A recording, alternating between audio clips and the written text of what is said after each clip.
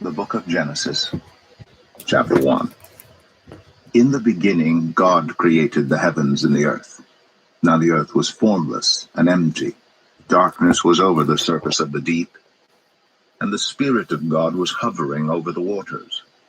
And God said, "Let there be light." And there was light. God saw that the light was good, and he separated the light from the darkness. God called the light day, and the darkness he called night. And there was evening, and there was morning, the first day. And God said, "Let there be a vault between the waters to separate water from water." So God made the vault, and separated the water under the vault from the water above it. And it was so. God called the vault sky. And there was evening, and there was morning, the second day. And God said, "Let the water under the sky be gathered to one place, and let dry ground appear." And it was so. God called the dry ground land, and the gathered waters he called seas. And God saw that it was good. Then God said, "Let the land produce vegetation, seed-bearing plants and trees on the land that bear fruit with seed in it according to their various kinds." And it was so. The land produced vegetation, plants bearing seed according to their kinds, and trees bearing fruit with seed in it according to their kinds. And God saw that it was good. And there was evening, and there was morning, the third day. And God said, "Let there be lights in the vault of the sky to separate the day from the night, and let them serve as signs to mark sacred times and days and years. And let them be lights in the vault of the sky to give light on the earth." And it was so. God made two great lights, the greater light to govern the day, and the lesser light to govern the night. He also made the stars. God set them in the vault of the sky to give light on the earth, to govern the day and the night, and to separate light from darkness. And God saw that it was good. And there was evening, and there was morning, the fourth day. And God said, "Let the water teem with living creatures, and let birds fly above the earth across the vault of the sky." So God created the great creatures of the sea and every living thing with which the water teems and that moves about in it, according to their kinds, and every winged bird according to its kind. And God saw that it was good. God blessed them and said, "Be fruitful, and increase in number, and fill the water in the seas, and let the birds increase on the earth." And there was evening, and there was morning, the fifth day. And God said, "Let the land produce living creatures, according to their kinds, the livestock, the creatures that move along the ground, and the wild animals, each according to its kind." And it was so. God made the wild animals according to their kinds, the livestock according to their kinds, and all the creatures that move along the ground according to their kinds. And God saw that it was good. Then God said, "Let us make mankind in our image, in our likeness, so that they may rule over the fish in the sea and the birds in the sky, over the livestock and all the wild animals, and over all the creatures that move along the ground." So God created mankind in his own image. In the image of God he created them. Male and female he created them. God blessed them and said to them, "Be fruitful and increase in number. Fill the earth and subdue it. Rule over the fish in the sea and the birds in the sky, and over every living creature that moves on the ground." Then God said, "I give you every seed-bearing plant on the face of the whole earth, and every tree that has fruit with seed in it. They will be yours for food. And to all the beasts of the earth, and all the birds in the sky, and all the creatures that move along the ground, everything that has the breath of life in it, I give every green plant for food." And it was so. God saw all that he had made, and it was very good.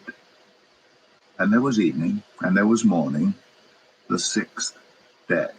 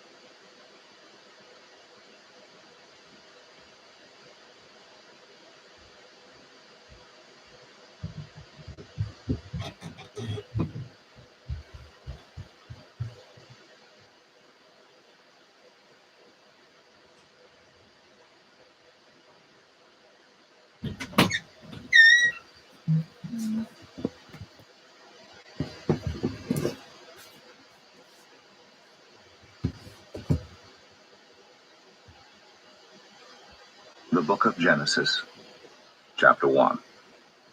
In the beginning, God created the heavens and the earth. Now the earth was formless and empty. Darkness was over the surface of the deep, and the Spirit of God was hovering over the waters. And God said, "Let there be light." And there was light. God saw that the light was good, and he separated the light from the darkness.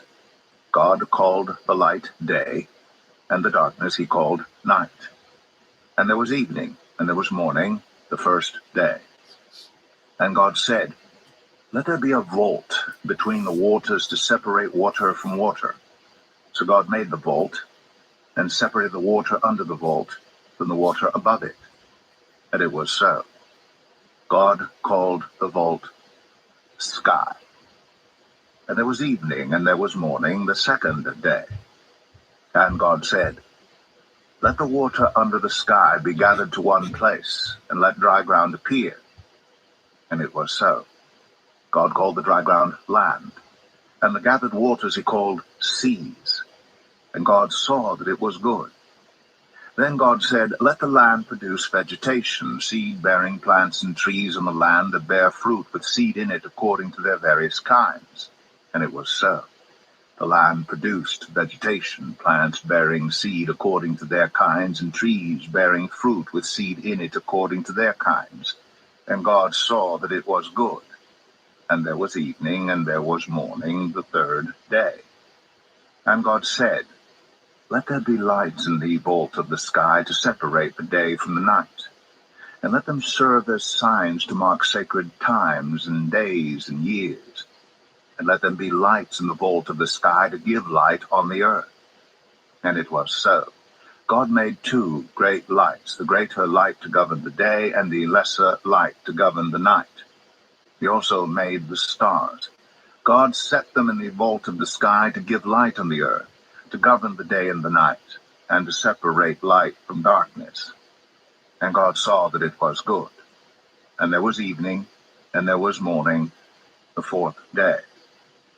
And God said, "Let the water teem with living creatures, and let birds fly above the earth across the vault of the sky." So God created the great creatures of the sea, and every living thing with which the water teems and that moves about in it, according to their kinds, and every winged bird according to its kind. And God saw that it was good. God blessed them and said, "Be fruitful, and increase in number, and fill the water in the seas, and let the birds increase on the earth." And there was evening, and there was morning, the fifth day. And God said, "Let the land produce living creatures, according to their kinds, the livestock, the creatures that move along the ground, and the wild animals, each according to its kind." And it was so. God made the wild animals according to their kinds, the livestock according to their kinds, and all the creatures that move along the ground according to their kinds. And God saw that it was good. Then God said, "Let us make mankind in our image, in our likeness, so that they may rule over the fish in the sea and the birds in the sky, over the livestock and all the wild animals, and over all the creatures that move along the ground." So God created mankind in his own image. In the image of God he created them. Male and female he created them. God blessed them and said to them, "Be fruitful and increase in number. Fill the earth and subdue it. Rule over the fish in the sea and the birds in the sky, and over every living creature that moves on the ground."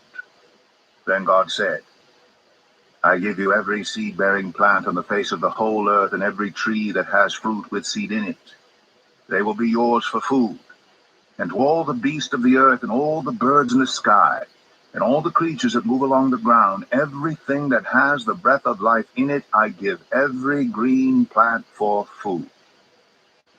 And it was so. God saw all that he had made, and it was very good. And there was evening, and there was morning, the sixth day. Genesis 2. Thus the heavens and the earth were completed in all their vast array. By the seventh day God had finished the work he had been doing. So on the seventh day he rested from all his work. Then God blessed the seventh day and made it holy, because on it he rested from all the work of creating that he had done. This is the account of the heavens and the earth when they were created, when the Lord God made the earth and the heavens. Now no shrub had yet appeared on the earth, and no plant had yet sprung up, for the Lord God had not sent rain on the earth, and there was no one to work the ground. But streams came up from the earth and watered the whole surface of the ground. Then the Lord God formed a man from the dust of the ground, and breathed into his nostrils the breath of life, and the man became a living being. Now the Lord God had planted a garden in the east, in Eden, and there he put the man he had formed. The Lord God made all kinds of trees grow out of the ground, trees that were pleasing to the eye and good for food. In the middle of the garden were the tree of life, and the tree of the knowledge of good and evil. A river watering the garden flowed from Eden. From there it was separated into 4 headwaters. The name of the first is the Pishon. It winds through the entire land of Havilah, where there is gold. The gold of that land is good. Aromatic resin and onyx are also there. The name of the second river is the Gihon. It winds through the entire land of Cush. The name of the third river is the Tigris. It runs along the east side of Asher. And the fourth river is the Euphrates. The Lord God took the man and put him in the Garden of Eden to work it and take care of it. And the Lord God commanded the man, "You are free to eat from any tree in the garden, but you must not eat from the tree of the knowledge of good and evil.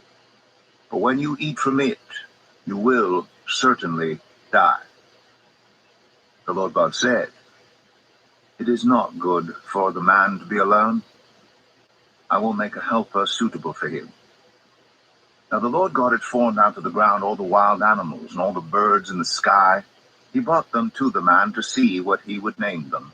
And whatever the man called each living creature, that was its name. So the man gave names to all the livestock, the birds in the sky, and all the wild animals. But for Adam no suitable helper was found. So the Lord God caused the man to fall into a deep sleep, and while he was sleeping, he took one of the man's ribs and then closed up the place with flesh. Then the Lord God made a woman from the rib he had taken out of the man, and he brought her to the man. The man said, "This is now bone of my bones and flesh of my flesh. She shall be called woman, for she was taken out of man." That is why a man leaves his father and mother and is united to his wife, and they become one flesh. Adam and his wife were both naked, and they felt no shame. Genesis 3. Now the serpent was more crafty than any of the wild animals the Lord God had made. He said to the woman, "Did God really say, 'You must not eat from any tree in the garden'?" The woman said to the serpent, "We may eat fruit from the trees in the garden, but God did say, 'You must not eat fruit from the tree that is in the middle of the garden, and you must not touch it, or you will die.' You will not certainly die." The serpent said to the woman, "For God knows that when you eat from it, your eyes will be opened, and you will be like God, knowing good and evil." When the woman saw that the fruit of the tree was good for food and pleasing to the eye, and also desirable for gaining wisdom, she took some and ate it. She also gave some to a husband who was with her, and he ate it. Then the eyes of both of them were opened, and they realized they were naked. So they sewed fig leaves together and made coverings for themselves. Then the man and his wife heard the sound of the Lord God as he was walking in the garden in the cool of the day, and they hid from the Lord God among the trees of the garden. But the Lord God called to the man, "Where are you?" He answered, "I heard you in the garden, and I was afraid because I was naked, so I hid." And he said, "Who told you that you were naked? Have you eaten from the tree that I commanded you not to eat from?" The man said, "The woman you put here with me, she gave me some fruit from the tree, and I ate it." Then the Lord God said to the woman, "What is this you have done?" The woman said, "The serpent deceived me, and I ate." So the Lord God said to the serpent, "Because you have done this, cursed are you above all livestock and all wild animals. You will crawl on your belly, and you will eat dust all the days of your life. And I will put enmity between you and the woman, and between your offspring and hers. He will crush your head, and you will strike his heel." To the woman he said, "I will make your pains in childbearing very severe. With painful labor you will give birth to children. Your desire will be for your husband, and he will rule over you." To Adam he said, "Because you listened to your wife and ate fruit from the tree about which I commanded you, you must not eat from it. Cursed is the ground because of you. Through painful toil you will eat food from it all the days of your life. It will produce thorns and thistles for you, and you will eat the plants of the field. By the sweat of your brow you will eat your food until you return to the ground, since from it you were taken. For dust you are, and to dust you will return." Adam named his wife Eve, because she would become the mother of all the living. The Lord God made garments of skin for Adam and his wife, and clothed them. And the Lord God said, "The man has now become like one of us, knowing good and evil. He must not be allowed to reach out his hand and take also from the tree of life and eat and live forever." So the Lord God banished him from the Garden of Eden to work the ground from which he had been taken. After he drove the man out, he placed on the east side of the Garden of Eden cherubim and a flaming sword flashing back and forth to guard the way to the tree of life. Genesis 4. Adam made love to his wife Eve, and she became pregnant and gave birth to Cain. She said, "With the help of the Lord I have brought forth a man." Later she gave birth to his brother Abel. Now Abel kept flocks, and Cain worked the soil. In the course of time, Cain brought some of the fruits of the soil as an offering to the Lord. And Abel also brought an offering, fat portions from some of the firstborn of his flock. The Lord looked with favor on Abel and his offering, but on Cain and his offering he did not look with favor. So Cain was very angry, and his face was downcast. Then the Lord said to Cain, "Why are you angry? Why is your face downcast? If you do what is right, will you not be accepted? But if you do not do what is right, sin is crouching at your door. It desires to have you, but you must rule over it." Now Cain said to his brother Abel, "Let's go out to the field." While they were in the field, Cain attacked his brother Abel and killed him. Then the Lord said to Cain, "Where is your brother Abel?" "I don't know," he replied. "Am I my brother's keeper?" The Lord said, "What have you done? Listen, your brother's blood cries out to me from the ground.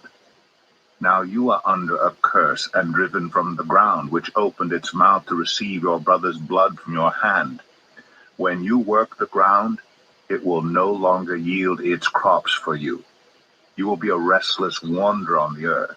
Cain said to the Lord, my punishment is more than I can bear. Today you are driving me from the land, and I will be hidden from your presence. I will be a restless wanderer on the earth, and whoever finds me will kill me. But the Lord said to him, not so. Anyone who kills Cain will suffer vengeance 7 times over. Then the Lord put a mark on Cain so that no one who found him would kill him. So Cain went out from the Lord's presence and lived in the land of Nod, east of Eden. Cain made love to his wife, and she became pregnant and gave birth to Enoch. Cain was then building a city, and he named it after his son Enoch. To Enoch was born Irad, and Irad was the father of Mehujael, and Mehujael was the father of Methushael, and Methushael was the father of Lamech. Lamech married 2 women, one named Adah and the other Zillah. Adah gave birth to Jabal. He was the father of those who live in tents and raise livestock. His brother's name was Jubal. He was the father of all who play stringed instruments and pipes. Zillah also had a son, Tubal-Cain, who forged all kinds of tools out of bronze and iron. Tubal-Cain's sister was Naamah. Lamech said to his wives, Adah and Zillah, listen to me. Wives of Lamech, hear my words. I have killed a man for wounding me, a young man for injuring me. If Cain is avenged 7 times, then Lamech 77 times. Adam made love to his wife again, and she gave birth to a son and named him Seth, saying, God has granted me another child in place of Abel, since Cain killed him. Seth also had a son, and he named him Enosh. At that time, people began to call on the name of the Lord. Genesis 5. This is the written account of Adam's family line. When God created mankind, he made them in the likeness of God. He created them male and female and blessed them, and he named them mankind when they were created. When Adam had lived 130 years, he had a son in his own likeness, in his own image, and he named him Seth. After Seth was born, Adam lived 800 years and had other sons and daughters. Altogether, Adam lived a total of 930 years, and then he died. When Seth had lived 105 years, he became the father of Enosh. After he became the father of Enosh, Seth lived 807 years and had other sons and daughters. Altogether, Seth lived a total of 912 years, and then he died. When Enosh had lived 90 years, he became the father of Kenan. After he became the father of Kenan, Enosh lived 815 years and had other sons and daughters. Altogether, Enosh lived a total of 905 years, and then he died. When Kenan had lived 70 years, he became the father of Mahalalel. After he became the father of Mahalalel, Kenan lived 840 years and had other sons and daughters. Altogether, Kenan lived a total of 910 years, and then he died. When Mahalalel had lived 65 years, he became the father of Jared. After he became the father of Jared, Mahalalel lived 830 years and had other sons and daughters. Altogether, Mahalalel lived a total of 895 years, and then he died. When Jared had lived 162 years, he became the father of Enoch. After he became the father of Enoch, Jared lived 800 years and had other sons and daughters. Altogether, Jared lived a total of 962 years, and then he died. When Enoch had lived 65 years, he became the father of Methuselah. After he became the father of Methuselah, Enoch walked faithfully with God 300 years and had other sons and daughters. Altogether, Enoch lived a total of 365 years. Enoch walked faithfully with God. Then he was no more, because God took him away. When Methuselah had lived 187 years, he became the father of Lamech. After he became the father of Lamech, Methuselah lived 782 years and had other sons and daughters. Altogether, Methuselah lived a total of 969 years, and then he died. When Lamech had lived 182 years, he had a son. He named him Noah, and said, "He will comfort us in the labor and painful toil of our hands caused by the ground the Lord has cursed."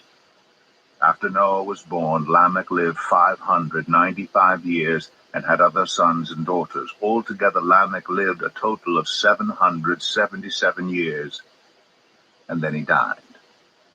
After Noah was 500 years old, he became the father of Shem, Ham, and Japheth. Genesis 6.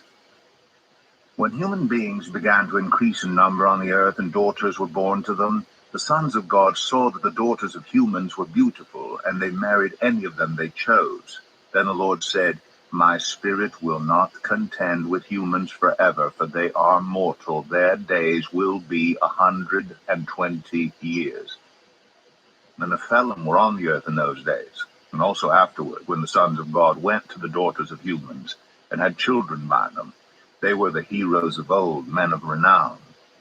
The Lord saw how great the wickedness of the human race had become on the earth, and that every inclination of the thoughts of the human heart were only evil all the time. The Lord regretted that he had made human beings on the earth, and his heart was deeply troubled. So the Lord said, "I will wipe from the face of the earth the human race I have created, and with them the animals, the birds, and the creatures that move along the ground, for I regret that I have made them."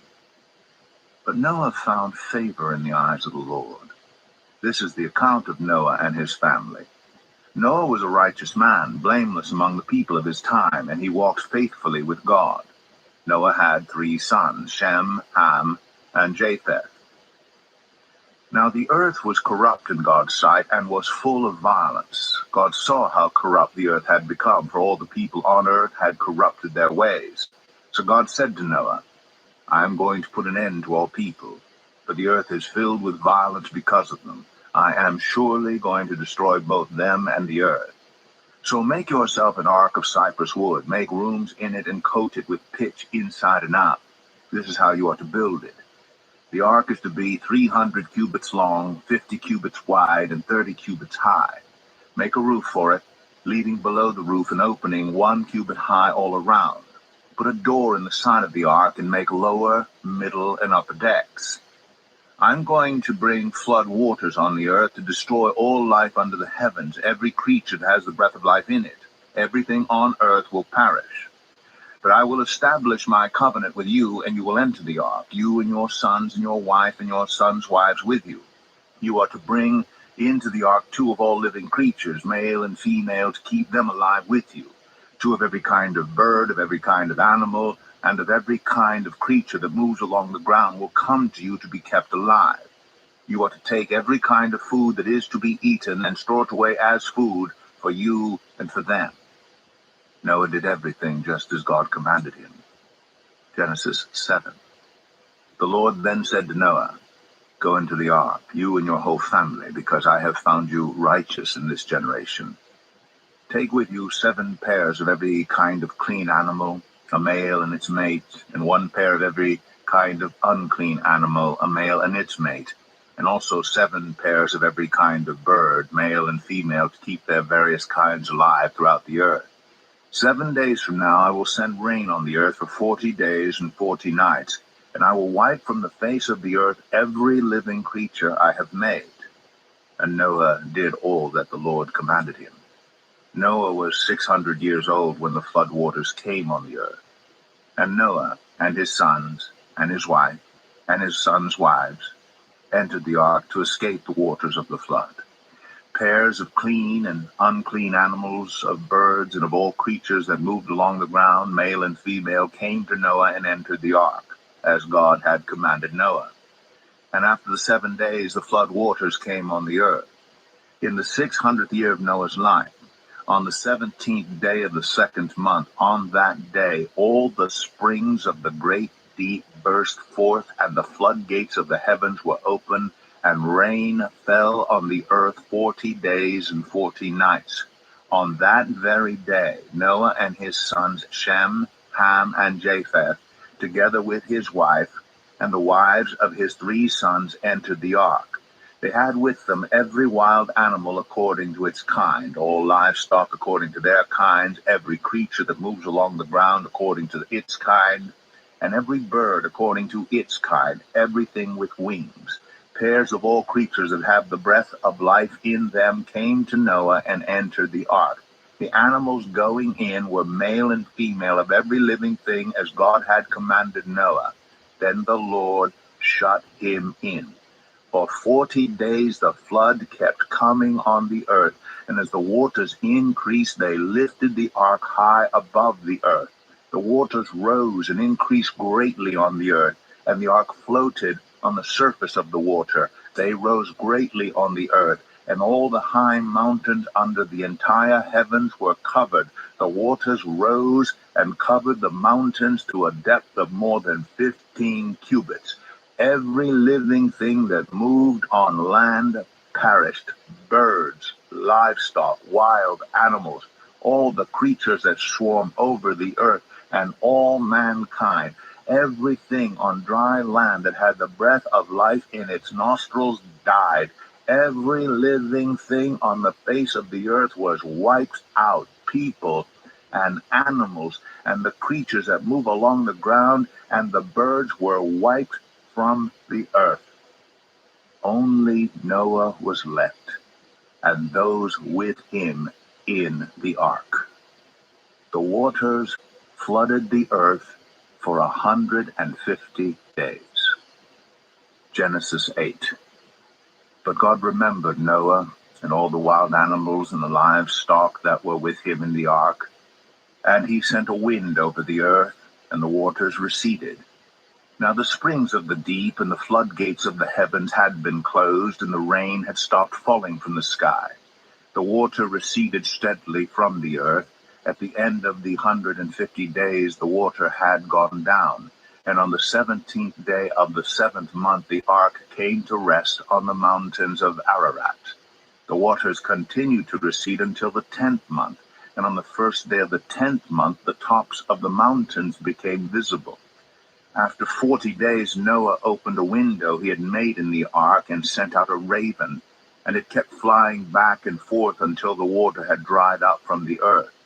Then he sent out a dove to see if the water had receded from the surface of the ground.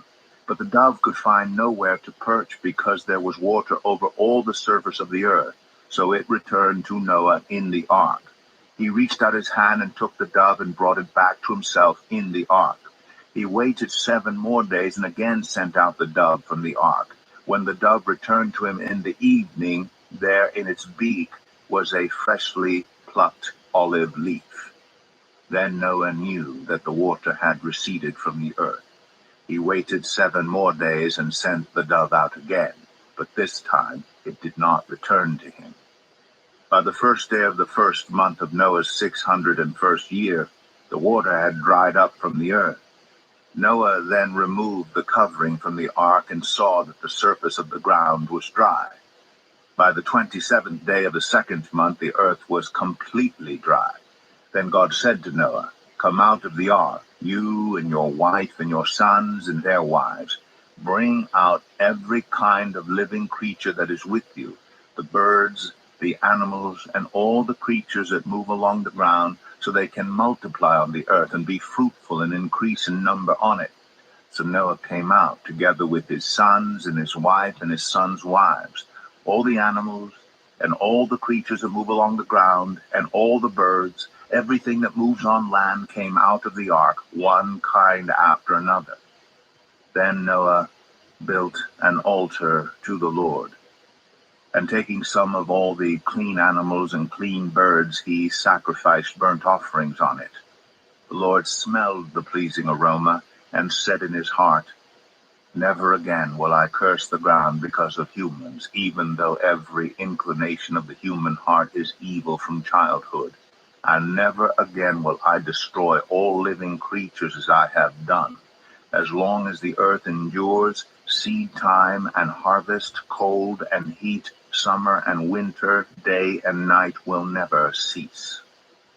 Genesis 9.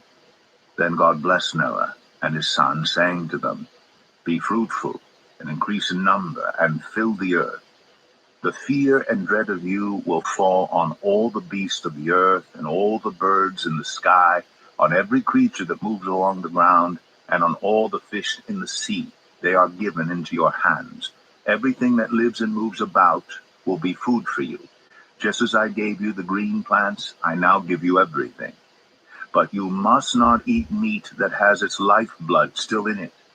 And for your lifeblood I will surely demand an accounting. I will demand an accounting from every animal, and from each human being too. I will demand an accounting for the life of another human being.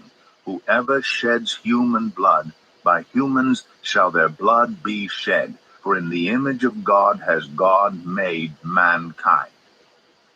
As for you, be fruitful and increase in number. Multiply on the earth and increase upon it. Then God said to Noah and to his sons with him, I now establish my covenant with you and with your descendants after you, and with every living creature that was with you, the birds, the livestock, and all the wild animals, all those that came out of the ark with you, every living creature on earth. I establish my covenant with you. Never again will all life be destroyed by the waters of a flood. Never again will there be a flood to destroy the earth. And God said, This is the sign of the covenant I am making between me and you and every living creature with you, a covenant for all generations to come. I have set my rainbow in the clouds, and it will be the sign of the covenant between me and the earth. Whenever I bring clouds over the earth, and the rainbow appears in the clouds, I will remember my covenant between me and you and all living creatures of every kind. Never again will the waters become a flood to destroy all life. Whenever the rainbow appears in the clouds, I will see it and remember the everlasting covenant between God and all living creatures of every kind on the earth. So God said to Noah, This is the sign of the covenant I have established between me and all life on the earth. The sons of Noah who came out of the ark were Shem, Ham, and Japheth. Ham was the father of Canaan. These were the three sons of Noah, and from them came the people who were scattered over the whole earth. Noah, a man of the soil, proceeded to plant a vineyard. When he drank some of its wine, he became drunk and lay uncovered inside his tent. Ham, the father of Canaan, saw his father naked and told his two brothers outside. But Shem and Japheth took a garment and laid it across their shoulders. Then they walked in backward and covered their father's naked body. Their faces were turned the other way so that they would not see their father naked. When Noah awoke from his wine and found out what his youngest son had done to him, he said, Cursed be Canaan. The lowest of slaves will he be to his brothers. He also said, Praise be to the Lord, the God of Shem. May Canaan be the slave of Shem. May God extend Japheth's territory. May Japheth live in the tents of Shem, and may Canaan be the slave of Japheth. After the flood, Noah lived 350 years. Noah lived a total of 950 years. And then he died. Genesis 10. This is the account of Shem, Ham, and Japheth, Noah's sons, who themselves had sons after the flood. The sons of Japheth, Gomer, Magog, Madai, Javan, Tubal, Meshech, and Tiras. The sons of Gomer, Ashkenaz, Riphath, and Togarmah. The sons of Javan, Elisha, Tarshish, the Kittites, and the Rodanites. From these the maritime people spread out into their territories by their clans within their nations, each with its own language. The sons of Ham, Cush, Egypt, Put, and Canaan. The sons of Cush, Seba, Havilah, Sabta, Ramah, and Sabteka. The sons of Ramah, Sheba, and Dedan. Cush was the father of Nimrod, who became a mighty warrior on the earth. He was a mighty hunter before the Lord. That is why it is said, like Nimrod, a mighty hunter before the Lord. The first centers of his kingdom were Babylon, Uruk, Akkad, and Calneh in Shinar. From that land he went to Assyria, where he built Nineveh, Rehoboth-ir, Calah, and Resen, which is between Nineveh and Calah, which is the great city. Egypt was the father of the Ludites, the Anamites, Lehabites, Naphtuhites, Pathrusites, Caslahites, from whom the Philistines came, and Caphtorites. Canaan was the father of Sidon, his firstborn, and of the Hittites, Jebusites, Amorites, Girgashites, Hivites, Archites, Sinites, Arvadites, Zemarites, and Hamathites. Later the Canaanite clans scattered, and the borders of Canaan reached from Sidon toward Gerar as far as Gaza, and then toward Sodom, Gomorrah, Admah, and Zeboim as far as Lasha. These are the sons of Ham by their clans and languages in their territories and nations. Sons were also born to Shem, whose older brother was Japheth. Shem was the ancestor of all the sons of Eber. The sons of Shem, Elam, Ashur, Arphaxad, Lud, and Aram. The sons of Aram, Uz, Hul, Gether, and Meshech. Arphaxad was the father of Shelah, and Shelah the father of Eber. Two sons were born to Eber. One was named Peleg, because in his time the earth was divided. His brother was named Joktan. Joktan was the father of Almadad, Shalef, Azarmaveth, Jerah, Adoram, Uzal, Dikla, Obal, Abimael, Sheba, Ophir, Havilah, and Jobab. All these were sons of Joktan. The region where they lived stretched from Mesha towards Saphar, in the eastern hill country. These are the sons of Shem by their clans and languages in their territories and nations. These are the clans of Noah's sons, according to their lines of descent within their nations. From these the nations spread out over the earth after the flood. Genesis 11. Now the whole world had one language and a common speech. As people moved eastward, they found a plain in Shinar and settled there. They said to each other, "Come, let's make bricks and bake them thoroughly." They used brick instead of stone and tar for mortar. Then they said, "Come, let us build ourselves a city with a tower that reaches to the heavens, so that we may make a name for ourselves. Otherwise we will be scattered over the face of the whole earth." But the Lord came down to see the city and the tower the people were building.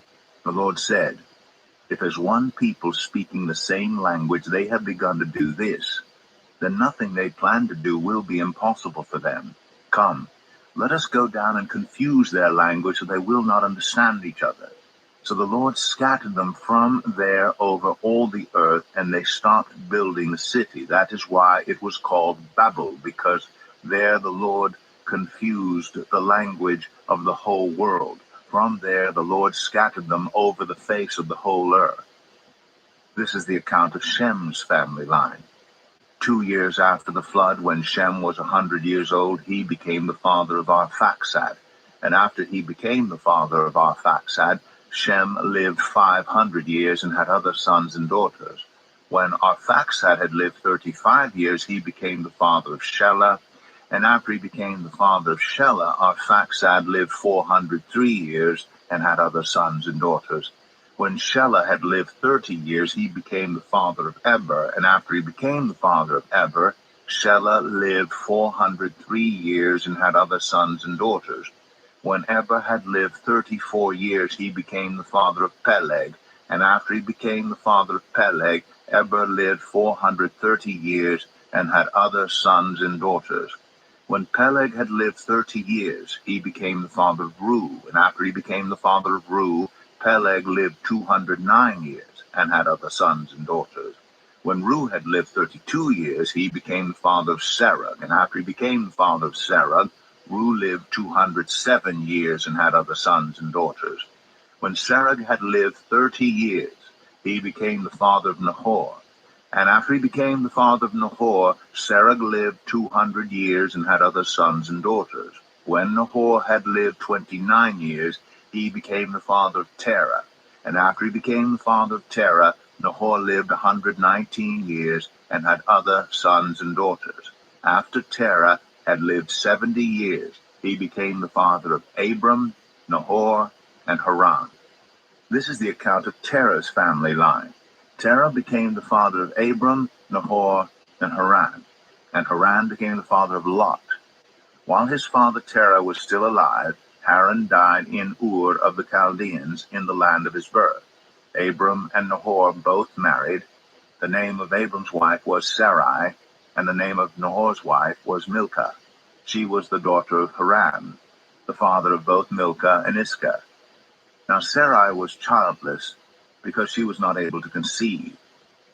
Terah took his son Abram, his grandson Lot, son of Haran, and his daughter-in-law Sarai, the wife of his son Abram, and together they set out from Ur of the Chaldeans to go to Canaan. But when they came to Haran, they settled there. Terah lived 205 years, and he died in Haran.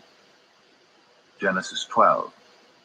The Lord had said to Abram, "Go from your country, your people, and your father's household, to the land I will show you. I will make you into a great nation, and I will bless you.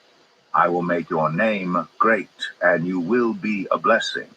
I will bless those who bless you, and whoever curses you I will curse. And all peoples on earth will be blessed through you." So Abram went, as the Lord had told him, and Lot went with him. Abram was 75 years old when he set out from Haran. He took his wife Sarai, his nephew Lot, all the possessions they had accumulated, and the people they had acquired in Haran, and they set out for the land of Canaan, and they arrived there. Abram traveled through the land as far as the site of the great tree of Moreh at Shechem. At that time the Canaanites were in the land. The Lord appeared to Abram and said, "To your offspring I will give this land." So he built an altar there to the Lord who had appeared to him. From there he went on toward the hills east of Bethel, and pitched his tent with Bethel on the west and Ai on the east. There he built an altar to the Lord, and called on the name of the Lord. Then Abram set out and continued toward the Negev. Now there was a famine in the land, and Abram went down to Egypt to live there for a while, because the famine was severe. As he was about to enter Egypt, he said to his wife Sarai, "I know what a beautiful woman you are. When the Egyptians see you, they will say, 'This is his wife.' Then they will kill me, but will let you live. Say you are my sister, so that I will be treated well for your sake, and my life will be spared because of you." When Abram came to Egypt, the Egyptians saw that Sarai was a very beautiful woman. And when Pharaoh's officials saw her, they praised her to Pharaoh, and she was taken into his palace. He treated Abram well for her sake, and Abram acquired sheep and cattle, male and female donkeys, male and female servants, and camels. But the Lord inflicted serious diseases on Pharaoh and his household because of Abram's wife Sarai. So Pharaoh summoned Abram. "What have you done to me?" he said. "Why didn't you tell me she was your wife? Why did you say, 'She is my sister,' so that I took her to be my wife? Now then, here is your wife. Take her and go." Then Pharaoh gave orders about Abram to his men, and they sent him on his way with his wife and everything he had. Genesis 13. So Abram went up from Egypt to the Negev with his wife and everything he had, and Lot went with him. Abram had become very wealthy in livestock and in silver and gold. From the Negev he went from place to place until he came to Bethel, to the place between Bethel and Ai where his tent had been earlier, and where he had first built an altar. There Abram called on the name of the Lord. Now Lot, who was moving about with Abram, also had flocks and herds and tents. But the land could not support them while they stayed together, for their possessions were so great that they were not able to stay together. And quarreling arose between Abram's herders and Lot's. The Canaanites and the Perizzites were also living in the land at that time. So Abram said to Lot, "Let's not have any quarreling between you and me, or between your herders and mine, for we are close relatives. Is not the whole land before you?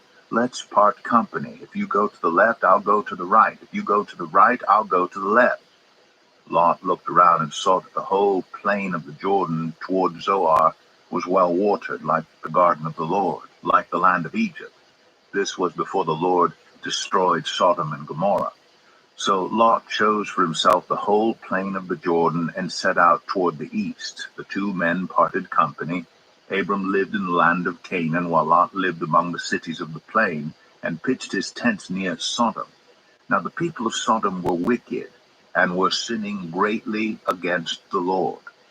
The Lord said to Abram after Lot had parted from him, "Look around from where you are, to the north and south, to the east and west.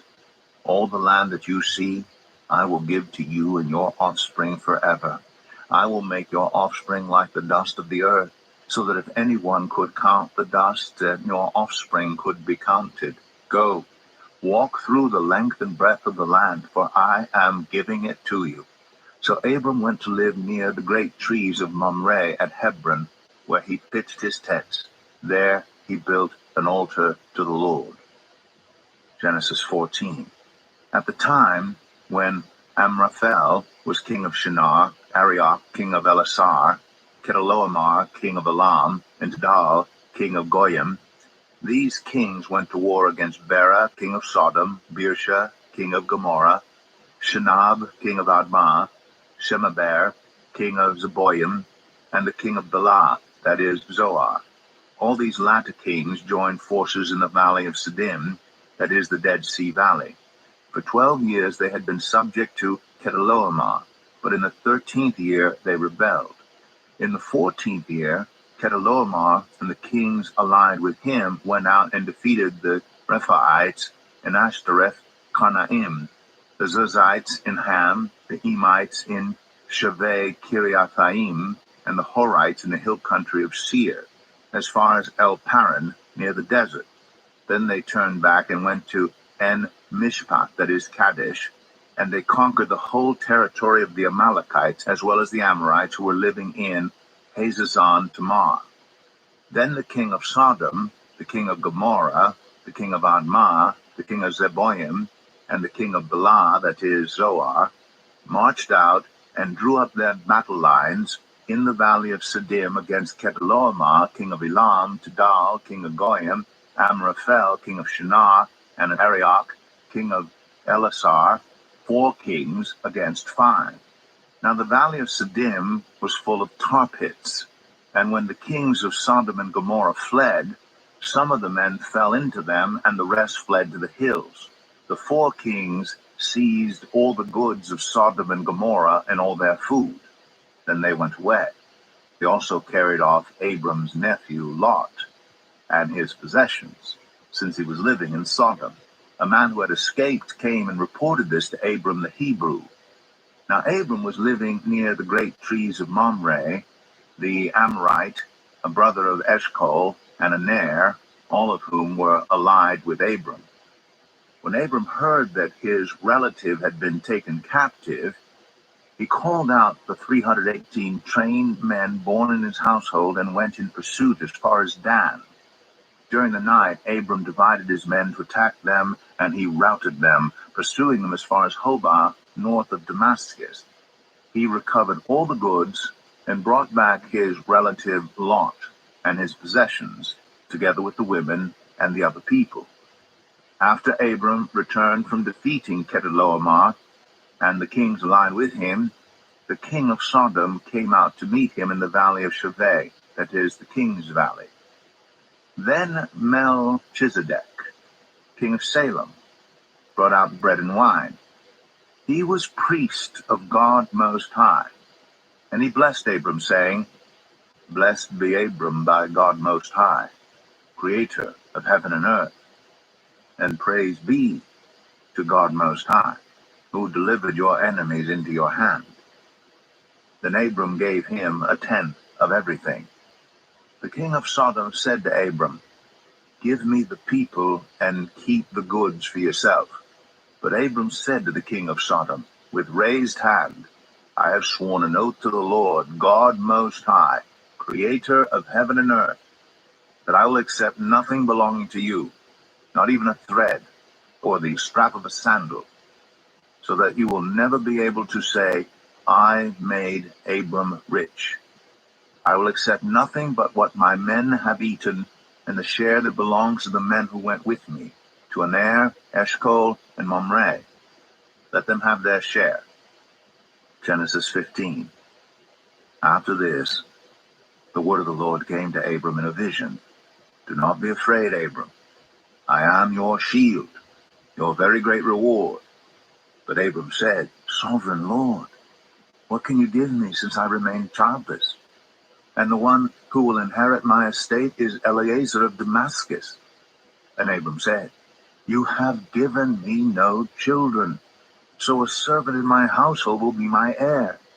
Then the word of the Lord came to him, This man will not be your heir, but a son, who is your own flesh and blood, will be your heir. He took him outside and said, Look up at the sky and count the stars, if indeed you can count them. Then he said to him, So shall your offspring be.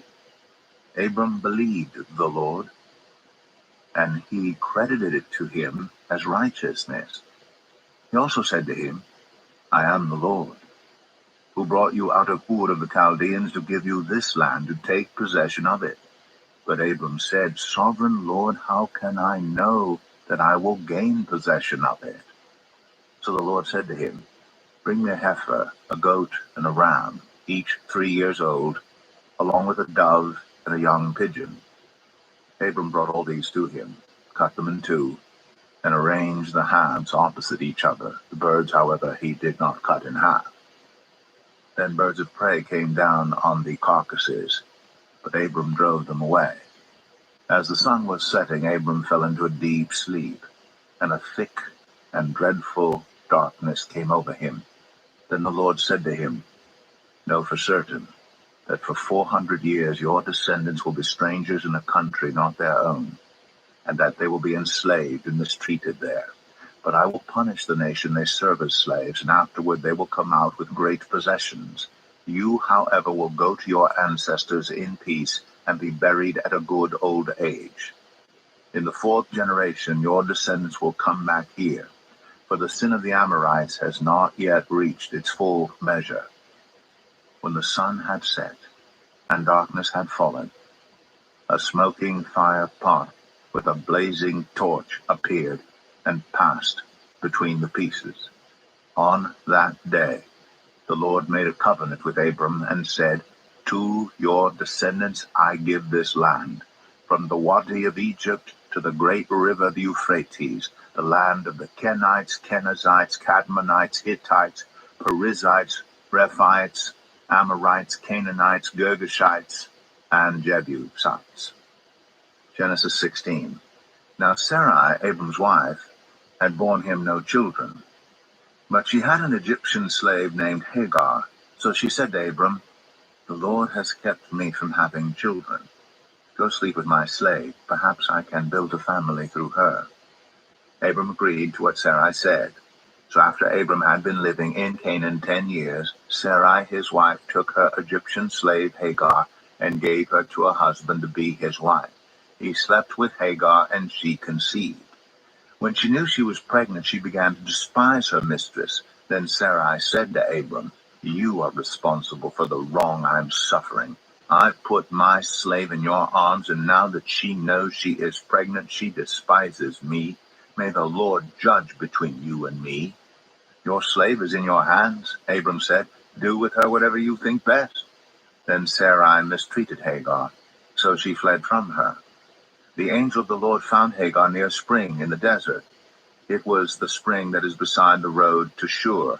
And he said, Hagar, slave of Sarai, where have you come from? And where are you going? I'm running away from my mistress Sarai, she answered. Then the angel of the Lord told her, Go back to your mistress and submit to her.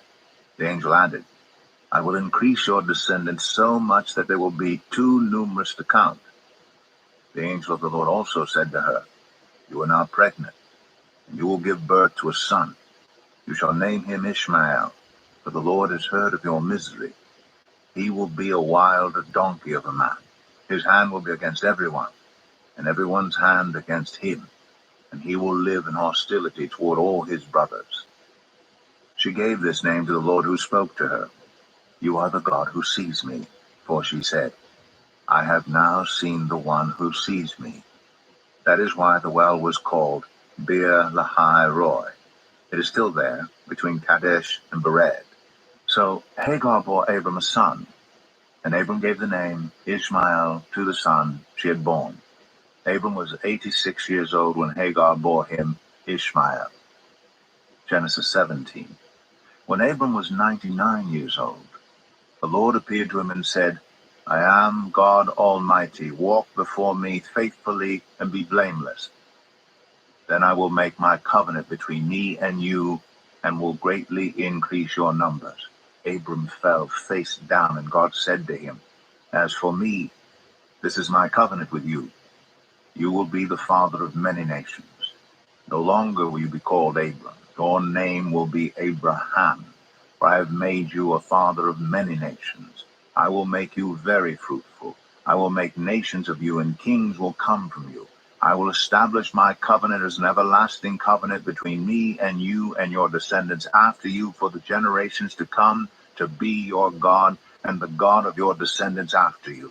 The whole land of Canaan, where you now reside as a foreigner, I will give as an everlasting possession to you and your descendants after you, and I will be their God."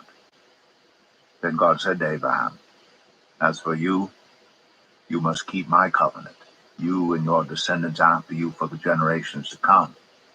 This is my covenant with you and your descendants after you, the covenant you are to keep. Every male among you shall be circumcised. You are to undergo circumcision, and it will be the sign of the covenant between me and you.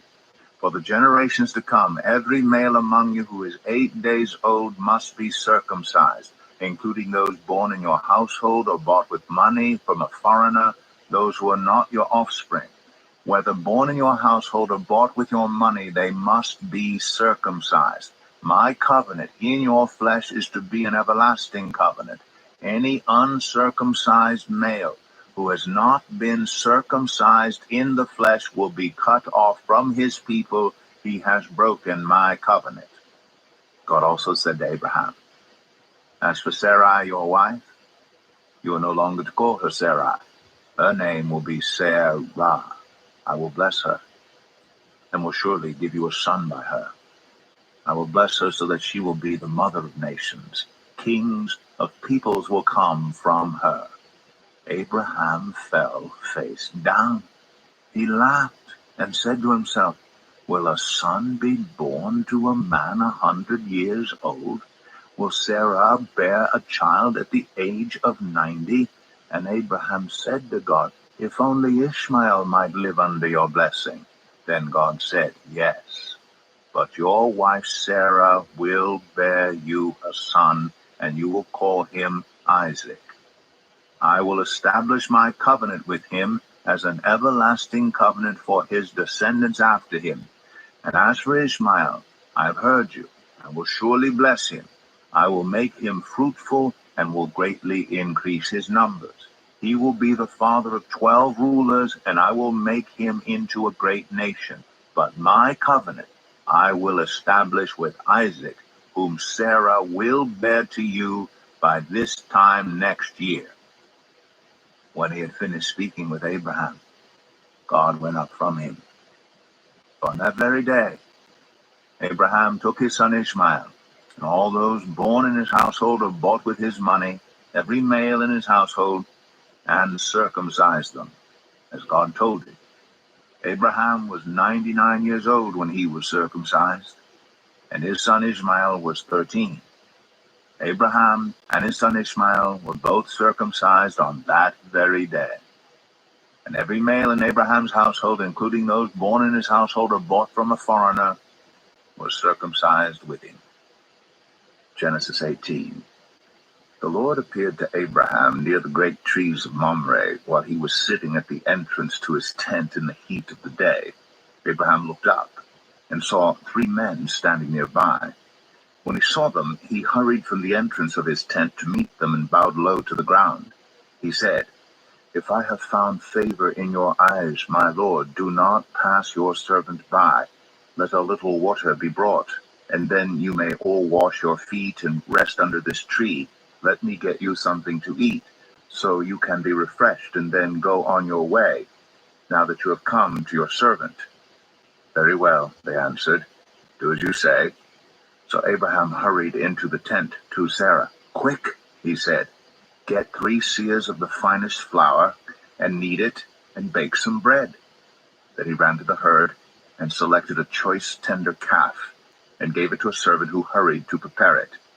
He then brought some curds and milk, and the calf that had been prepared, and set these before them. While they ate, he stood near them under a tree. "Where's your wife, Sarah?" they asked him. "There, in the tent," he said.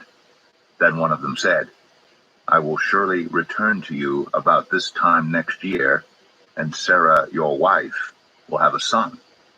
Now Sarah was listening at the entrance to the tent, which was behind him.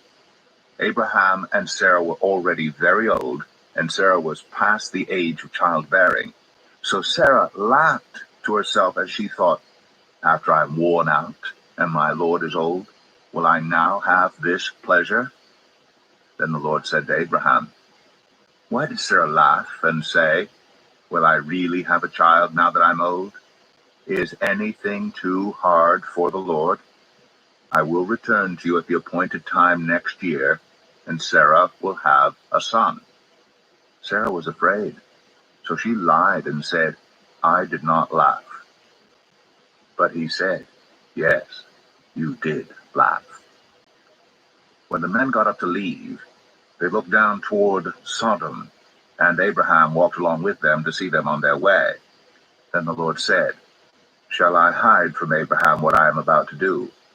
Abraham will surely become a great and powerful nation, and all nations on earth will be blessed through him. For I have chosen him so that he will direct his children and his household after him to keep the way of the Lord by doing what is right and just, so that the Lord will bring about for Abraham what he has promised him." Then the Lord said, "The outcry against Sodom and Gomorrah is so great, and their sin so grievous, that I will go down and see if what they have done is as bad as the outcry that has reached me. If not, I will know." The men turned away and went toward Sodom, but Abraham remained standing before the Lord. Then Abraham approached him and said, "Will you sweep away the righteous with the wicked? What if there are 50 righteous people in the city? Will you really sweep it away and not spare the place for the sake of the 50 righteous people in it? Far be it from you to do such a thing, to kill the righteous with the wicked, treating the righteous and the wicked alike. Far be it from you. Will not the judge of all the earth do right?" The Lord said, "If I find 50 righteous people in the city of Sodom, I will spare the whole place for their sake." Then Abraham spoke up again. "Now that I have been so bold as to speak to the Lord, though I am nothing but dust and ashes, what if the number of the righteous is 5 less than 50? Will you destroy the whole city for lack of 5 people?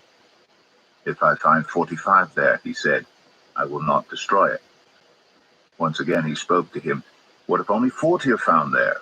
He said, "For the sake of 40, I will not do it." Then he said, "May the Lord not be angry, but let me speak. What if only 30 can be found there?" He answered, "I will not do it if I find 30 there." Abraham said, "Now that I've been so bold as to speak to the Lord, what if only 20 can be found there?" He said, "For the sake of 20, I will not destroy it." Then he said, "May the Lord not be angry, but let me speak just once more. What if only 10 can be found there?" He answered, "For the sake of 10, I will not destroy it." When the Lord had finished speaking with Abraham, he left, and Abraham returned home. Genesis 19. The two angels arrived at Sodom in the evening, and Lot was sitting in the gateway of the city. When he saw them, he got up to meet them and bowed down with his face to the ground. "My lords," he said, "please turn aside to your servant's house. You can wash your feet and spend the night, and then go on your way early in the morning." "No," they answered, "we will spend the night in the square." But he insisted so strongly that they did go with him and entered his house. He prepared a meal for them, baking bread without yeast, and they ate. Before they had gone to bed, all the men from every part of the city of Sodom, both young and old, surrounded the house. They called to Lot, "Where are the men who came to you tonight? Bring them out to us, so that we can have sex with them." Lot went outside to meet them, and shut the door behind him, and said, "No, my friends, don't do this wicked thing. Look, I have two daughters who have never slept with a man. Let me bring them out to you, and you can do what you like with them, but don't do anything to these men, for they have come under the protection of my roof." "Get out of our way," they replied. "This fellow came here as a foreigner, and now he wants to play the judge. We'll treat you worse than them." They kept bringing pressure on Lot and moved forward to break down the door. But the men inside reached out and pulled Lot back into the house and shut the door. Then they struck the men who were at the door of the house, young and old, with blindness, so that they could not find the door. The two men said to Lot, "Do you have anyone else here, sons-in-laws, sons or daughters, or anyone else in the city who belongs to you? Get them out of here, because we are going to destroy this place. The outcry to the Lord against its people is so great that he has sent us to destroy it." So Lot went out and spoke to his sons-in-law, who were pledged to marry his daughters. He said, "Hurry and get out of this place, because the Lord is about to destroy the city." But his sons-in-law thought he was joking. With the coming of dawn, the angels urged Lot, saying, "Hurry, take your wife and your two daughters who are here, or you will be swept away when the city is punished." When he hesitated, the men grasped his hand and the hands of his wife and of his two daughters, and led them safely out of the city, for the Lord was merciful to them. As soon as they had brought them out, one of them said, "Flee for your lives. Don't look back, and don't stop anywhere in the plain. Flee to the mountains, or you will be swept away." But Lot said to them, "No, my lords, please. Your servant has found favor in your eyes, and you have shown great kindness to me in sparing my life. But I can't flee to the mountains. This disaster will overtake me, and I'll die. Look, here is a town near enough to run to, and it is small. Let me flee to it. It is very small, isn't it? Then my life will be spared." He said to him, "Very well, I will grant this request too. I will not overthrow the town you speak of, but flee there quickly, because I cannot do anything until you reach it." That is why the town was called Zoar. By the time Lot reached Zoar, the sun had risen over the land. Then the Lord rained down burning sulfur on Sodom and Gomorrah from the Lord out of the heavens. Thus he overthrew those cities and the entire plain, destroying all those living in the cities and also the vegetation in the land.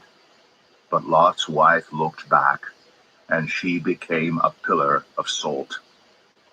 Early the next morning, Abraham got up and returned to the place where he had stood before the Lord. He looked down toward Sodom and Gomorrah, toward all the land of the plain, and he saw dense smoke rising from the land, like smoke from a furnace. So when God destroyed the cities of the plain, he remembered Abraham, and he brought Lot out of the catastrophe that overthrew the cities where Lot had lived. Lot and his two daughters left Zoar and settled in the mountains, for he was afraid to stay in Zoar. He and his two daughters lived in a cave. One day the older daughter said to the younger, "Our father is old, and there is no man around here to give us children, as is the custom all over the earth. Let's get our father to drink wine, and then sleep with him, and preserve our family line through our father." That night they got their father to drink wine, and the older daughter went in and slept with him. He was not aware of it when she lay down or when she got up. The next day the older daughter said to the younger, "Last night I slept with my father. Let's get him to drink wine again tonight, and you go in and sleep with him so we can preserve our family line through our father." So they got their father to drink wine that night also. And the younger daughter went in and slept with him. Again, he was not aware of it when she lay down or when she got up. So both of Lot's daughters became pregnant by their father. The older daughter had a son, and she named him Moab. He is the father of the Moabites up to today. The younger daughter also had a son, and she named him Ben-Ami. He is the father of the Ammonites up to today. Genesis 20. Now Abraham moved on from there into the region of the Negev and lived between Kadesh and Shur. For a while he stayed in Gerar, and there Abraham said of his wife Sarah, "She is my sister." Then Abimelech, king of Gerar, sent for Sarah and took her. But God came to Abimelech in a dream one night and said to him, "You are as good as dead because of the woman you have taken. She is a married woman." Now Abimelech had not gone near her, so he said, "Lord, will you destroy an innocent nation? Did he not say to me, 'She is my sister'? And didn't she also say, 'He is my brother'? I have done this with a clear conscience and clean hands." Then God said to him in the dream, "Yes, I know you did this with a clear conscience, and so I have kept you from sinning against me. That is why I did not let you touch her. Now return the man's wife, for he is a prophet, and he will pray for you, and you will live. But if you do not return her, you may be sure that you and all who belong to you will die." Early the next morning, Abimelech summoned all his officials, and when he told them all that had happened, they were very much afraid. Then Abimelech called Abraham in and said, "What have you done to us? How have I wronged you that you have brought such great guilt upon me and my kingdom? You have done things to me that should never be done." And Abimelech asked Abraham, "What was your reason for doing this?" Abraham replied, "I said to myself, 'There is surely no fear of God in this place, and they will kill me because of my wife. Besides, she really is my sister, the daughter of my father, though not of my mother, and she became my wife. And when God had me wander from my father's household, I said to her, This is how you can show your love to me. Everywhere we go, say of me, he is my brother.' Then Abimelech brought sheep and cattle, and male and female slaves, and gave them to Abraham, and he returned Sarah his wife to him. And Abimelech said, 'My land is before you. Live wherever you like.' To Sarah he said, 'I am giving your brother 1,000 shekels of silver. This is to cover the offense against you before all who are with you. You are completely vindicated.' Then Abraham prayed to God, and God healed Abimelech his wife and his female slaves, so they could have children again. For the Lord had kept all the women in Abimelech's household from conceiving because of Abraham's wife Sarah." Genesis 21. Now the Lord was gracious to Sarah, as he had said, and the Lord did for Sarah what he had promised. Sarah became pregnant and bore a son to Abraham in his old age, at the very time God had promised him. Abraham gave the name Isaac to the son Sarah bore him. When his son Isaac was 8 days old, Abraham circumcised him as God commanded him. Abraham was 100 years old when his son Isaac was born to him. Sarah said, "God has brought me laughter, and everyone who hears about this will laugh with me." And she added, "Who would have said to Abraham that Sarah would nurse children? Yet I have borne him a son in his old age." The child grew and was weaned. And on the day Isaac was weaned, Abraham held a great feast. But Sarah saw that the son whom Hagar the Egyptian had borne to Abraham was mocking. And she said to Abraham, "Get rid of that slave woman and her son, for that woman's son will never share in the inheritance with my son Isaac." The matter distressed Abraham greatly because it concerned his son. But God said to him, "Do not be so distressed about the boy and your slave woman. Listen to whatever Sarah tells you, because it is through Isaac that your offspring will be reckoned. I will make the son of the slave into a nation also, because he is your offspring." Early the next morning, Abraham took some food and a skin of water and gave them to Hagar.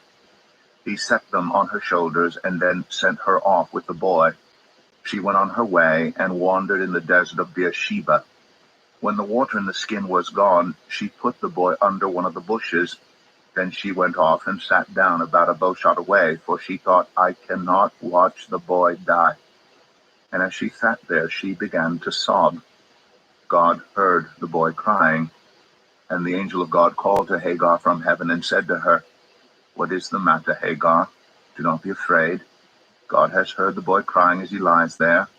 Lift the boy up and take him by the hand, for I will make him into a great nation. Then God opened her eyes, and she saw a well of water. So she went and filled the skin with water and gave the boy a drink. God was with the boy as he grew up. He lived in the desert and became an archer. While he was living in the desert of Paran, his mother got a wife for him from Egypt. At that time Abimelech and Phicol, the commander of his forces, said to Abraham, God is with you in everything you do. Now swear to me here before God that you will not deal falsely with me or my children or my descendants.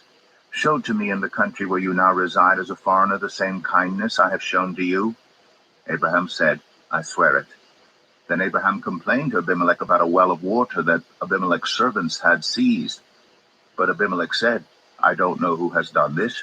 You did not tell me, and I heard about it only today. So Abraham brought sheep and cattle and gave them to Abimelech, and the two men made a treaty. Abraham set apart 7 ewe lambs from the flock. And Abimelech asked Abraham, What is the meaning of these 7 ewe lambs you have set apart by themselves? He replied, Accept these 7 lambs from my hand as a witness that I dug this well. So that place was called Beersheba, because the 2 men swore an oath there. After the treaty had been made at Beersheba, Abimelech and Phicol, the commander of his forces, returned to the land of the Philistines. Abraham planted a tamarisk tree in Beersheba, and there he called on the name of the Lord, the eternal God. And Abraham stayed in the land of the Philistines for a long time. Genesis 22. Sometime later, God tested Abraham. He said to him, Abraham. Here I am, he replied. Then God said, Take your son, your only son, whom you love, Isaac, and go to the region of Moriah. Sacrifice him there as a burnt offering on a mountain I will show you. Early the next morning, Abraham got up and loaded his donkey. He took with him 2 of his servants and his son, Isaac. When he had cut enough wood for the burnt offering, he set out for the place God had told him about. On the 3rd day, Abraham looked up and saw the place in the distance. He said to his servants, Stay here with the donkey, while I and the boy go over there. We will worship, and then we will come back to you. Abraham took the wood for the burnt offering and placed it on his son Isaac, and he himself carried the fire and the knife. As the 2 of them went on together, Isaac spoke up and said to his father Abraham, Father? Yes, my son, Abraham replied. The fire and wood are here, Isaac said. But where is the lamb for the burnt offering? Abraham answered, God himself will provide the lamb for the burnt offering, my son. And the 2 of them went on together. When they reached the place God had told him about, Abraham built an altar there and arranged the wood on it. He bound his son Isaac and laid him on the altar on top of the wood. Then he reached out his hand and took the knife to slay his son. But the angel of the Lord called out to him from heaven, Abraham, Abraham, here I am, he replied. Do not lay a hand on the boy, he said. Do not do anything to him. Now I know that you fear God, because you have not withheld from me your son, your only son. Abraham looked up, and there in a thicket he saw a ram caught by its horns.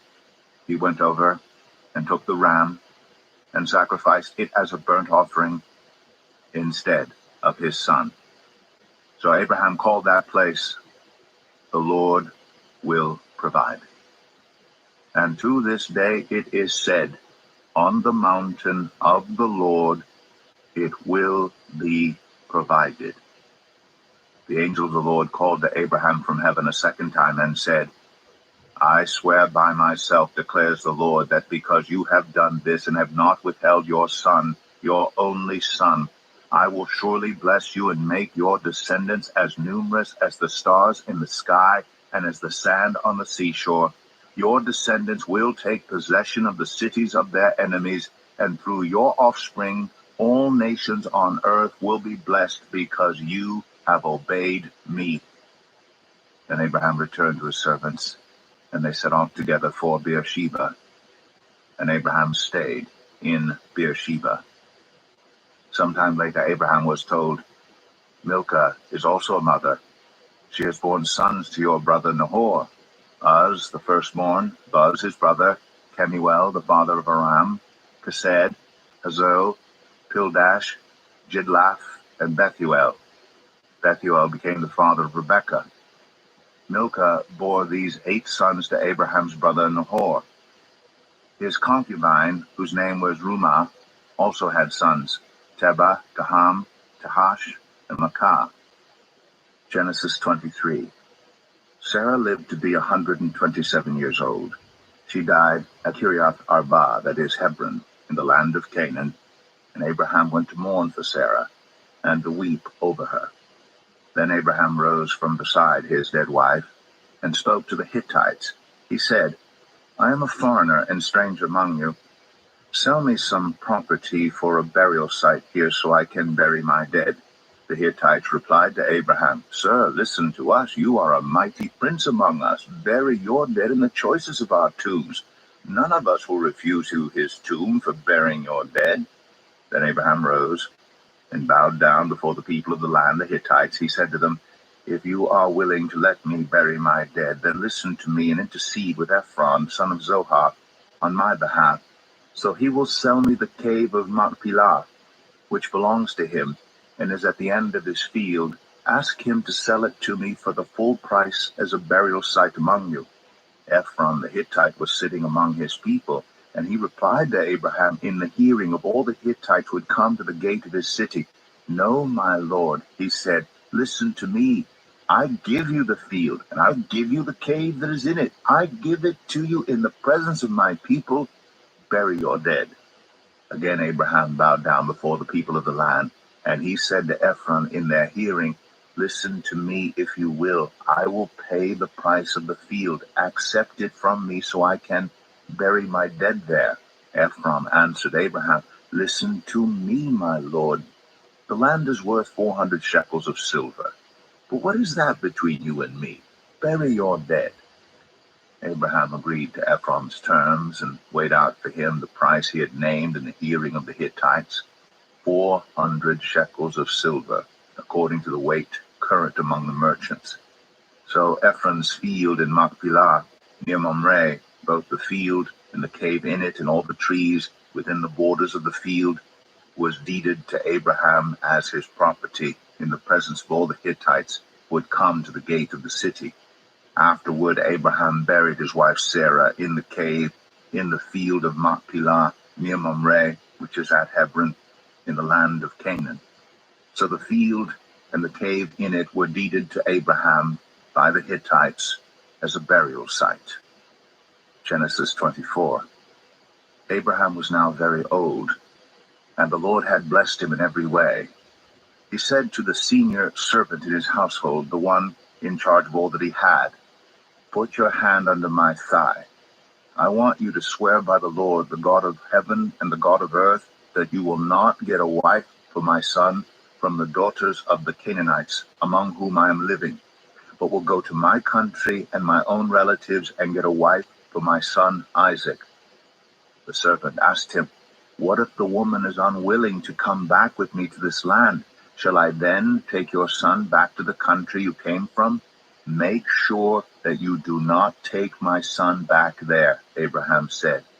The Lord, the God of heaven, who brought me out of my father's household and my native land, and who spoke to me and promised me on oath, saying, To your offspring I will give this land.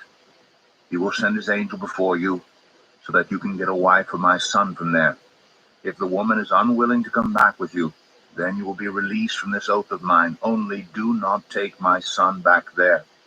So the servant put his hand under the thigh of his master Abraham, and swore an oath to him concerning this matter.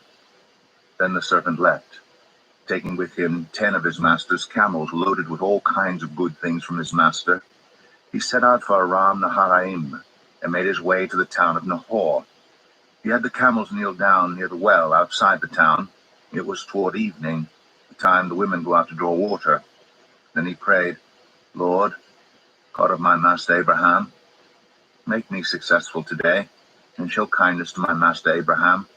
See, I am standing beside this spring, and the daughters of the townspeople are coming out to draw water. May it be that when I say to a young woman, 'Please, let down your jar that I may have a drink,' and she says, 'Drink, and I'll water your camels too,' let her be the one you have chosen for your servant Isaac.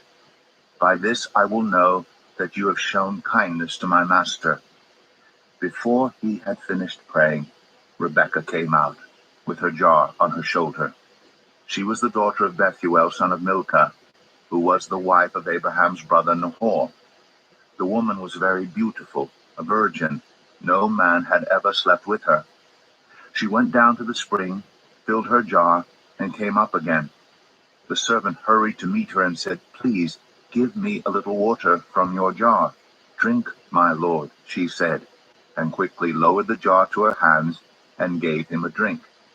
After she had given him a drink, she said, "I'll draw water for your camels too, until they have had enough to drink." So she quickly emptied her jar into the trough, ran back to the well to draw more water, and drew enough for all his camels. Without saying a word, the man watched her closely to learn whether or not the Lord had made his journey successful.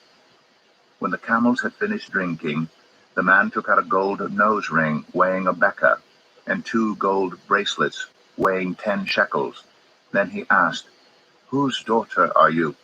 Please tell me, is there room in your father's house for us to spend the night?" She answered him, "I am the daughter of Bethuel, the son that Milcah bore to Nahor."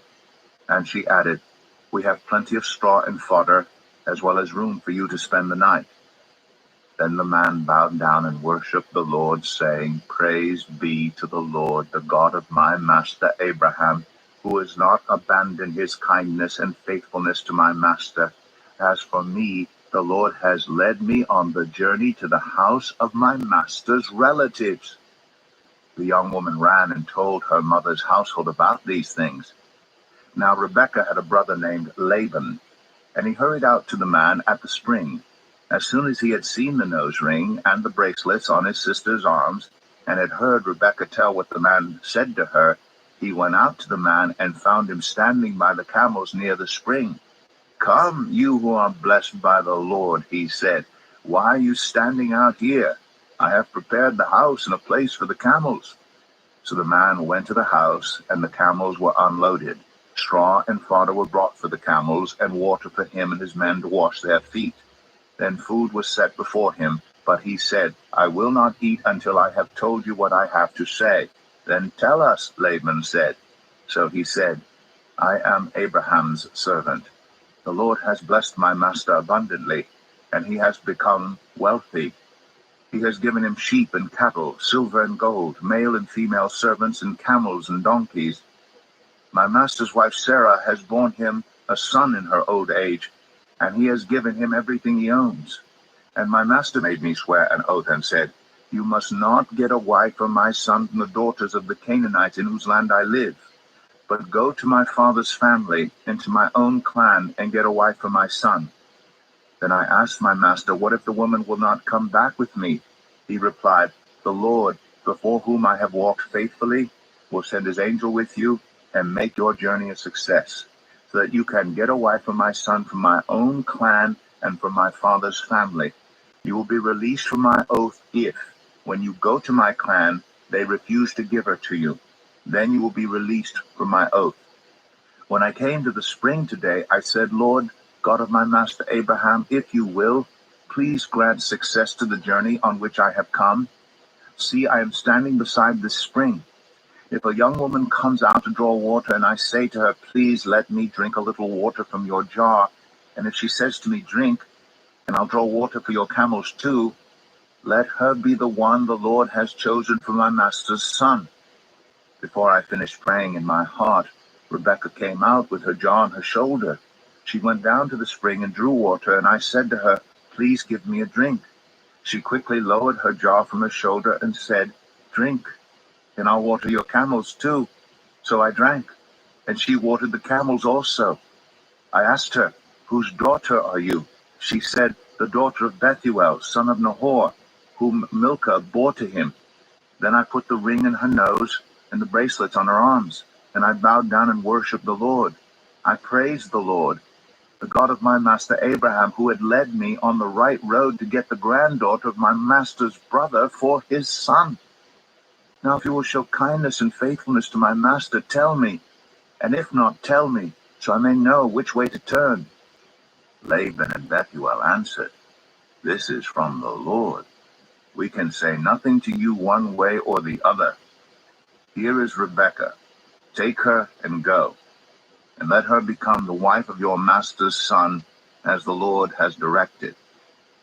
When Abraham's servant heard what they said, he bowed down to the ground before the Lord. Then the servant brought out gold and silver jewelry and articles of clothing and gave them to Rebekah. He also gave costly gifts to her brother and to her mother. Then he and the men who were with him ate and drank and spent the night there. When they got up the next morning, he said, "Send me on my way to my master." But her brother and her mother replied, "Let the young woman remain with us 10 days or so, then you may go." But he said to them, "Do not detain me, now that the Lord has granted success to my journey. Send me on my way so I may go to my master." Then they said, "Let's call the young woman and ask her about it." So they called Rebekah and asked her, "Will you go with this man?" "I will go," she said. So they sent their sister Rebekah on her way, along with her nurse, and Abraham's servant, and his men. And they blessed Rebekah and said to her, "Our sister, may you increase to thousands upon thousands. May your offspring possess the cities of their enemies." Then Rebekah and her attendants got ready and mounted the camels and went back with the man. So the servant took Rebekah and left. Now Isaac had come from Beer Lahai Roi, for he was living in the Negev. He went out to the field one evening to meditate, and as he looked up, he saw camels approaching. Rebekah also looked up and saw Isaac. She got down from her camel and asked the servant, "Who is that man in the field coming to meet us?" "He is my master," the servant answered. So she took her veil and covered herself. Then the servant told Isaac all he had done. Isaac brought her into the tent of his mother Sarah, and he married Rebekah. So she became his wife, and he loved her. And Isaac was comforted after his mother's death. Genesis 25. Abraham had taken another wife, whose name was Keturah. She bore him Zimran, Jokshan, Medan, Midian, Ishbak, and Shua. Jokshan was the father of Sheba and Dedan. The descendants of Dedan were the Asherites, the Letushites, and the Leumites. The sons of Midian were Ephah, Epher, Hanok, Abida, and Eldaah. All these were descendants of Keturah. Abraham left everything he owned to Isaac, but while he was still living, he gave gifts to the sons of his concubines and sent them away from his son Isaac to the land of the east. Abraham lived 175 years. Then Abraham breathed his last and died at a good old age, an old man and full of years, and he was gathered to his people. His sons Isaac and Ishmael buried him in the cave of Machpelah near Mamre, in the field of Ephron, son of Zoar the Hittite, the field Abraham had bought from the Hittites. There Abraham was buried with his wife Sarah. After Abraham's death, God blessed his son Isaac, who then lived near Beer Lahai Roi. This is the account of the family line of Abraham's son Ishmael, whom Sarah's slave Hagar the Egyptian bore to Abraham. These are the names of the sons of Ishmael, listed in the order of their birth. Nebaioth, the firstborn of Ishmael, Kedar, Adbeel, Mibsam, Mishma, Dumah, Massa, Hadad, Tema, Jetur, Naphish, and Kedemah. These were the sons of Ishmael, and these are the names of the 12 tribal rulers according to their settlements and camps. Ishmael lived 137 years. He breathed his last and died, and he was gathered to his people. His descendants settled in the area from Havilah to Shur, near the eastern border of Egypt, as you go toward Ashur, and they lived in hostility toward all the tribes related to them. This is the account of the family line of Abraham's son Isaac. Abraham became the father of Isaac, and Isaac was 40 years old when he married Rebekah, daughter of Bethuel, the Aramean from Paddan Aram, and sister of Laban the Aramean. Isaac prayed to the Lord on behalf of his wife because she was childless. The Lord answered his prayer, and his wife Rebekah became pregnant. The babies jostled each other within her, and she said, "Why is this happening to me?" So she went to inquire of the Lord. The Lord said to her, "Two nations are in your womb, and two people from within you will be separated. One people will be stronger than the other, and the older will serve the younger." When the time came for her to give birth, there were twin boys in her womb. The first to come out was red, and his whole body was like a hairy garment. So they named him Esau. After this, his brother came out, with his hand grasping Esau's heel. So he was named Jacob. Isaac was 60 years old when Rebekah gave birth to them. The boys grew up, and Esau became a skillful hunter, a man of the open country, while Jacob was content to stay at home among the tents. Isaac, who had a taste for wild game, loved Esau, but Rebekah loved Jacob. Once when Jacob was cooking some stew, Esau came in from the open country, famished. He said to Jacob, "Quick, let me have some of that red stew. I'm famished." That is why he was also called Edom. Jacob replied, "First sell me your birthright." "Look, I am about to die," Esau said. "What good is the birthright to me?" But Jacob said, "Swear to me first." So he swore an oath to him, selling his birthright to Jacob. Then Jacob gave Esau some bread and some lentil stew. He ate and drank, and then got up and left. So Esau despised his birthright. Genesis 26. Now there was a famine in the land, besides the previous famine in Abraham's time. And Isaac went to Abimelech, king of the Philistines, in Gerar. The Lord appeared to Isaac and said, "Do not go down to Egypt. Live in the land where I tell you to live. Stay in this land for a while, and I will be with you and will bless you. For to you and your descendants I will give all these lands, and will confirm the oath I swore to your father Abraham. I will make your descendants as numerous as the stars in the sky, and will give them all these lands. And through your offspring all nations on earth will be blessed, because Abraham obeyed me and did everything I required of him, keeping my commands, my decrees, and my instructions." So Isaac stayed in Gerar. When the men of that place asked him about his wife, he said, "She is my sister," because he was afraid to say, "She is my wife." He thought, "The men of this place might kill me on account of Rebekah, because she is beautiful." When Isaac had been there a long time, Abimelech, king of the Philistines, looked down from a window and saw Isaac caressing his wife Rebekah. So Abimelech summoned Isaac and said, "She is really your wife. Why did you say she is my sister?" Isaac answered him, "Because I thought I might lose my life on account of her." Then Abimelech said, "What is this you have done to us? One of the men might well have slept with your wife, and you would have brought guilt upon us." So Abimelech gave orders to all the people, "Anyone who harms this man or his wife shall surely be put to death." Isaac planted crops in that land, and the same year reaped 100-fold, because the Lord blessed him.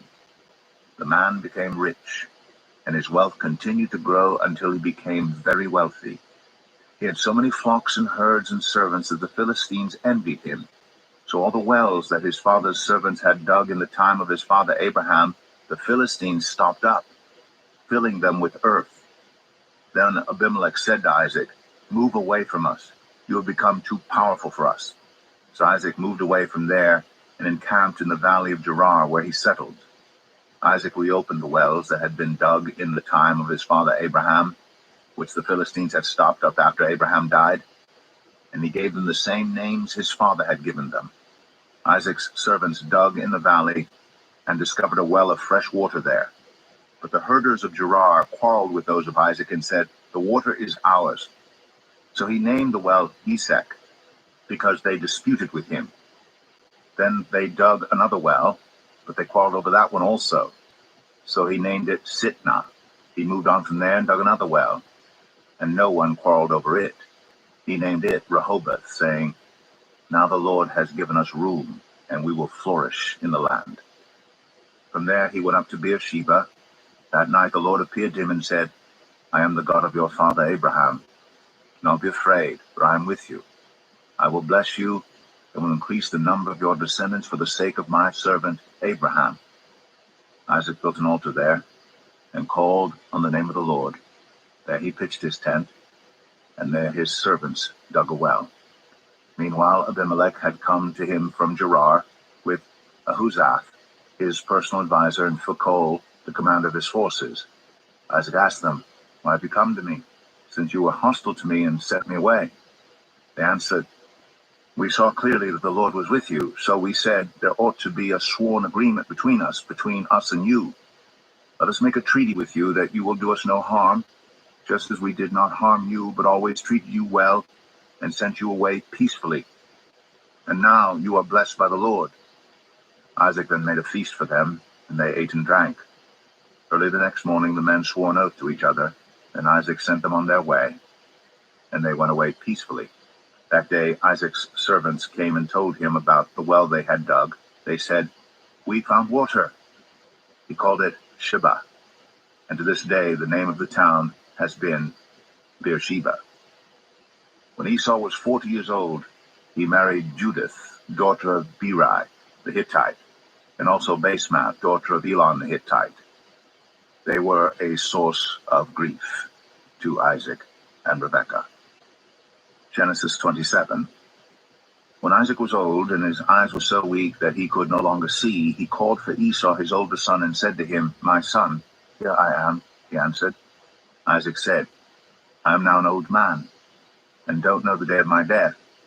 Now then, get your equipment, your quiver and bow, and go out to the open country to hunt some wild game for me. Prepare me the kind of tasty food I like, and bring it to me to eat, so that I may give you my blessing before I die."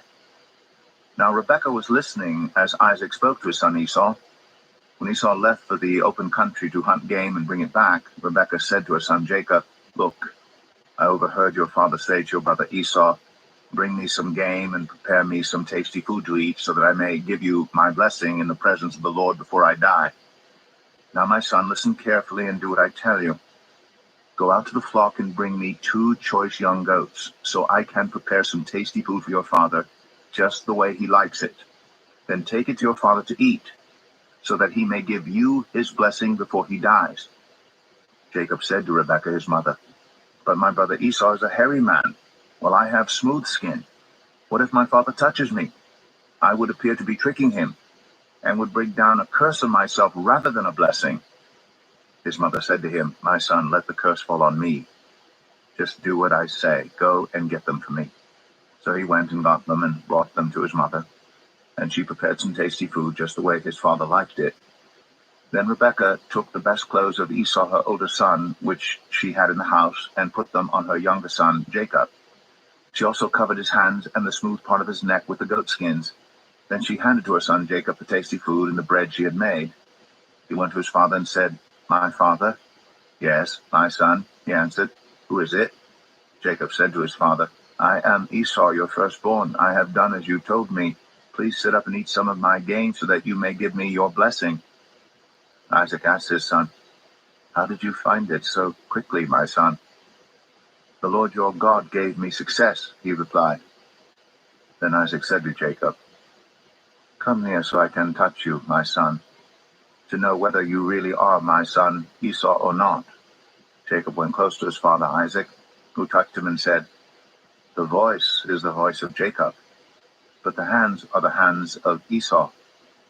He did not recognize him, for his hands were hairy, like those of his brother Esau. So he proceeded to bless him. "Are you really my son Esau?" he asked. "I am," he replied. Then he said, "My son, bring me some of your game to eat, so that I may give you my blessing." Jacob brought it to him, and he ate. And he brought some wine, and he drank. Then his father Isaac said to him, "Come here, my son, and kiss me." So he went to him and kissed him. When Isaac caught the smell of his clothes, he blessed him and said, "Ah, the smell of my son is like the smell of a field that the Lord has blessed.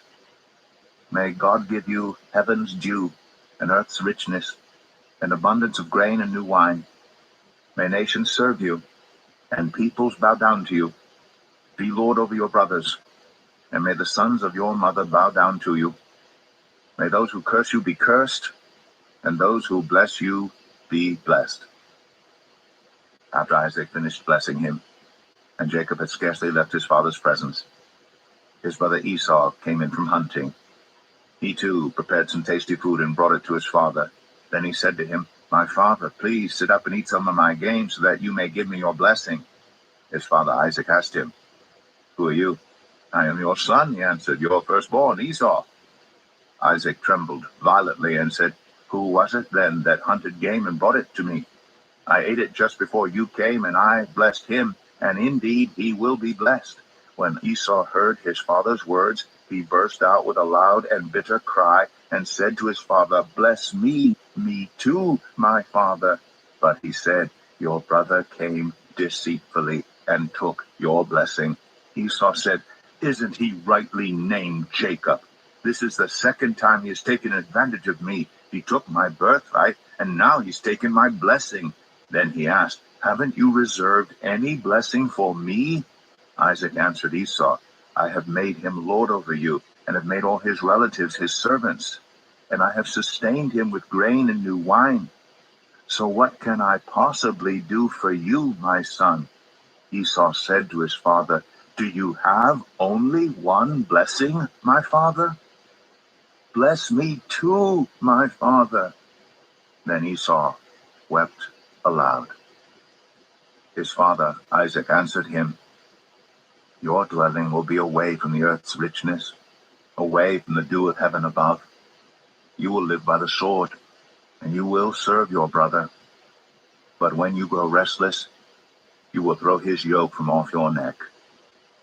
Esau held a grudge against Jacob because of the blessing his father had given him.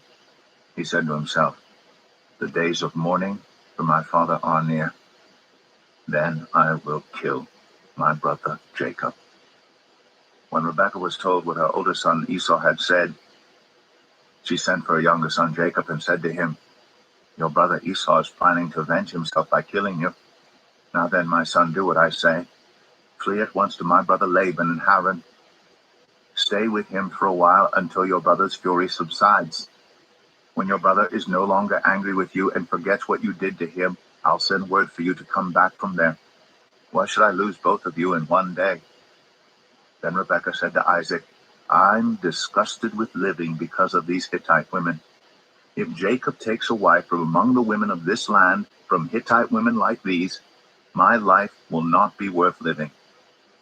Genesis 28. So Isaac called for Jacob and blessed him. Then he commanded him, "Do not marry a Canaanite woman. Go at once to Padan Aram, to the house of your mother's father Bethuel. Take a wife for yourself there, from among the daughters of Laban, your mother's brother. May God Almighty bless you and make you fruitful and increase your numbers until you become a community of peoples. May he give you and your descendants the blessing given to Abraham, so that you may take possession of the land where you now reside as a foreigner, the land God gave to Abraham." Then Isaac sent Jacob on his way, and he went to Padan Aram, to Laban, son of Bethuel the Aramean, the brother of Rebekah, who was the mother of Jacob and Esau.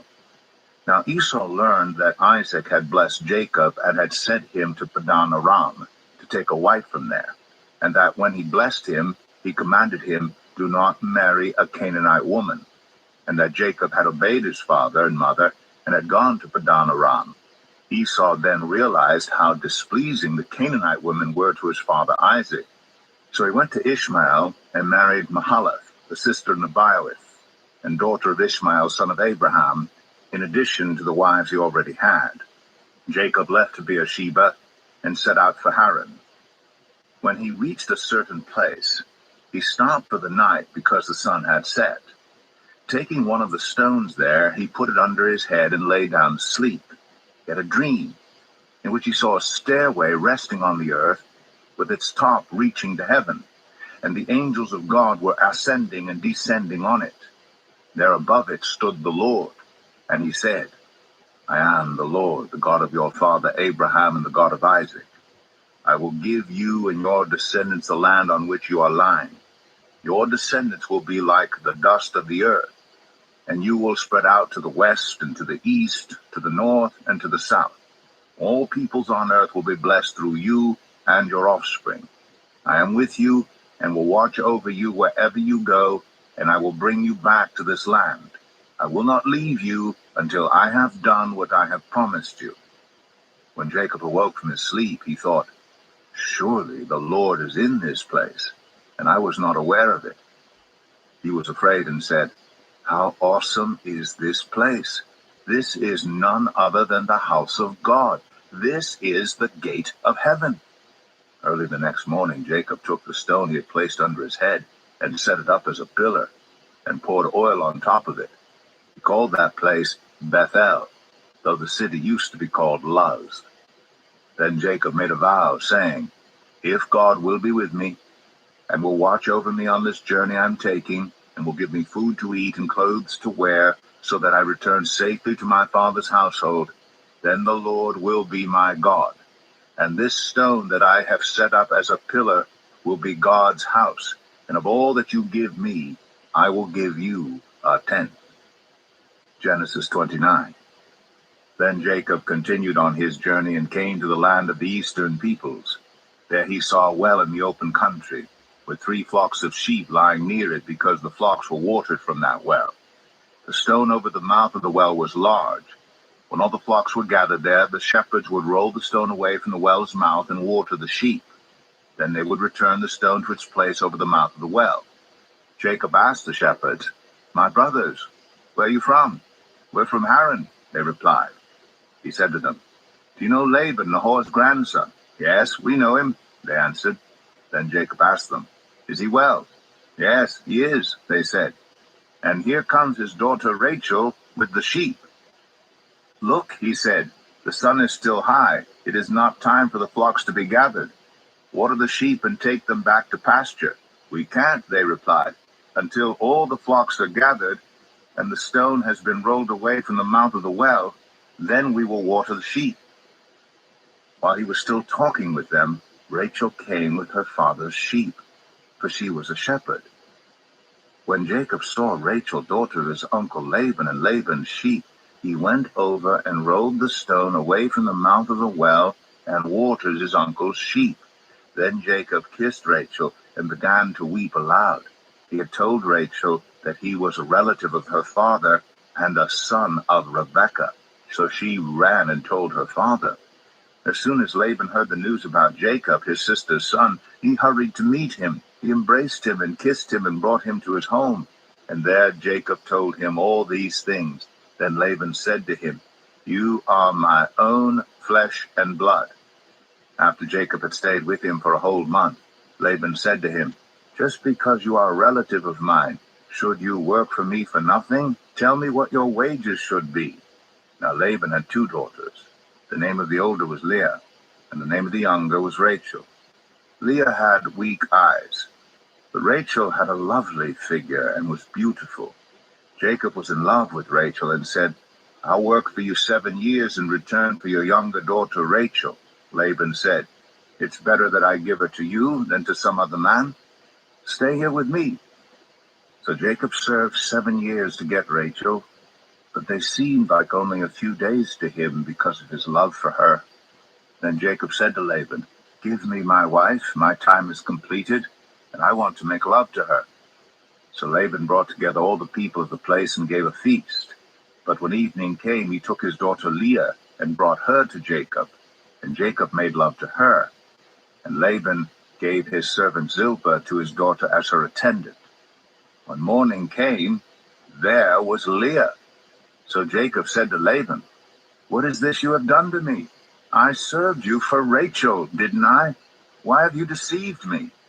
Laban replied, "It is not our custom here to give the younger daughter in marriage before the older one. Finish this daughter's bridal week, then we will give you the younger one also in return for another 7 years of work." And Jacob did so. He finished the week with Leah, and then Laban gave him his daughter Rachel to be his wife. Laban gave his servant Bilhah to his daughter Rachel as her attendant. Jacob made love to Rachel also, and his love for Rachel was greater than his love for Leah. And he worked for Laban another 7 years. When the Lord saw that Leah was not loved, he enabled her to conceive, but Rachel remained childless. Leah became pregnant and gave birth to a son. She named him Reuben, for she said, "It is because the Lord has seen my misery. Surely my husband will love me now." She conceived again, and when she gave birth to a son, she said, "Because the Lord heard that I am not loved, he gave me this one too." So she named him Simeon. Again she conceived, and when she gave birth to a son, she said, "Now at last my husband will become attached to me, because I have borne him 3 sons." So he was named Levi. She conceived again, and when she gave birth to a son, she said, "This time I will praise the Lord." So she named him Judah. Then she stopped having children. Genesis 30. When Rachel saw that she was not bearing Jacob any children, she became jealous of her sister. So she said to Jacob, "Give me children or I'll die." Jacob became angry with her and said, "Am I in the place of God? Who has kept you from having children?" Then she said, "Here is Bilhah, my servant. Sleep with her so that she can bear children for me, and I too can build a family through her." So she gave him her servant Bilhah as a wife. Jacob slept with her, and she became pregnant and bore him a son. Then Rachel said, "God has vindicated me. He has listened to my plea and given me a son." Because of this, she named him Dan. Rachel's servant Bilhah conceived again and bore Jacob a second son. Then Rachel said, "I have had a great struggle with my sister, and I have won." So she named him Naphtali. When Leah saw that she had stopped having children, she took her servant Zilpah and gave her to Jacob as a wife. Leah's servant Zilpah bore Jacob a son. Then Leah said, "What good fortune!" So she named him Gad. Leah's servant Zilpah bore Jacob a second son. Then Leah said, "How happy I am! The women will call me happy." So she named him Asher. During wheat harvest, Reuben went out into the fields and found some mandrake plants, which he brought to his mother Leah. Rachel said to Leah, "Please, give me some of your son's mandrakes." But she said to her, "Wasn't it enough that you took away my husband? Will you take my son's mandrakes too?" "Very well," Rachel said. "He can sleep with you tonight, in return for your son's mandrakes." So when Jacob came in from the fields that evening, Leah went out to meet him. "You must sleep with me," she said. "I have hired you with my son's mandrakes." So he slept with her that night. God listened to Leah, and she became pregnant and bore Jacob a 5th son. Then Leah said, "God has rewarded me for giving my servant to my husband." So she named him Issachar. Leah conceived again and bore Jacob a 6th son. Then Leah said, "God has presented me with a precious gift. This time my husband will treat me with honor because I have borne him 6 sons." So she named him Zebulun. Sometime later she gave birth to a daughter and named her Dinah. Then God remembered Rachel. He listened to her and enabled her to conceive. She became pregnant and gave birth to a son and said, God has taken away my disgrace. She named him Joseph and said, May the Lord add to me another son. After Rachel gave birth to Joseph, Jacob said to Laban, Send me on my way so I can go back to my own homeland. Give me my wives and children, for whom I have served you, and I will be on my way. You know how much work I've done for you. But Laban said to him, If I have found favor in your eyes, please stay. I have learned by divination that the Lord has blessed me because of you. He added, Name your wages, and I will pay them. Jacob said to him, You know how I've worked for you, and how your livestock has fared under my care. The little you had before I came has increased greatly, and the Lord has blessed you wherever I have been. But now, when may I do something for my own household? What shall I give you? He asked. Don't give me anything, Jacob replied. But if you will do this one thing for me, I will go on tending your flocks and watching over them. Let me go through all your flocks today and remove from them every speckled or spotted sheep, every dark-colored lamb, and every spotted or speckled goat. They will be my wages. And my honesty will testify for me in the future. Whenever you check on the wages you have paid me, any goat in my possession that is not speckled or spotted, or any lamb that is not dark-colored, will be considered stolen. Agreed, said Laban. Let it be as you have said. That same day he removed all the male goats that were streaked or spotted, and all the speckled or spotted female goats, all that had white on them, and all the dark-colored lambs, and he placed them in the care of his sons. Then he put a 3-day journey between himself and Jacob, while Jacob continued to tend the rest of Laban's flocks. Jacob, however, took fresh-cut branches from poplar, almond, and plane trees, and made white stripes on them by peeling the bark and exposing the white inner wood of the branches. Then he placed the peeled branches in all the watering troughs, so that they would be directly in front of the flocks when they came to drink. When the flocks were in heat and came to drink, they mated in front of the branches, and they bore young that were streaked or speckled or spotted. Jacob set apart the young of the flock by themselves, but made the rest face the streaked and dark-colored animals that belonged to Laban. Thus he made separate flocks for himself, and did not put them with Laban's animals. Whenever the stronger females were in heat, Jacob would place the branches in the troughs in front of the animals, so they would mate near the branches. But if the animals were weak, he would not place them there. So the weak animals went to Laban, and the strong ones to Jacob. In this way, the man grew exceedingly prosperous and came to own large flocks and female and male servants and camels and donkeys. Genesis 31. Jacob heard that Laban's sons were saying, Jacob has taken everything our father owned, and has gained all this wealth from what belonged to our father.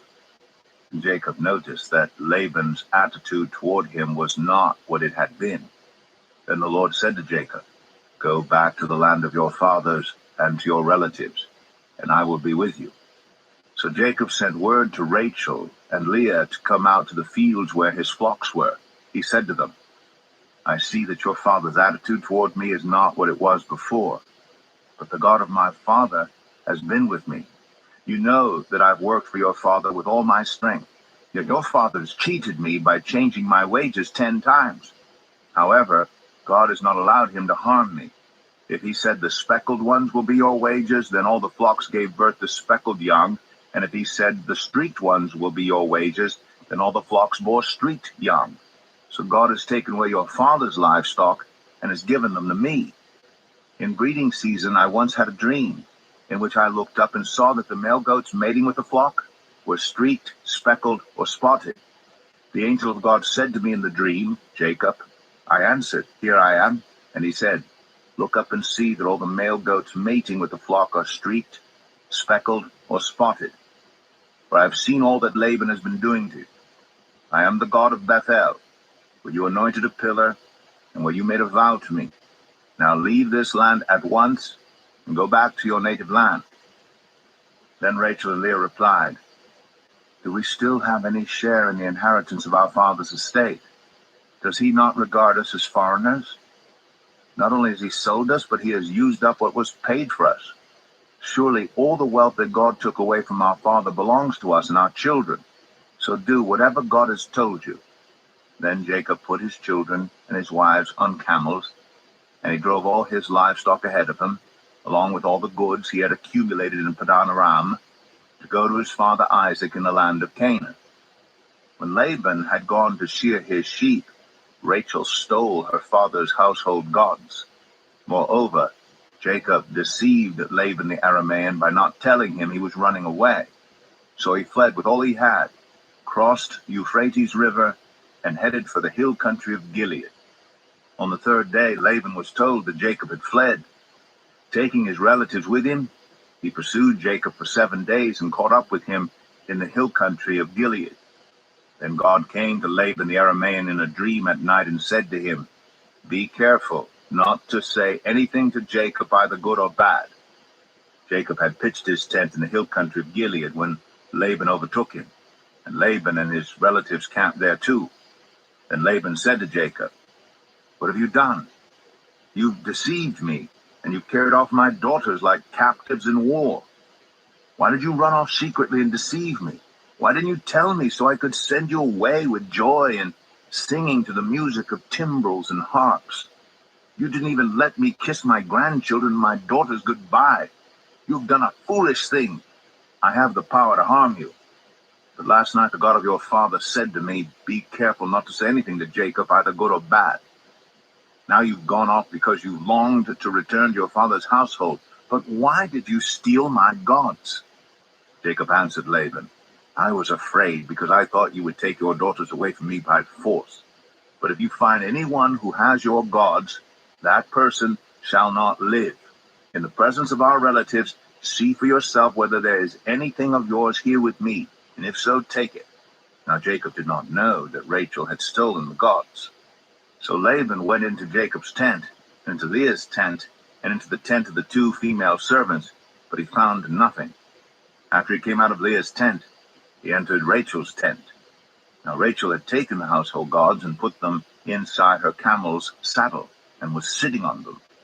Laban searched through everything in the tent, but found nothing. Rachel said to her father, "Don't be angry, my lord, that I cannot stand up in your presence. I'm having my period." So he searched, but could not find the household gods. Jacob was angry and took Laban to task. "What is my crime?" he asked Laban. "How have I wronged you that you hunt me down? Now that you have searched through all my goods, what have you found that belongs to your household? Put it here in front of your relatives and mine, and let them judge between the 2 of us. I have been with you for 20 years now. Your sheep and goats have not miscarried, nor have I eaten rams from your flocks.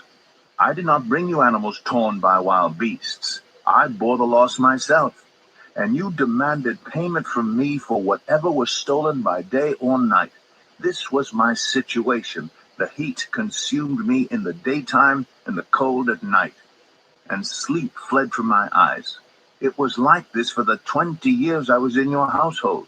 I worked for you 14 years for your 2 daughters and 6 years for your flocks, and you changed my wages 10 times.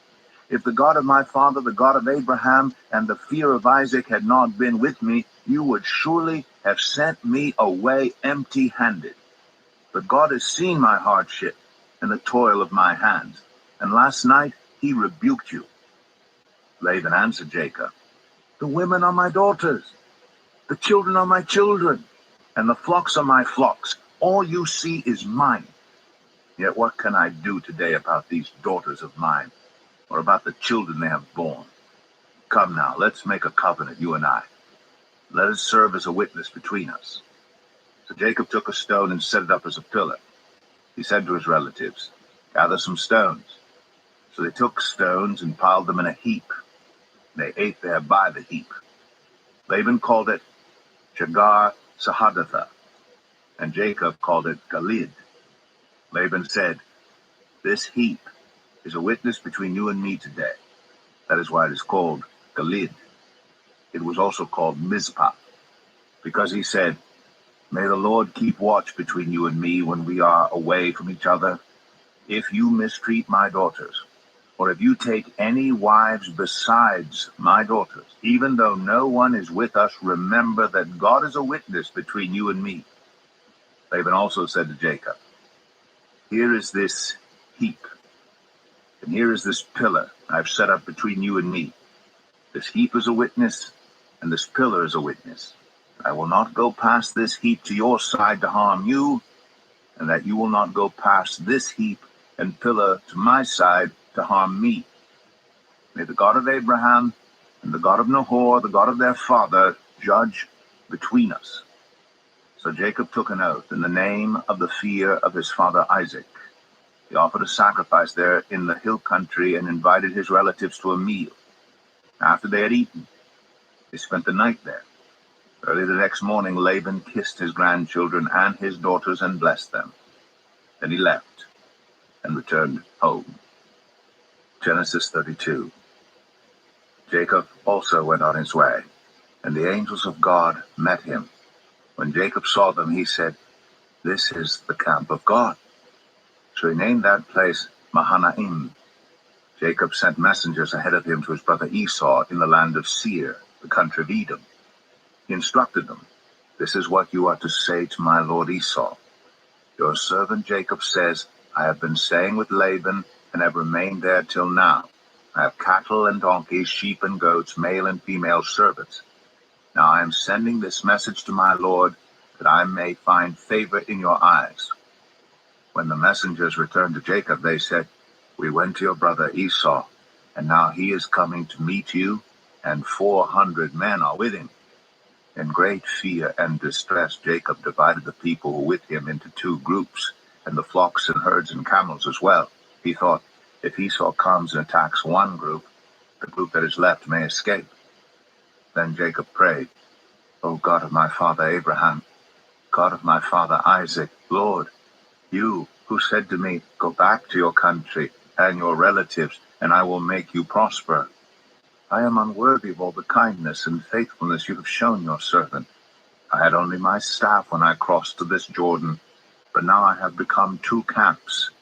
Save me, I pray, from the hand of my brother Esau, for I am afraid he will come and attack me, and also the mothers with their children. But you have said, I will surely make you prosper, and will make your descendants like the sand of the sea, which cannot be counted." He spent the night there, and from what he had with him he selected a gift for his brother Esau: 200 female goats and 20 male goats, 200 ewes and 20 rams, 30 female camels with their young, 40 cows and 10 bulls, and 20 female donkeys and 10 male donkeys. He put them in the care of his servants, each herd by itself, and said to his servants, "Go ahead of me, and keep some space between the herds." He instructed the one in the lead, "When my brother Esau meets you and asks, 'Who do you belong to, and where are you going, and who owns all these animals in front of you?' then you are to say, 'They belong to your servant Jacob. They are a gift sent to my lord Esau, and he is coming behind us.'" He also instructed the second, the third, and all the others who followed the herds, "You are to say the same thing to Esau when you meet him, and be sure to say, 'Your servant Jacob is coming behind us.'" For he thought, "I will pacify him with these gifts I am sending on ahead. Later, when I see him, perhaps he will receive me." So Jacob's gifts went on ahead of him, but he himself spent the night in the camp. That night Jacob got up and took his 2 wives, his 2 female servants, and his 11 sons, and crossed the ford of the Jabbok. After he had sent them across the stream, he sent over all his possessions. So Jacob was left alone, and a man wrestled with him till daybreak. When the man saw that he could not overpower him, he touched the socket of Jacob's hip, so that his hip was wrenched as he wrestled with the man. Then the man said, "Let me go, for it is daybreak." But Jacob replied, "I will not let you go unless you bless me." The man asked him, "What is your name?" "Jacob," he answered. Then the man said, "Your name will no longer be Jacob, but Israel, because you have struggled with God and with humans and have overcome."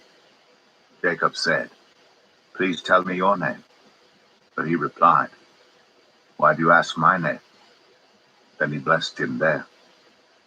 So Jacob called the place Peniel, saying, "It is because I saw God face to face, and yet my life was spared." The sun rose above him as he passed Peniel, and he was limping because of his hip. Therefore to this day the Israelites do not eat the tendon attached to the socket of the hip, because the socket of Jacob's hip was touched near the tendon. Genesis 33. Jacob looked up, and there was Esau coming with his 400 men. So he divided the children among Leah, Rachel, and the 2 female servants. He put the female servants and their children in front, Leah and her children next, and Rachel and Joseph in the rear. He himself went on ahead and bowed down to the ground 7 times as he approached his brother. But Esau ran to meet Jacob and embraced him. He threw his arms around his neck and kissed him, and they wept. Then Esau looked up and saw the women and children. "Who are these with you?" he asked. Jacob answered, "They are the children God has graciously given your servant." Then the female servants and their children approached and bowed down.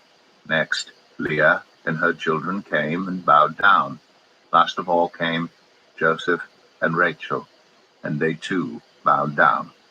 Esau asked, "What's the meaning of all these flocks and herds I met?" "To find favor in your eyes, my lord," he said. But Esau said, "I already have plenty, my brother. Keep what you have for yourself." "No, please," said Jacob. "If I have found favor in your eyes, accept this gift from me. For to see your face is like seeing the face of God. Now that you have received me favorably, please accept the present that was brought to you. For God has been gracious to me, and I have all I need." And because Jacob insisted, Esau accepted it. Then Esau said, "Let us be on our way. I'll accompany you."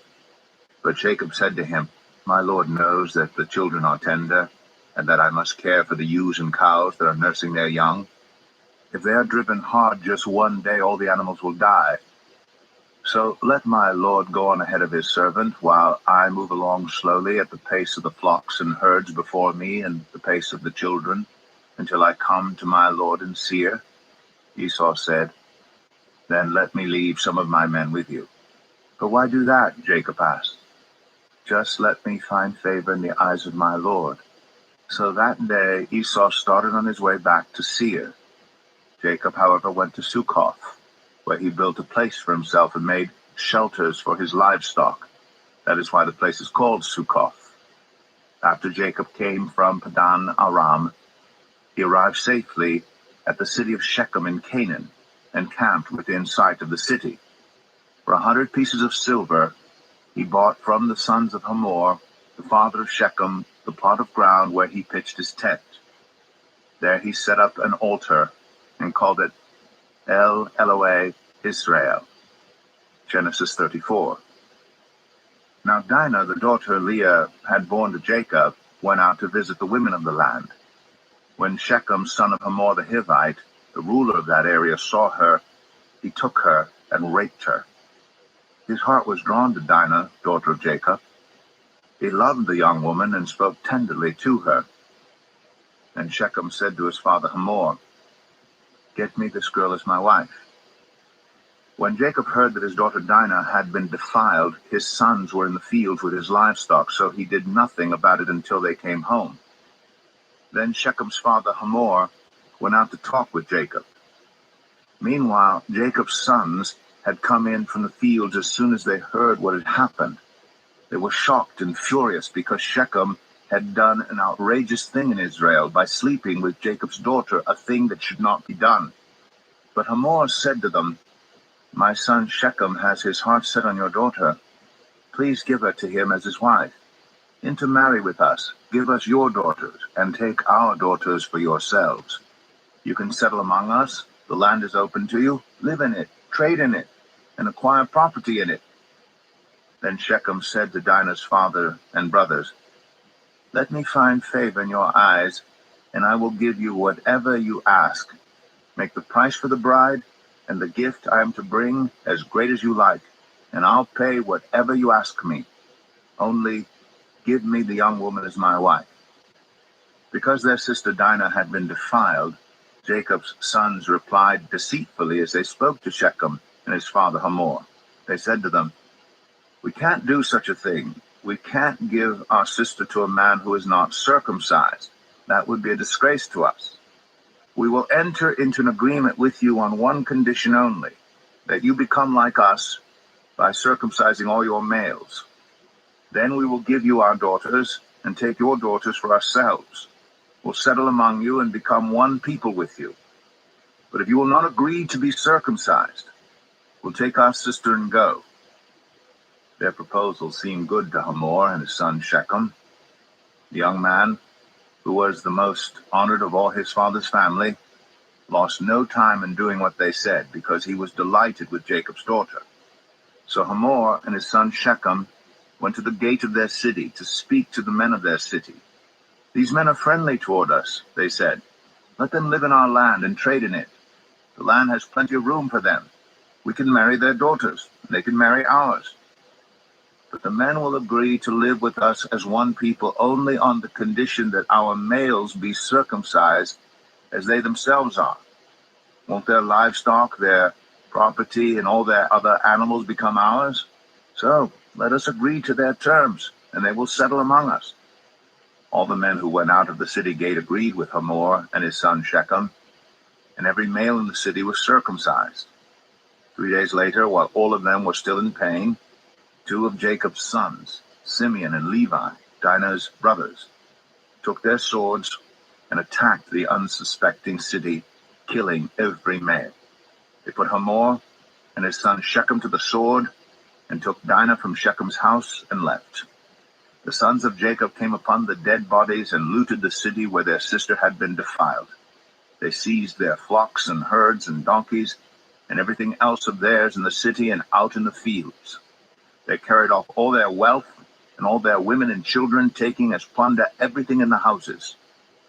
Then Jacob said to Simeon and Levi, "You have brought trouble on me by making me obnoxious to the Canaanites and Perizzites, the people living in this land. We are few in number, and if they join forces against me and attack me, I and my household will be destroyed."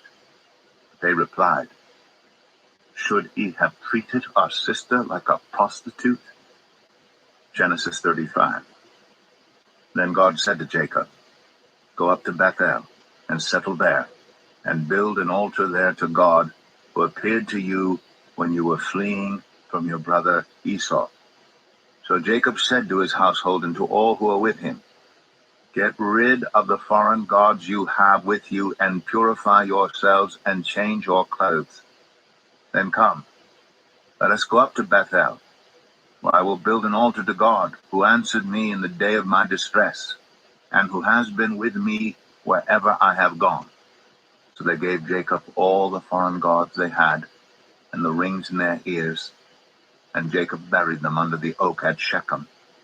Then they set out, and the terror of God fell on the towns all around them, so that no one pursued them. Jacob and all the people with him came to Luz, that is, Bethel, in the land of Canaan. There he built an altar, and he called the place El Bethel, because it was there that God revealed himself to him when he was fleeing from his brother. Now Deborah, Rebekah's nurse, died, and was buried under the oak outside Bethel. So it was named Alon Bakuth. After Jacob returned from Padan Aram, God appeared to him again and blessed him. God said to him, "Your name is Jacob, but you will no longer be called Jacob. Your name will be Israel." So he named him Israel. And God said to him, "I am God Almighty. Be fruitful and increase in number. A nation and a community of nations will come from you, and kings will be among your descendants. The land I gave to Abraham and Isaac, I also give to you, and I will give this land to your descendants after you." Then God went up from him at the place where he had talked with him, Jacob set up a stone pillar at the place where God had talked with him, and he poured out a drink offering on it. He also poured oil on it. Jacob called the place where God had talked with him Bethel. Then they moved on from Bethel. While they were still some distance from Ephrath, Rachel began to give birth and had great difficulty. And as she was having great difficulty in childbirth, the midwife said to her, "Don't despair, for you have another son." As she breathed her last, for she was dying, she named her son Ben-Oni, but his father named him Benjamin. So Rachel died and was buried on the way to Ephrath, that is, Bethlehem. Over her tomb Jacob set up a pillar, and to this day that pillar marks Rachel's tomb. Israel moved on again and pitched his tent beyond Migdal-Eder. While Israel was living in that region, Reuben went in and slept with his father's concubine Bilhah, and Israel heard of it. Jacob had 12 sons. The sons of Leah, Reuben, the firstborn of Jacob, Simeon, Levi, Judah, Issachar, and Zebulun. The sons of Rachel, Joseph, and Benjamin. The sons of Rachel's servant Bilhah, Dan, and Naphtali. The sons of Leah's servant Zilpah, Gad, and Asher. These were the sons of Jacob, who were born to him in Padan Aram. Jacob came home to his father Isaac in Mamre, near Kiriath Arba, that is Hebron, where Abraham and Isaac had stayed. Isaac lived 180 years. Then he breathed his last and died, and was gathered to his people, old and full of years, and his sons Esau and Jacob buried him. Genesis 36. This is the account of the family line of Esau, that is Edom. Esau took his wives from the women of Canaan, Adah, daughter of Elon the Hittite, and Oholibamah, daughter of Anah, and granddaughter of Zibeon the Hivite, also Basemath, daughter of Ishmael, and sister of Nebaioth. Adah bore Eliphaz to Esau, Basemath bore Ruel, and Oholibamah bore Jeush, Jalam, and Korah. These were the sons of Esau, who were born to him in Canaan. Esau took his wives and sons and daughters and all the members of his household, as well as his livestock, and all his other animals and all the goods he had acquired in Canaan, and moved to a land some distance from his brother Jacob. Their possessions were too great for them to remain together. The land where they were staying could not support them both because of their livestock. So Esau, that is Edom, settled in the hill country of Seir. This is the account of the family line of Esau, the father of the Edomites, in the hill country of Seir. These are the names of Esau's sons: Eliphaz, the son of Esau's wife Adah, and Ruel, the son of Esau's wife Basemath. The sons of Eliphaz: Teman, Omar, Zepho, Gatam, and Kenaz. Esau's son Eliphaz also had a concubine named Timnah, who bore him Amalek. These were grandsons of Esau's wife Adah. The sons of Ruel: Nahath, Zerah, Shema, and Mizah. These were grandsons of Esau's wife Basemath. The sons of Esau's wife Oholibamah, daughter of Anah and granddaughter of Zibeon, whom she bore to Esau: Jeush, Jalam, and Korah. These were the chiefs among Esau's descendants. The sons of Eliphaz, the firstborn of Esau, chiefs Teman, Omar, Zepho, Kenaz, Korah, Gatam, and Amalek. These were the chiefs descended from Eliphaz in Edom. They were grandsons of Adah. The sons of Esau's son Ruel, chiefs Nahath, Zerah, Shema, and Mizah. These were the chiefs descended from Ruel in Edom. They were grandsons of Esau's wife Basemath. The sons of Esau's wife Oholibamah, chiefs Jeush, Jalam, and Korah. These were the chiefs descended from Esau's wife Oholibamah, daughter of Anah. These were the sons of Esau, that is Edom, and these were their chiefs. These were the sons of Seir the Horite, who were living in the region: Lotan, Shobal, Zibeon, Anah, Dishan, Ezer, and Dishan. These sons of Seir in Edom were Horite chiefs. The sons of Lotan, Hori and Hamam. Timnah was Lotan's sister. The sons of Shobal, Alvan, Manahath, Ebal, Shepho, and Onam. The sons of Zibeon, Allah and Anah. This is the Anah who discovered the hot springs in the desert while he was grazing the donkeys of his father Zibeon. The children of Anah, Dishan and Oholibamah, daughter of Anah. The sons of Dishan, Hemdan, Eshban, Ithran, and Karan. The sons of Ezer, Bilhan, Zavan, and Akan. The sons of Dishan, Buz, and Aran. These were the Horite chiefs, Lotan, Shobal, Zibeon, Anah, Dishan, Ezer, and Dishan. These were the Horite chiefs, according to their divisions, in the land of Seir. These were the kings who reigned in Edom, before any Israelite king reigned. Bela, son of Beor, became king of Edom. His city was named Din-Habah. When Bela died, Jobab, son of Zerah, from Bozrah, succeeded him as king. When Jobab died, Husham, from the land of the Temanites, succeeded him as king. When Husham died, Hadad, son of Bedad, who defeated Midian in the country of Moab, succeeded him as king. His city was named Avith. When Hadad died, Samlah from Masrekah succeeded him as king. When Samlah died, Shaul from Rehoboth on the river succeeded him as king. When Shaul died, Baal-Hanan, son of Achbor, succeeded him as king. When Baal-Hanan, son of Achbor, died, Hadad succeeded him as king. His city was named Pau, and his wife's name was Mehetabel, daughter of Matred, the daughter of Mezahab. These were the chiefs descended from Esau by name, according to their clans and regions: Timnah, Alvah, Jetheth, Oholibamah, Elah, Pinon, Kenaz, Teman, Mibzar, Magdiel, and Aram. These were the chiefs of Edom, according to their settlements in the land they occupied. This is the family line of Esau, the father of the Edomites. Genesis 37. Jacob lived in the land where his father had stayed, the land of Canaan. This is the account of Jacob's family line. Joseph, a young man of 17, was tending the flocks with his brothers, the sons of Bilhah and the sons of Zilpah, his father's wives, and he brought their father a bad report about them. Now Israel loved Joseph more than any of his other sons, because he had been born to him in his old age, and he made an ornate robe for him.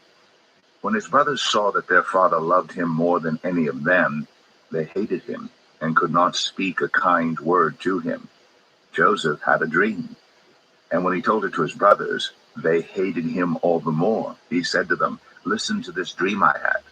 We were binding sheaves of grain out in the field when suddenly my sheaf rose and stood upright while your sheaves gathered around mine and bowed down to it." His brothers said to him, "Do you intend to reign over us? Will you actually rule us?" And they hated him all the more because of his dream and what he had said. Then he had another dream, and he told it to his brothers. "Listen," he said, "I had another dream, and this time the sun and moon and 11 stars were bowing down to me." When he told his father as well as his brothers, his father rebuked him and said, "What is this dream you had? Will your mother and I and your brothers actually come and bow down to the ground before you?" His brothers were jealous of him, but his father kept the matter in mind.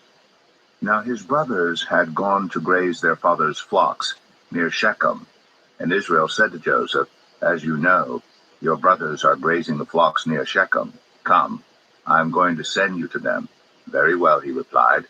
So he said to him, "Go and see if all is well with your brothers and with the flocks, and bring word back to me." Then he sent him off from the valley of Hebron. When Joseph arrived at Shechem, a man found him wandering around in the fields and asked him, "What are you looking for?"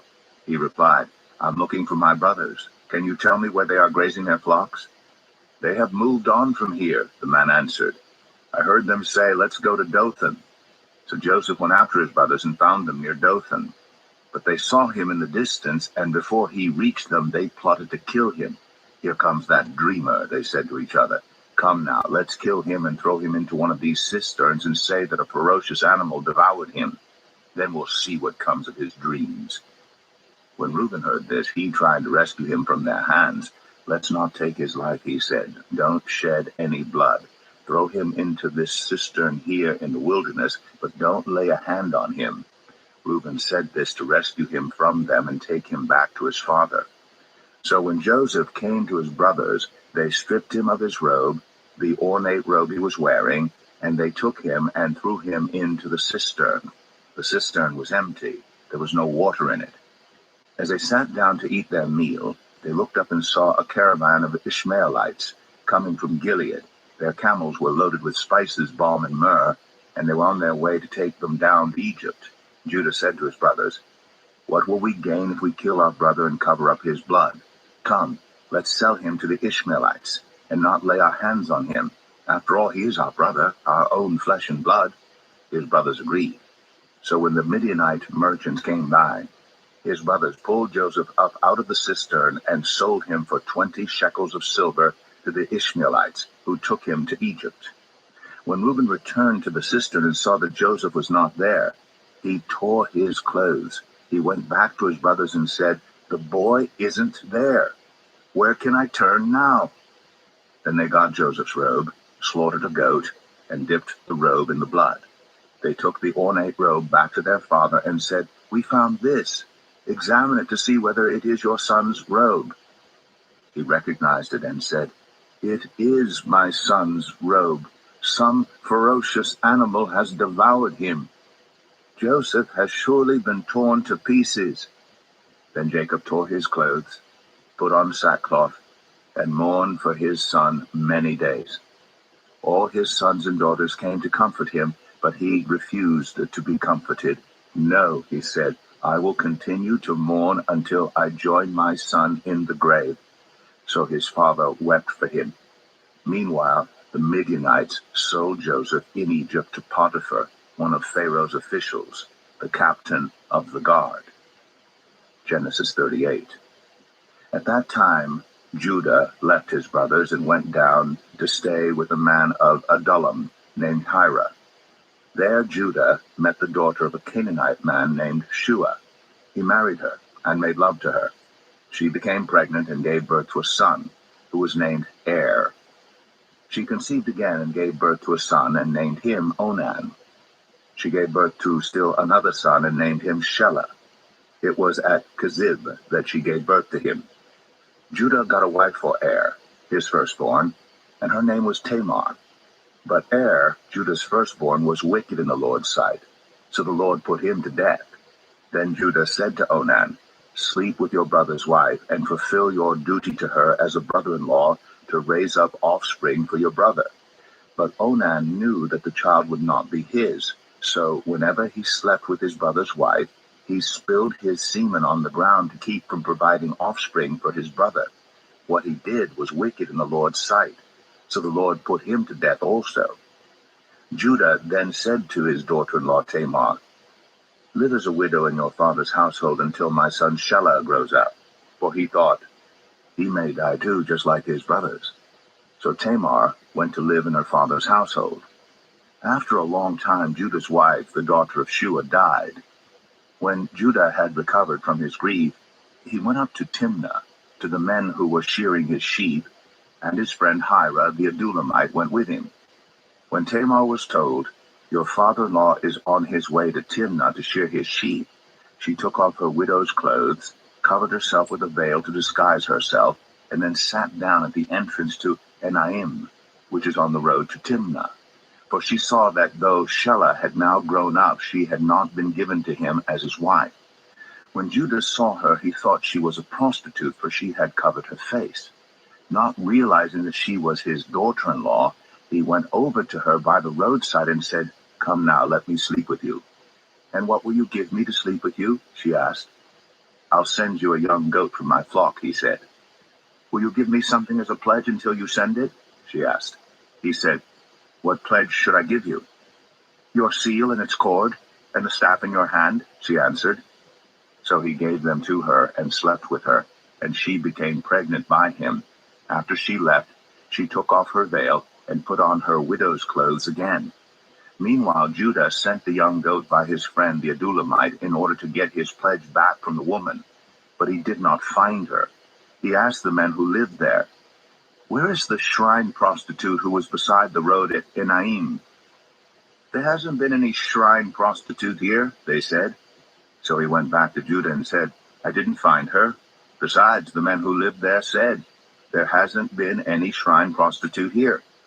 Then Judah said, "Let her keep what she has, or we will become a laughingstock.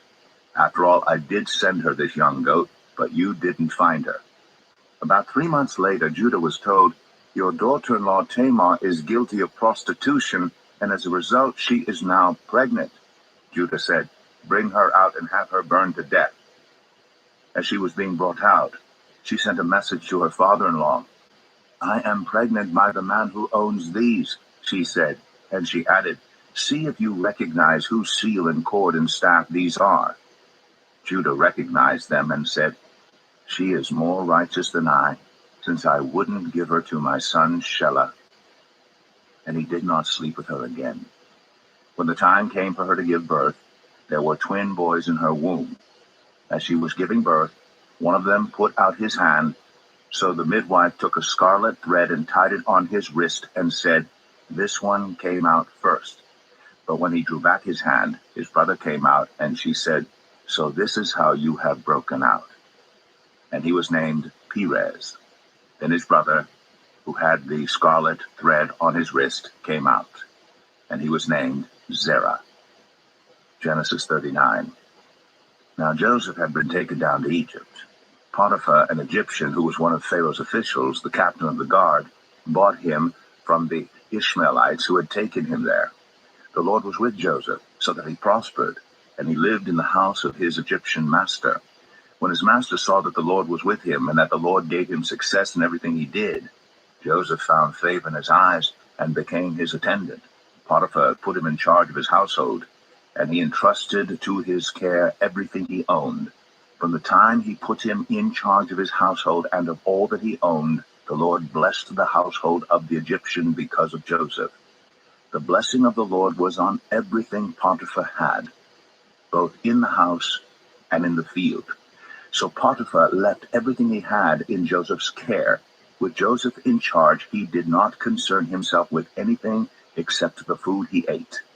Now Joseph was well built and handsome, and after a while his master's wife took notice of Joseph and said, "Come to bed with me." But he refused. With me in charge, he told her, "My master does not concern himself with anything in the house. Everything he owns he has entrusted to my care. No one is greater in this house than I am. My master has withheld nothing from me except you, because you are his wife. How then could I do such a wicked thing and sin against God?" And though she spoke to Joseph day after day, he refused to go to bed with her or even be with her. One day he went into the house to attend to his duties, and none of the household servants was inside. She caught him by his cloak and said, "Come to bed with me." But he left his cloak in her hand and ran out of the house.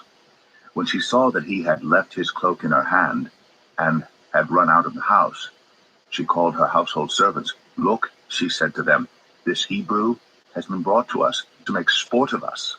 He came in here to sleep with me, but I screamed. When he heard me scream for help, he left his cloak beside me and ran out of the house." She kept his cloak beside her until his master came home.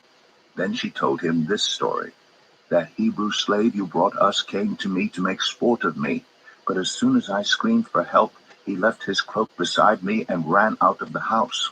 When his master heard the story his wife told him, saying, "This is how your slave treated me," he burned with anger. Joseph's master took him and put him in prison, the place where the king's prisoners were confined. But while Joseph was there in the prison, the Lord was with him. He showed him kindness and granted him favor in the eyes of the prison warden. So the warden put Joseph in charge of all those held in the prison, and he was made responsible for all that was done there. The warden paid no attention to anything under Joseph's care because the Lord was with Joseph and gave him success in whatever he did. Genesis 40. Sometime later, the cupbearer and the baker of the king of Egypt offended their master, the king of Egypt.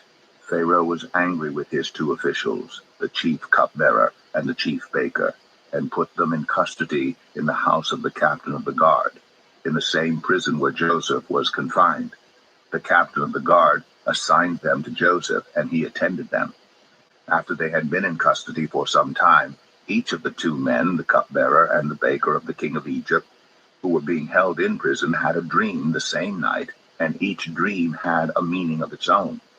When Joseph came to them the next morning, he saw that they were dejected. So he asked Pharaoh's officials who were in custody with him in his master's house, "Why do you look so sad today?"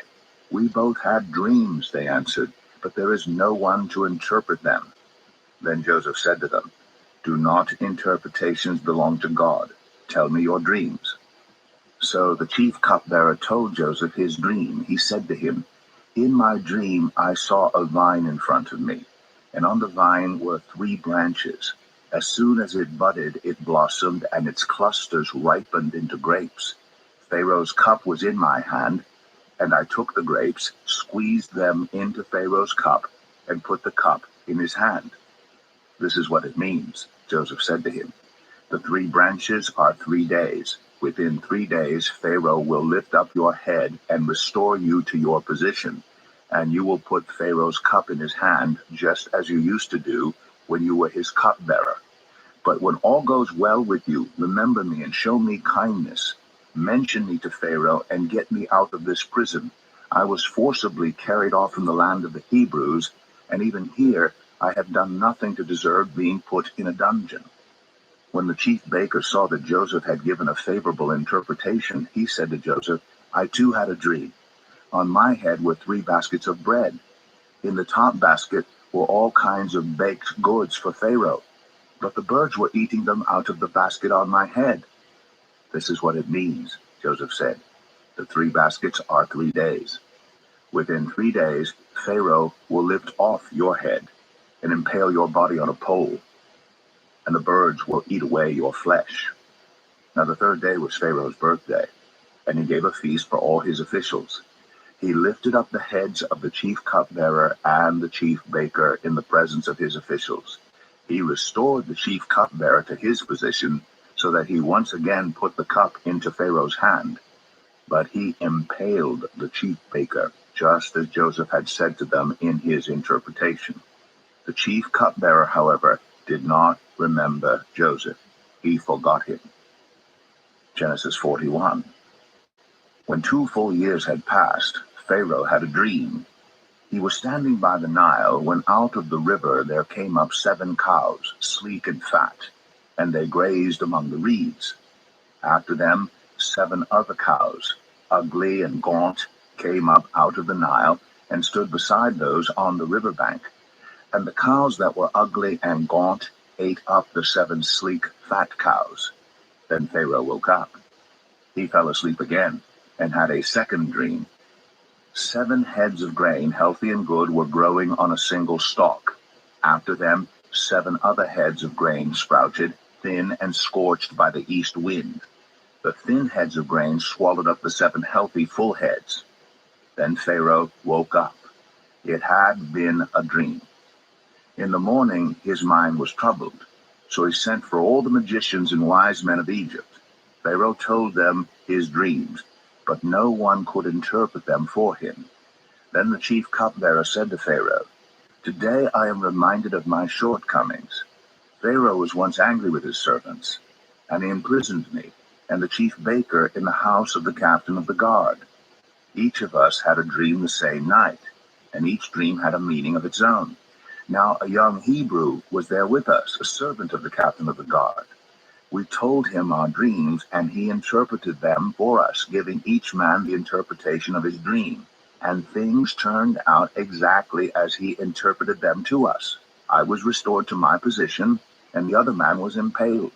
So Pharaoh sent for Joseph, and he was quickly brought from the dungeon. When he had shaved and changed his clothes, He came before Pharaoh. Pharaoh said to Joseph, I had a dream, and no one can interpret it. But I have heard it said of you that when you hear a dream, you can interpret it. I cannot do it, Joseph replied to Pharaoh, but God will give Pharaoh the answer he desires. Then Pharaoh said to Joseph, In my dream I was standing on the bank of the Nile, when out of the river there came up 7 cows, fat and sleek, and they grazed among the reeds. After them 7 other cows came up, scrawny and very ugly and lean. I had never seen such ugly cows in all the land of Egypt. The lean, ugly cows ate up the 7 fat cows that came up first. But even after they ate them, no one could tell that they had done so. They looked just as ugly as before. Then I woke up. In my dream, I saw 7 heads of grain, full and good, growing on a single stalk. After them, 7 other heads sprouted, withered and thin and scorched by the east wind. The thin heads of grain swallowed up the 7 good heads. I told this to the magicians, but none of them could explain it to me. Then Joseph said to Pharaoh, The dreams of Pharaoh are one and the same. God has revealed to Pharaoh what he is about to do. The 7 good cows are 7 years, and the 7 good heads of grain are 7 years. It is one and the same dream. The 7 lean, ugly cows that came up afterward are 7 years, and so are the 7 worthless heads of grain scorched by the east wind. They are 7 years of famine. It is just as I said to Pharaoh. God has shown Pharaoh what he is about to do. 7 years of great abundance are coming throughout the land of Egypt, but 7 years of famine will follow them. And all the abundance in Egypt will be forgotten, and the famine will ravage the land. The abundance in the land will not be remembered, because the famine that follows it will be so severe. The reason the dream was given to Pharaoh in 2 forms is that the matter has been firmly decided by God, and God will do it soon. And now let Pharaoh look for a discerning and wise man, and put him in charge of the land of Egypt. Let Pharaoh appoint commissioners over the land to take 1/5 of the harvest of Egypt during the 7 years of abundance. They should collect all the food of these good years that are coming, and store up the grain under the authority of Pharaoh to be kept in the cities for food. This food should be held in reserve for the country to be used during the 7 years of famine that will come upon Egypt, so that the country may not be ruined by the famine. The plan seemed good to Pharaoh and to all his officials. So Pharaoh asked them, Can we find anyone like this man, one in whom is the Spirit of God? Then Pharaoh said to Joseph, Since God has made all this known to you, there is no one so discerning and wise as you. You shall be in charge of my palace, and all my people are to submit to your orders. Only with respect to the throne will I be greater than you. So Pharaoh said to Joseph, I hereby put you in charge of the whole land of Egypt. Then Pharaoh took his signet ring from his finger and put it on Joseph's finger. He dressed him in robes of fine linen and put a gold chain around his neck. He had him ride in a chariot as his second in command, and people shouted before him, Make way! Thus he put him in charge of the whole land of Egypt. Then Pharaoh said to Joseph, I am Pharaoh, but without your word, no one will lift hand or foot in all Egypt. Pharaoh gave Joseph the name Zaphanath-Paneah, and gave him Asnath, the daughter of Potipharah, priest of On, to be his wife. And Joseph went throughout the land of Egypt. Joseph was 30 years old when he entered the service of Pharaoh, king of Egypt. And Joseph went out from Pharaoh's presence and traveled throughout Egypt. During the 7 years of abundance, the land produced plentifully. Joseph collected all the food produced in those 7 years of abundance in Egypt and stored it in the cities. In each city, he put the food grown in the fields surrounding it. Joseph stored up huge quantities of grain, like the sand of the sea. It was so much that he stopped keeping records because it was beyond measure. Before the years of famine came, 2 sons were born to Joseph by Asnath, daughter of Potipharah, priest of On. Joseph named his firstborn Manasseh and said, It is because God has made me forget all my trouble and all my father's household. The second son he named Ephraim and said, It is because God has made me fruitful in the land of my suffering. The 7 years of abundance in Egypt came to an end, and the 7 years of famine began, just as Joseph had said. There was famine in all the other lands, but in the whole land of Egypt there was food. When all Egypt began to feel the famine, the people cried to Pharaoh for food. Then Pharaoh told all the Egyptians, "Go to Joseph and do what he tells you." When the famine had spread over the whole country, Joseph opened all the storehouses and sold grain to the Egyptians, for the famine was severe throughout Egypt, and all the world came to Egypt to buy grain from Joseph because the famine was severe everywhere. Genesis 42. When Jacob learned that there was grain in Egypt, he said to his sons, "Why do you just keep looking at each other?" He continued, "I have heard that there is grain in Egypt. Go down there and buy some for us so that we may live and not die." Then 10 of Joseph's brothers went down to buy grain from Egypt. But Jacob did not send Benjamin, Joseph's brother, with the others because he was afraid that harm might come to him. So Israel's sons were among those who went to buy grain, for there was famine in the land of Canaan also. Now Joseph was the governor of the land, the person who sold grain to all its people. So when Joseph's brothers arrived, they bowed down to him with their faces to the ground. As soon as Joseph saw his brothers, he recognized them. But he pretended to be a stranger and spoke harshly to them. "Where do you come from?" he asked. "From the land of Canaan," they replied, "to buy food." Although Joseph recognized his brothers, they did not recognize him. Then he remembered his dreams about them and said to them, "You are spies. You have come to see where our land is unprotected." "No, my lord," they answered, "your servants have come to buy food. We are all the sons of one man. Your servants are honest men, not spies." "No," he said to them, "you have come to see where our land is unprotected." But they replied, "Your servants were 12 brothers, the sons of one man, who lives in the land of Canaan. The youngest is now with our father, and one is no more." Joseph said to them, "It is just as I told you. You are spies, and this is how you will be tested. As surely as Pharaoh lives, you will not leave this place unless your youngest brother comes here. Send one of your number to get your brother. The rest of you will be kept in prison, so that your words may be tested to see if you are telling the truth. If you are not, then, as surely as Pharaoh lives, you are spies." And he put them all in custody for 3 days. On the third day, Joseph said to them, "Do this and you will live, for I fear God. If you are honest men, let one of your brothers stay here in prison, while the rest of you go and take grain back to your starving households. But you must bring your youngest brother to me, so that your words may be verified and that you may not die." This they proceeded to do. They said to one another, "Surely we are being punished because of our brother. We saw how distressed he was when he pleaded with us for his life, but we would not listen. That's why this distress has come on us." Reuben replied, "Didn't I tell you not to sin against the boy? But you wouldn't listen. Now we must give an accounting for his blood." They did not realize that Joseph could understand them, since he was using an interpreter. He turned away from them and began to weep, but then came back and spoke to them again. He had Simeon taken from them and bound before their eyes. Joseph gave orders to fill their bags with grain, to put each man's silver back in his sack, and to give them provisions for their journey. After this was done for them, they loaded their grain on their donkeys and left.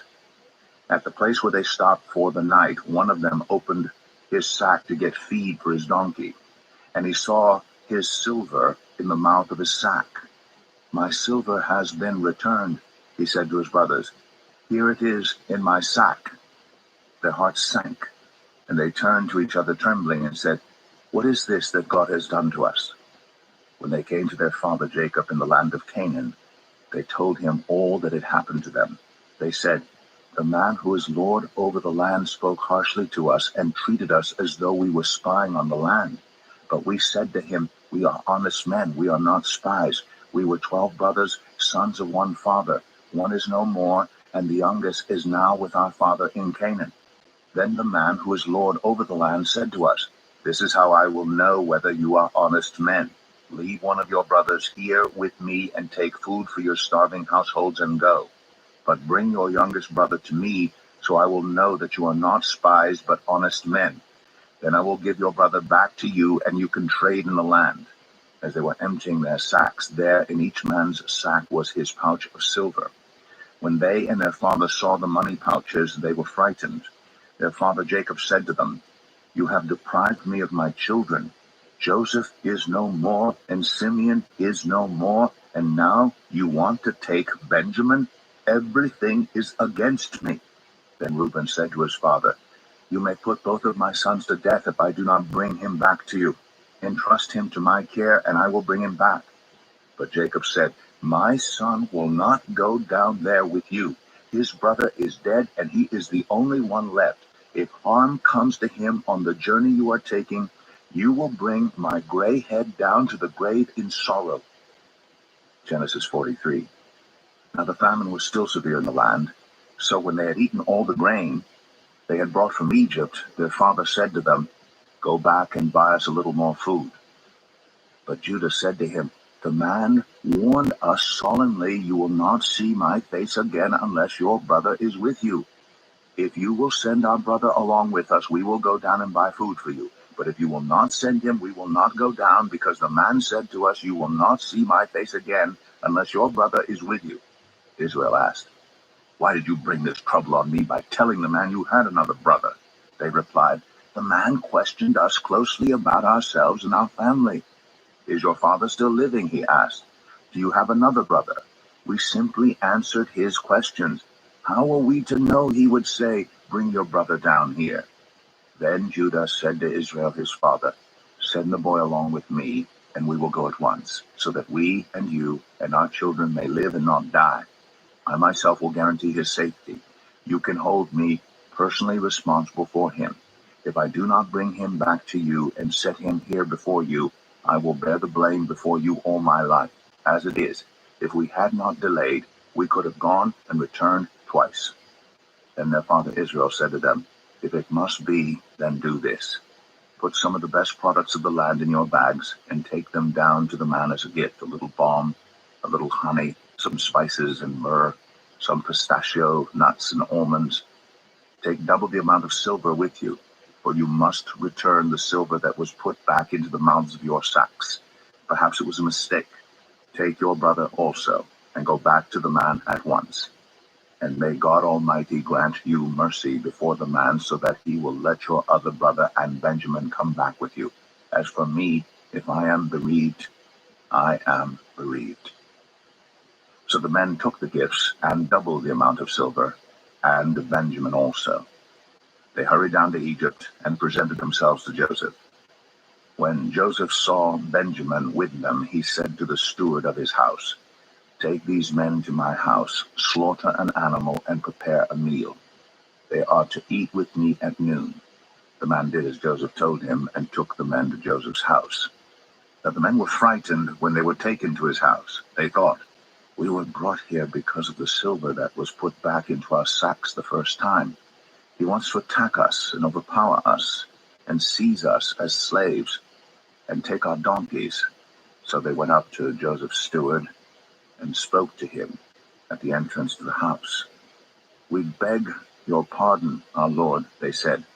"We came down here the first time to buy food, but at the place where we stopped for the night, we opened our sacks, and each of us found his silver, the exact weight, in the mouth of his sack.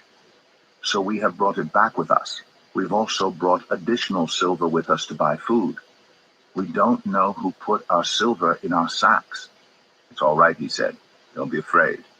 Your God, the God of your father, has given you treasure in your sacks. I received your silver." Then he brought Simeon out to them. The steward took the men into Joseph's house, gave them water to wash their feet, and provided fodder for their donkeys. They prepared their gifts for Joseph's arrival at noon, because they had heard that they were to eat there. When Joseph came home, they presented to him the gifts they had brought into the house, and they bowed down before him to the ground. He asked them how they were, and then he said, "How is your aged father you told me about? Is he still living?" They replied, "Your servant our father is still alive and well." And they bowed down, prostrating themselves before him.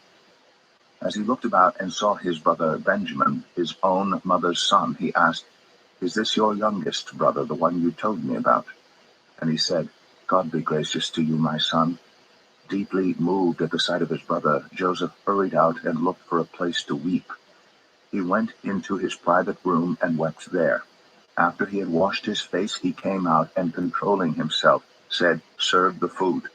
They served him by himself, the brothers by themselves, and the Egyptians who ate with him by themselves, because Egyptians could not eat with Hebrews, for that is detestable to Egyptians. The men had been seated before him in the order of their ages, from the firstborn to the youngest, and they looked at each other in astonishment. When portions were served to them from Joseph's table, Benjamin's portion was 5 times as much as anyone else's. So they feasted and drank freely with him.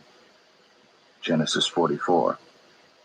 Now Joseph gave these instructions to the steward of his house: "Fill the men's sacks with as much food as they can carry, and put each man's silver in the mouth of his sack.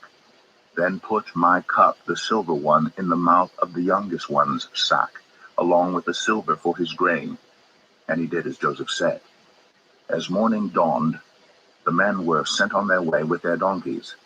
They had not gone far from the city when Joseph said to his steward, "Go after those men at once, and when you catch up with them, say to them, 'Why have you repaid good with evil? Isn't this the cup my master drinks from, and also uses for divination? This is a wicked thing you have done.'"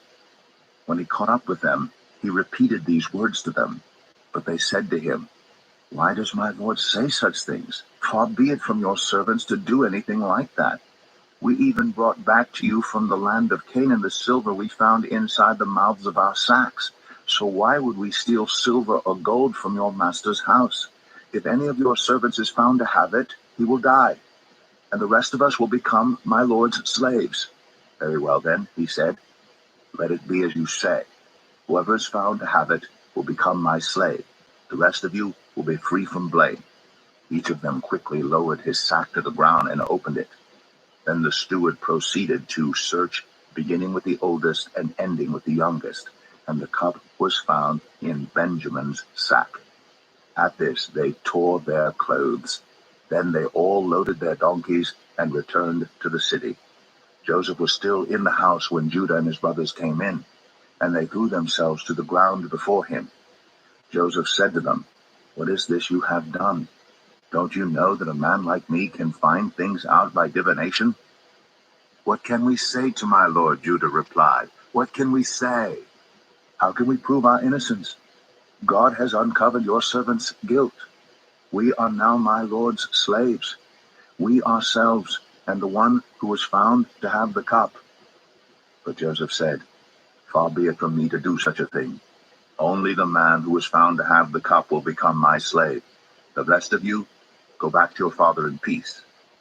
Then Judah went up to him and said, "Pardon your servant, my lord. Let me speak a word to my lord. Do not be angry with your servant, though you are equal to Pharaoh himself." My lord asked his servants, "Do you have a father or a brother?" And we answered, "We have an aged father, and there is a young son born to him in his old age. His brother is dead, and he is the only one of his mother's sons left, and his father loves him. Then you said to your servants, 'Bring him down to me so I can see him for myself.' And we said to my lord, 'The boy cannot leave his father. If he leaves him, his father will die.' But you told your servants, 'Unless your youngest brother comes down with you, you will not see my face again.' When we went back to your servant my father, we told him what my lord had said. Then our father said, 'Go back and buy a little more food.' But we said, 'We cannot go down. Only if our youngest brother is with us will we go. We cannot see the man's face unless our youngest brother is with us.' Your servant my father said to us, 'You know that my wife bore me 2 sons. One of them went away from me, and I said, he has surely been torn to pieces, and I have not seen him since. If you take this one from me too, and harm comes to him, you will bring my gray head down to the grave in misery. So now, if the boy is not with us when I go back to your servant my father, and if my father, whose life is closely bound up with the boy's life, sees that the boy isn't there, he will die. Your servants will bring the gray head of our father down to the grave in sorrow, Your servant guaranteed the boy's safety to my father. I said, if I do not bring him back to you, I will bear the blame before you, my father, all my life. Now then, please, let your servant remain here as my lord's slave in place of the boy, and let the boy return with his brothers. How can I go back to my father if the boy is not with me? No, do not let me see the misery that would come on my father. Genesis 45. Then Joseph could no longer control himself before all his attendants, and he cried out, have everyone leave my presence. So there was no one with Joseph when he made himself known to his brothers, and he wept so loudly that the Egyptians heard him, and Pharaoh's household heard about it. Joseph said to his brothers, I am Joseph. Is my father still living? But his brothers were not able to answer him because they were terrified at his presence. Then Joseph said to his brothers, come close to me. When they had done so, he said, I am your brother Joseph, the one you sold into Egypt. And now do not be distressed, and do not be angry with yourselves for selling me here, because it was to save lives that God sent me ahead of you. For 2 years now there has been famine in the land, and for the next 5 years there will be no plowing and reaping. But God sent me ahead of you to preserve for you a remnant on earth, and to save your lives by a great deliverance. So then it was not you who sent me here, but God. He made me father to Pharaoh, lord of his entire household, and ruler of all Egypt. Now hurry back to my father and say to him, this is what your son Joseph says. God has made me lord of all Egypt. Come down to me, don't delay. You shall live in the region of Goshen, and be near me, you, your children and grandchildren, your flocks and herds, and all you have. I will provide for you there, because 5 years of famine are still to come. Otherwise, you and your household and all who belong to you will become destitute. You can see for yourselves, and so can my brother Benjamin, that it is really I who am speaking to you. Tell my father about all the honor accorded me in Egypt, and about everything you have seen, and bring my father down here quickly. Then he threw his arms around his brother Benjamin and wept. And Benjamin embraced him, weeping. And he kissed all his brothers and wept over them. Afterward, his brothers talked with him. When the news reached Pharaoh's palace that Joseph's brothers had come, Pharaoh and all his officials were pleased. Pharaoh said to Joseph, tell your brothers, do this, load your animals and return to the land of Canaan, and bring your father and your families back to me. I will give you the best of the land of Egypt, and you can enjoy the fat of the land. You are also directed to tell them, do this, take some carts from Egypt for your children and your wives, and get your father and come. Have a mind about your belongings, because the best of all Egypt will be yours. So the sons of Israel did this. Joseph gave them carts as Pharaoh had commanded, and he also gave them provisions for their journey. To each of them he gave new clothing, but to Benjamin he gave 300 shekels of silver and 5 sets of clothes. And this is what he sent to his father: 10 donkeys loaded with the best things of Egypt, and 10 female donkeys loaded with grain and bread and other provisions for his journey. Then he sent his brothers away, and as they were leaving, he said to them, don't quarrel on the way. So they went up out of Egypt and came to their father Jacob in the land of Canaan. They told him, Joseph is still alive. In fact, he is ruler of all Egypt. Jacob was stunned. He did not believe them. But when they told him everything Joseph had said to them, and when he saw the carts Joseph had sent to carry him back, the spirit of their father Jacob revived. And Israel said, I am convinced my son Joseph is still alive.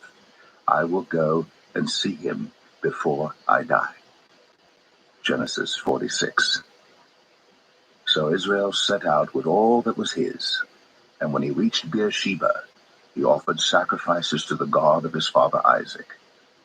And God spoke to Israel in a vision at night and said, Jacob, Jacob. Here I am, he replied. I am God, the God of your father, he said. Do not be afraid to go down to Egypt, for I will make you into a great nation there. I will go down to Egypt with you, and I will surely bring you back again, and Joseph's own hand will close your eyes. Then Jacob left Beersheba, and Israel's sons took their father Jacob, and their children, and their wives in the carts that Pharaoh had sent to transport him. So Jacob and all his offspring went to Egypt, taking with them their livestock and the possessions they had acquired in Canaan. Jacob brought with him to Egypt his sons and grandsons, and his daughters and granddaughters, all his offspring. These are the names of the sons of Israel, Jacob and his descendants, who went to Egypt. Reuben, the firstborn of Jacob. The sons of Reuben, Hanok, Palu, Hezron, and Carmi. Sons of Simeon, Jemuel, Jamin, Ohad, Jakin, Zohar, and Shaul, the son of a Canaanite woman. The sons of Levi, Gershon, Kohath, and Merari. Sons of Judah, Er, Onan, Shelah, Perez, and Zerah. But Er and Onan had died in the land of Canaan. Sons of Perez, Hezron, and Hamul. The sons of Issachar, Tola, Pua, Jeshub, and Shimron. The sons of Zebulun, Sered, Elon, and Jaliel. These were the sons of Leah, born to Jacob in Padan Aram, besides his daughter Dinah. These sons and daughters of his were 33 in all. The sons of Gad, Zephon, Haggai, Shunai, Esbon, Eri, Aradai, and Erelai. The sons of Asher, Imnah, Ishva, Ishvi, and Beriah. Their sister was Sarah. The sons of Beriah, Heber, and Malkiel. These were the children born to Jacob by Zilpah, whom Laban had given to his daughter Leah, 16 in all. The sons of Jacob's wife Rachel, Joseph, and Benjamin. In Egypt, Manasseh and Ephraim were born to Joseph by Asnath, daughter of Potipharah, priest of On. The sons of Benjamin, Bela, Becher, Ashbel, Jerah, Naaman, Ehi, Rosh, Muppim, Huppim, and Ard. These were the sons of Rachel who were born to Jacob, 14 in all. The son of Dan, Hushim. The sons of Naphtali, Jaziel, Gunai, Jezer, and Shillem. These were the sons born to Jacob by Bilhah, whom Laban had given to his daughter Rachel, 7 in all. All those who went to Egypt with Jacob, those who were his direct descendants, not counting his sons' wives, numbered 66 persons. With the 2 sons who had been born to Joseph in Egypt, the members of Jacob's family, which went to Egypt, were 70 in all. Now Jacob sent Judah ahead of him to Joseph to get directions to Goshen. When they arrived in the region of Goshen, Joseph had his chariot made ready and went to Goshen to meet his father Israel. As soon as Joseph appeared before him, he threw his arms around his father and wept for a long time. Israel said to Joseph, "Now I am ready to die, since I have seen for myself that you are still alive."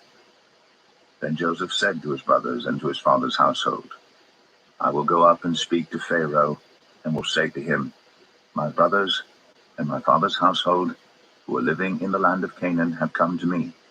The men are shepherds. They tend livestock, and they have brought along their flocks and herds and everything they own. When Pharaoh calls you in and asks, 'What is your occupation?' you should answer, 'Your servants have tended livestock from our boyhood on, just as our fathers did.' Then you will be allowed to settle in the region of Goshen, for all shepherds are detestable to the Egyptians." Genesis 47. Joseph went and told Pharaoh, "My father and brothers, with their flocks and herds and everything they own, have come from the land of Canaan and are now in Goshen." He chose 5 of his brothers and presented them before Pharaoh. Pharaoh asked the brothers, "What is your occupation?" "Your servants are shepherds," they replied to Pharaoh, "just as our fathers were." They also said to him, "We have come to live here for a while because the famine is severe in Canaan, and your servants' flocks have no pasture. So now, please let your servants settle in Goshen." Pharaoh said to Joseph, "Your father and your brothers have come to you, and the land of Egypt is before you. Settle your father and your brothers in the best part of the land. Let them live in Goshen, and if you know of any among them with special ability, put them in charge of my own livestock." Then Joseph brought his father Jacob in and presented him before Pharaoh. After Jacob blessed Pharaoh, Pharaoh asked him, "How old are you?" And Jacob said to Pharaoh, "The years of my pilgrimage are 130. My years have been few and difficult, and they do not equal the years of the pilgrimage of my fathers." Then Jacob blessed Pharaoh and went out from his presence. So Joseph settled his father and his brothers in Egypt and gave them property in the best part of the land, the district of Ramses, as Pharaoh directed. Joseph also provided his father and his brothers and all his father's household with food, according to the number of their children. There was no food, however, in the whole region because the famine was severe. Both Egypt and Canaan wasted away because of the famine. Joseph collected all the money that was to be found in Egypt and Canaan in payment for the grain they were buying, and he brought it to Pharaoh's palace. When the money of the people of Egypt and Canaan was gone, all Egypt came to Joseph and said, "Give us food. Why should we die before your eyes? Our money is all gone." "Then bring your livestock," said Joseph. "I will sell you food in exchange for your livestock, since your money is gone." So they brought their livestock to Joseph, and he gave them food in exchange for their horses, their sheep and goats, their cattle and donkeys, and he brought them through that year with food in exchange for all their livestock. When that year was over, they came to him the following year and said, "We cannot hide from our Lord the fact that since our money is gone and our livestock belongs to you, there is nothing left for our Lord except our bodies and our land. Why should we perish before your eyes, we and our land as well? Buy us and our land in exchange for food, and we with our land will be in bondage to Pharaoh. Give us seed so that we may live and not die, and that the land may not become desolate." So Joseph bought all the land in Egypt for Pharaoh. The Egyptians, one and all, sold their fields because the famine was too severe for them. The land became Pharaoh's, and Joseph reduced the people to servitude, from one end of Egypt to the other. However, he did not buy the land of the priests because they received a regular allotment from Pharaoh and had food enough from the allotment Pharaoh gave them. That is why they did not sell their land. Joseph said to the people, "Now that I have bought you and your land today for Pharaoh, here is seed for you so you can plant the ground. But when the crop comes in, give a fifth of it to Pharaoh. The other 4/5 you may keep as seed for the fields, and as food for yourselves and your households and your children." "You have saved our lives," they said. "May we find favor in the eyes of our Lord. We will be in bondage to Pharaoh." So Joseph established it as a law concerning land in Egypt, still in force today, that a fifth of the produce belongs to Pharaoh. It was only the land of the priests that did not become Pharaoh's. Now the Israelites settled in Egypt in the region of Goshen. They acquired property there and were fruitful and increased greatly in number. Jacob lived in Egypt 17 years, and the years of his life were 147. When the time drew near for Israel to die, he called for his son Joseph and said to him, "If I have found favor in your eyes, put your hand under my thigh and promise that you will show me kindness and faithfulness. Do not bury me in Egypt, but when I rest with my fathers, carry me out of Egypt and bury me where they are buried." "I will do as you say," he said. "Swear to me," he said. Then Joseph swore to him, and Israel worshipped as he leaned on the top of his staff. Genesis 48. Sometime later, Joseph was told, "Your father is ill." So he took his 2 sons, Manasseh and Ephraim, along with him. When Jacob was told, "Your son Joseph has come to you," Israel rallied his strength and sat up on the bed. Jacob said to Joseph, "God Almighty appeared to me at Luz in the land of Canaan. And there he blessed me and said to me, I'm going to make you fruitful and increase your numbers. I will make you a community of peoples, and I will give this land as an everlasting possession to your descendants after you. Now then, your 2 sons born to you in Egypt before I came to you here will be reckoned as mine. Ephraim and Manasseh will be mine, just as Reuben and Simeon are mine. Any children born to you after them will be yours. In the territory they inherit, they will be reckoned under the names of their brothers. As I was returning from Padan, to my sorrow, Rachel died in the land of Canaan while we were still on the way, a little distance from Ephrath. So I buried her there beside the road to Ephrath, that is Bethlehem. When Israel saw the sons of Joseph, he asked, Who are these? They are the sons God has given me here, Joseph said to his father. Then Israel said, Bring them to me so I may bless them. Now Israel's eyes were failing because of old age, and he could hardly see. So Joseph brought his sons close to him, and his father kissed them and embraced them. Israel said to Joseph, I never expected to see your face again, and now God has allowed me to see your children too. Then Joseph removed them from Israel's knees and bowed down with his face to the ground. And Joseph took both of them, Ephraim on his right toward Israel's left hand, and Manasseh on his left toward Israel's right hand, and brought them close to him. But Israel reached out his right hand and put it on Ephraim's head, though he was the younger, and crossing his arms he put his left hand on Manasseh's head, even though Manasseh was the firstborn. Then he blessed Joseph and said, May the God before whom my fathers Abraham and Isaac walked faithfully, the God who has been my shepherd all my life to this day, the angel who has delivered me from all harm, may he bless these boys. May they be called by my name and the names of my fathers Abraham and Isaac, and may they increase greatly on the earth. When Joseph saw his father placing his right hand on Ephraim's head, he was displeased, so he took hold of his father's hand to move it from Ephraim's head to Manasseh's head. Joseph said to him, No, my father, this one is the firstborn. Put your right hand on his head. But his father refused and said, I know, my son, I know.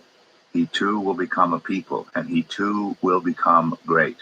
Nevertheless, his younger brother will be greater than he, and his descendants will become a group of nations. He blessed them that day and said, In your name will Israel pronounce this blessing. May God make you like Ephraim and Manasseh. So he put Ephraim ahead of Manasseh. Then Israel said to Joseph, I am about to die, but God will be with you and take you back to the land of your fathers.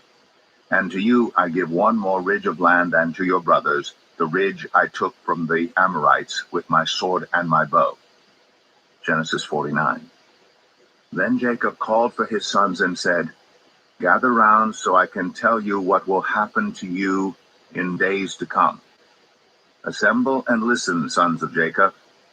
Listen to your father Israel. Reuben, you are my firstborn, my might, the first sign of my strength, excelling in honor, excelling in power, turbulent as the waters. You will no longer excel, for you went up onto your father's bed, onto my couch, and defiled it. Simeon and Levi are brothers. Their swords are weapons of violence. Let me not enter their council. Let me not join their assembly. For they have killed men in their anger, and hamstrung oxen as they pleased.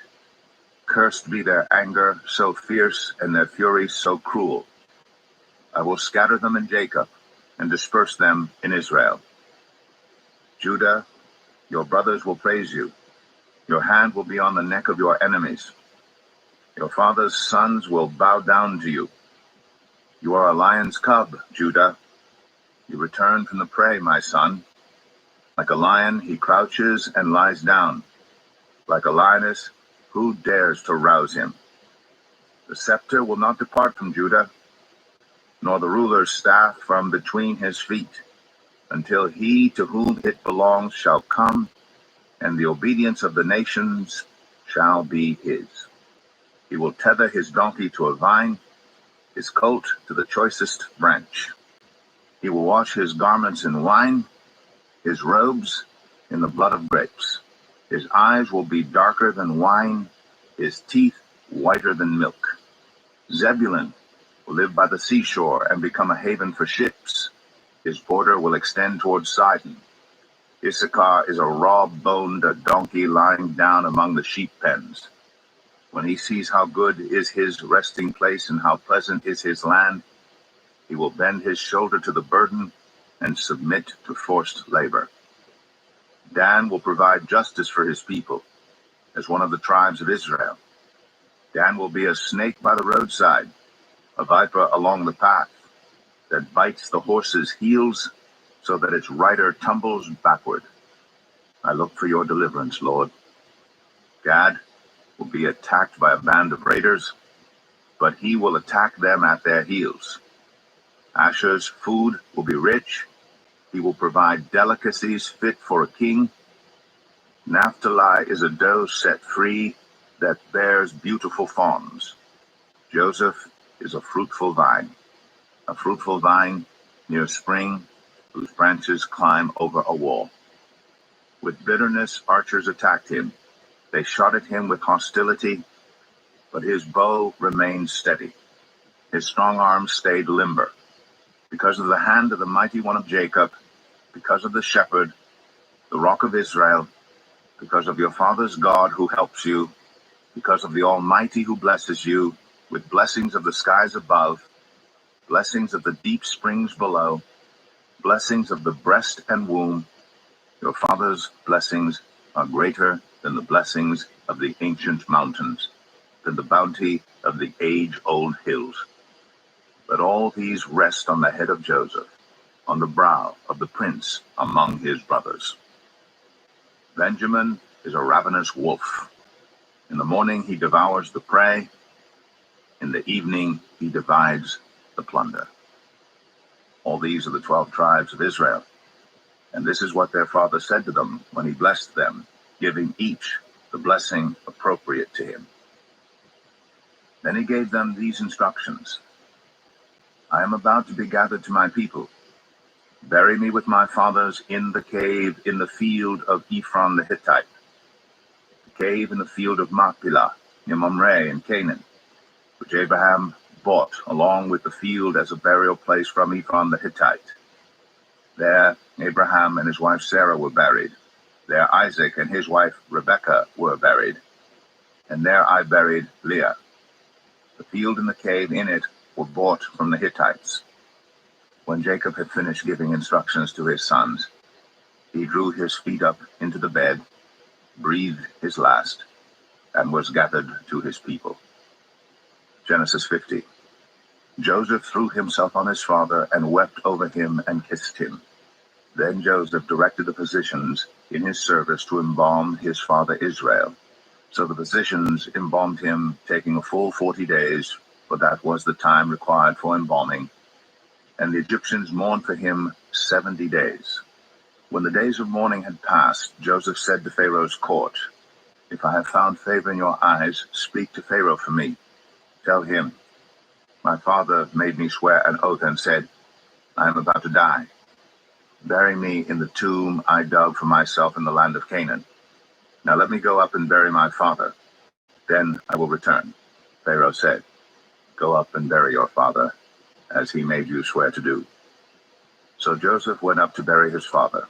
All Pharaoh's officials accompanied him, the dignitaries of his court and all the dignitaries of Egypt, besides all the members of Joseph's household and his brothers and those belonging to his father's household.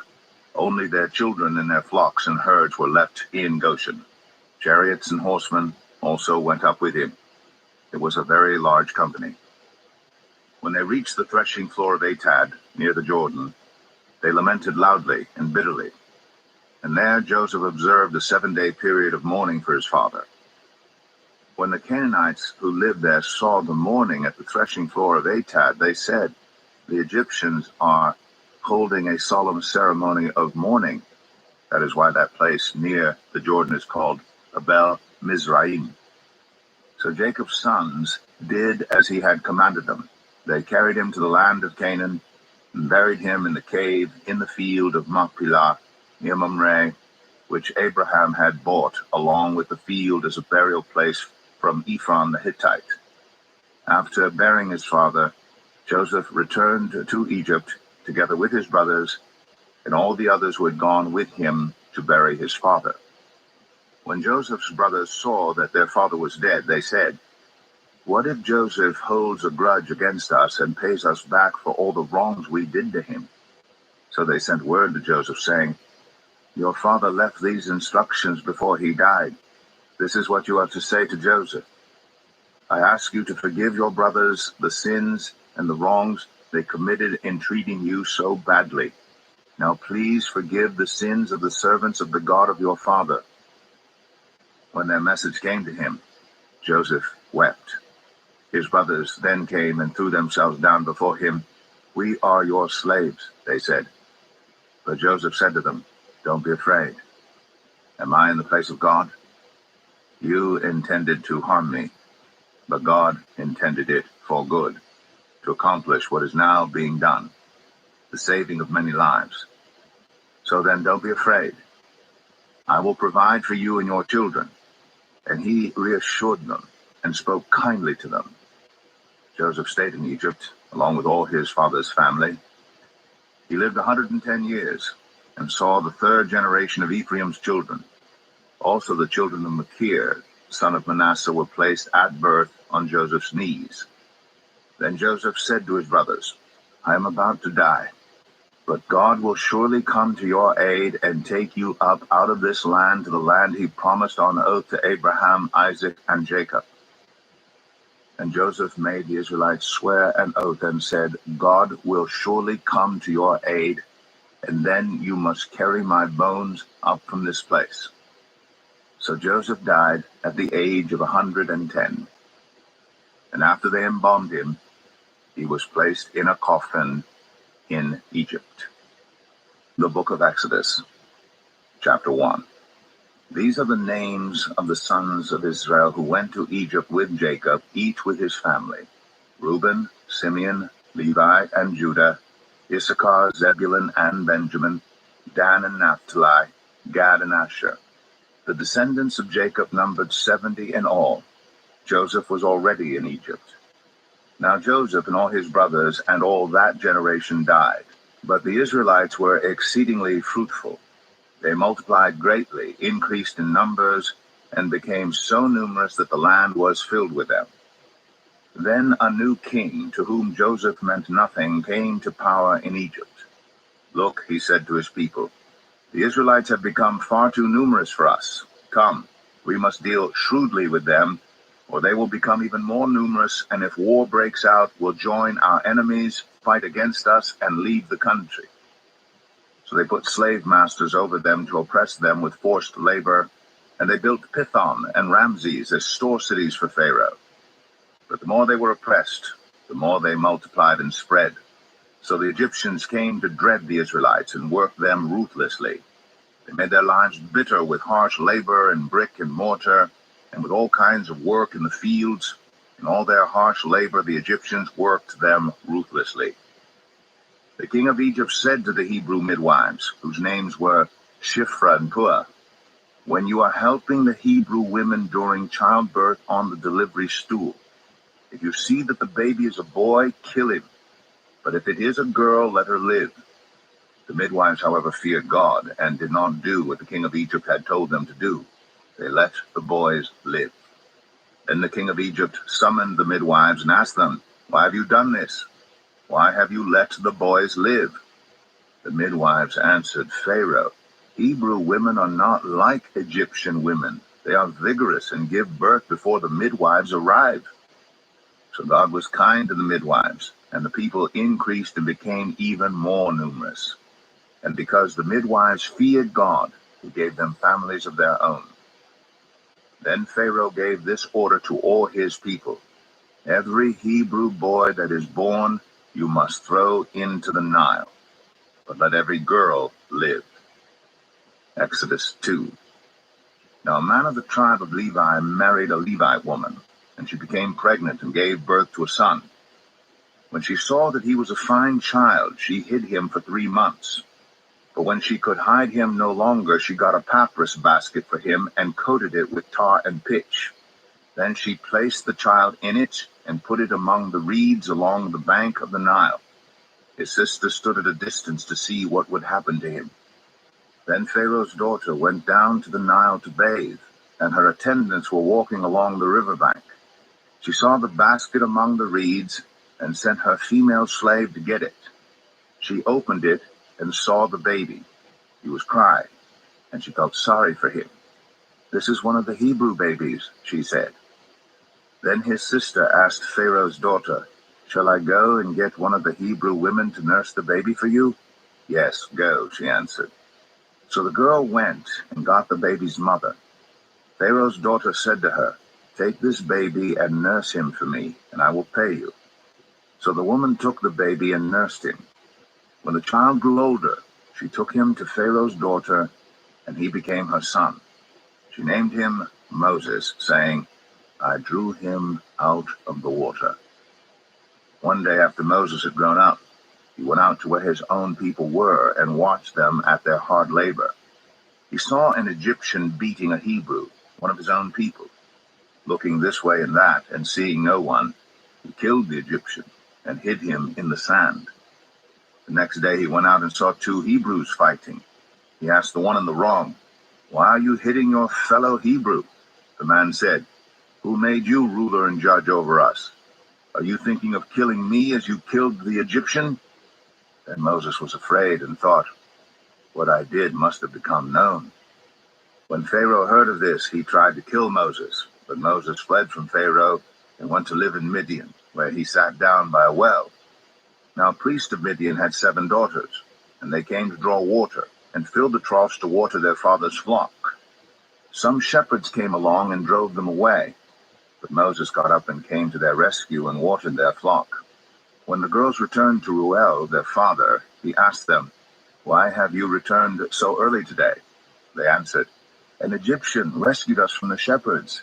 He even drew water for us and watered the flock." "And where is he?" Reuel asked his daughters. "Why did you leave him? Invite him to have something to eat." Moses agreed to stay with the man, who gave his daughter Zipporah to Moses in marriage. Zipporah gave birth to a son, and Moses named him Gershom, saying, "I have become a foreigner in a foreign land." During that long period, the king of Egypt died. The Israelites groaned in their slavery and cried out, and their cry for help because of their slavery went up to God. God heard their groaning, and he remembered his covenant with Abraham, with Isaac, and with Jacob. So God looked on the Israelites and was concerned about them. Exodus 3. Now Moses was tending the flock of Jethro, his father-in-law, the priest of Midian. And he led the flock to the far side of the wilderness and came to Horeb, the mountain of God.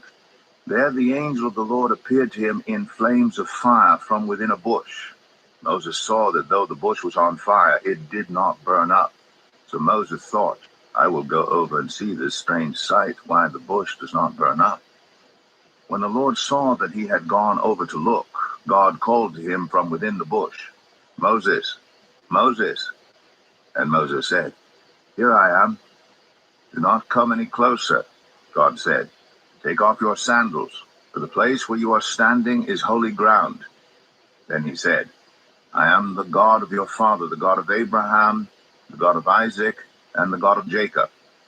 At this Moses hid his face, because he was afraid to look at God. The Lord said, "I have indeed seen the misery of my people in Egypt. I have heard them crying out because of their slave drivers, and I am concerned about their suffering. So I have come down to rescue them from the hand of the Egyptians and to bring them up out of that land into a good and spacious land, a land flowing with milk and honey, the home of the Canaanites, Hittites, Amorites, Perizzites, Hivites, and Jebusites. And now the cry of the Israelites has reached me, and I have seen the way the Egyptians are oppressing them. So now go. I am sending you to Pharaoh to bring my people, the Israelites, out of Egypt." But Moses said to God, "Who am I that I should go to Pharaoh and bring the Israelites out of Egypt?" And God said, "I will be with you, And this will be the sign to you that it is I who have sent you. When you have brought the people out of Egypt, you will worship God on this mountain." Moses said to God, "Suppose I go to the Israelites and say to them, 'The God of your fathers has sent me to you.' And they ask me, 'What is his name?' Then what shall I tell them?" God said to Moses, "I am who I am. This is what you are to say to the Israelites. 'I am has sent me to you.'" God also said to Moses, "Say to the Israelites, 'The Lord, the God of your fathers, the God of Abraham, the God of Isaac, and the God of Jacob, has sent me to you.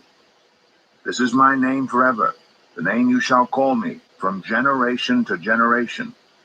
Go, assemble the elders of Israel and say to them, "The Lord, the God of your fathers, the God of Abraham, Isaac, and Jacob, appeared to me and said, I have watched over you and have seen what has been done to you in Egypt.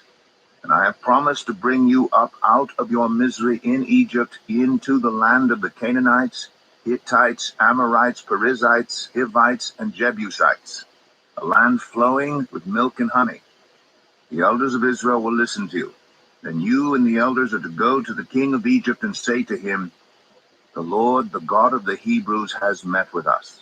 Let us take a 3-day journey into the wilderness to offer sacrifices to the Lord our God. But I know that the king of Egypt will not let you go unless a mighty hand compels him. So I will stretch out my hand and strike the Egyptians with all the wonders that I will perform among them. After that, he will let you go. And I will make the Egyptians favorably disposed toward this people, so that when you leave, you will not go empty-handed. Every woman is to ask her neighbor and any woman living in her house for articles of silver and gold, and for clothing, which you will put on your sons and daughters. And so you will plunder the Egyptians." Exodus 4. Moses answered, "What if they do not believe me or listen to me and say, 'The Lord did not appear to you'?" Then the Lord said to him, "What is that in your hand?" "A staff," he replied. The Lord said, "Throw it on the ground." Moses threw it on the ground, and it became a snake, and he ran from it. Then the Lord said to him, "Reach out your hand and take it by the tail." So Moses reached out and took hold of the snake, and it turned back into a staff in his hand. "This," said the Lord, "is so that they may believe that the Lord, the God of their fathers, the God of Abraham, the God of Isaac, and the God of Jacob, has appeared to you." Then the Lord said, "Put your hand inside your cloak." So Moses put his hand into his cloak, and when he took it out, the skin was leprous. It had become as white as snow. "Now put it back into your cloak," he said. So Moses put his hand back into his cloak, and when he took it out, it was restored, like the rest of his flesh. Then the Lord said, "If they do not believe you or pay attention to the first sign, they may believe the second. But if they do not believe these 2 signs or listen to you, take some water from the Nile and pour it on the dry ground. The water you take from the river will become blood on the ground." Moses said to the Lord, "Pardon your servant, Lord. I have never been eloquent, neither in the past nor since you have spoken to your servant. I am slow of speech and tongue." The Lord said to him, "Who gave human beings their mouths? Who makes them deaf or mute? Who gives them sight or makes them blind? Is it not I, the Lord? Now go, I will help you speak and will teach you what to say."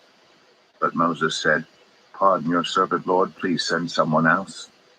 Then the Lord's anger burned against Moses, and he said, "What about your brother Aaron the Levite? I know he can speak well. He is already on his way to meet you, and he will be glad to see you. You shall speak to him and put words in his mouth.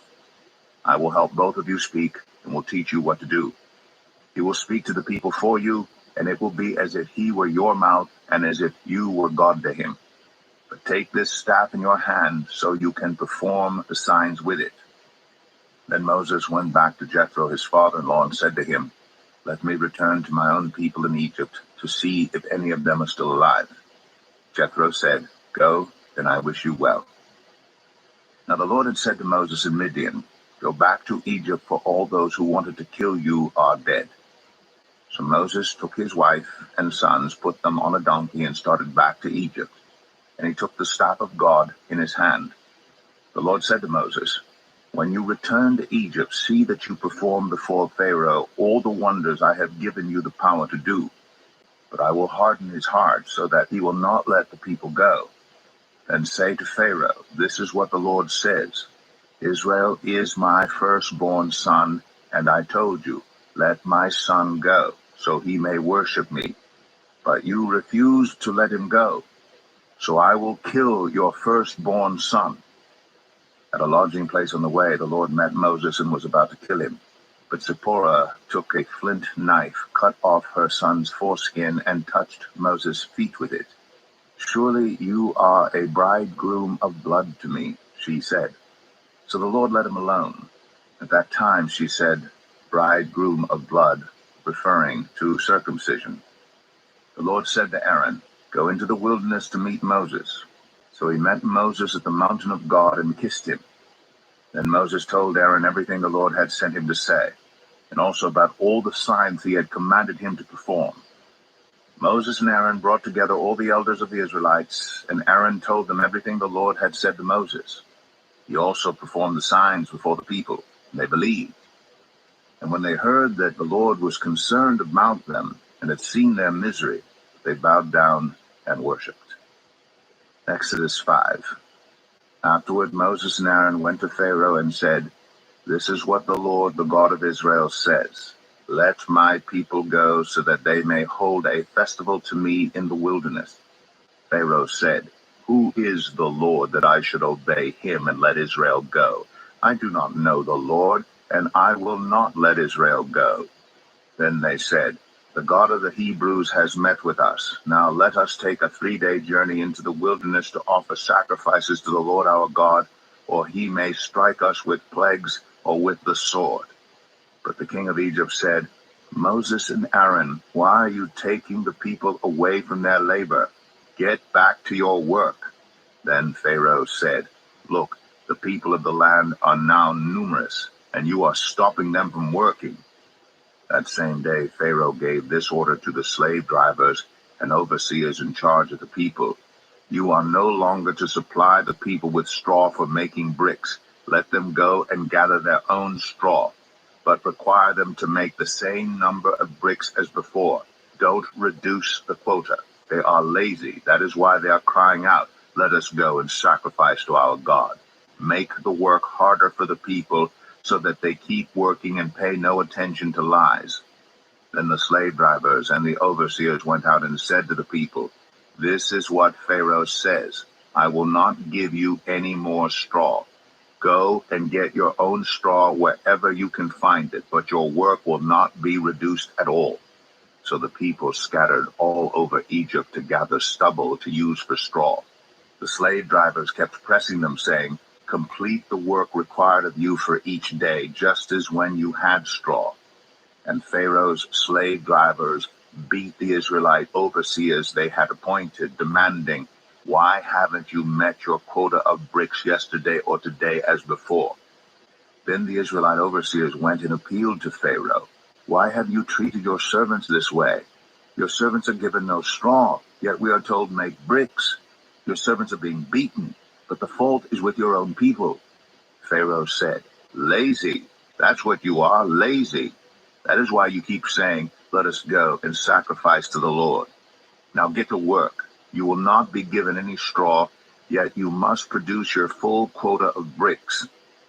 The Israelite overseers realized they were in trouble when they were told, "You are not to reduce the number of bricks required of you for each day." When they left Pharaoh, they found Moses and Aaron waiting to meet them, and they said, "May the Lord look on you and judge you. You have made us obnoxious to Pharaoh and his officials, and have put a sword in their hand to kill us." Moses returned to the Lord and said, "Why, Lord?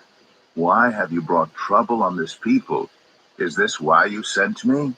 Ever since I went to Pharaoh to speak in your name, he has brought trouble on this people, and you have not rescued your people at all." Exodus 6. Then the Lord said to Moses, "Now you will see what I will do to Pharaoh. Because of my mighty hand he will let them go. Because of my mighty hand he will drive them out of his country."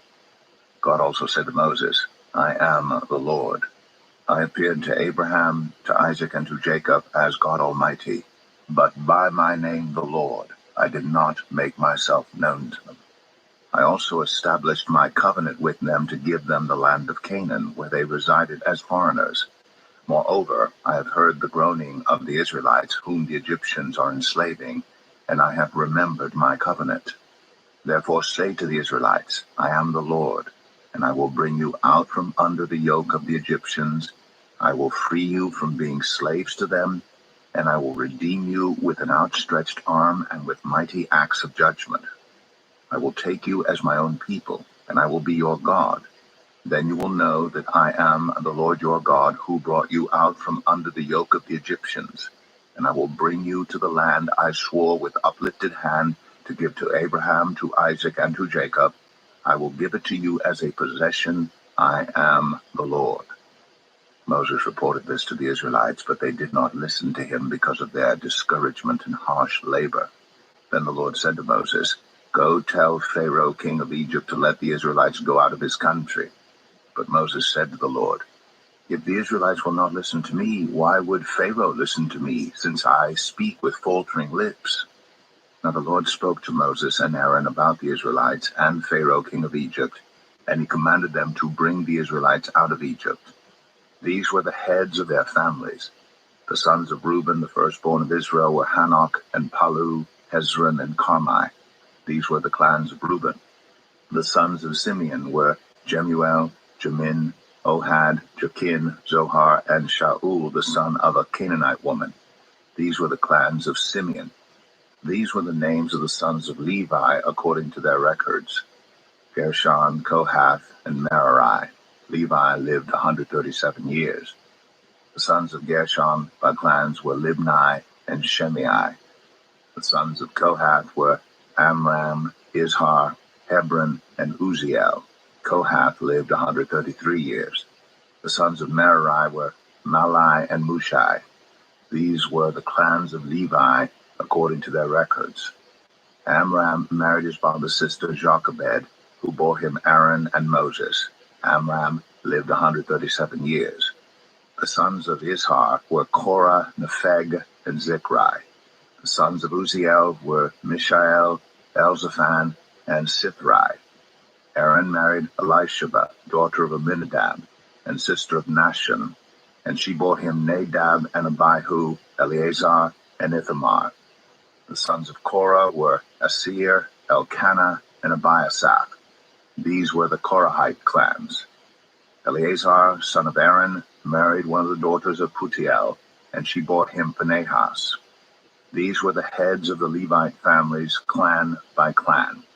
It was this Aaron and Moses to whom the Lord said, Bring the Israelites out of Egypt by their divisions.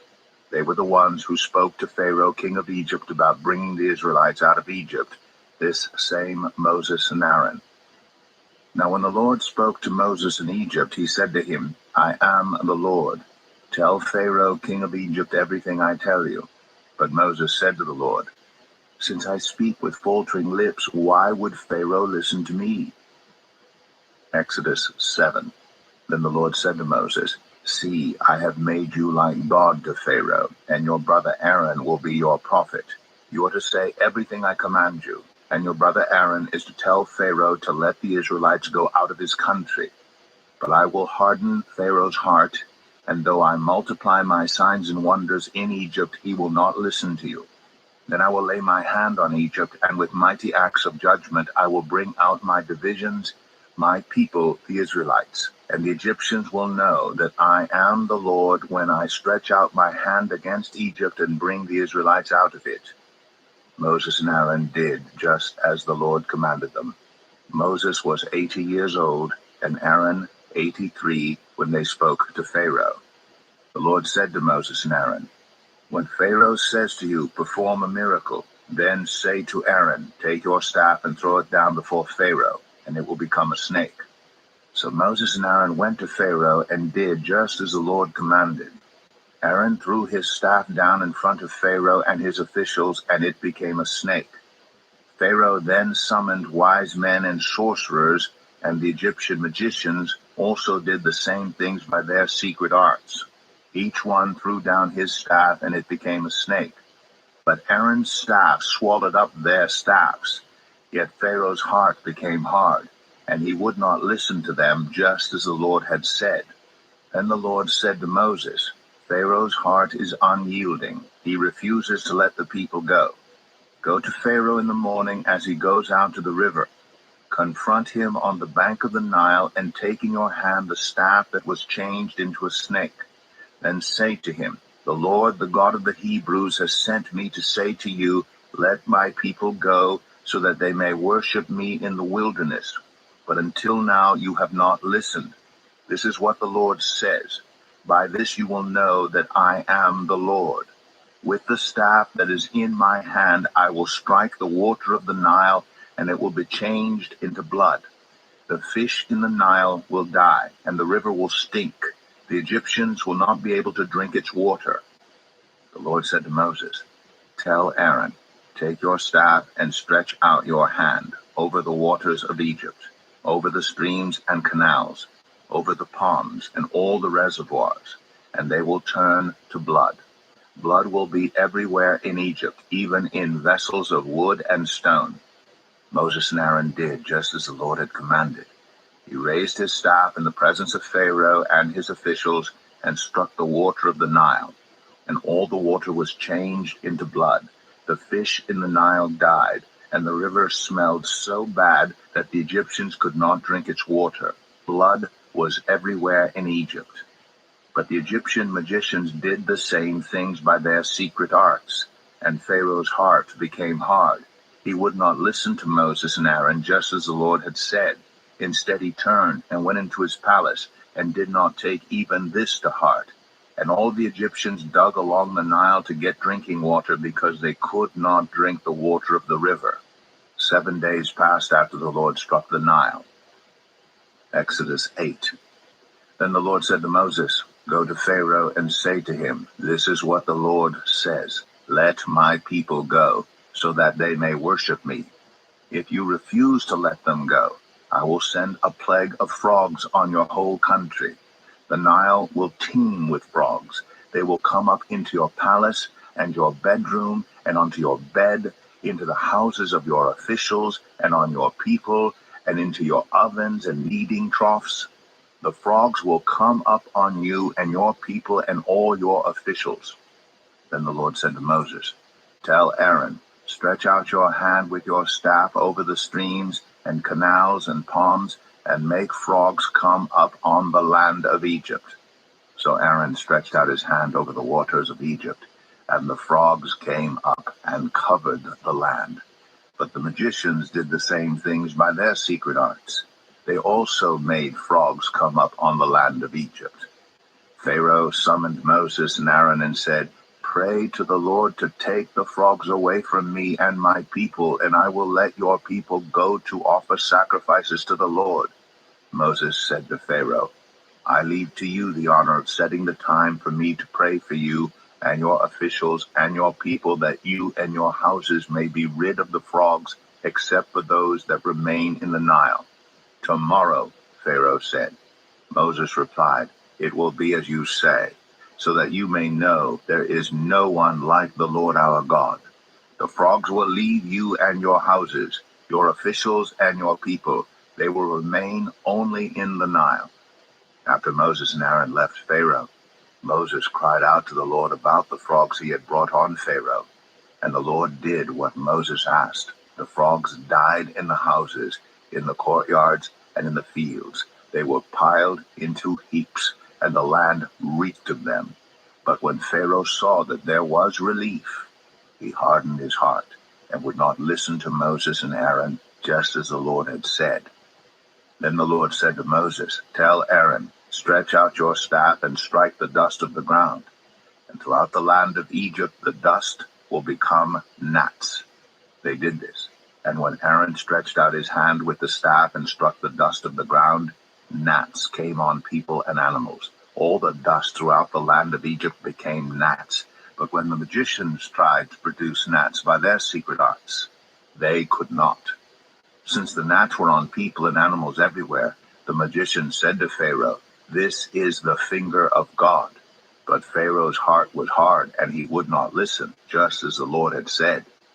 Then the Lord said to Moses, "Get up early in the morning and confront Pharaoh as he goes to the river, and say to him, 'This is what the Lord says, let my people go, so that they may worship me. If you do not let my people go, I will send swarms of flies on you and your officials, on your people, and into your houses. The houses of the Egyptians will be full of flies, even the ground will be covered with them. But on that day I will deal differently with the land of Goshen, where my people live. No swarms of flies will be there, so that you will know that I, the Lord, am in this land. I will make a distinction between my people and your people. This sign will occur tomorrow." And the Lord did this.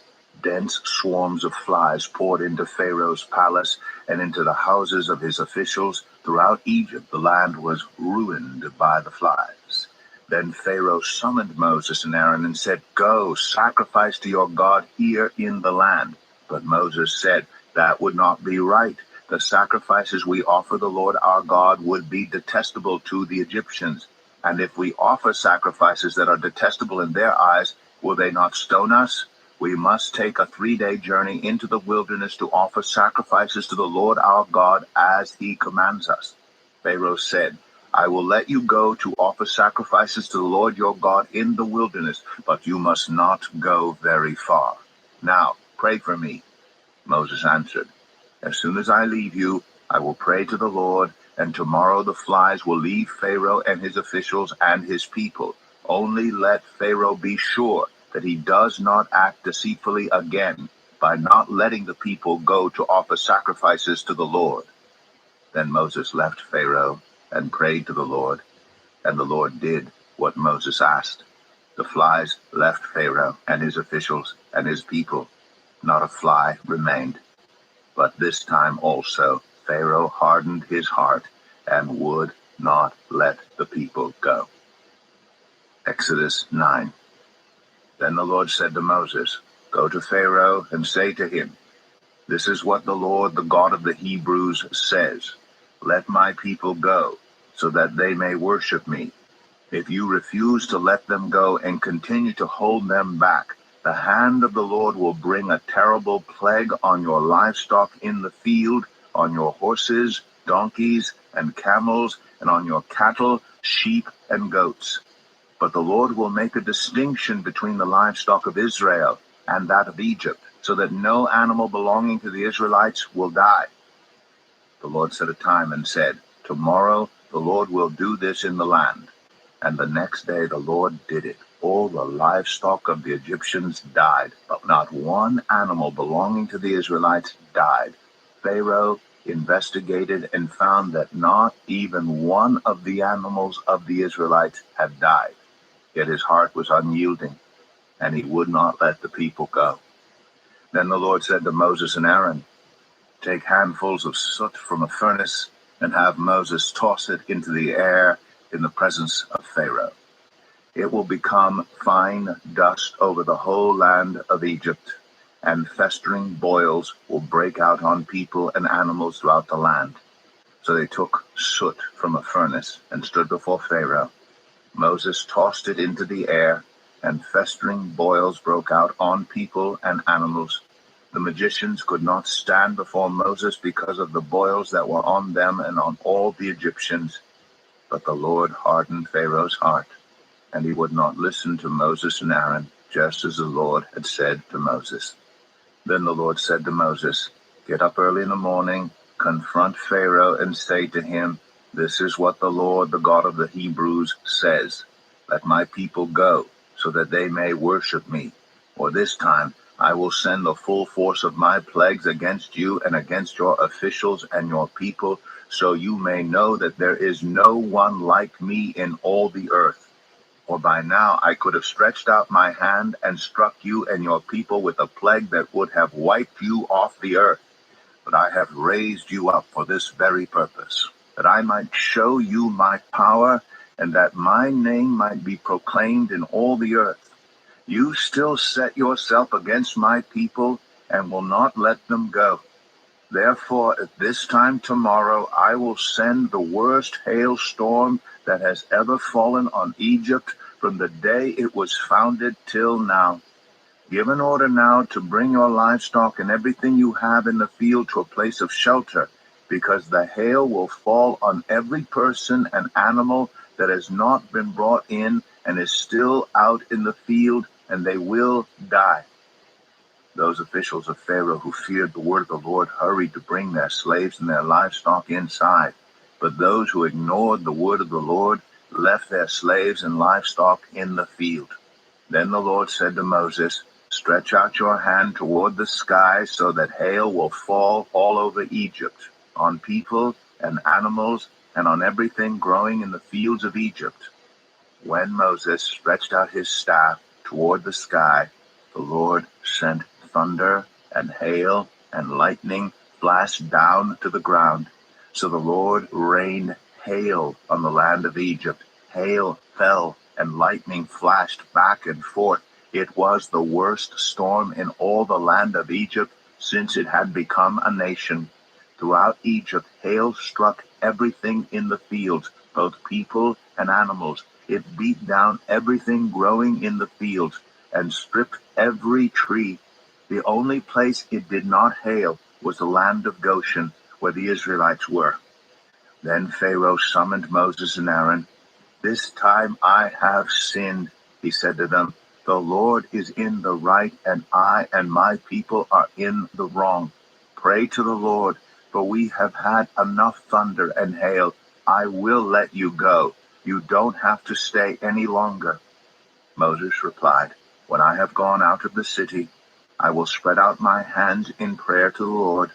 The thunder will stop, and there will be no more hail, so you may know that the earth is the Lord's. But I know that you and your officials still do not fear the Lord God." The flax and barley were destroyed, since the barley had headed and the flax was in bloom. The wheat and spelt, however, were not destroyed because they ripened later. Then Moses left Pharaoh and went out of the city. He spread out his hands toward the Lord. The thunder and hail stopped, and the rain no longer poured down on the land. When Pharaoh saw that the rain and hail and thunder had stopped, he sinned again. He and his officials hardened their hearts. So Pharaoh's heart was hard, and he would not let the Israelites go, just as the Lord had said through Moses. Exodus 10. Then the Lord said to Moses, "Go to Pharaoh, for I have hardened his heart and the hearts of his officials, so that I may perform these signs of mine among them, that you may tell your children and grandchildren how I dealt harshly with the Egyptians, and how I performed my signs among them, and that you may know that I am the Lord." So Moses and Aaron went to Pharaoh and said to him, "This is what the Lord, the God of the Hebrews, says. How long will you refuse to humble yourself before me? Let my people go, so that they may worship me. If you refuse to let them go, I will bring locusts into your country tomorrow. They will cover the face of the ground so that it cannot be seen. They will devour what little you have left after the hail, including every tree that is growing in your fields. They will fill your houses and those of all your officials and all the Egyptians, something neither your parents nor your ancestors have ever seen from the day they settled in this land till now." Then Moses turned and left Pharaoh. Pharaoh's officials said to him, "How long will this man be a snare to us? Let the people go so that they may worship the Lord their God. Do you not yet realize that Egypt is ruined?" Then Moses and Aaron were brought back to Pharaoh. "Go worship the Lord your God," he said.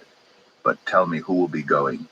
Moses answered, "We will go with our young and our old, with our sons and our daughters, and with our flocks and herds, because we are to celebrate a festival to the Lord." Pharaoh said, "The Lord be with you if I let you go, along with your women and children. Clearly you are bent on evil. No, have only the men go and worship the Lord, since that's what you've been asking for." Then Moses and Aaron were driven out of Pharaoh's presence. And the Lord said to Moses, "Stretch out your hand over Egypt so that locusts swarm over the land, and devour everything growing in the fields, everything left by the hail. So Moses stretched out his staff over Egypt, and the Lord made an east wind blow across the land all that day and all that night. By morning the wind had brought the locusts. They invaded all Egypt and settled down in every area of the country in great numbers. Never before had there been such a plague of locusts, nor will there ever be again. They covered all the ground until it was black. They devoured all that was left after the hail, everything growing in the fields and the fruit on the trees. Nothing green remained on tree or plant in all the land of Egypt. Pharaoh quickly summoned Moses and Aaron and said, I have sinned against the Lord your God and against you. Now forgive my sin once more, and pray to the Lord your God to take this deadly plague away from me. Moses left Pharaoh and prayed to the Lord. And the Lord changed the wind to a very strong west wind, which caught up the locusts and carried them into the Red Sea. Not a locust was left anywhere in Egypt. But the Lord hardened Pharaoh's heart, and he would not let the Israelites go. Then the Lord said to Moses, Stretch out your hand toward the sky, so that darkness spreads over Egypt, darkness that can be felt. So Moses stretched out his hand toward the sky, and total darkness covered all Egypt for 3 days. No one could see anyone else or move about for 3 days. Yet all the Israelites had light in the places where they lived. Then Pharaoh summoned Moses and said, Go, worship the Lord. Even your women and children may go with you. Only leave your flocks and herds behind. But Moses said, You must allow us to have sacrifices and burnt offerings to present to the Lord our God.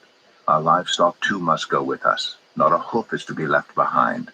We have to use some of them in worshiping the Lord our God. And until we get there, we will not know what we are to use to worship the Lord. But the Lord hardened Pharaoh's heart, and he was not willing to let them go. Pharaoh said to Moses, Get out of my sight. Make sure you do not appear before me again. The day you see my face, you will die. Just as you say, Moses replied, I will never appear before you again. Exodus 11. Now the Lord had said to Moses, I will bring one more plague on Pharaoh and on Egypt. After that, he will let you go from here, and when he does, he will drive you out completely. Tell the people that men and women alike are to ask their neighbors for articles of silver and gold. The Lord made the Egyptians favorably disposed toward the people, and Moses himself was highly regarded in Egypt by Pharaoh's officials and by the people. So Moses said, This is what the Lord says. About midnight I will go throughout Egypt. Every firstborn son in Egypt will die. From the firstborn son of Pharaoh, who sits on the throne, the firstborn son of the female slave who is at her handmill, and all the firstborn of the cattle as well. There will be loud wailing throughout Egypt, worse than there has ever been or ever will be again. But among the Israelites not a dog will bark at any person or animal. Then you will know that the Lord makes a distinction between Egypt and Israel. All these officials of yours will come to me, bowing down before me and saying, Go, you and all the people who follow you. After that I will leave. Then Moses, hot with anger, left Pharaoh. The Lord said to Moses, Pharaoh will refuse to listen to you, so that my wonders may be multiplied in Egypt. Moses and Aaron performed all these wonders before Pharaoh. But the Lord hardened Pharaoh's heart, and he would not let the Israelites go out of his country. Exodus 12. The Lord said to Moses and Aaron in Egypt, This month is to be for you the first month of your year. Tell the whole community of Israel that on the 10th day of this month, each man is to take a lamb for his family, one for each household. If any household is too small for a whole lamb, they must share one with their nearest neighbor, having taken into account the number of people there are. You are to determine the amount of lamb needed in accordance with what each person will eat. The animals you choose must be year-old males without defect, and you may take them from the sheep or the goats. Take care of them until the 14th day of the month, when all the members of the community of Israel must slaughter them at twilight.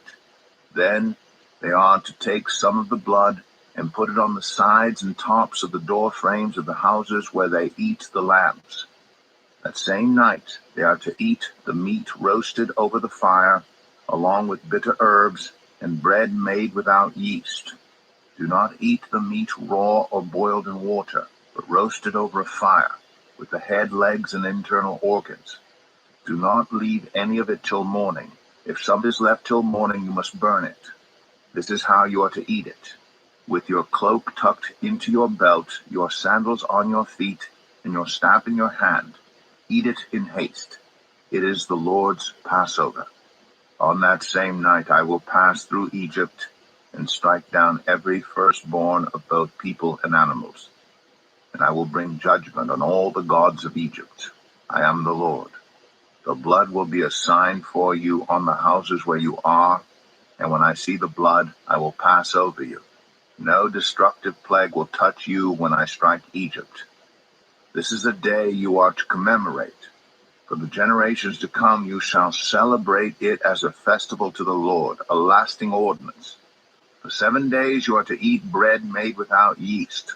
On the first day remove the yeast from your houses, for whoever eats anything with yeast in it from the first day through the 7th must be cut off from Israel. On the first day hold a sacred assembly, and another one on the 7th day.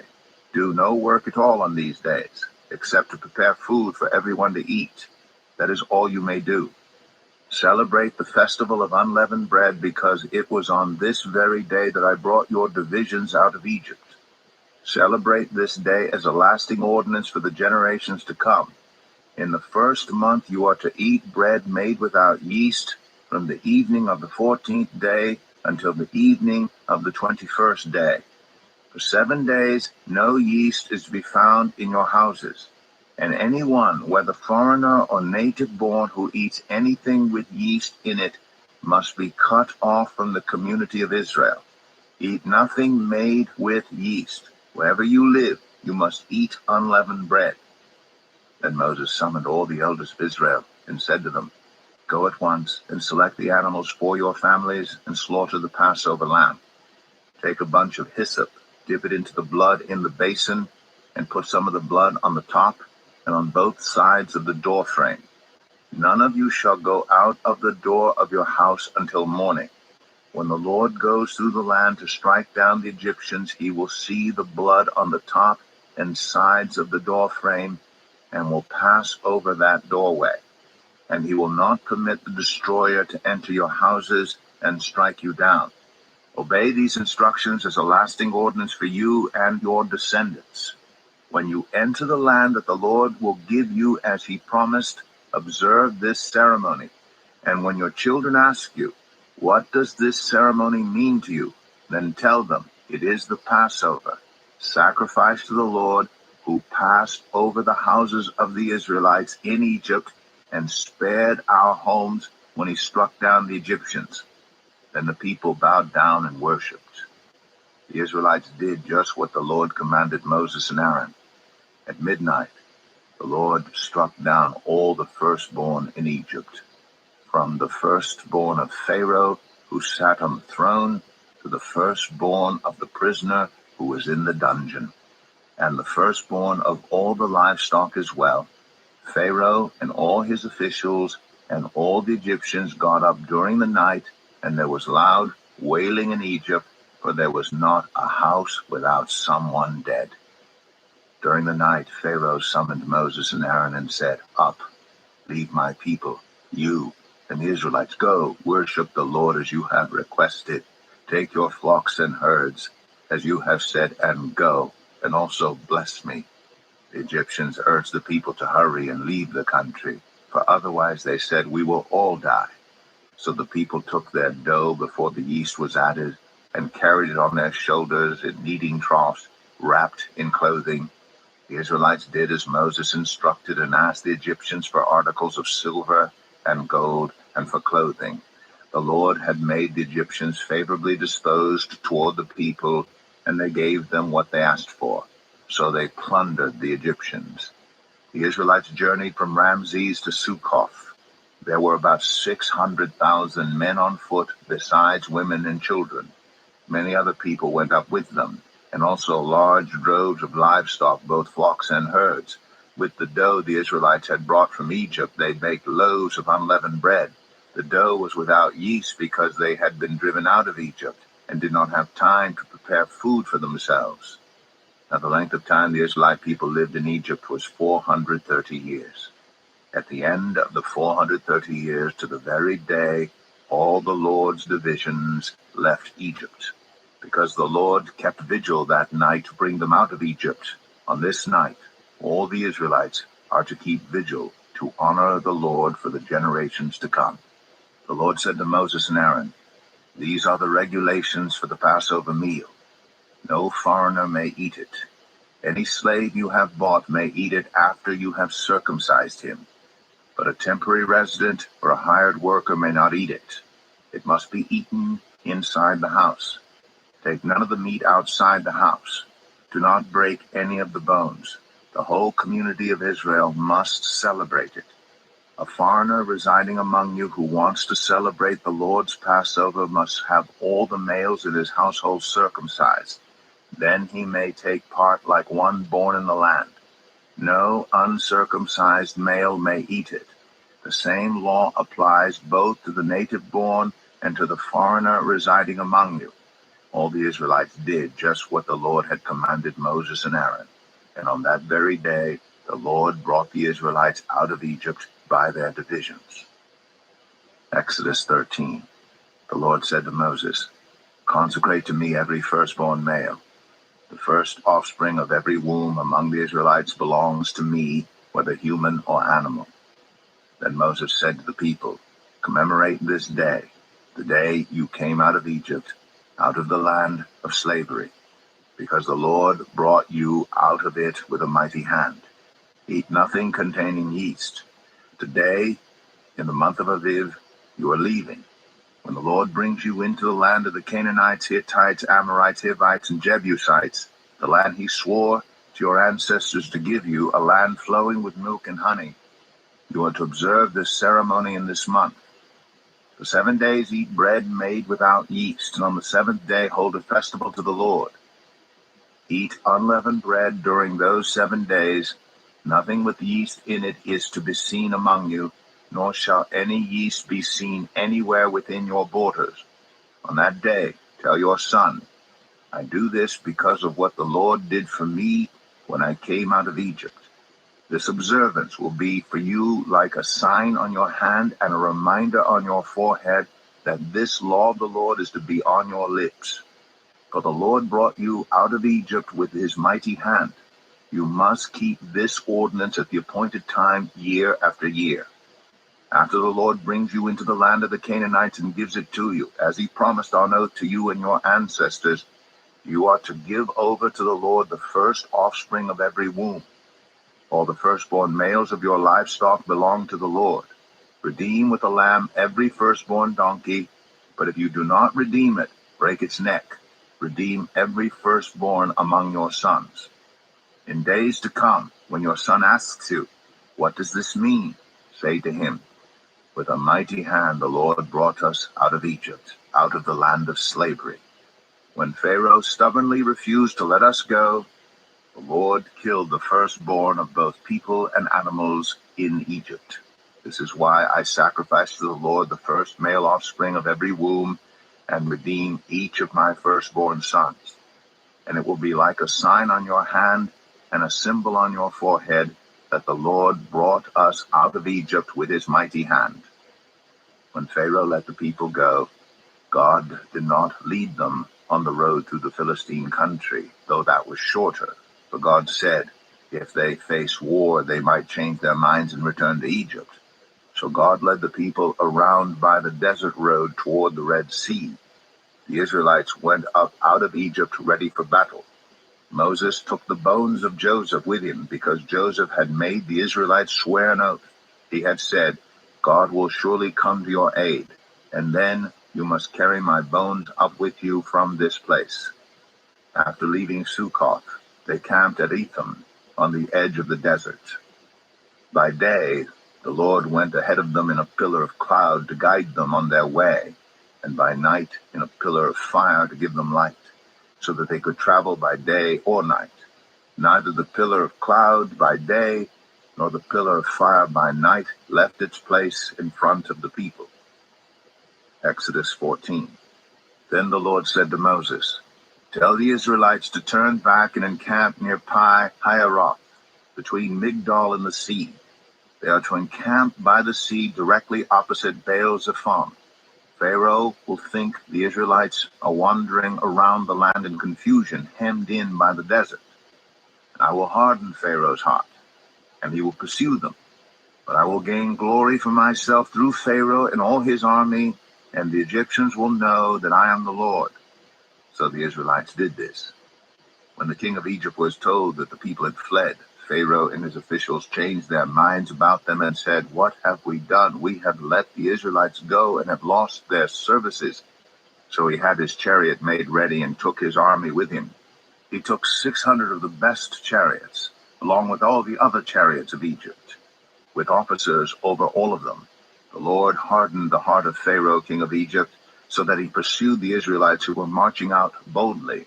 The Egyptians, all Pharaoh's horses and chariots, horsemen and troops, pursued the Israelites and overtook them as they camped by the sea near Pi Hahiroth, opposite Baal-zephon.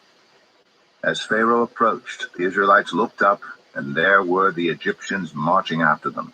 They were terrified and cried out to the Lord. They said to Moses, "Was it because there were no graves in Egypt that you brought us to the desert to die? What have you done to us by bringing us out of Egypt? Didn't we say to you in Egypt, 'Leave us alone, let us serve the Egyptians'? It would have been better for us to serve the Egyptians than to die in the desert." Moses answered the people, "Do not be afraid. Stand firm, and you will see the deliverance the Lord will bring you today. The Egyptians you see today, you will never see again. The Lord will fight for you. You need only to be still." Then the Lord said to Moses, "Why are you crying out to me? Tell the Israelites to move on. Raise your staff and stretch out your hand over the sea to divide the water, so that the Israelites can go through the sea on dry ground. I will harden the hearts of the Egyptians so that they will go in after them, and I will gain glory through Pharaoh and all his army, through his chariots and his horsemen. The Egyptians will know that I am the Lord when I gain glory through Pharaoh, his chariots, and his horsemen." Then the angel of God, who had been traveling in front of Israel's army, withdrew and went behind them. The pillar of cloud also moved from in front and stood behind them, coming between the armies of Egypt and Israel. Throughout the night, the cloud brought darkness to the one side and light to the other side, so neither went near the other all night long. Then Moses stretched out his hand over the sea, and all that night the Lord drove the sea back with a strong east wind, and turned it into dry land. The waters were divided, and the Israelites went through the sea on dry ground, with a wall of water on their right and on their left. The Egyptians pursued them, and all Pharaoh's horses and chariots and horsemen followed them into the sea. During the last watch of the night, the Lord looked down from the pillar of fire and cloud at the Egyptian army and threw it into confusion. He jammed the wheels of their chariots so that they had difficulty driving. And the Egyptians said, "Let's get away from the Israelites. The Lord is fighting for them against Egypt." Then the Lord said to Moses, "Stretch out your hand over the sea, so that the waters may flow back over the Egyptians and their chariots and horsemen." Moses stretched out his hand over the sea, and at daybreak the sea went back to its place. The Egyptians were fleeing toward it, and the Lord swept them into the sea. The water flowed back and covered the chariots and horsemen, the entire army of Pharaoh that had followed the Israelites into the sea. Not one of them survived. But the Israelites went through the sea on dry ground, with a wall of water on their right and on their left. That day the Lord saved Israel from the hands of the Egyptians, and Israel saw the Egyptians lying dead on the shore. And when the Israelites saw the mighty hand of the Lord displayed against the Egyptians, the people feared the Lord and put their trust in him and in Moses his servant. Exodus 15. Then Moses and the Israelites sang this song to the Lord. I will sing to the Lord, for he is highly exalted. Both horse and driver he has hurled into the sea. The Lord is my strength and my defense. He has become my salvation. He is my God, and I will praise him, my father's God, and I will exalt him. The Lord is a warrior. The Lord is his name. Pharaoh's chariots and his army he has hurled into the sea. The best of Pharaoh's officers are drowned in the Red Sea. The deep waters have covered them. They sank to the depths like a stone. Your right hand, Lord, was majestic in power. Your right hand, Lord, shattered the enemy. In the greatness of your majesty, you threw down those who opposed you. You unleashed your burning anger. It consumed them like stubble. By the blast of your nostrils, the waters piled up. The surging waters stood up like a wall. The deep waters congealed in the heart of the sea. The enemy boasted, I will pursue. I will overtake them. I will divide the spoils. I will gorge myself on them. I will draw my sword, and my hand will destroy them. But you blew with your breath, and the sea covered them. They sank like lead in the mighty waters. Who among the gods is like you, Lord? Who is like you, majestic in holiness, awesome in glory, working wonders? You stretch out your right hand, and the earth swallows your enemies. In your unfailing love, you will lead the people you have redeemed. In your strength, you will guide them to your holy dwelling. The nations will hear and tremble. Anguish will grip the people of Philistia. The chiefs of Edom will be terrified. The leaders of Moab will be seized with trembling. The people of Canaan will melt away. Terror and dread will fall on them. By the power of your arm, they will be as still as a stone until your people pass by, Lord, until the people you bought pass by. You will bring them in and plant them on the mountain of your inheritance, the place, Lord, you made for your dwelling, the sanctuary, Lord, your hands established. The Lord reigns forever and ever. When Pharaoh's horses, chariots, and horsemen went into the sea, the Lord brought the waters of the sea back over them, but the Israelites walked through the sea on dry ground. Then Miriam, the prophet, Aaron's sister, took a timbrel in her hand, and all the women followed her with timbrels and dancing. Miriam sang to them, Sing to the Lord, for he is highly exalted. Both horse and driver he has hurled into the sea. Then Moses led Israel from the Red Sea, and they went into the desert of Shur. For 3 days they traveled in the desert without finding water. When they came to Marah, they could not drink its water because it was bitter. That is why the place is called Marah. So the people grumbled against Moses, saying, What are we to drink? Then Moses cried out to the Lord, and the Lord showed him a piece of wood. He threw it into the water, and the water became fit to drink. There the Lord issued a ruling and instruction for them and put them through the test. He said, If you listen carefully to the Lord your God and do what is right in his eyes, if you pay attention to his commands and keep all his decrees, I will not bring on you any of the diseases I brought on the Egyptians, for I am the Lord who heals you. Then they came to Elim, where there were 12 springs and 70 palm trees, and they camped there near the water. Exodus 16. The whole Israelite community set out from Elim and came to the desert of Sin, which is between Elim and Sinai, on the 15th day of the second month after they had come out of Egypt. In the desert, the whole community grumbled against Moses and Aaron. The Israelites said to them, If only we had died by the Lord's hand in Egypt.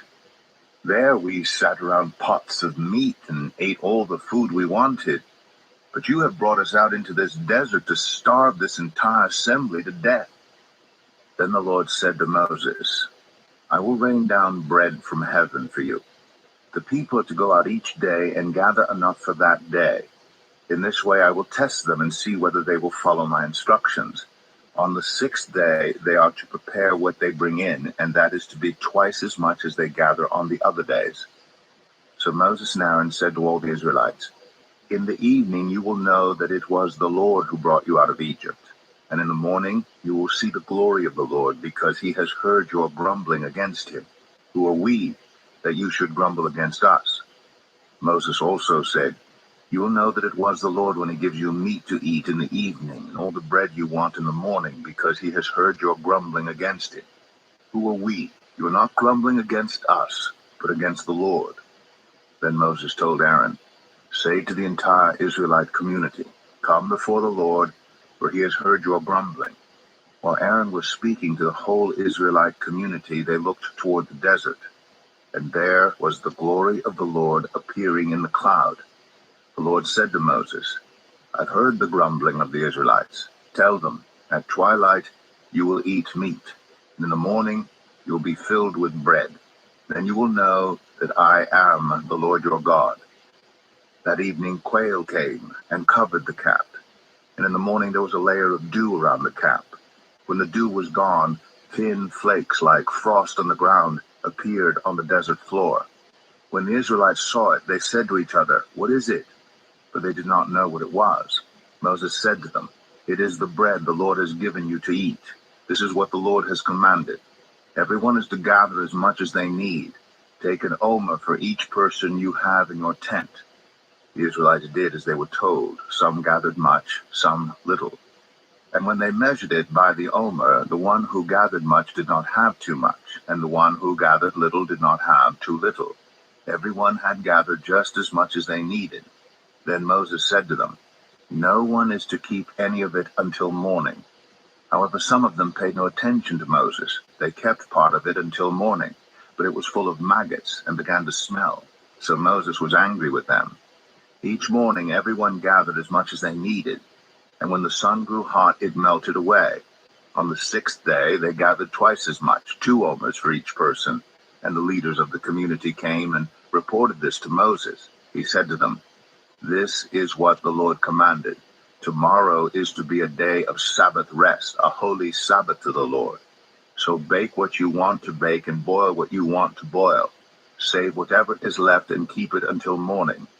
So they saved it until morning, as Moses commanded, and it did not stink or get maggots in it. Eat it today, Moses said, because today is a Sabbath to the Lord. You will not find any of it on the ground today. 6 days you are to gather it, but on the 7th day, the Sabbath, there will not be any. Nevertheless, some of the people went out on the 7th day to gather it, but they found none. Then the Lord said to Moses, How long will you refuse to keep my commands and my instructions? Bear in mind that the Lord has given you the Sabbath. That is why on the 6th day he gives you bread for 2 days. Everyone is to stay where they are on the 7th day. No one is to go out. So the people rested on the 7th day. The people of Israel called the bread manna. It was white like coriander seed and tasted like wafers made with honey. Moses said, This is what the Lord has commanded. Take an omer of manna and keep it for the generations to come, so they can see the bread I gave you to eat in the wilderness when I brought you out of Egypt. So Moses said to Aaron, Take a jar and put an omer of manna in it, then place it before the Lord to be kept for the generations to come. As the Lord commanded Moses, Aaron put the manna with the tablets of the covenant law, so that it might be preserved. The Israelites ate manna 40 years until they came to a land that was settled. They ate manna until they reached the border of Canaan. An omer is 1/10 of an ephah. Exodus 17. The whole Israelite community set out from the desert of Sin, traveling from place to place as the Lord commanded. They camped at Rephidim, but there was no water for the people to drink. So they quarreled with Moses and said, Give us water to drink. Moses replied, Why do you quarrel with me? Why do you put the Lord to the test? But the people were thirsty for water there, and they grumbled against Moses. They said, Why did you bring us up out of Egypt to make us and our children and livestock die of thirst? Then Moses cried out to the Lord, "What am I to do with these people? They are almost ready to stone me." The Lord answered Moses, "Go out in front of the people. Take with you some of the elders of Israel, and take in your hand the staff with which you struck the Nile, and go. I will stand there before you by the rock at Horeb. Strike the rock, and water will come out of it for the people to drink." So Moses did this in the sight of the elders of Israel. And he called the place Massah and Meribah, because the Israelites quarreled, and because they tested the Lord, saying, "Is the Lord among us or not?" The Amalekites came and attacked the Israelites at Rephidim. Moses said to Joshua, "Choose some of our men and go out to fight the Amalekites. Tomorrow I will stand on top of the hill with the staff of God in my hands." So Joshua fought the Amalekites as Moses had ordered, and Moses, Aaron, and Hur went to the top of the hill. As long as Moses held up his hands, the Israelites were winning.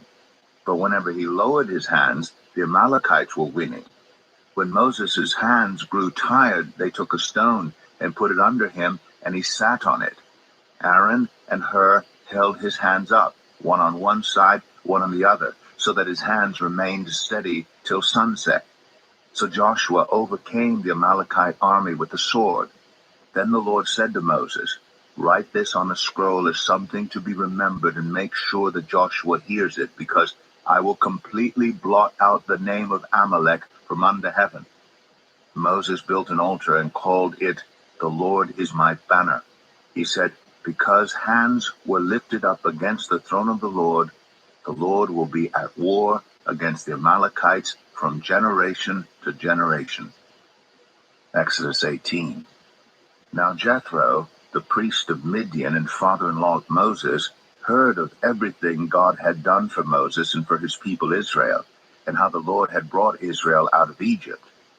After Moses had sent away his wife Zipporah, his father-in-law Jethro received her and her 2 sons. One son was named Gershom, for Moses said, "I have become a foreigner in a foreign land." And the other was named Eleazar, for he said, "My father's God was my helper. He saved me from the sword of Pharaoh." Jethro, Moses' father-in-law, together with Moses' sons and wife, came to him in the wilderness where he was camped near the mountain of God. Jethro had sent word to him, "I, your father-in-law Jethro, am coming to you with your wife and her 2 sons." So Moses went out to meet his father-in-law and bowed down and kissed him. They greeted each other and then went into the tent. Moses told his father-in-law about everything the Lord had done to Pharaoh and the Egyptians for Israel's sake, and about all the hardships they had met along the way, and how the Lord had saved them. Jethro was delighted to hear about all the good things the Lord had done for Israel in rescuing them from the hand of the Egyptians. He said, "Praise be to the Lord, who rescued you from the hand of the Egyptians and of Pharaoh, and who rescued the people from the hand of the Egyptians. Now I know that the Lord is greater than all other gods, for he did this to those who had treated Israel arrogantly." Then Jethro, Moses' father-in-law, brought a burnt offering and other sacrifices to God, and Aaron came with all the elders of Israel to eat a meal with Moses' father-in-law in the presence of God. The next day Moses took his seat to serve as judge for the people, and they stood around him from morning till evening. When his father-in-law saw all that Moses was doing for the people, he said, "What is this you are doing for the people? Why do you alone sit as judge, while all these people stand around you from morning till evening?" Moses answered him, "Because the people come to me to seek God's will. Whenever they have a dispute, it is brought to me, and I decide between the parties and inform them of God's decrees and instructions." Moses' father-in-law replied, "What you are doing is not good. You and these people who come to you will only wear yourselves out. The work is too heavy for you. You cannot handle it alone. Listen now to me, and I will give you some advice, and may God be with you. You must be the people's representative before God and bring their disputes to him. Teach them his decrees and instructions, and show them the way they are to live and how they are to behave.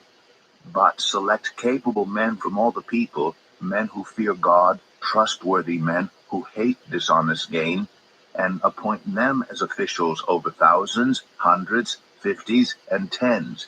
Have them serve as judges for the people at all times, but have them bring every difficult case to you. The simple cases they can decide themselves. That will make your load lighter because they will share it with you. If you do this and God so commands, you will be able to stand the strain, and all these people will go home satisfied. Moses listened to his father-in-law and did everything he said.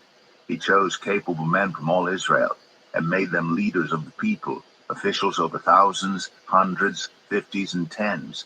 They served as judges for the people at all times. The difficult cases they brought to Moses, but the simple ones they decided themselves. Then Moses sent his father-in-law on his way, and Jethro returned to his own country. Exodus 19. On the first day of the third month after the Israelites left Egypt, on that very day, they came to the desert of Sinai. After they set out from Rephidim, they entered the desert of Sinai, and Israel camped there in the desert in front of the mountain. Then Moses went up to God, and the Lord called to him from the mountain and said, "This is what you are to say to the descendants of Jacob, and what you are to tell the people of Israel. You yourselves have seen what I did to Egypt, how I carried you on eagle's wings and brought you to myself. Now if you obey me fully and keep my covenant, then out of all nations you will be my treasured possession. Although the whole earth is mine, you will be for me a kingdom of priests and a holy nation. These are the words you are to speak to the Israelites." So Moses went back and summoned the elders of the people and set before them all the words the Lord had commanded him to speak. The people all responded together, "We will do everything the Lord has said." So Moses brought their answer back to the Lord. The Lord said to Moses, "I am going to come to you in a dense cloud, so that the people will hear me speaking with you and will always put their trust in you." Then Moses told the Lord what the people had said. And the Lord said to Moses, "Go to the people and consecrate them today and tomorrow. Have them wash their clothes and be ready by the third day, because on that day the Lord will come down on Mount Sinai in the sight of all the people. Put limits for the people around the mountain and tell them, 'Be careful that you do not approach the mountain or touch the foot of it. Whoever touches the mountain is to be put to death. They are to be stoned or shot with arrows. Not a hand is to be laid on them. No person or animal shall be permitted to live. Only when the ram's horn sounds a long blast may they approach the mountain.'" After Moses had gone down the mountain to the people, he consecrated them, and they washed their clothes. Then he said to the people, "Prepare yourselves for the third day. Abstain from sexual relations." On the morning of the third day, there was thunder and lightning, with a thick cloud over the mountain, and a very loud trumpet blast. Everyone in the camp trembled. Then Moses led the people out of the camp to meet with God, and they stood at the foot of the mountain. Mount Sinai was covered with smoke, because the Lord descended on it in fire. The smoke billowed up from it like smoke from a furnace, and the whole mountain trembled violently. As the sound of the trumpet grew louder and louder, Moses spoke, and the voice of God answered him. The Lord descended to the top of Mount Sinai and called Moses to the top of the mountain.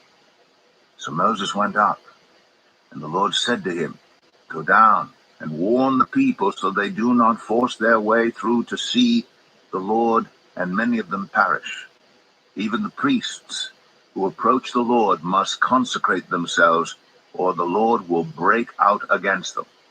Moses said to the Lord, "The people cannot come up Mount Sinai because you yourself warned us.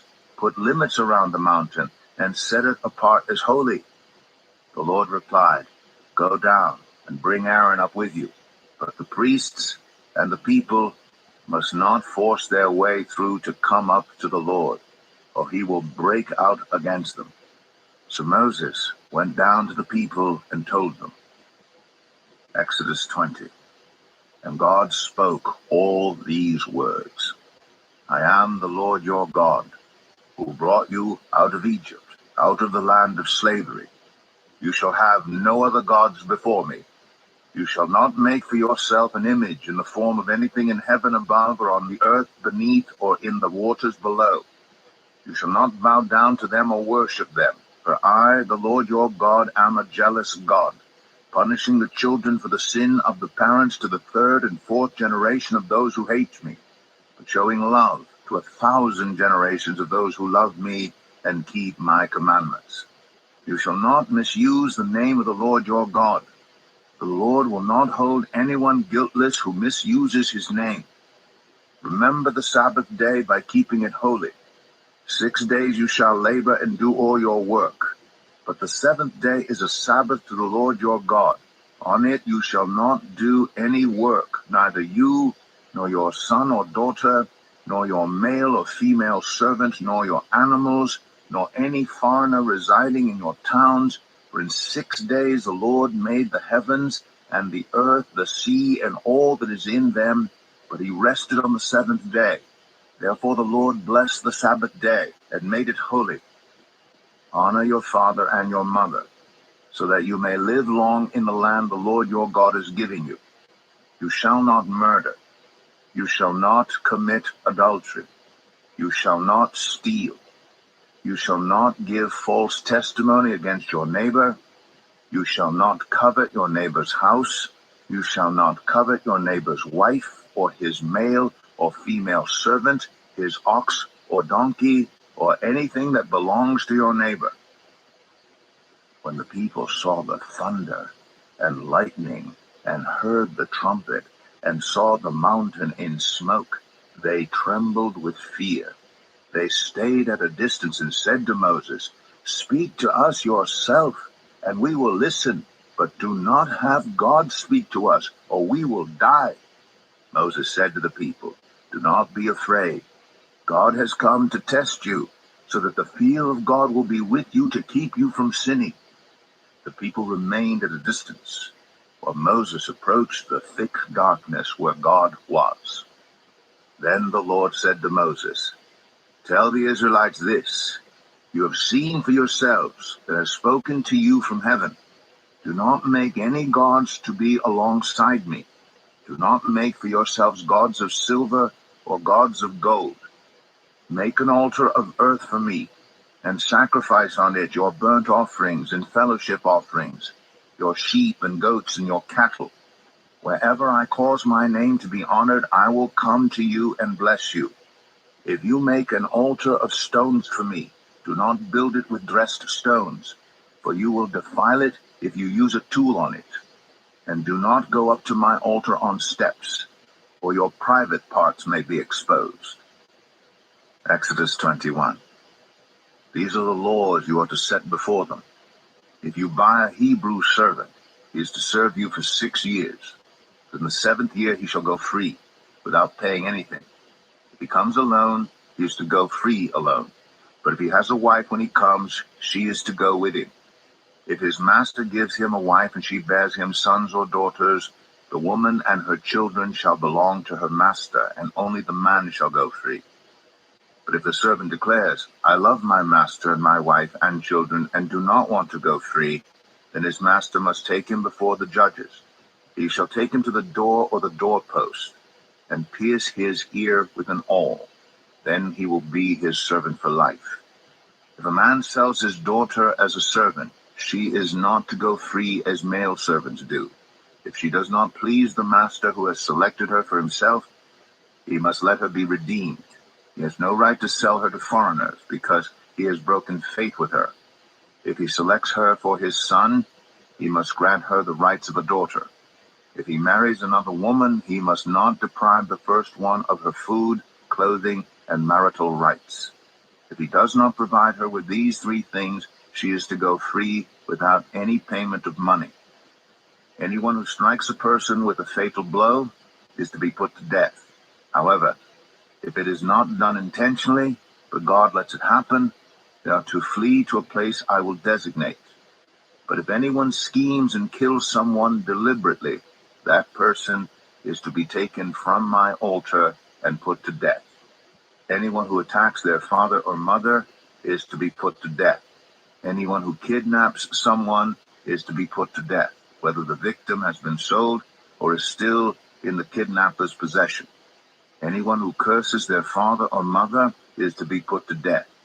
If people quarrel and one person hits another with a stone or with their fist, and the victim does not die but is confined to bed, the one who struck the blow will not be held liable if the other can get up and walk around outside with a staff.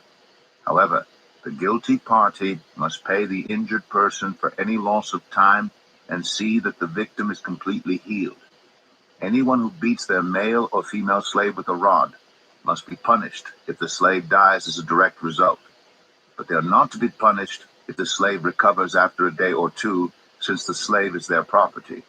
If people are fighting and hit a pregnant woman, and she gives birth prematurely, but there is no serious injury, the offender must be fined whatever the woman's husband demands and the court allows.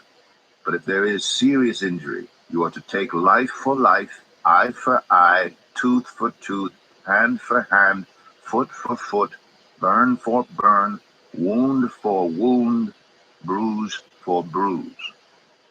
An owner who hits a male or female slave in the eye and destroys it must let the slave go free to compensate for the eye. And an owner who knocks out the tooth of a male or female slave must let the slave go free to compensate for the tooth. If a bull gores a man or woman to death, the bull is to be stoned to death, and its meat must not be eaten. But the owner of the bull will not be held responsible. If, however, the bull has had the habit of goring, and the owner has been warned but has not kept it penned up, and it kills a man or woman, the bull is to be stoned, and its owner also is to be put to death. However, if payment is demanded, the owner may redeem his life by the payment of whatever is demanded. This law also applies if the bull gores a son or daughter. If the bull gores a male or female slave, the owner must pay 30 shekels of silver to the master of the slave, and the bull is to be stoned to death. If anyone uncovers a pit or digs one and fails to cover it, and an ox or a donkey falls into it, the one who opened the pit must pay the owner for the loss and take the dead animal in exchange. If anyone's bull injures someone else's bull and it dies, the two parties are to sell the live one and divide both the money and the dead animal equally. However, if it was known that the bull had the habit of goring, yet the owner did not keep it penned up, the owner must pay animal for animal and take the dead animal in exchange. Exodus 22. Whoever steals an ox or a sheep and slaughters it or sells it must pay back 5 head of cattle for the ox and 4 sheep for the sheep. If a thief is caught breaking in at night and is struck a fatal blow, the defender is not guilty of bloodshed. But if it happens after sunrise, the defender is guilty of bloodshed. Anyone who steals must certainly make restitution. But if they have nothing, they must be sold to pay for their theft. If the stolen animal is found alive in their possession, whether ox or donkey or sheep, they must pay back double. If anyone grazes their livestock in a field or vineyard and lets them stray and they graze in someone else's field, the offender must make restitution from the best of their own field or vineyard. If a fire breaks out and spreads into thorn bushes so that it burns shocks of grain or standing grain or the whole field, the one who started the fire must make restitution. If anyone gives a neighbor silver or goods for safekeeping, and they are stolen from the neighbor's house, the thief, if caught, must pay back double. But if the thief is not found, the owner of the house must appear before the judges, and they must determine whether the owner of the house has laid hands on the other person's property. In all cases of illegal possession of an ox, a donkey, a sheep, a garment, or any other lost property about which somebody says, "This is mine," both parties are to bring their cases before the judges. The one whom the judges declare guilty must pay back double to the other. If anyone gives a donkey, an ox, a sheep, or any other animal to their neighbor for safekeeping, and it dies or is injured or is taken away while no one is looking, the issue between them will be settled by the taking of an oath before the Lord, that the neighbor did not lay hands on the other person's property. The owner is to accept this, and no restitution is required. But if the animal was stolen from the neighbor, restitution must be made to the owner. If it was torn to pieces by a wild animal, the neighbor shall bring in the remains as evidence and shall not be required to pay for the torn animal. If anyone borrows an animal from their neighbor and it is injured or dies while the owner is not present, they must make restitution. But if the owner is with the animal, the borrower will not have to pay. If the animal was hired, the money paid for the hire covers the loss. If a man seduces a virgin who is not pledged to be married and sleeps with her, he must pay the bride price, and she shall be his wife. If her father absolutely refuses to give her to him, he must still pay the bride price for virgins. Do not allow a sorceress to live. Anyone who has sexual relations with an animal is to be put to death. Whoever sacrifices to any god other than the Lord must be destroyed. Do not mistreat or oppress a foreigner, for you were foreigners in Egypt. Do not take advantage of the widow or the fatherless. If you do, and they cry out to me, I will certainly hear their cry. My anger will be aroused, and I will kill you with the sword. Your wives will become widows, and your children fatherless. If you lend money to one of my people among you who is needy, do not treat it like a business deal. Charge no interest. If you take your neighbor's cloak as a pledge, return it by sunset, because that cloak is the only covering your neighbor has. What else can they sleep in? When they cry out to me, I will hear, for I am compassionate. Do not blaspheme God or curse the ruler of your people. Do not hold back offerings from your granaries or your vats. You must give me the firstborn of your sons. Do the same with your cattle and your sheep. Let them stay with their mothers for 7 days, but give them to me on the 8th day. You are to be my holy people. So do not eat the meat of an animal torn by wild beasts. Throw it to the dogs. Exodus 23. Do not spread false reports. Do not help a guilty person by being a malicious witness. Do not follow the crowd in doing wrong. When you give testimony in a lawsuit, do not pervert justice by siding with the crowd, and do not show favoritism to a poor person in a lawsuit. If you come across your enemy's ox or donkey wandering off, be sure to return it. If you see the donkey of someone who hates you fallen down under its load, do not leave it there. Be sure you help them with it. Do not deny justice to your poor people in their lawsuits. Have nothing to do with a false charge, and do not put an innocent or honest person to death, for I will not acquit the guilty. Do not accept a bribe, for a bribe blinds those who see and twists the words of the innocent. Do not oppress a foreigner. You yourselves know how it feels to be foreigners, because you were foreigners in Egypt. For 6 years you are to sow your fields and harvest the crops. But during the 7th year, let the land lie unplowed and unused. Then the poor among your people may get food from it, and the wild animals may eat what is left. Do the same with your vineyard and your olive grove. 6 days do your work, but on the 7th day do not work, so that your ox and your donkey may rest, and so that the slave born in your household and the foreigner living among you may be refreshed. Be careful to do everything I have said to you. Do not invoke the names of other gods. Do not let them be heard on your lips. 3 times a year you are to celebrate a festival to me. Celebrate the festival of unleavened bread. For 7 days eat bread made without yeast, as I commanded you. Do this at the appointed time in the month of Aviv, for in that month you came out of Egypt. No one is to appear before me empty-handed. Celebrate the festival of harvest with the first fruits of the crops you sow in your field. Celebrate the festival of ingathering at the end of the year, when you gather in your crops from the field. 3 times a year, all the men are to appear before the sovereign Lord. Do not offer the blood of a sacrifice to me along with anything containing yeast. The fat of my festival offerings must not be kept until morning. Bring the best of the first fruits of your soil to the house of the Lord your God. Do not cook a young goat in its mother's milk. See, I am sending an angel ahead of you to guard you along the way and to bring you to the place I have prepared. Pay attention to him and listen to what he says. Do not rebel against him.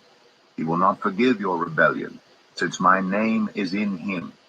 If you listen carefully to what he says and do all that I say, I will be an enemy to your enemies and will oppose those who oppose you.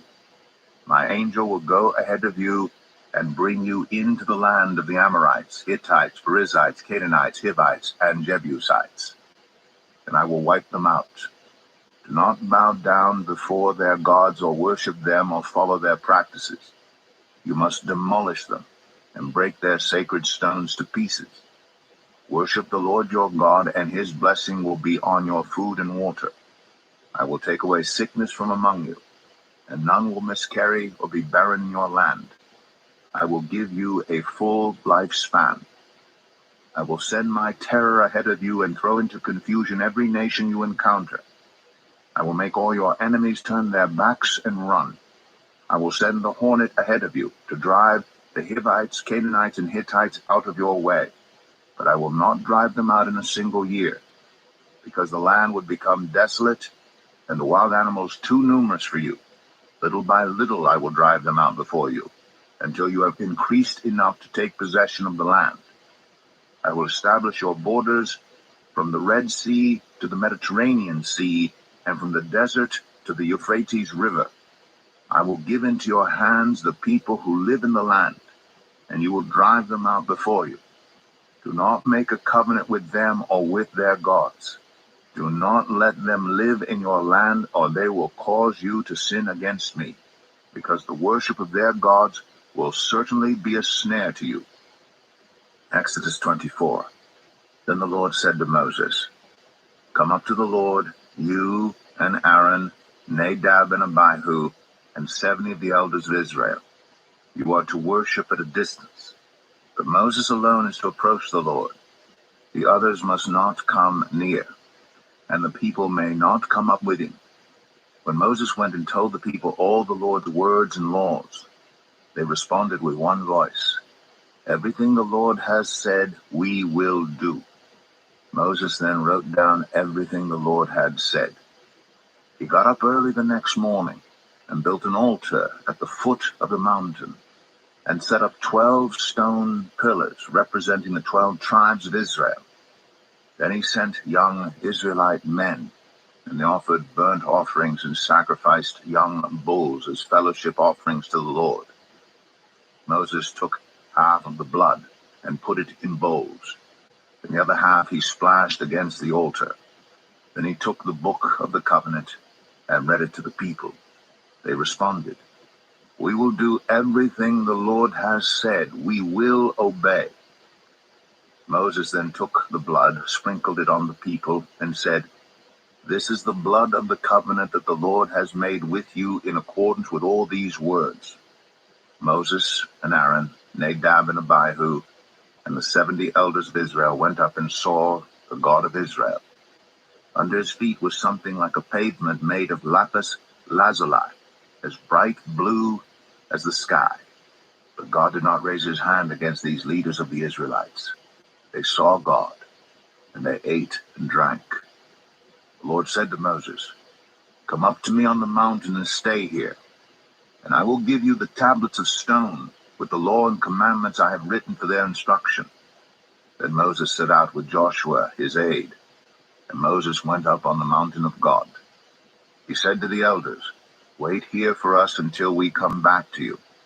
Aaron and Hur are with you, and anyone involved in a dispute can go to them. When Moses went up on the mountain, the cloud covered it, and the glory of the Lord settled on Mount Sinai. For 6 days the cloud covered the mountain, and on the 7th day the Lord called to Moses from within the cloud. To the Israelites the glory of the Lord looked like a consuming fire on top of the mountain. Then Moses entered the cloud as he went on up the mountain, And he stayed on the mountain 40 days and 40 nights. Exodus 25. The Lord said to Moses, "Tell the Israelites to bring me an offering. You are to receive the offering from me from everyone whose heart prompts them to give. These are the offerings you are to receive from them: gold, silver, and bronze, blue, purple, and scarlet yarn, and fine linen, goat hair, ram skins dyed red, and another type of durable leather, acacia wood, olive oil for the light, spices for the anointing oil, and for the fragrant incense, and onyx stones, and other gems to be mounted on the ephod and breastpiece. Then have them make a sanctuary for me, and I will dwell among them. Make this tabernacle and all its furnishings exactly like the pattern I will show you. Have them make an ark of acacia wood, 2.5 cubits long, 1.5 cubits wide, and 1.5 cubits high. Overlay it with pure gold, both inside and out, and make a gold molding around it. Cast 4 gold rings for it, and fasten them to its 4 feet, with 2 rings on one side and 2 rings on the other. Then make poles of acacia wood, and overlay them with gold. Insert the poles into the rings on the sides of the ark to carry it. The poles are to remain in the rings of this ark. They are not to be removed. Then put in the ark the tablets of the covenant law, which I will give you. Make an atonement cover of pure gold, 2.5 cubits long and 1.5 cubits wide, and make 2 cherubim out of hammered gold at the ends of the cover. Make 1 cherub on one end and the second cherub on the other. Make the cherubim of one piece with the cover at the 2 ends. The cherubim are to have their wings spread upward, overshadowing the cover with them. The cherubim are to face each other, looking toward the cover. Place the cover on top of the ark, and put in the ark the tablets of the covenant law that I will give you. There, above the cover, between the 2 cherubim that are over the ark of the covenant law, I will meet with you, and give you all my commands for the Israelites. Make a table of acacia wood, 2 cubits long, 1 cubit wide, and 1.5 cubits high. Overlay it with pure gold, and make a gold molding around it. Also make around it a rim, a handbreadth wide, and put a gold molding on the rim. Make 4 gold rings for the table, and fasten them to the 4 corners where the 4 legs are. The rings are to be close to the rim to hold the poles used in carrying the table. Make the poles of acacia wood, overlay them with gold, and carry the table with them. And make its plates and dishes of pure gold, as well as its pitchers and bowls for the pouring out of offerings. Put the bread of the presence on this table to be before me at all times. Make a lampstand of pure gold. Hammer out its base and shaft, and make its flower-like cups, buds, and blossoms of one piece with them. 6 branches are to extend from the sides of the lampstand, 3 on one side and 3 on the other. 3 cups shaped like almond flowers with buds and blossoms are to be on one branch, 3 on the next branch, and the same for all 6 branches extending from the lampstand. And on the lampstand there are to be 4 cups shaped like almond flowers with buds and blossoms. 1 bud shall be under the first pair of branches extending from the lampstand, a 2nd bud under the 2nd pair, and a 3rd bud under the 3rd pair, 6 branches in all. The buds and branches shall all be of one piece with the lampstand, hammered out of pure gold. Then make its 7 lamps, and set them up on it so that they light the space in front of it. Its wick trimmers and trays are to be of pure gold. A talent of pure gold is to be used for the lampstand and all these accessories. See that you make them according to the pattern shown you on the mountain. Exodus 26. Make the tabernacle with 10 curtains of finely twisted linen and blue, purple, and scarlet yarn, with cherubim woven into them by a skilled worker. All the curtains are to be the same size, 28 cubits long and 4 cubits wide. Join 5 of the curtains together, and do the same with the other 5. Make loops of blue material along the edge of the end curtain in one set, and do the same with the end curtain in the other set. Make 50 loops on one curtain and 50 loops on the end curtain of the other set, with the loops opposite each other. Then make 50 gold clasps, and use them to fasten the curtains together so that the tabernacle is a unit. Make curtains of goat hair for the tent over the tabernacle, 11 altogether. All 11 curtains are to be the same size, 30 cubits long and 4 cubits wide. Join 5 of the curtains together into one set, and the other 6 into another set. Fold the 6th curtain double at the front of the tent. Make 50 loops along the edge of the end curtain in one set, and also along the edge of the end curtain in the other set. Then make 50 bronze clasps, and put them in the loops to fasten the tent together as a unit. As for the additional length of the tent curtains, the half curtain that is left over is to hang down at the rear of the tabernacle. The tent curtains will be a cubit longer on both sides. What is left will hang over the sides of the tabernacle so as to cover it. Make for the tent a covering of ram skins dyed red, and over that a covering of the other durable leather. Make upright frames of acacia wood for the tabernacle. Each frame is to be 10 cubits long and a cubit and a half wide, with 2 projection sets parallel to each other. Make all the frames of the tabernacle in this way. Make 20 frames for the south side of the tabernacle, and make 40 silver bases to go under them, 2 bases for each frame, 1 under each projection. For the other side, the north side of the tabernacle, make 20 frames and 40 silver bases, 2 under each frame. Make 6 frames for the far end, that is, the west end of the tabernacle, and make 2 frames for the corners at the far end. At these 2 corners, they must be double from the bottom all the way to the top and fitted into a single ring. Both shall be like that. So there will be 8 frames and 16 silver bases, 2 under each frame. Also make crossbars of acacia wood, 5 for the frames on one side of the tabernacle, 5 for those on the other side, and 5 for the frames on the west, at the far end of the tabernacle. The center crossbar is to extend from end to end at the middle of the frames. Overlay the frames with gold, and make gold rings to hold the crossbars. Also, overlay the crossbars with gold. Set up the tabernacle according to the plan shown you on the mountain. Make a curtain of blue, purple, and scarlet yarn, and finely twisted linen, with cherubim woven into it by a skilled worker. Hang it with gold hooks on 4 posts of acacia wood overlaid with gold, and standing on 4 silver bases.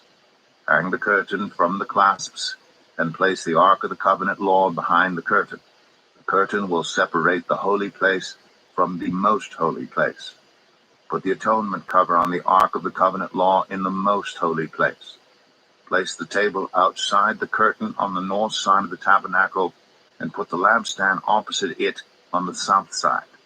For the entrance to the tent, make a curtain of blue, purple, and scarlet yarn, and finely twisted linen, the work of an embroiderer.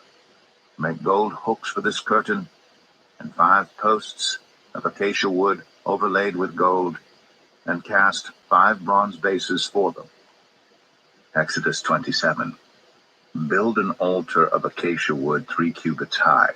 It is to be square, 5 cubits long and 5 cubits wide. Make a horn at each of the 4 corners so that the horns in the altar are of one piece, and overlay the altar with bronze.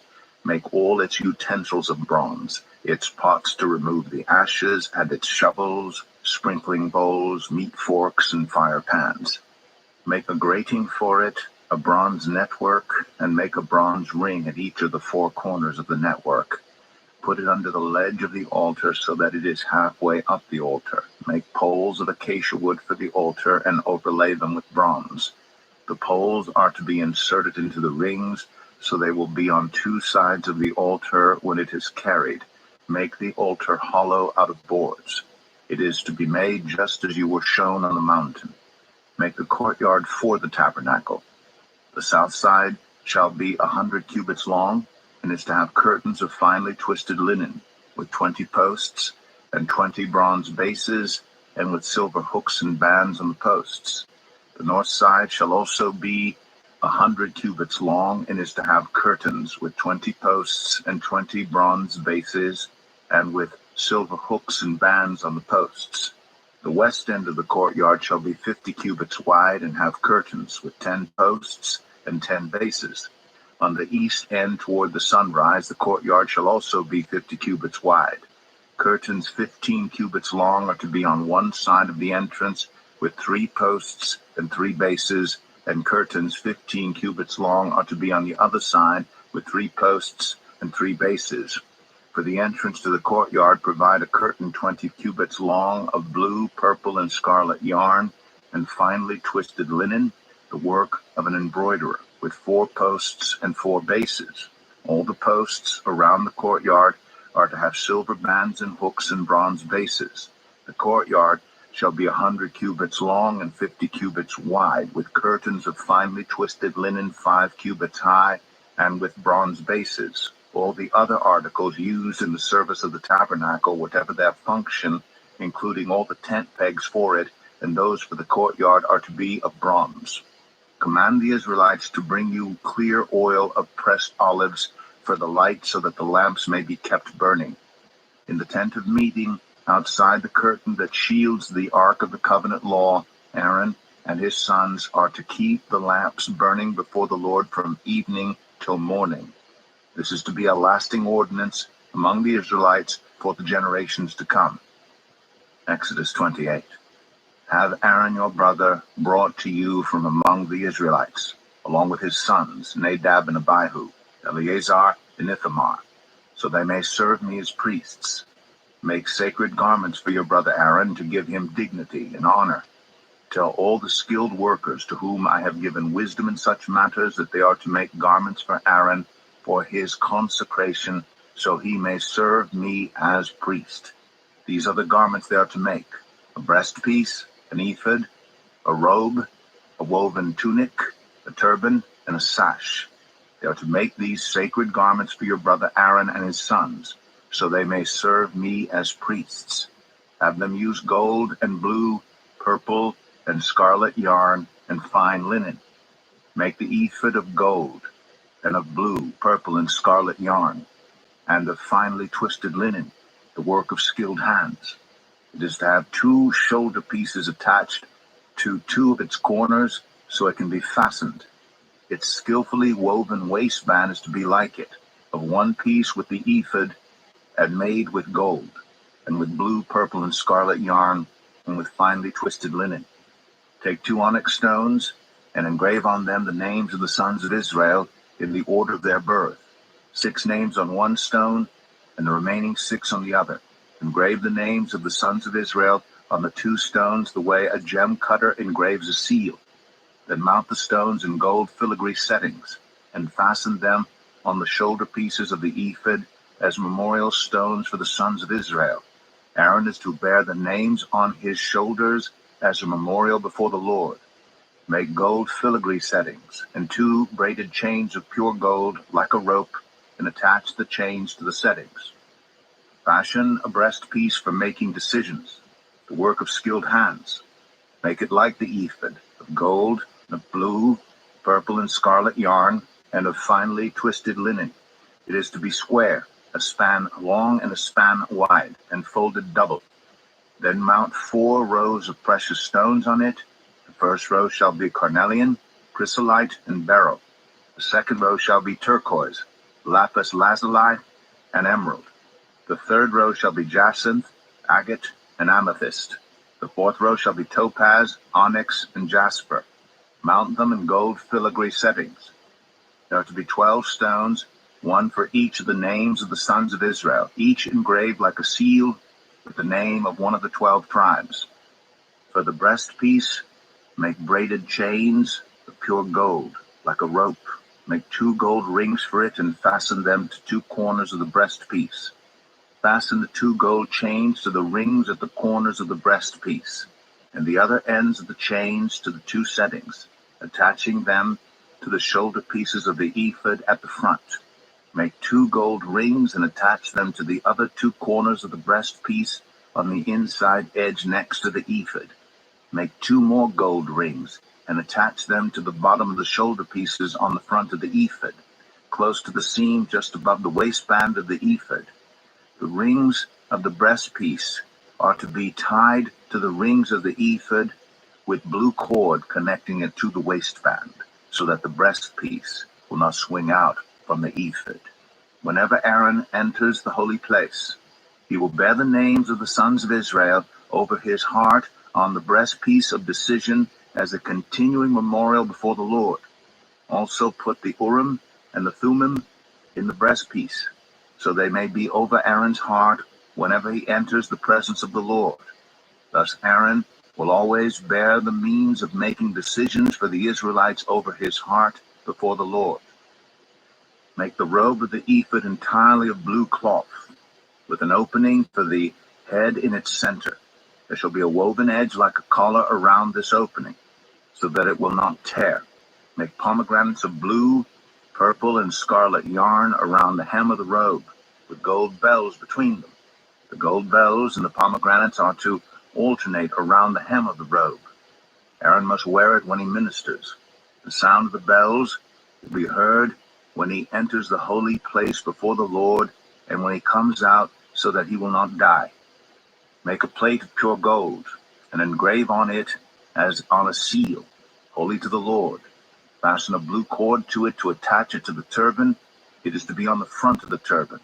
It will be on Aaron's forehead, and he will bear the guilt involved in the sacred gifts the Israelites consecrate, whatever their gifts may be. It will be on Aaron's forehead continually, so that they will be acceptable to the Lord. Weave the tunic of fine linen, and make the turban of fine linen. The sash is to be the work of an embroiderer. Make tunics, sashes, and caps for Aaron's sons, to give them dignity and honor. After you put these clothes on your brother Aaron and his sons, anoint and ordain them. Consecrate them so they may serve me as priests. Make linen undergarments as a covering for the body, reaching from the waist to the thigh. Aaron and his sons must wear them whenever they enter the tent of meeting or approach the altar to minister in the holy place, so that they will not incur guilt and die. This is to be a lasting ordinance for Aaron and his descendants. Exodus 29. This is what you are to do to consecrate them, so they may serve me as priests. Take a young bull and 2 rams without defect, and from the finest wheat flour make round loaves without yeast, thick loaves without yeast and with olive oil mixed in, and thin loaves without yeast and brushed with olive oil.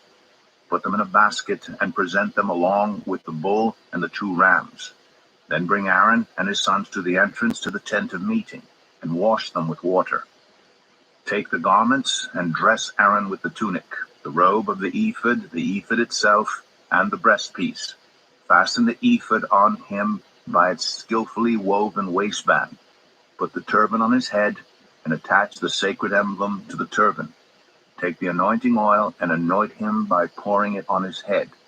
Bring his sons and dress them in tunics and fasten caps on them. Then tie sashes on Aaron and his sons. The priesthood is theirs by a lasting ordinance. Then you shall ordain Aaron and his sons. Bring the bull to the front of the tent of meeting, and Aaron and his sons shall lay their hands on its head. Slaughter it in the Lord's presence at the entrance to the tent of meeting. Take some of the bull's blood and put it on the horns of the altar with your finger, and pour out the rest of it at the base of the altar. Then take all the fat on the internal organs, the long lobe of the liver, and both kidneys with the fat on them, and burn them on the altar. But burn the bull's flesh and its hide and its intestines outside the camp. It is a sin offering. Take one of the rams, and Aaron and his sons shall lay their hands on its head. Slaughter it, and take the blood and splash it against the sides of the altar. Cut the ram into pieces, and wash the internal organs and the legs, putting them with the head and the other pieces. Then burn the entire ram on the altar.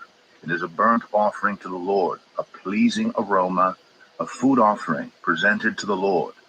Take the other ram, and Aaron and his sons shall lay their hands on its head.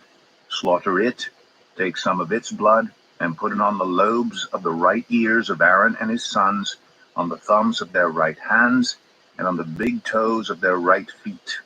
Then splash blood against the sides of the altar, and take some blood from the altar and some of the anointing oil, and sprinkle it on Aaron and his garments, and on his sons and their garments. Then he and his sons and their garments will be consecrated. Take from this ram the fat tail, the fat on the internal organs, the long lobe of the liver, both kidneys with the fat on them, and the right thigh. This is the ram for the ordination. From the basket of bread made without yeast, which is before the Lord, take 1 round loaf, 1 thick loaf with olive oil mixed in, and 1 thin loaf. Put all these in the hands of Aaron and his sons, and have them wave them before the Lord as a wave offering. Then take them from their hands and burn them on the altar along with the burnt offering for a pleasing aroma to the Lord, a food offering presented to the Lord. After you take the breast of the ram for Aaron's ordination, wave it before the Lord as a wave offering, and it will be your share. Consecrate those parts of the ordination ram that belong to Aaron and his sons, the breast that was waved and the thigh that was presented. This is always to be the perpetual share from the Israelites for Aaron and his sons. It is the contribution the Israelites are to make to the Lord from their fellowship offerings. Aaron's sacred garments will belong to his descendants, so that they can be anointed and ordained in them. The son who succeeds him as priest and comes to the tent of meeting to minister in the holy place is to wear them 7 days. Take the ram for the ordination and cook the meat in a sacred place. At the entrance to the tent of meeting, Aaron and his sons are to eat the meat of the ram and the bread that is in the basket. They are to eat these offerings by which atonement was made for their ordination and consecration. But no one else may eat them, because they are sacred. And if any of the meat of the ordination ram or any bread is left over till morning, burn it up. It must not be eaten, because it is sacred. Do for Aaron and his sons everything I have commanded you, taking 7 days to ordain them. Sacrifice a bull each day as a sin offering to make atonement. Purify the altar by making atonement for it, and anoint it to consecrate it. For 7 days, make atonement for the altar and consecrate it.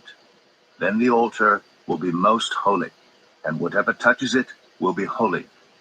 This is what you are to offer on the altar regularly each day: 2 lambs a year old. Offer one in the morning and the other at twilight. With the first lamb, offer 1/10 of an ephah of the finest flour mixed with 1/4 of a hin of oil from pressed olives, and 1/4 of a hin of wine as a drink offering. Sacrifice the other lamb at twilight with the same grain offering and its drink offering as in the morning, a pleasing aroma, a food offering presented to the Lord. For the generations to come, this burnt offering is to be made regularly at the entrance to the tent of meeting before the Lord. There I will meet you and speak to you. There also I will meet with the Israelites, and the place will be consecrated by my glory. So I will consecrate the tent of meeting and the altar, and will consecrate Aaron and his sons to serve me as priests. Then I will dwell among the Israelites and be their God. They will know that I am the Lord their God, who brought them out of Egypt so that I might dwell among them. I am the Lord their God. Exodus 30. Make an altar of acacia wood for burning incense. It is to be square, 1 cubit long, and 1 cubit wide, and 2 cubits high. Its horns of one piece with it. Overlay the top and all the sides and the horns with pure gold, and make a gold molding around it. Make 2 gold rings for the altar below the molding, 2 on each of the opposite sides, to hold the poles used to carry it. Make the poles of acacia wood, and overlay them with gold. Put the altar in front of the curtain that shields the ark of the covenant law, before the atonement cover that is over the tablets of the covenant law, where I will meet with you. Aaron must burn fragrant incense on the altar every morning when he tends the lamps. He must burn incense again when he lights the lamps at twilight, so incense will burn regularly before the Lord for the generations to come. Do not offer on this altar any other incense or any burnt offering or grain offering, and do not pour a drink offering on it. Once a year, Aaron shall make atonement on its horns. This annual atonement must be made with the blood of the atoning sin offering for the generations to come. It is most holy to the Lord. Then the Lord said to Moses, when you take a census of the Israelites to count them, each one must pay the Lord a ransom for his life at the time he is counted. Then no plague will come on them when you number them. Each one who crosses over to those already counted is to give a half shekel, according to the sanctuary shekel, which weighs 20 gerahs. This half shekel is an offering to the Lord. All who cross over, those 20 years old or more, are to give an offering to the Lord. The rich are not to give more than a half shekel, and the poor are not to give less when you make the offering to the Lord to atone for your lives. Receive the atonement money from the Israelites and use it for the service of the tent of meeting. It will be a memorial for the Israelites before the Lord, making atonement for your lives. Then the Lord said to Moses, make a bronze basin with its bronze stand for washing. Place it between the tent of meeting and the altar and put water in it. Aaron and his sons are to wash their hands and feet with water from it. Whenever they enter the tent of meeting, they shall wash with water so that they will not die. Also, when they approach the altar to minister by presenting a food offering to the Lord, they shall wash their hands and feet so that they will not die. This is to be a lasting ordinance for Aaron and his descendants for the generations to come. Then the Lord said to Moses, take the following fine spices, 500 shekels of liquid myrrh, half as much, that is, 250 shekels of fragrant cinnamon, 250 shekels of fragrant calamus, 500 shekels of cassia, all according to the sanctuary shekel, and a hin of olive oil. Make these into a sacred anointing oil, a fragrant blend, the work of a perfumer. It will be the sacred anointing oil. Then use it to anoint the tent of meeting, the ark of the covenant law, the table and all its articles, the lampstand and its accessories, the altar of incense, the altar of burnt offering, and all its utensils, and the basin with its stand. You shall consecrate them so they will be most holy, and whatever touches them will be holy. Anoint Aaron and his sons, and consecrate them so they may serve me as priests. Say to the Israelites, this is to be my sacred anointing oil for the generations to come. Do not pour it on anyone else's body, and do not make any other oil using the same formula. It is sacred, and you are to consider it sacred. Whoever makes perfume like it and puts it on anyone other than a priest must be cut off from their people. Then the Lord said to Moses, take fragrant spices, gum resin, onycha, and galbanum, and pure frankincense, all in equal amounts, and make a fragrant blend of incense, the work of a perfumer. It is to be salted and pure and sacred. Grind some of it to powder, and place it in front of the ark of the covenant law in the tent of meeting, where I will meet with you. It shall be most holy to you. Do not make any incense with this formula for yourselves. Consider it holy to the Lord. Whoever makes incense like it to enjoy its fragrance must be cut off from their people. Exodus 31.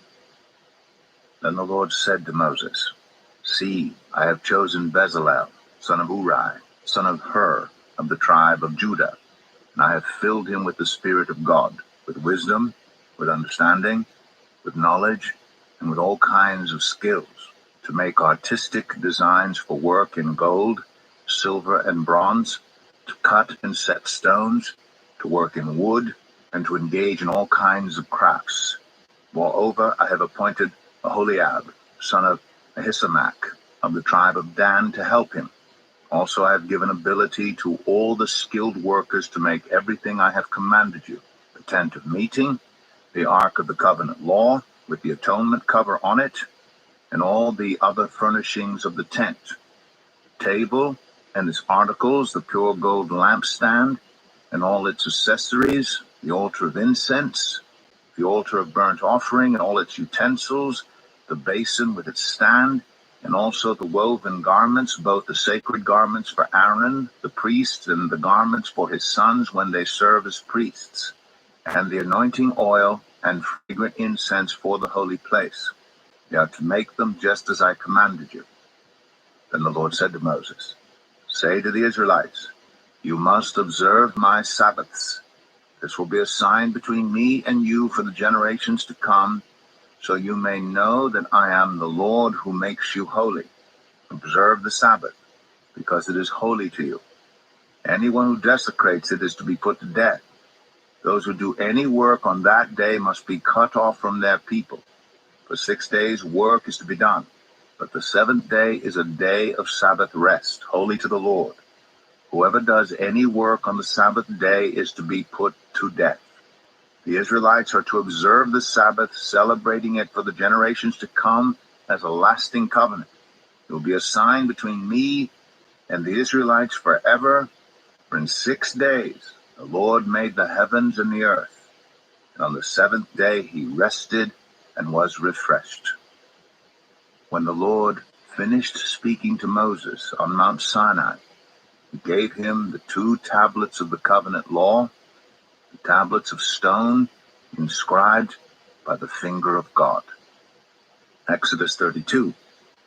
When the people saw that Moses was so long in coming down from the mountain, they gathered round Aaron and said, come, make us gods who will go before us. As for this fellow Moses, who brought us up out of Egypt, we don't know what has happened to him. Aaron answered them, take off the gold earrings that your wives, your sons, and your daughters are wearing, and bring them to me. So all the people took off their earrings and brought them to Aaron. He took what they handed him and made it into an idol, cast in the shape of a calf, fashioning it with a tool. Then they said, these are your gods, Israel, who brought you up out of Egypt. When Aaron saw this, he built an altar in front of the calf and announced, tomorrow there will be a festival to the Lord. So the next day the people rose early and sacrificed burnt offerings and presented fellowship offerings. Afterward, they sat down to eat and drink and got up to indulge in revelry. Then the Lord said to Moses, go down, because your people whom you brought up out of Egypt have become corrupt. They have been quick to turn away from what I commanded them and have made themselves an idol cast in the shape of a calf. They have bowed down to it and sacrificed to it and have said, these are your gods, Israel, who brought you up out of Egypt. I have seen these people, the Lord said to Moses, and they are a stiff-necked people. Now leave me alone, so that my anger may burn against them, and that I may destroy them. Then I will make you into a great nation. But Moses sought the favor of the Lord his God. Lord, he said, why should your anger burn against your people whom you brought out of Egypt with great power and a mighty hand? Why should the Egyptians say, it was with evil intent that he brought them out, to kill them in the mountains, and to wipe them off the face of the earth? Turn from your fierce anger, relent, and do not bring disaster on your people. Remember your servants Abraham, Isaac, and Israel, to whom you swore by your own self. I will make your descendants as numerous as the stars in the sky, and I will give your descendants all this land I promised them, and it will be their inheritance forever. Then the Lord relented, and did not bring on his people the disaster he had threatened. Moses turned and went down the mountain with the 2 tablets of the covenant law in his hands. They were inscribed on both sides, front and back. The tablets were the work of God. The writing was the writing of God, engraved on the tablets. When Joshua heard the noise of the people shouting, he said to Moses, there is the sound of war in the camp. Moses replied, it is not the sound of victory. It is not the sound of defeat. It is the sound of singing that I hear. When Moses approached the camp and saw the calf and the dancing, his anger burned, and he threw the tablets out of his hands, breaking them to pieces at the foot of the mountain. And he took the calf the people had made and burned it in the fire. Then he ground it to powder, scattered it on the water, and made the Israelites drink it. He said to Aaron, "What did these people do to you, that you led them into such great sin?" "Do not be angry, my lord," Aaron answered. "You know how prone these people are to evil. They said to me, 'Make us gods who will go before us.' As for this fellow Moses, who brought us up out of Egypt, we don't know what has happened to him." So I told them, "Whoever has any gold jewelry, take it off." Then they gave me the gold, and I threw it into the fire, and out came this calf. Moses saw that the people were running wild, and that Aaron had let them get out of control and so become a laughingstock to their enemies. So he stood at the entrance to the camp and said, "Whoever is for the Lord, come to me." And all the Levites rallied to him. And he said to them, "This is what the Lord, the God of Israel, says. Each man strap a sword to his side. Go back and forth through the camp from one end to the other, each killing his brother and friend and neighbor." The Levites did as Moses commanded, and that day about 3,000 of the people died. Then Moses said, "You have been set apart to the Lord today, but you were against your own sons and brothers, and he has blessed you this day." The next day Moses said to the people, "You have committed a great sin, but now I will go up to the Lord. Perhaps I can make atonement for your sin." So Moses went back to the Lord and said, "Oh, what a great sin these people have committed. They have made themselves gods of gold. But now, please forgive their sin. But if not, then blot me out of the book you have written." The Lord replied to Moses, "Whoever has sinned against me, I will blot out of my book. Now go, lead the people to the place I spoke of, and my angel will go before you. However, when the time comes for me to punish, I will punish them for their sin." And the Lord struck the people with a plague because of what they did with the calf Aaron had made. Exodus 33. Then the Lord said to Moses, "Leave this place, you and the people you brought up out of Egypt, and go up to the land I promised on oath to Abraham, Isaac, and Jacob, saying, 'I will give it to your descendants.' I will send an angel before you and drive out the Canaanites, Amorites, Hittites, Perizzites, Hivites, and Jebusites. Go up to the land flowing with milk and honey. But I will not go with you, because you are a stiff-necked people, and I might destroy you on the way." When the people heard these distressing words, they began to mourn, and no one put on any ornaments. For the Lord had said to Moses, "Tell the Israelites, you are a stiff-necked people. If I were to go with you even for a moment, I might destroy you. Now take off your ornaments, and I will decide what to do with you." So the Israelites stripped off their ornaments at Mount Horeb. Now Moses used to take a tent and pitch it outside the camp some distance away, calling it the tent of meeting. Anyone inquiring of the Lord would go to the tent of meeting outside the camp.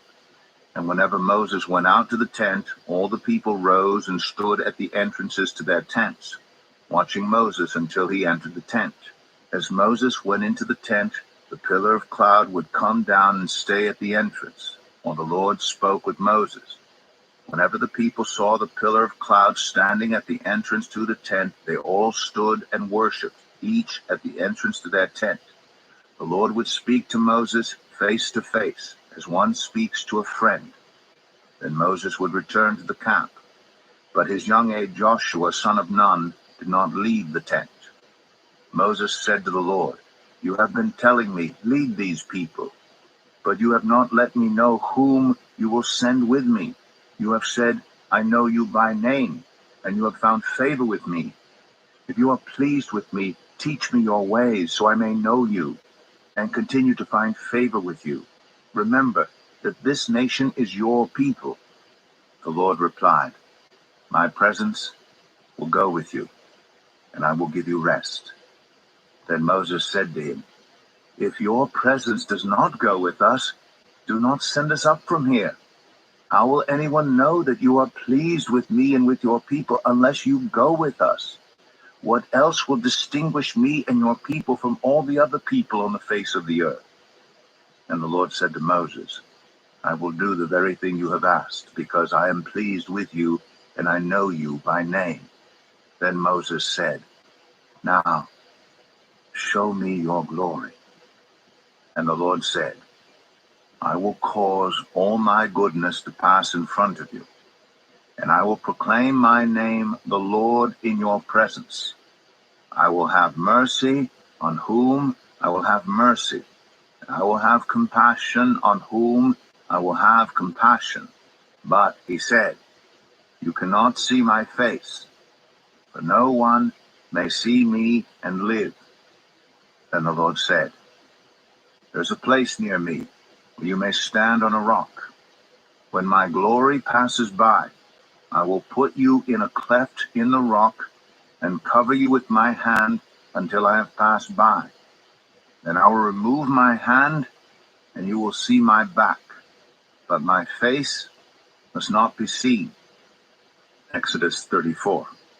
The Lord said to Moses, "Chisel out 2 stone tablets like the first ones, and I will write on them the words that were on the first tablets, which you broke. Be ready in the morning, and then come up on Mount Sinai. Present yourself to me there on top of the mountain. No one is to come with you or be seen anywhere on the mountain. Not even the flocks and herds may graze in front of the mountain." So Moses chiseled out 2 stone tablets like the first ones, and went up Mount Sinai early in the morning, as the Lord had commanded him. And he carried the 2 stone tablets in his hands. Then the Lord came down in the cloud, and stood there with him, and proclaimed his name, the Lord. And he passed in front of Moses, proclaiming, the Lord, the compassionate and gracious God, slow to anger, abounding in love and faithfulness, maintaining love to thousands, and forgiving wickedness, rebellion, and sin. Yet he does not leave the guilty unpunished. He punishes the children and their children for the sin of the parents to the 3rd and 4th generation." Moses bowed to the ground at once and worshipped. "Lord," he said, "if I have found favor in your eyes, then let the Lord go with us. Although this is a stiff-necked people, forgive our wickedness and our sin, and take us as your inheritance." Then the Lord said, "I am making a covenant with you. Before all your people I will do wonders never before done in any nation in all the world. The people you live among will see how awesome is the work that I, the Lord, will do for you. Obey what I command you today. I will drive out before you the Amorites, Canaanites, Hittites, Perizzites, Hivites, and Jebusites. Be careful not to make a treaty with those who live in the land where you are going, or they will be a snare among you. Break down their altars, smash their sacred stones, and cut down their Asherah poles. Do not worship any other god, for the Lord, whose name is jealous, is a jealous God. Be careful not to make a treaty with those who live in the land, for when they prostitute themselves to their gods and sacrifice to them, they will invite you, and you will eat their sacrifices. And when you choose some of their daughters as wives for your sons, and those daughters prostitute themselves to their gods, they will lead your sons to do the same. Do not make any idols. Celebrate the festival of unleavened bread. For 7 days, eat bread made without yeast, as I commanded you. Do this at the appointed time in the month of Aviv, for in that month you came out of Egypt. The first offspring of every womb belongs to me, including all the firstborn males of your livestock, whether from herd or flock. Redeem the firstborn donkey with a lamb, but if you do not redeem it, break its neck. Redeem all your firstborn sons. No one is to appear before me empty-handed. 6 days you shall labor, but on the seventh day you shall rest. Even during the plowing season and harvest you must rest. Celebrate the festival of weeks with the first fruits of the wheat harvest, and the festival of ingathering at the turn of the year. 3 times a year all your men are to appear before the sovereign Lord, the God of Israel. I will drive out nations before you and enlarge your territory, and no one will covet your land when you go up 3 times each year to appear before the Lord your God. Do not offer the blood of a sacrifice to me along with anything containing yeast, and do not let any of the sacrifice from the Passover festival remain until morning. Bring the best of the first fruits of your soil to the house of the Lord your God. Do not cook a young goat in its mother's milk. Then the Lord said to Moses, Write down these words, for in accordance with these words I have made a covenant with you and with Israel. Moses was there with the Lord 40 days and 40 nights without eating bread or drinking water, and he wrote on the tablets the words of the covenant, the 10 Commandments. When Moses came down from Mount Sinai with the 2 tablets of the covenant law in his hands, he was not aware that his face was radiant, because he had spoken with the Lord. When Aaron and all the Israelites saw Moses, his face was radiant, and they were afraid to come near him. But Moses called to them. So Aaron and all the leaders of the community came back to him, and he spoke to them. Afterward all the Israelites came near him, and he gave them all the commands the Lord had given him on Mount Sinai. When Moses finished speaking to them, he put a veil over his face. But whenever he entered the Lord's presence to speak with him, he removed the veil until he came out. And when he came out and told the Israelites what he had been commanded, they saw that his face was radiant. Then Moses would put the veil back over his face until he went in to speak with the Lord. Exodus 35. Moses assembled the whole Israelite community and said to them, These are the things the Lord has commanded you to do. For 6 days work is to be done. But the seventh day shall be your holy day, a day of Sabbath rest to the Lord. Whoever does any work on it is to be put to death. Do not light a fire in any of your dwellings on the Sabbath day. Moses said to the whole Israelite community, This is what the Lord has commanded. From what you have, take an offering for the Lord. Everyone who is willing is to bring to the Lord an offering of gold, silver, and bronze, blue, purple, and scarlet yarn, and fine linen, goat hair, ram skins dyed red, and another type of durable leather, acacia wood, olive oil for the light, spices for the anointing oil, and for the fragrant incense, and onyx stones, and other gems to be mounted on the ephod and breastpiece. All who are skilled among you are to come and make everything the Lord has commanded: the tabernacle with its tent and its covering, clasps, frames, crossbars, posts, and bases, the ark with its poles and the atonement cover and the curtain that shields it, the table with its poles and all its articles, and the bread of the presence, the lampstand that is for light with its accessories, lamps, and oil for the light, the altar of incense with its poles, the anointing oil, and the fragrant incense, the curtain for the doorway at the entrance to the tabernacle, the altar of burnt offering with its bronze grating, its poles, and all its utensils, the bronze basin with its stand, the curtains of the courtyard with its posts and bases, and the curtain for the entrance to the courtyard, the tent pegs for the tabernacle and for the courtyard, and their ropes, the woven garments worn for ministering in the sanctuary, both the sacred garments for Aaron the priest and the garments for his sons when they serve as priests. Then the whole Israelite community withdrew from Moses' presence, and everyone who was willing, whose heart moved them, came and brought an offering to the Lord for the work on the tent of meeting, for all its service, and for the sacred garments. All who were willing, men and women alike, came and brought gold jewelry of all kinds, brooches, earrings, rings, and ornaments. They all presented their gold as a wave offering to the Lord. Everyone who had blue, purple or scarlet yarn or fine linen or goat hair, ram skins dyed red, or the other durable leather, brought them. Those presenting an offering of silver or bronze brought it as an offering to the Lord, and everyone who had acacia wood for any part of the work brought it. Every skilled woman spun with her hands and brought what she had spun, blue, purple, or scarlet yarn or fine linen. And all the women who were willing and had the skill spun the goat hair.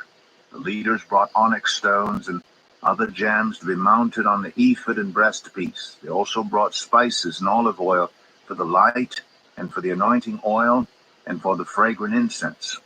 All the Israelite men and women who were willing brought to the Lord freewill offerings for all the work the Lord through Moses had commanded them to do. And Moses said to the Israelites, "See, the Lord has chosen Bezalel, son of Uri, the son of Hur, of the tribe of Judah, and he has filled him with the Spirit of God, with wisdom, with understanding, with knowledge, and with all kinds of skills, to make artistic designs for work in gold, silver, and bronze, to cut and set stones, to work in wood, and to engage in all kinds of artistic crafts. And he has given both him and Aholiab, son of Ahisamach, of the tribe of Dan, the ability to teach others. He has filled them with skill to do all kinds of work, as engravers, designers, embroiderers in blue, purple, and scarlet yarn, and fine linen, and weavers, all of them skilled workers and designers." Exodus 36. So Bezalel, Aholiab, and every skilled person to whom the Lord has given skill and ability to know how to carry out all the work of constructing the sanctuary are to do the work just as the Lord has commanded. Then Moses summoned Bezalel and Aholiab, and every skilled person to whom the Lord had given ability and who was willing to come and do the work. They received from Moses all the offerings the Israelites had brought to carry out the work of constructing the sanctuary. And the people continued to bring freewill offerings morning after morning. So all the skilled workers who were doing all the work on the sanctuary left what they were doing and said to Moses, "The people are bringing more than enough for doing the work the Lord commanded to be done." Then Moses gave an order, and they sent this word throughout the camp: "No man or woman is to make anything else as an offering for the sanctuary."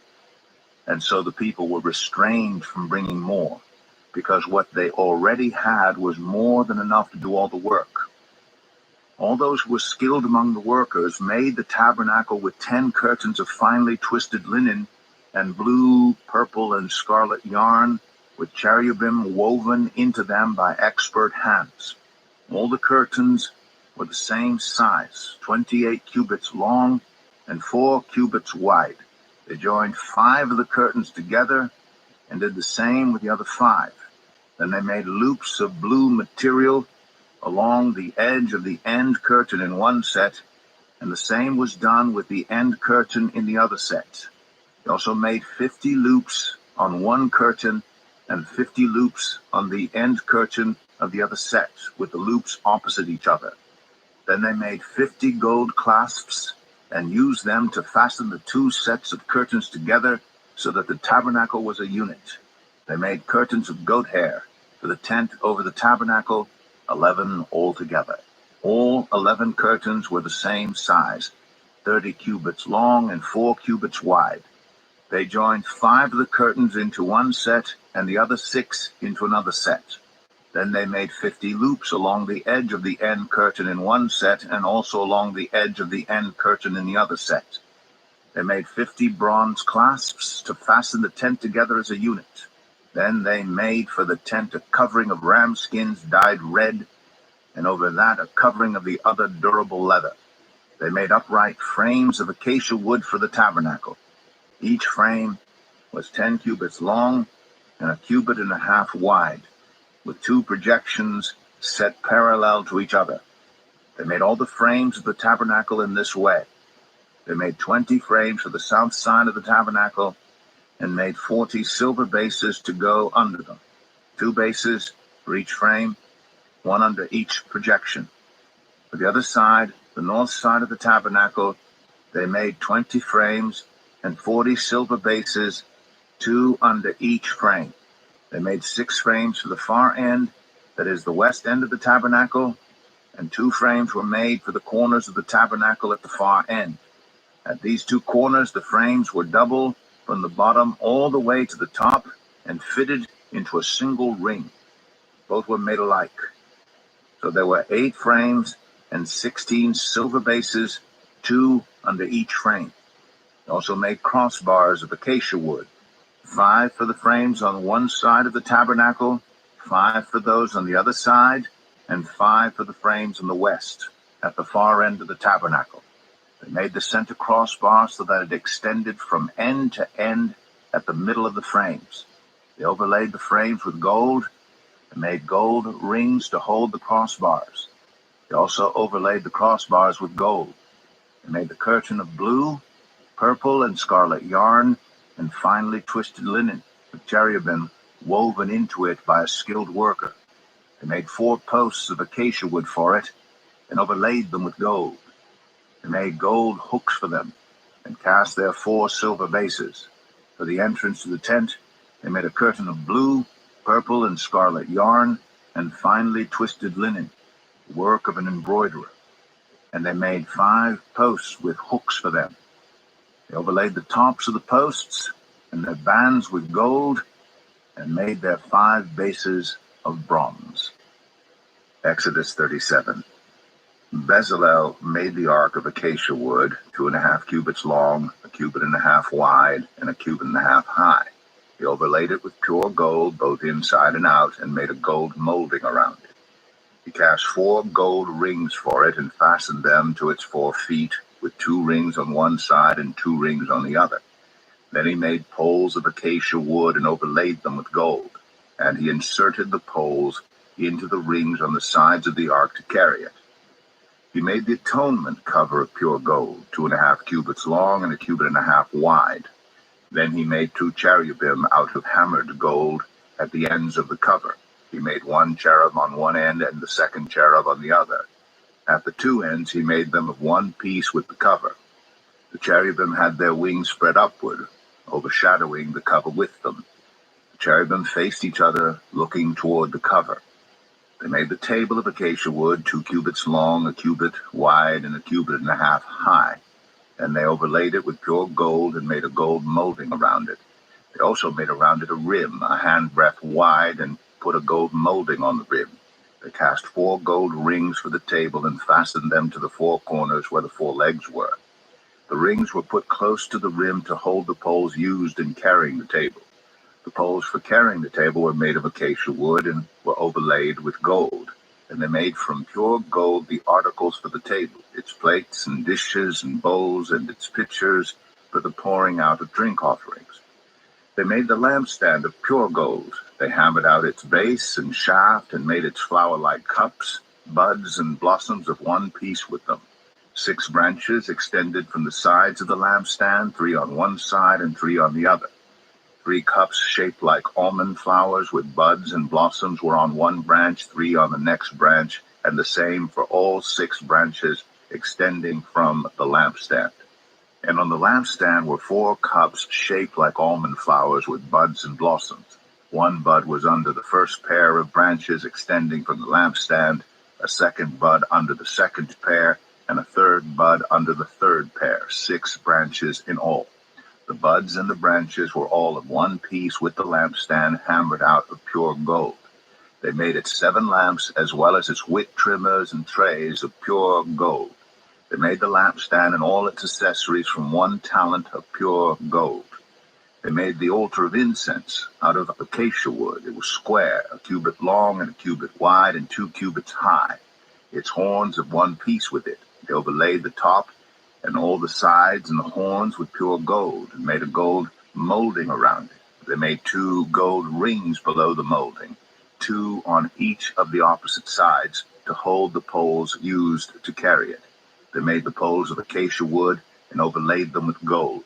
They also made the sacred anointing oil and the pure, fragrant incense, the work of a perfumer. Exodus 38. They built the altar of burnt offering of acacia wood, 3 cubits high. It was square, 5 cubits long, and 5 cubits wide. They made a horn at each of the four corners so that the horns and the altar were of one piece, and they overlaid the altar with bronze. They made all its utensils of bronze, its pots, shovels, sprinkling bowls, meat forks, and fire pans. They made a grating for the altar, a bronze network to be under its ledge halfway up the altar. They cast bronze rings to hold the poles for the four corners of the bronze grating. They made the poles of acacia wood and overlaid them with bronze. They inserted the poles into the rings so they would be on the sides of the altar for carrying it. They made it hollow out of boards. They made the bronze basin and its bronze stand from the mirrors of the women who served at the entrance to the tent of meeting.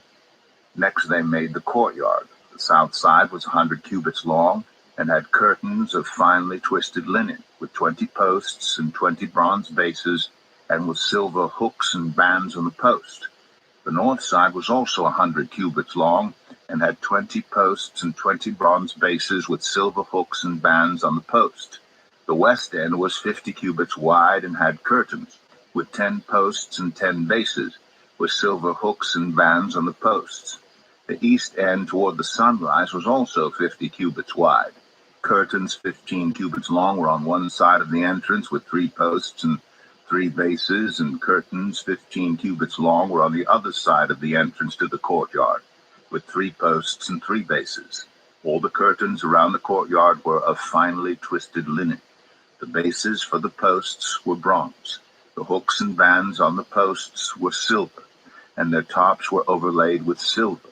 So all the posts of the courtyard had silver bands. The curtain for the entrance to the courtyard was made of blue, purple, and scarlet yarn and finely twisted linen, the work of an embroiderer. It was 20 cubits long, and like the curtains of the courtyard, 5 cubits high, with 4 posts and 4 bronze bases. Their hooks and bands were silver, and their tops were overlaid with silver. All the tent pegs of the tabernacle and of the surrounding courtyard were bronze. These are the amounts of the material used for the tabernacle. The tabernacle of the covenant law, which were recorded at Moses' command by the Levites under the direction of Ithamar, son of Aaron, the priest. Bezalel, son of Uri, the son of Hur, of the tribe of Judah, made everything the Lord commanded Moses. With him was Aholiab, son of Ahisamach, of the tribe of Dan, an engraver and designer, and an embroiderer in blue, purple, and scarlet yarn and fine linen. The total amount of the gold from the wave offering used for all the work on the sanctuary was 29 talents and 730 shekels, according to the sanctuary shekel. The silver obtained from those of the community who were counted in the census was 100 talents and 1,775 shekels, according to the sanctuary shekel. 1 becca per person, that is half a shekel, according to the sanctuary shekel. From everyone who had crossed over to those counted, 20 years old or more, a total of 603,550 men. The 100 talents of silver were used to cast the bases for the sanctuary and for the curtain. 100 bases from the 100 talents, 1 talent for each base. They used the 1,775 shekels to make the hooks for the posts, to overlay the tops of the posts, and to make their bands. The bronze from the wave offering was 70 talents and 2,400 shekels. They used it to make the bases for the entrance to the tent of meeting, the bronze altar with its bronze grating and all its utensils, the bases for the surrounding courtyard and those for its entrance, and all the tent pegs for the tabernacle and those for the surrounding courtyard. Exodus 39. From the blue, purple, and scarlet yarn, they made woven garments for ministering in the sanctuary. They also made sacred garments for Aaron, as the Lord commanded Moses. They made the ephod of gold, and of blue, purple, and scarlet yarn, and of finely twisted linen. They hammered out thin sheets of gold and cut strands to be worked into the blue, purple, and scarlet yarn and fine linen, the work of skilled hands. They made shoulder pieces for the ephod, which were attached to 2 of its corners so it could be fastened. Its skillfully woven waistband was like it, of 1 piece, with the ephod, and made with gold and with blue, purple, and scarlet yarn, and with finely twisted linen, as the Lord commanded Moses. They mounted the onyx stones in gold filigree settings and engraved them like a seal with the names of the sons of Israel. Then they fastened them on the shoulder pieces of the ephod as memorial stones for the sons of Israel, as the Lord commanded Moses. They fastened the breastpiece, the work of a skilled craftsman. They made it like the ephod, of gold and of blue, purple, and scarlet yarn, and of finely twisted linen. It was square, a span long and a span wide, and folded double. Then they mounted 4 rows of precious stones on it. The first row was cornelian, chrysolite, and beryl. The second row was turquoise, lapis lazuli, and emerald. The third row was jacinth, agate, and amethyst. The fourth row was topaz, onyx, and jasper. They were mounted in gold of filigree settings. There were 12 stones, one for each of the names of the sons of Israel, each engraved like a seal with the name of one of the 12 tribes. For the breastpiece they made braided chains of pure gold, like a rope. They made 2 gold filigree settings and 2 gold rings, and fastened the rings to 2 of the corners of the breastpiece. They fastened the 2 gold chains to the rings at the corners of the breastpiece, and the other ends of the chains to the 2 settings, attaching them to the shoulder pieces of the ephod at the front. They made 2 gold rings, and attached them to the other 2 corners of the breastpiece on the inside edge next to the ephod. Then they made 2 more gold rings, and attached them to the bottom of the shoulder pieces on the front of the ephod, close to the seam, just above the waistband of the ephod. They tied the rings of the breastpiece to the rings of the ephod with blue cord, connecting it to the waistband so that the breastpiece would not swing out from the ephod, as the Lord commanded Moses. They made the robe of the ephod entirely of blue cloth, the work of a weaver, with an opening in the center of the robe like the opening of a collar, and a band around this opening so that it would not tear. They made pomegranates of blue, purple, and scarlet yarn, and finely twisted linen around the hem of the robe. And they made bells of pure gold, and attached them around the hem between the pomegranates. The bells and pomegranates alternated around the hem of the robe to be worn for ministering, as the Lord commanded Moses. For Aaron and his sons they made tunics of fine linen, the work of a weaver, and the turban of fine linen, the linen caps, and the undergarments of finely twisted linen. The sash was made of finely twisted linen and blue, purple, and scarlet yarn, the work of an embroiderer, as the Lord commanded Moses. They made the plate, the sacred emblem, out of pure gold, and engraved on it, like an inscription on a seal, "Holy to the Lord." Then they fastened a blue cord to it to attach it to the turban, as the Lord commanded Moses. So all the work on the tabernacle, the tent of meeting, was completed. The Israelites did everything just as the Lord commanded Moses. Then they brought the tabernacle to Moses, the tent and all its furnishings, its clasps, frames, crossbars, posts, and bases, the covering of ram skins dyed red, and the covering of another durable leather, and the shielding curtain, the ark of the covenant law with its poles, and the atonement cover, the table with all its articles, and the bread of the presence, pure gold lampstand with its row of lamps and all its accessories, and the olive oil for the light, the gold altar, the anointing oil, the fragrant incense, and the curtain for the entrance to the tent, the bronze altar with its bronze grating, its poles and all its utensils, the basin with its stand, the curtains of the courtyard with its posts and bases, and the curtain for the entrance to the courtyard, the ropes and tent pegs for the courtyard, all the furnishings for the tabernacle, the tent of meeting, and the woven garments worn for ministering in the sanctuary, both the sacred garments for Aaron the priest and the garments for his sons when serving as priests. The Israelites had done all the work just as the Lord had commanded Moses. Moses inspected the work and saw that they had done it just as the Lord had commanded. So Moses blessed them. Exodus 40. Then the Lord said to Moses, "Set up the tabernacle, the tent of meeting, on the first day of the first month. Place the ark of the covenant law in it, and shield the ark with the curtain. Bring in the table, and set out what belongs on it. Then bring in the lampstand and set up its lamps. Place the gold altar of incense in front of the ark of the covenant law, and put the curtain at the entrance to the tabernacle. Place the altar of burnt offering in front of the entrance to the tabernacle, the tent of meeting. Place the basin between the tent of meeting and the altar, and put water in it. Set up the courtyard around it, and put the curtain at the entrance to the courtyard. Take the anointing oil, and anoint the tabernacle and everything in it. Consecrate it and all its furnishings, and it will be holy. Then anoint the altar of burnt offering and all its utensils. Consecrate the altar, and it will be most holy. Anoint the basin and its stand, and consecrate them. Bring Aaron and his sons to the entrance to the tent of meeting, and wash them with water. Then dress Aaron in the sacred garments. Anoint him, and consecrate him, so he may serve me as priest.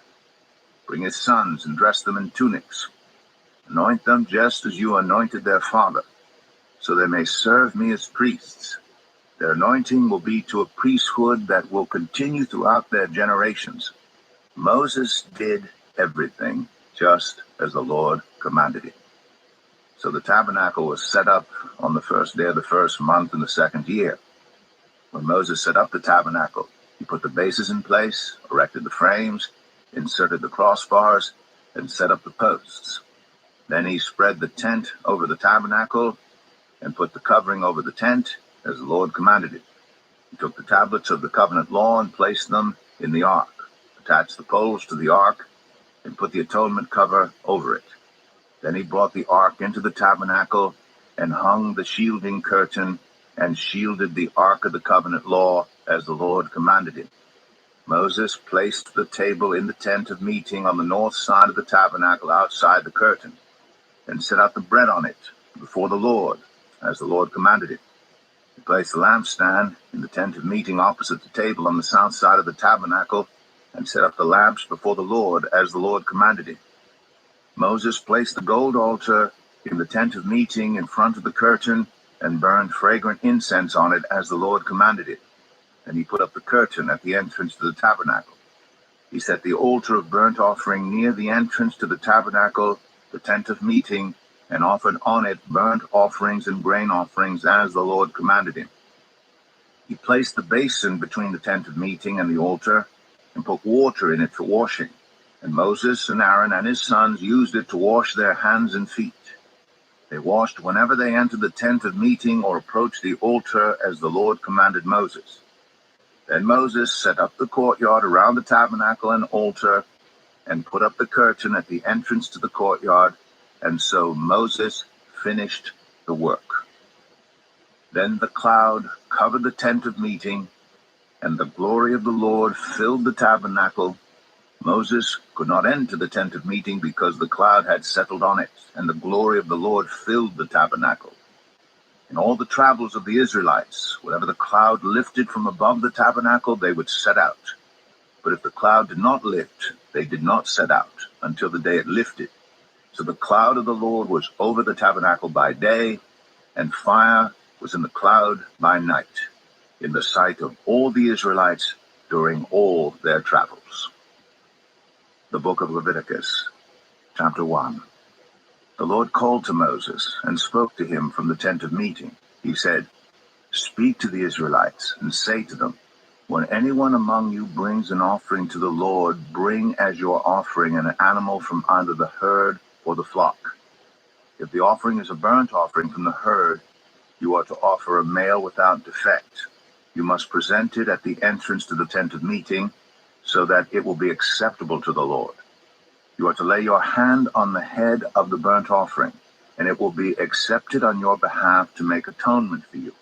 You are to slaughter the young bull before the Lord, and then Aaron's sons, the priest, shall bring the blood and splash it against the sides of the altar at the entrance to the tent of meeting. You are to skin the burnt offering and cut it into pieces.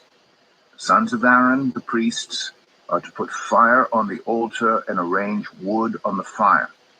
Then Aaron's sons, the priests, shall arrange the pieces, including the head and the fat, on the wood that is burning on the altar. You are to wash the internal organs and the legs with water, and the priest is to burn all of it on the altar. It is a burnt offering, a food offering, an aroma pleasing to the Lord. If the offering is a burnt offering from the flock, from either the sheep or the goats, you are to offer a male without defect. You are to slaughter it on the north side of the altar before the Lord, and Aaron's sons, the priests, shall splash its blood against the sides of the altar. You are to cut it into pieces, and the priest shall arrange them, including the head and the fat, on the wood that is burning on the altar.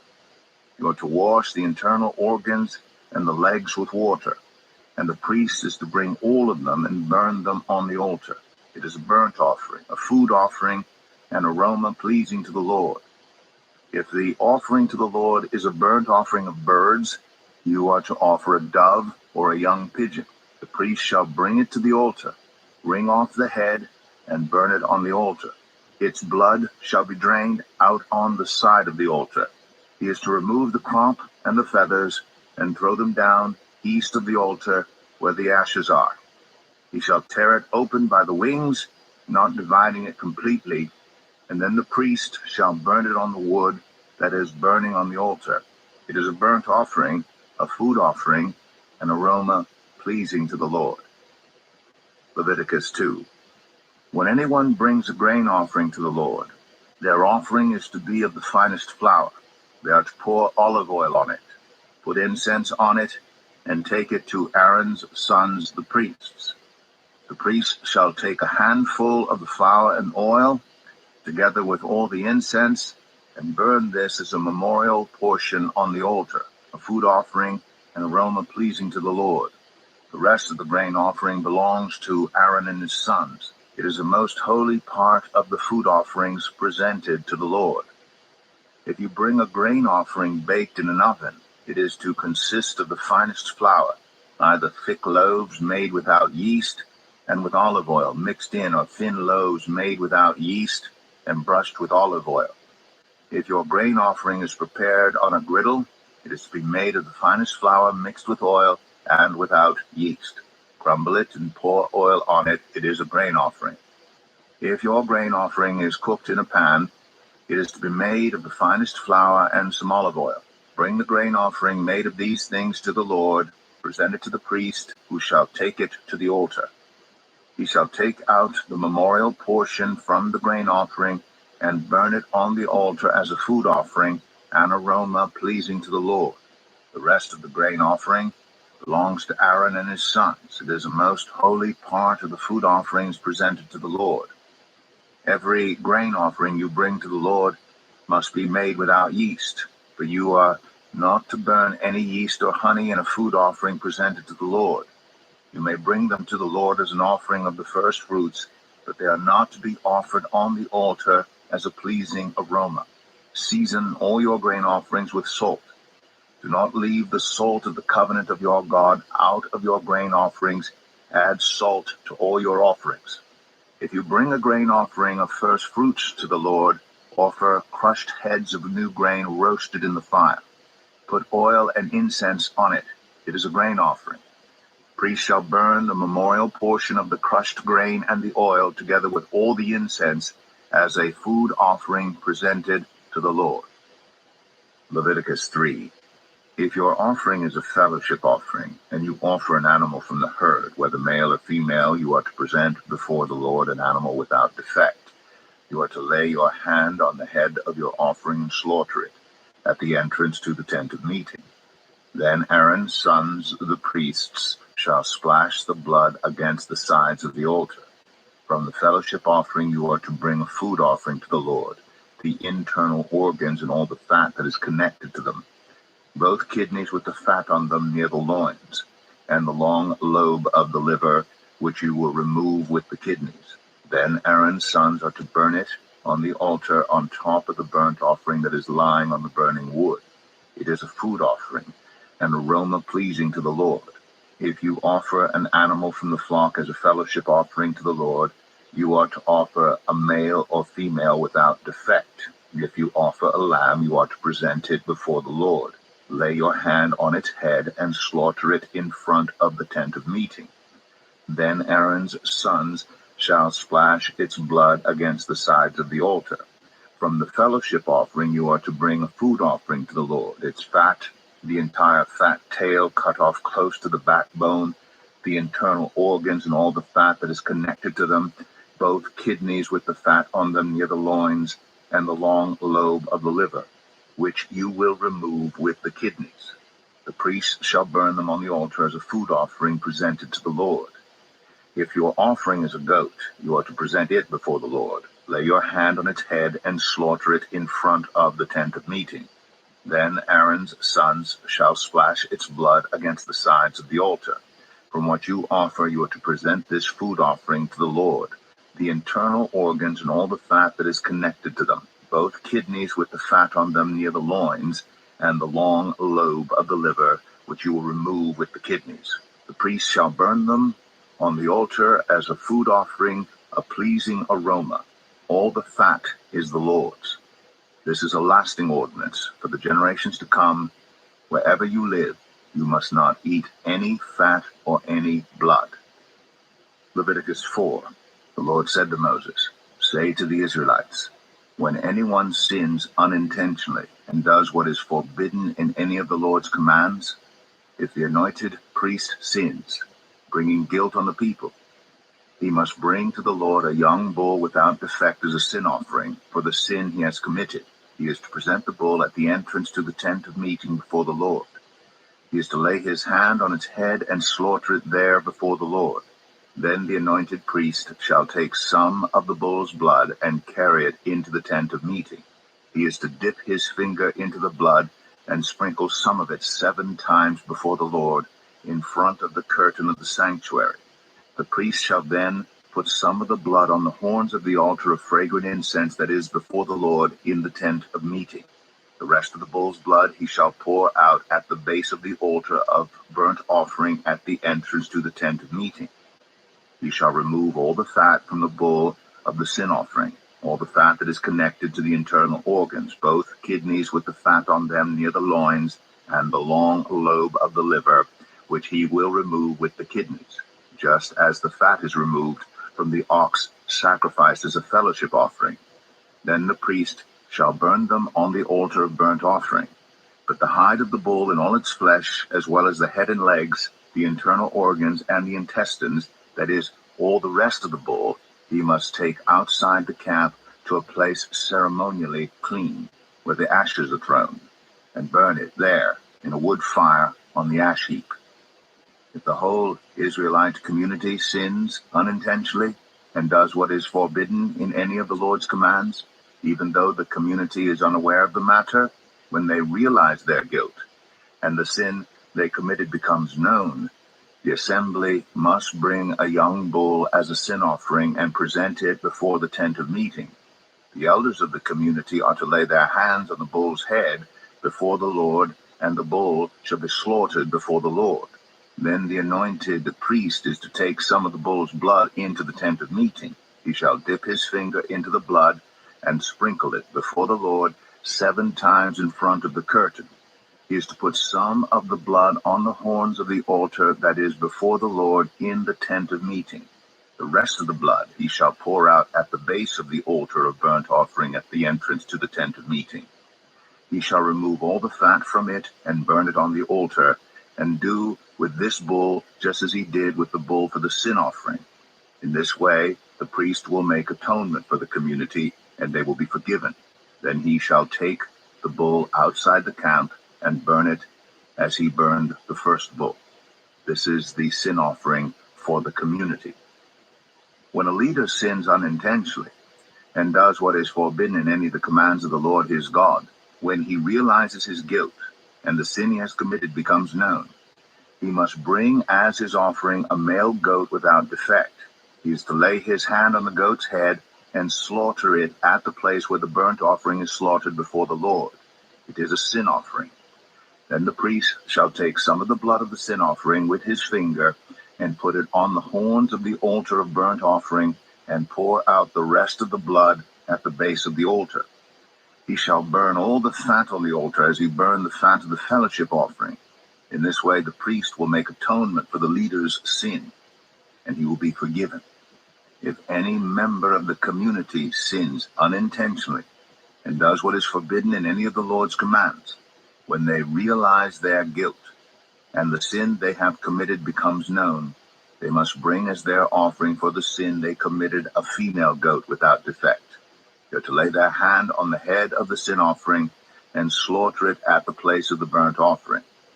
Then the priest is to take some of the blood with his finger and put it on the horns of the altar of burnt offering, and pour out the rest of the blood at the base of the altar. They shall remove all the fat, just as the fat is removed from the fellowship offering, and the priest shall burn it on the altar as an aroma pleasing to the Lord. In this way the priest will make atonement for them, and they will be forgiven. If someone brings a lamb as their sin offering, they are to bring a female without defect. They are to lay their hand on its head and slaughter it for a sin offering at the place where the burnt offering is slaughtered. Then the priest shall take some of the blood of the sin offering with his finger and put it on the horns of the altar of burnt offering, and pour out the rest of the blood at the base of the altar. They shall remove all the fat, just as the fat is removed from the lamb of the fellowship offering, and the priest shall burn it on the altar on top of the food offerings presented to the Lord. In this way the priest shall make atonement for them for the sin they have committed, and they will be forgiven. Leviticus 5. If anyone sins because they do not speak up when they hear a public charge to testify regarding something they have seen or learned about, they will be held responsible.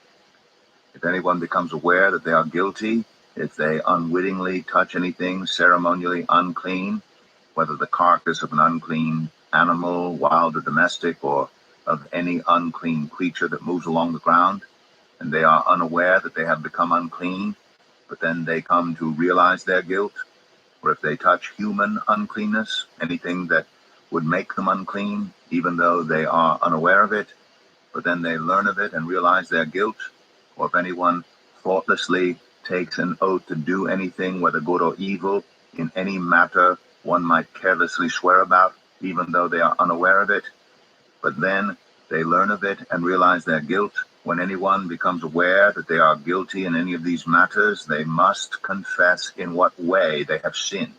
As a penalty for the sin they have committed, they must bring to the Lord a female lamb or goat from the flock as a sin offering, and the priest shall make atonement for them for their sin. Anyone who cannot afford a lamb is to bring 2 doves or 2 young pigeons to the Lord as a penalty for their sin, one for a sin offering and the other for a burnt offering. They are to bring them to the priest, who shall first offer the one for the sin offering. He is to wring its head from its neck, not dividing it completely, and is to splash some of the blood of the sin offering against the side of the altar. The rest of the blood must be drained out at the base of the altar. It is a sin offering.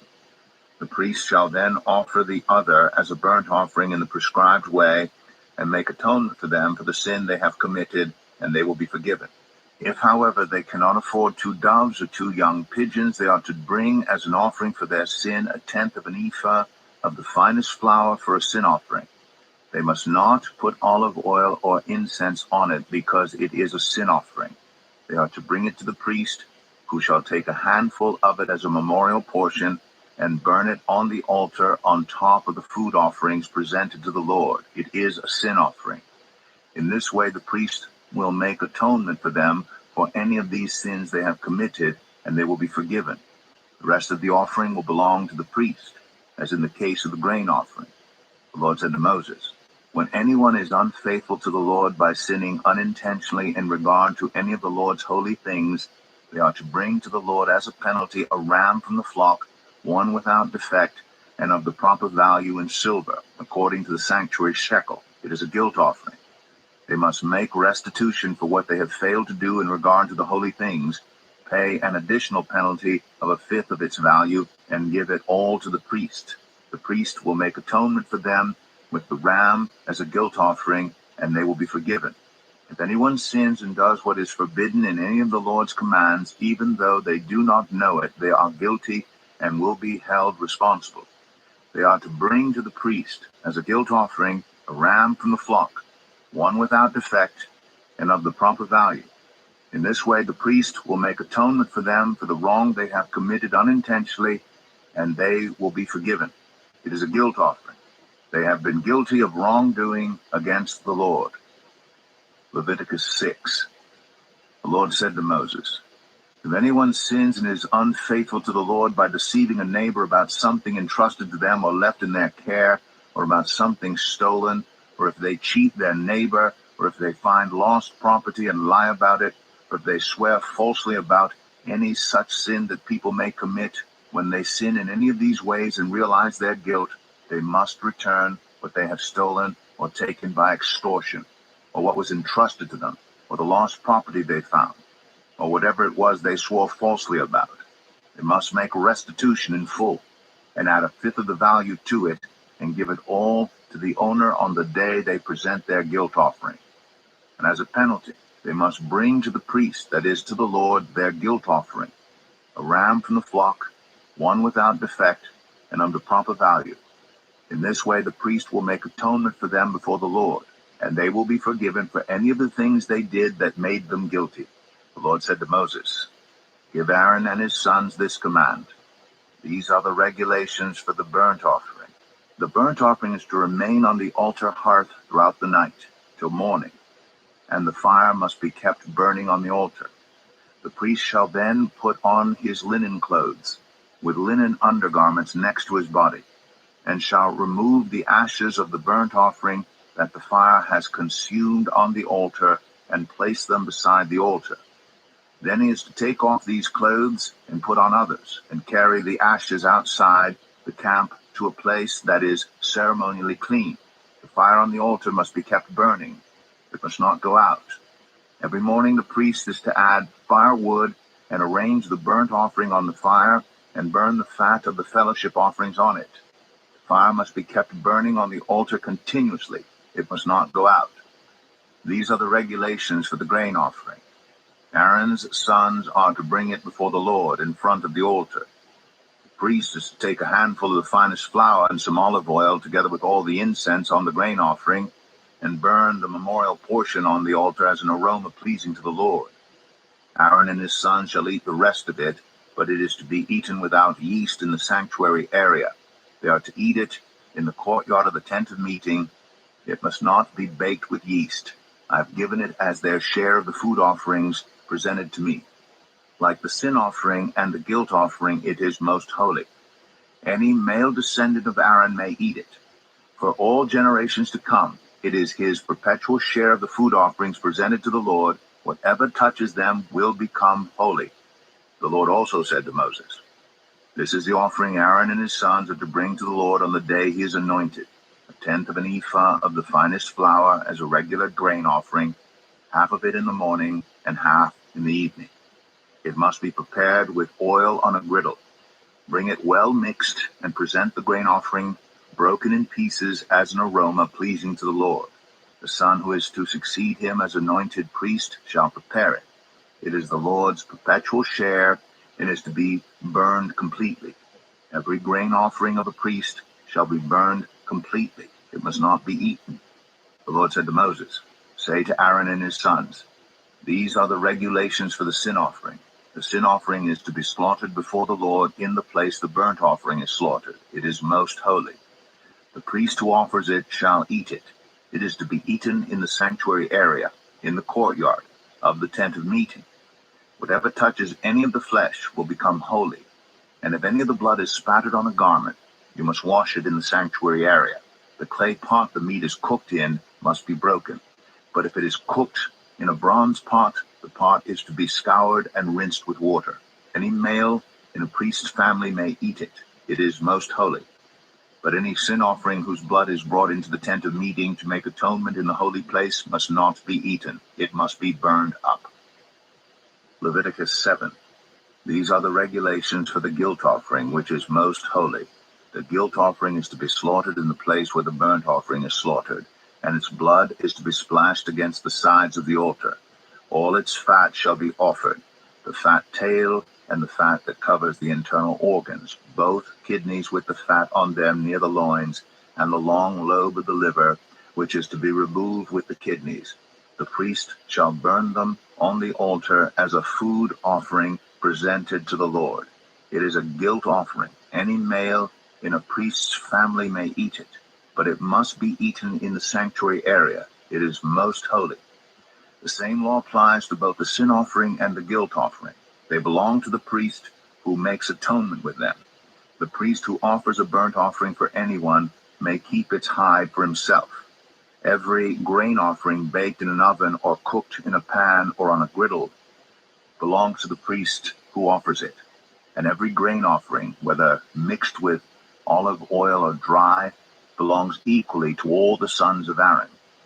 These are the regulations for the fellowship offering anyone may present to the Lord. If they offer it as an expression of thankfulness, then along with this thank offering they are to offer thick loaves made without yeast and with olive oil mixed in, thin loaves made without yeast and brushed with oil, and thick loaves of the finest flour, well kneaded and with oil mixed in. Along with their fellowship offering of thanksgiving, they are to present an offering with thick loaves of bread made with yeast. They are to bring one of each kind as an offering, a contribution to the Lord. It belongs to the priest who splashes the blood of the fellowship offering against the altar. The meat of their fellowship offering of thanksgiving must be eaten on the day it is offered. They must leave none of it till morning. If, however, their offering is the result of a vow or is a free will offering, the sacrifice shall be eaten on the day they offer it. But anything left over may be eaten on the next day. Any meat of the sacrifice left over till the third day must be burned up. If any meat of the fellowship offering is eaten on the third day, the one who offered it will not be accepted. It will not be reckoned to their credit, for it has become impure. The person who eats any of it will be held responsible. Meat that touches anything ceremonially unclean must not be eaten. It must be burned up. As for other meat, anyone ceremonially clean may eat it. But if anyone who is unclean eats any meat of the fellowship offering belonging to the Lord, they must be cut off from their people. Anyone who touches something unclean, whether human uncleanness or an unclean animal or any unclean creature that moves along the ground, and then eats any of the meat of the fellowship offering belonging to the Lord, must be cut off from their people. The Lord said to Moses, "Say to the Israelites, do not eat any of the fat of cattle, sheep, or goats. The fat of an animal found dead or torn by wild animals may be used for any other purpose, but you must not eat it. Anyone who eats the fat of an animal from which a food offering may be presented to the Lord must be cut off from their people. And wherever you live, you must not eat the blood of any bird or animal. Anyone who eats blood must be cut off from their people." The Lord said to Moses, "Say to the Israelites, anyone who brings a fellowship offering to the Lord is to bring part of it as their sacrifice to the Lord. With their own hands they are to present the food offering to the Lord.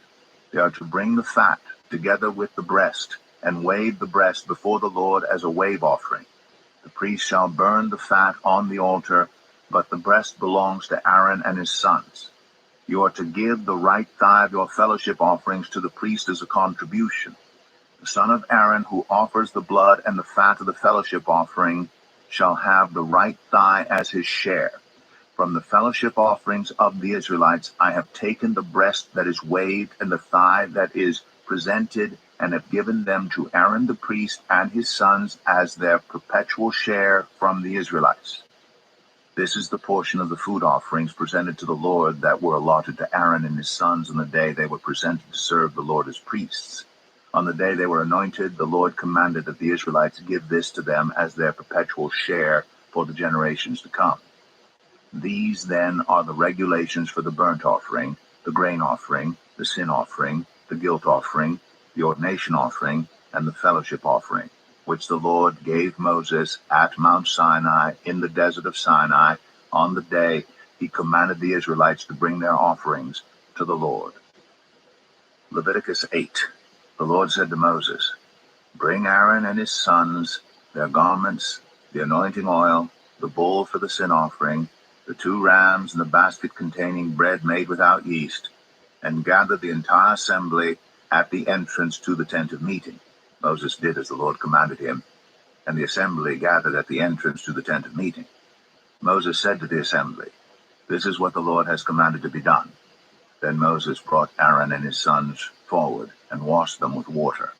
He put the tunic on Aaron, tied the sash around him, clothed him with the robe, and put the ephod on him. He also fastened the ephod with the decorative waistband, which he tied around him. He placed the breastpiece on him and put the Urim and the Thummim in the breastpiece. Then he placed the turban on Aaron's head and set the gold plate, the sacred emblem, on the front of it, as the Lord commanded Moses. Then Moses took the anointing oil and anointed the tabernacle and everything in it, and so consecrated them. He sprinkled some of the oil on the altar 7 times, anointing the altar and all its utensils and the basin with its stand to consecrate them. He poured some of the anointing oil on Aaron's head and anointed him to consecrate him. Then he brought Aaron's sons forward, put tunics on them, tied sashes around them, and fastened caps on them as the Lord commanded Moses. He then presented the bull for the sin offering, and Aaron and his sons laid their hands on its head. Moses slaughtered the bull and took some of the blood, and with his finger he put it on all the horns of the altar to purify the altar. He poured out the rest of the blood at the base of the altar. So he consecrated it to make atonement for it. Moses also took all the fat around the internal organs, the long lobe of the liver, and both kidneys and their fat, and burned it on the altar. But the bull, with its hide and its flesh and its intestines, he burned up outside the camp, as the Lord commanded Moses. He then presented the ram for the burnt offering, and Aaron and his sons laid their hands on its head.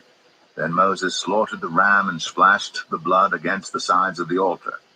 He cut the ram into pieces and burned the head, the pieces, and the fat. He washed the internal organs and the legs with water and burned the whole ram on the altar. It was a burnt offering, a pleasing aroma, a food offering presented to the Lord, as the Lord commanded Moses. He then presented the other ram, the ram for the ordination, and Aaron and his sons laid their hands on its head. Moses slaughtered the ram and took some of its blood and put it on the lobe of Aaron's right ear, on the thumb of his right hand, and on the big toe of his right foot. Moses also brought Aaron's sons forward and put some of the blood on the lobes of their right ears, on the thumbs of their right hands, and on the big toes of their right feet. Then he splashed blood against the sides of the altar. After that he took the fat tail, all the fat around the internal organs, the long lobe of the liver, both kidneys and their fat, and the right thigh. And from the basket of bread made without yeast, which was before the Lord, he took one thick loaf with olive oil mixed in, and one thin loaf. And he put these on the fat portions and on the right thigh. He put all these in the hands of Aaron and his sons, and they waved them before the Lord as a wave offering. Then Moses took them from their hands and burned them on the altar on top of the burnt offering as an ordination offering, a pleasing aroma, a food offering presented to the Lord. Moses also took the breast, which was his share of the ordination ram, and waved it before the Lord as a wave offering, as the Lord commanded Moses. Then Moses took some of the anointing oil and some of the blood from the altar, and sprinkled them on Aaron and his garments, and on his sons and their garments. So he consecrated Aaron and his garments, and his sons and their garments. Moses then said to Aaron and his sons, "Cook the meat at the entrance to the tent of meeting, and eat it there with the bread from the basket of ordination offerings, as I was commanded. Aaron and his sons are to eat it. Then burn up the rest of the meat and the bread. Do not leave the entrance to the tent of meeting for 7 days until the days of your ordination are completed, for your ordination will last 7 days. What has been done today was commanded by the Lord to make atonement for you. You must stay at the entrance to the tent of meeting day and night for 7 days and do what the Lord requires, so you will not die. For that is what I have been commanded." So Aaron and his sons did everything the Lord commanded through Moses. Leviticus 9.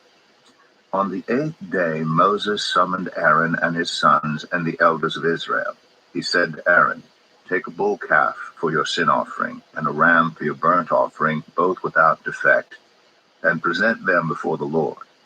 Then say to the Israelites, take a male goat for a sin offering, a calf and a lamb, both a year old and without defect, for a burnt offering, and an ox and a ram for a fellowship offering to sacrifice before the Lord, together with a grain offering mixed with olive oil. For today the Lord will appear to you.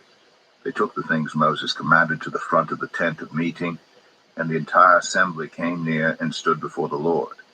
Then Moses said, this is what the Lord has commanded you to do, so that the glory of the Lord may appear to you. Moses said to Aaron, come to the altar and sacrifice your sin offering and your burnt offering and make atonement for yourself and the people. Sacrifice the offering that is for the people and make atonement for them as the Lord has commanded. So Aaron came to the altar and slaughtered the calf as a sin offering for himself. His sons brought the blood to him, and he dipped his finger into the blood and put it on the horns of the altar. The rest of the blood he poured out at the base of the altar. On the altar he burned the fat, the kidneys, and the long lobe of the liver from the sin offering, as the Lord commanded Moses. The flesh and the hide he burned up outside the camp.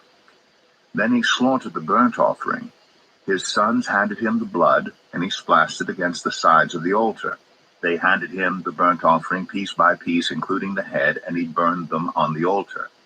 He washed the internal organs and the legs and burned them on top of the burnt offering on the altar. Aaron then brought the offering that was for the people. He took the goat for the people's sin offering and slaughtered it and offered it for a sin offering as he did with the first one. He brought the burnt offering and offered it in the prescribed way. He also brought the grain offering, took a handful of it, and burned it on the altar in addition to the morning's burnt offering. He slaughtered the ox and the ram as the fellowship offering for the people. His sons handed him the blood, and he splashed it against the sides of the altar. But the fat portions of the ox and the ram, the fat tail, the layer of fat, the kidneys, and the long lobe of the liver, these they laid on the breasts, and then Aaron burned the fat on the altar. Aaron waved the breasts and the right thigh before the Lord as a wave offering, as Moses commanded. Then Aaron lifted his hands toward the people and blessed them. And having sacrificed the sin offering, the burnt offering, and the fellowship offering, he stepped down. Moses and Aaron then went into the tent of meeting. When they came out, they blessed the people. And the glory of the Lord appeared to all the people. Fire came out from the presence of the Lord and consumed the burnt offering and the fat portions on the altar. And when all the people saw it, they shouted for joy and fell face down. Leviticus 10. Aaron's sons, Nadab and Abihu, took their censers, put fire in them, and added incense. And they offered unauthorized fire before the Lord, contrary to his command.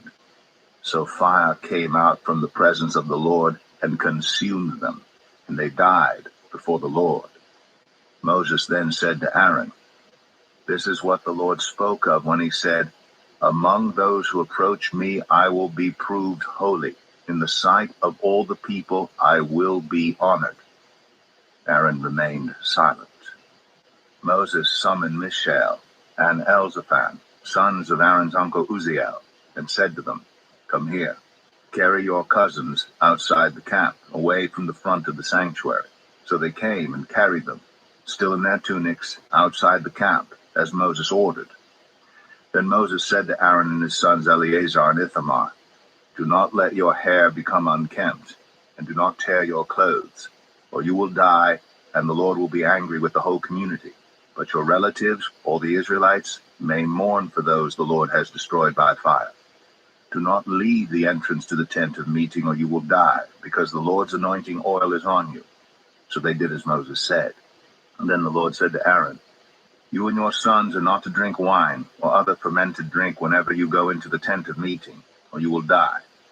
This is a lasting ordinance for the generations to come, so that you can distinguish between the holy and the common, between the unclean and the clean.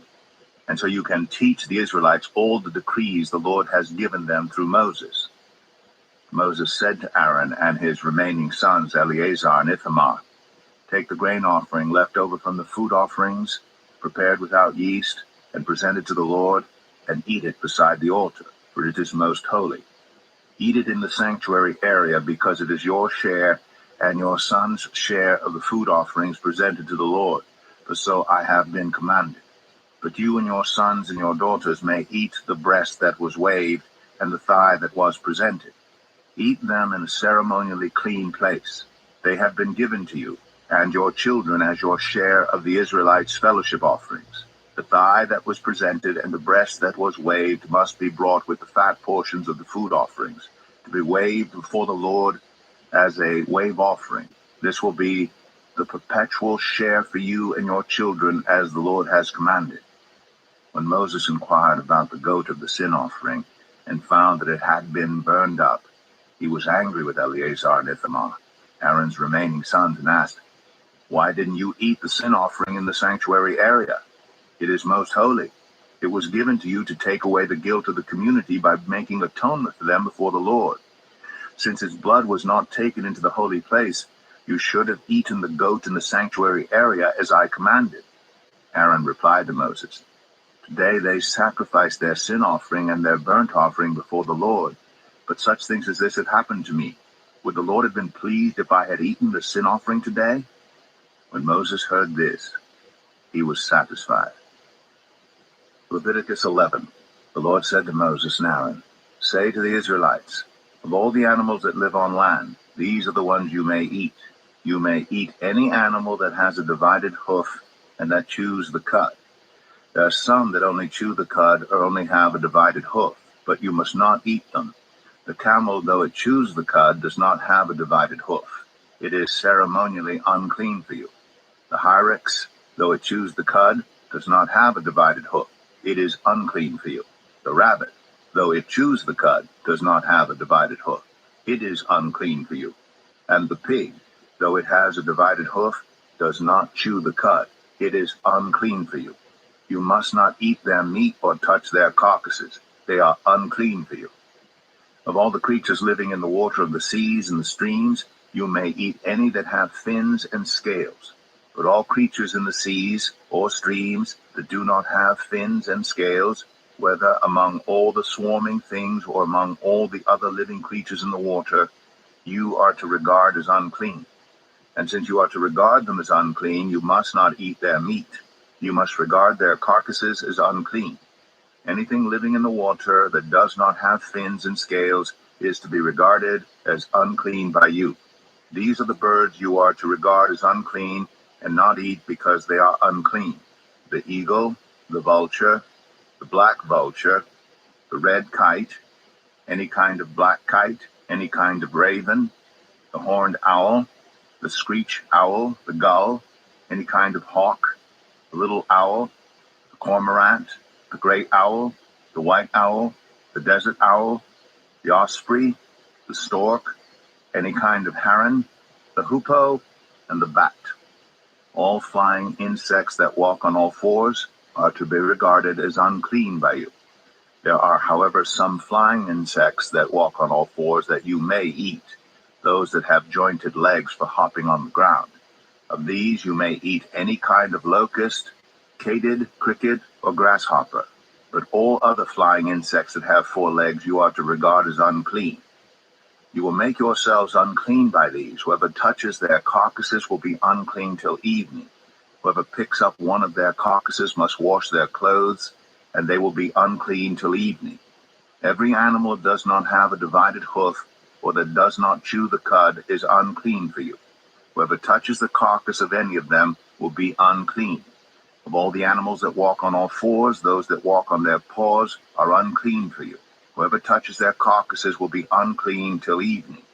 Anyone who picks up their carcasses must wash their clothes, and they will be unclean till evening. These animals are unclean for you. Of the animals that move along the ground, these are unclean for you: the weasel, the rat, any kind of great lizard, the gecko, the monitor lizard, the wall lizard, the skink, and the chameleon. Of all those that move along the ground, these are unclean for you. Whoever touches them when they are dead will be unclean till evening.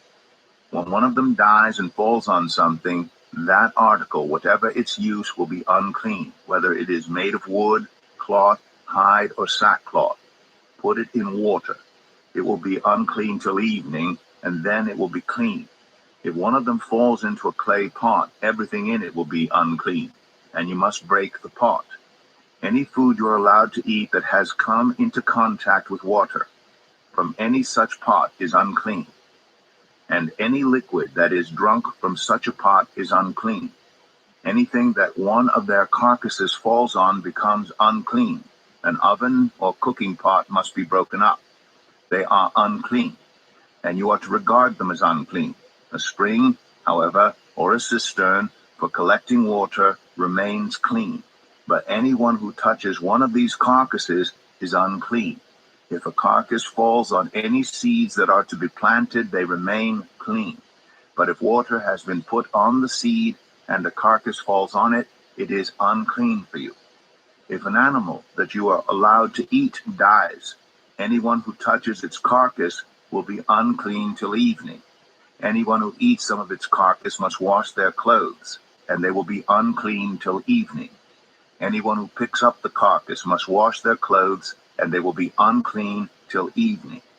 Every creature that moves along the ground is to be regarded as unclean. It is not to be eaten. You are not to eat any creature that moves along the ground, whether it moves on its belly or walks on all fours or on many feet, it is unclean.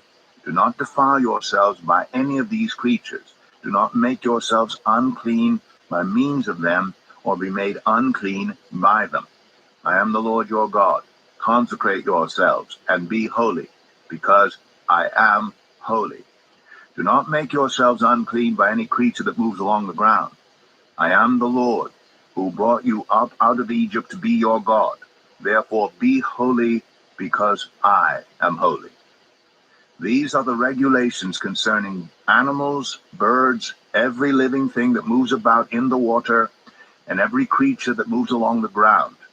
You must distinguish between the unclean and the clean, between living creatures that may be eaten and those that may not be eaten. Leviticus 12. The Lord said to Moses, say to the Israelites, a woman who becomes pregnant and gives birth to a son will be ceremonially unclean for 7 days, just as she is unclean during her monthly period. On the 8th day the boy is to be circumcised. Then the woman must wait 33 days to be purified from her bleeding. She must not touch anything sacred or go to the sanctuary until the days of her purification are over.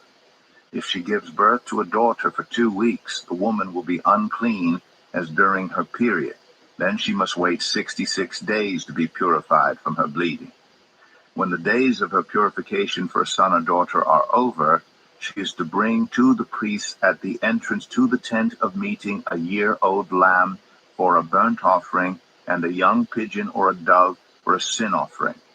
He shall offer them before the Lord to make atonement for her, and then she will be ceremonially clean from her flow of blood. These are the regulations for the woman who gives birth to a boy or a girl. If she cannot afford a lamb, she is to bring 2 doves or 2 young pigeons, one for a burnt offering and the other for a sin offering. In this way, the priest will make atonement for her, and she will be clean. Leviticus 13. The Lord said to Moses and Aaron, when anyone has a swelling or a rash or a shiny spot on their skin that may be a defiling skin disease, they must be brought to Aaron the priest or to one of his sons who is a priest. The priest is to examine the sore on the skin, and if the hair on the sore has turned white and the sore appears to be more than skin deep, it is a defiling skin disease. When the priest examines that person, he shall pronounce them ceremonially unclean. If the shiny spot on the skin is white, but does not appear to be more than skin deep, and the hair in it has not turned white, the priest is to isolate the affected person for 7 days. On the 7th day, the priest is to examine them, and if he sees that the sore is unchanged and has not spread in the skin, he is to isolate them for another 7 days. On the 7th day, the priest is to examine them again. And if the sore has faded and has not spread in the skin, the priest shall pronounce them clean. It is only a rash. They must wash their clothes, and they will be clean. But if the rash does spread in their skin after they have shown themselves to the priest to be pronounced clean, they must appear before the priest again. The priest is to examine that person, and if the rash has spread in the skin, he shall pronounce them unclean. It is a defiling skin disease. When anyone has a defiling skin disease, they must be brought to the priest. The priest is to examine them, and if there is a white swelling in the skin that has turned the hair white, and if there is raw flesh in the swelling, it is a chronic skin disease, and the priest shall pronounce them unclean. He is not to isolate them because they are already unclean. If the disease breaks out all over their skin, and, so far as the priest can see, it covers all the skin of the affected person from head to foot, the priest is to examine them, and if the disease has covered their whole body, he shall pronounce them clean. Since it has all turned white, they are clean. But whenever raw flesh appears on them, they will be unclean. When the priest sees the raw flesh, he shall pronounce them unclean. The raw flesh is unclean. They have a defiling disease. If the raw flesh changes and turns white, they must go to the priest. The priest is to examine them. And if the sores have turned white, the priest shall pronounce the affected person clean. Then they will be clean. When someone has a boil on their skin and it heals, and in the place where the boil was, a white swelling or reddish white spot appears, they must present themselves to the priest. The priest is to examine it, and if it appears to be more than skin deep, and the hair in it has turned white, the priest shall pronounce that person unclean. It is a defiling skin disease that has broken out where the boil was. But if when the priest examines it, there is no white hair in it, and it is not more than skin deep, and has faded, then the priest is to isolate them for 7 days. If it is spreading in the skin, the priest shall pronounce them unclean. It is a defiling disease. But if the spot is unchanged and has not spread, it is only a scar from the boil, and the priest shall pronounce them clean. When someone has a burn on their skin, and a reddish white or white spot appears in the raw flesh of the burn, the priest is to examine the spot, and if the hair in it has turned white, and it appears to be more than skin deep, it is a defiling disease that has broken out in the burn. The priest shall pronounce them unclean. It is a defiling skin disease. But if the priest examines it, and there is no white hair in the spot, and if it is not more than skin deep and has faded, then the priest is to isolate them for 7 days. On the 7th day, the priest is to examine that person, and if it is spreading in the skin, the priest shall pronounce them unclean. It is a defiling skin disease. If, however, the spot is unchanged and has not spread in the skin but has faded, it is a swelling from the burn, and the priest shall pronounce them clean. It is only a scar from the burn. If a man or woman has a sore on their head or chin, the priest is to examine the sore, and if it appears to be more than skin deep, and the hair in it is yellow and thin, the priest shall pronounce them unclean. It is a defiling skin disease on the head or chin. But if when the priest examines the sore, it does not seem to be more than skin deep, and there is no black hair in it, then the priest is to isolate the affected person for 7 days. On the 7th day, the priest is to examine the sore, and if it has not spread and there is no yellow hair in it, and it does not appear to be more than skin deep, then the man or woman must shave themselves, except for the affected area, and the priest is to keep them isolated another 7 days. On the 7th day, the priest is to examine the sore, and if it has not spread in the skin and appears to be no more than skin deep, the priest shall pronounce them clean. They must wash their clothes, and they will be clean. But if the sore does spread in the skin after they are pronounced clean, the priest is to examine them. And if he finds that the sore has spread in the skin, he does not need to look for yellow hair. They are unclean. If, however, the sore is unchanged, so far as the priest can see, And if black hair has not grown in it, the affected person is healed. They are clean, and the priest shall pronounce them clean. When a man or woman has white spots on the skin, the priest is to examine them. And if the spots are dull white, it is a harmless rash that has broken out on the skin. They are clean. A man who has lost his hair and is bald is clean. If he has lost his hair from the front of his scalp and has a bald forehead, he is clean. But if he has a reddish-white sore on his bald head or forehead, it is a defiling disease breaking out on his head or forehead. The priest is to examine him. And if the swollen sore on his head or forehead is reddish-white, like a defiling skin disease, the man is diseased and is unclean. The priest shall pronounce him unclean because of the sore on his head. Anyone with such a defiling disease must wear torn clothes. Let their hair be unkempt, cover the lower part of their face, and cry out, "Unclean, unclean." As long as they have the disease, they remain unclean. They must live alone. They must live outside the camp. As for any fabric that is spoiled with a defiling mold, any woolen or linen clothing, any woven or knitted material of linen or wool, any leather or anything made of leather, if the affected area in the fabric, the leather, the woven or knitted material, or any leather article is greenish or reddish, it is a defiling mold and must be shown to the priest. The priest is to examine the affected area and isolate the article for 7 days. On the 7th day he is to examine it, and if the mold has spread in the fabric, the woven or knitted material, or the leather, whatever its use, it is a persistent defiling mold.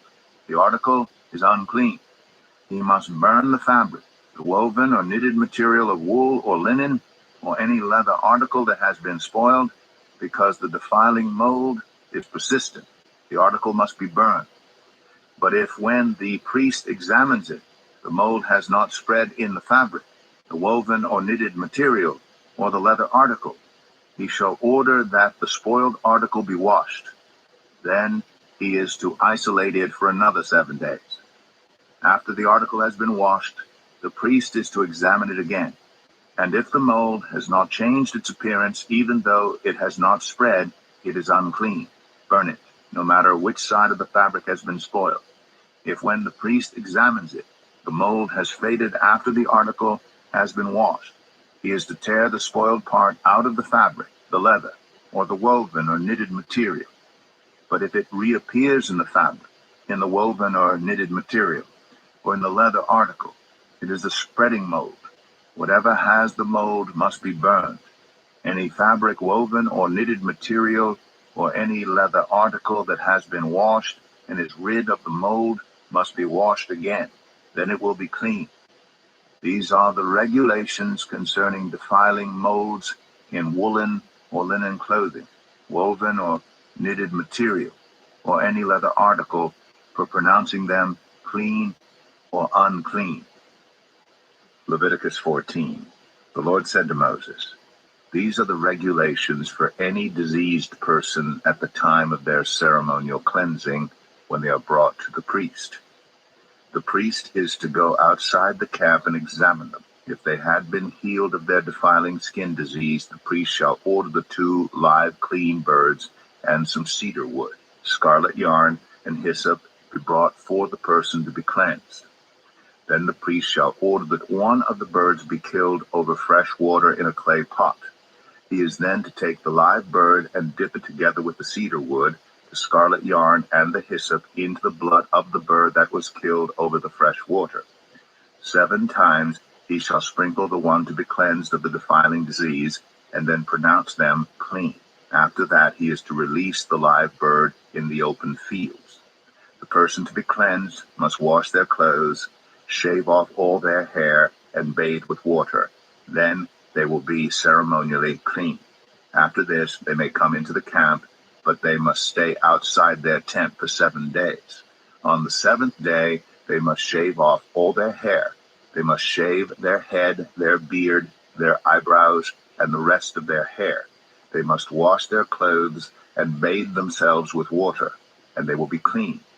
On the 8th day they must bring 2 male lambs and 1 ewe lamb, a year old, each without defect, along with 3/10 of an ephah of the finest flour mixed with olive oil for a grain offering, and 1 log of oil.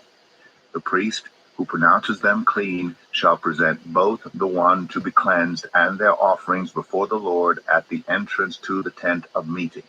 Then the priest is to take 1 of the male lambs and offer it as a guilt offering, along with the log of oil. He shall wave them before the Lord as a wave offering. He is to slaughter the lamb in the sanctuary area where the sin offering and the burnt offering are slaughtered. Like the sin offering, the guilt offering belongs to the priest. It is most holy. The priest is to take some of the blood of the guilt offering and put it on the lobe of the right ear of the one to be cleansed, on the thumb of their right hand, and on the big toe of their right foot. The priest shall then take some of the log of oil, pour it on the palm of his own left hand, dip his right forefinger into the oil in his palm, and with his finger sprinkle some of it before the Lord 7 times. The priest is to put some of the oil remaining in his palm on the lobe of the right ear of the one to be cleansed, on the thumb of their right hand, and on the big toe of their right foot, on top of the blood of the guilt offering. The rest of the oil in his palm the priest shall put on the head of the one to be cleansed and make atonement for them before the Lord. Then the priest is to sacrifice the sin offering and make atonement for the one to be cleansed from their uncleanness. After that, the priest shall slaughter the burnt offering and offer it on the altar together with the grain offering and make atonement for them, and they will be clean. If, however, they are poor and cannot afford these, they must take 1 male lamb as a guilt offering to be waved to make atonement for them, together with 1/10 of an ephah of the finest flour mixed with olive oil for a grain offering, a log of oil, and 2 doves or 2 young pigeons, such as they can afford, 1 for a sin offering and the other for a burnt offering. On the 8th day, they must bring them for their cleansing to the priest at the entrance to the tent of meeting before the Lord. The priest is to take the lamb for the guilt offering, together with the log of oil, and wave them before the Lord as a wave offering. He shall slaughter the lamb for the guilt offering, and take some of its blood, and put it on the lobe of the right ear of the one to be cleansed, on the thumb of their right hand, and on the big toe of their right foot. The priest is to pour some of the oil into the palm of his own left hand, and with his right forefinger sprinkle some of the oil from his palm 7 times before the Lord. Some of the oil in his palm he is to put on the same places he put the blood of the guilt offering, on the lobe of the right ear of the one to be cleansed, on the thumb of their right hand, and on the big toe of their right foot. The rest of the oil in his palm the priest shall put on the head of the one to be cleansed, to make atonement for them before the Lord.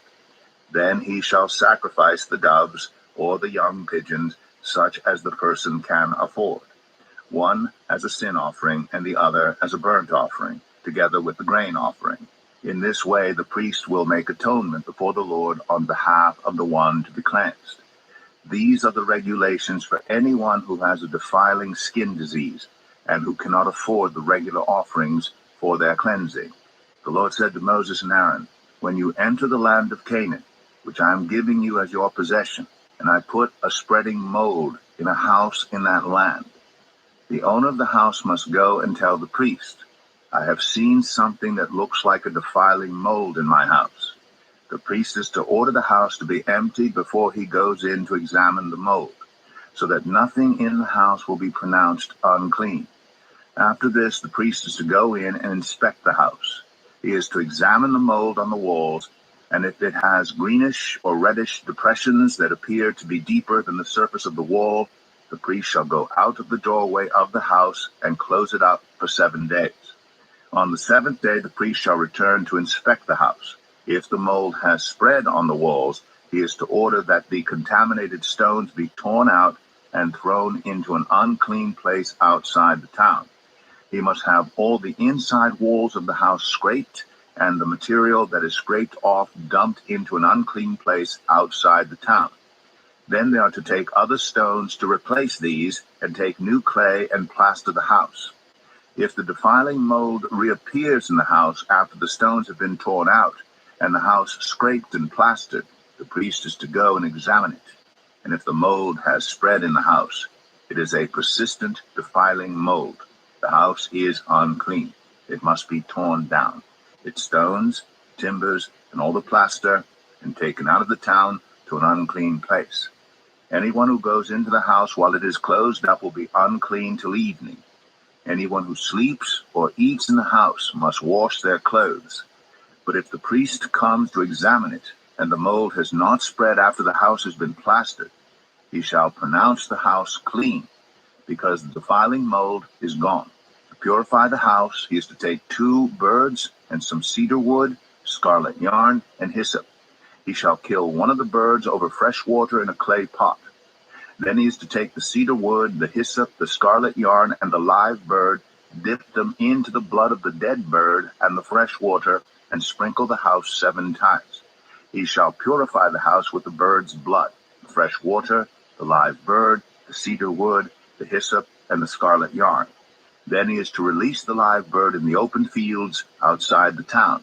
In this way he will make atonement for the house, and it will be clean. These are the regulations for any defiling skin disease, for a sore, for defiling molds in fabric or in a house, and for a swelling, a rash, or a shiny spot, to determine whether something is clean or unclean. These are the regulations for defiling skin disease and defiling molds. Leviticus 15. The Lord said to Moses and Aaron, "Speak to the Israelites and say to them, when any man has an unusual bodily discharge, such a discharge is unclean. Whether it continues flowing from his body or is blocked, it will make him unclean. This is how his discharge will bring about uncleanness.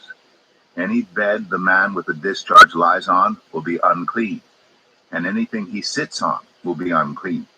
Anyone who touches his bed must wash their clothes and bathe with water, and they will be unclean till evening. Whoever sits on anything that the man with the discharge sat on must wash their clothes and bathe with water, and they will be unclean till evening. Whoever touches the man or who has a discharge must wash their clothes and bathe with water, and they will be unclean till evening. If the man with the discharge spits on anyone who is clean, they must wash their clothes and bathe with water, and they will be unclean till evening. Everything the man sits on when riding will be unclean, and whoever touches any of the things that were under him will be unclean till evening. Whoever picks up those things must wash their clothes and bathe with water, and they will be unclean till evening.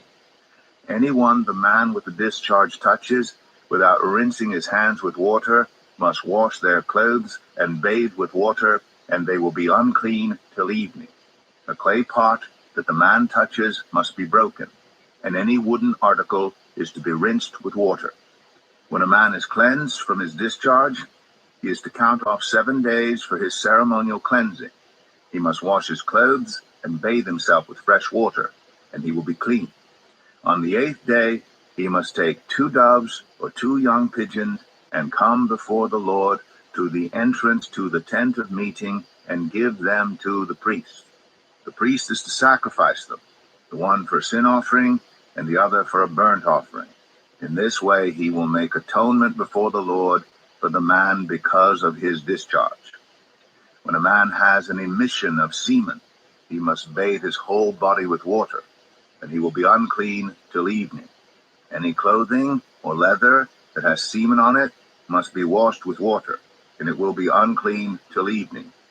When a man has sexual relations with a woman, and there is an emission of semen, both of them must bathe with water, and they will be unclean till evening. When a woman has her regular flow of blood, the impurity of her monthly period will last 7 days, and anyone who touches her will be unclean till evening. Anything she lies on during her period will be unclean, and anything she sits on will be unclean. Anyone who touches her bed will be unclean. They must wash their clothes and bathe with water, and they will be unclean till evening. Anyone who touches anything she sits on will be unclean. They must wash their clothes and bathe with water, and they will be unclean until evening. Whether it is the bed or anything she was sitting on, when anyone touches it, they will be unclean till evening. If a man has sexual relations with her, and her monthly flow touches him, he will be unclean for 7 days. Any bed he lies on will be unclean. When a woman has a discharge of blood for many days at a time other than her monthly period, or has a discharge that continues beyond her period, she will be unclean as long as she has the discharge, just as in the days of her period. Any bed she lies on while her discharge continues will be unclean, as is her bed during her monthly period. And anything she sits on will be unclean as during her period. Anyone who touches them will be unclean. They must wash their clothes and bathe with water, and they will be unclean till evening. When she is cleansed from her discharge, she must count off 7 days, and after that she will be ceremonially clean. On the 8th day, she must take 2 doves or 2 young pigeons and bring them to the priest at the entrance to the tent of meeting. The priest is to sacrifice one for a sin offering and the other for a burnt offering. In this way, he will make atonement for her before the Lord for the uncleanness of her discharge. You must keep the Israelites separate from the things that make them unclean, so they will not die in their uncleanness for defiling my dwelling place which is among them. These are the regulations for a man with a discharge, for anyone made unclean by an emission of semen, for a woman in her monthly period, for a man or a woman with a discharge, and for a man who has sexual relations with a woman who is ceremonially unclean. Leviticus 16. The Lord spoke to Moses after the death of the 2 sons of Aaron who died when they approached the Lord. The Lord said to Moses, "Tell your brother Aaron that he is not to come whenever he chooses into the most holy place behind the curtain in front of the atonement cover on the ark, or else he will die. For I will appear in the cloud over the atonement cover." This is how Aaron is to enter the most holy place. He must first bring a young bull for a sin offering and a ram for a burnt offering. He is to put on the sacred linen tunic, with linen undergarments next to his body. He is to tie the linen sash around him and put on the linen turban. These are sacred garments, so he must bathe himself with water before he puts them on. From the Israelite community, he is to take 2 male goats for a sin offering and a ram for a burnt offering. Aaron is to offer the bull for his own sin offering to make atonement for himself and his household. Then he is to take the 2 goats and present them before the Lord at the entrance to the tent of meeting. He is to cast lots for the 2 goats, 1 lot for the Lord and the other for the scapegoat.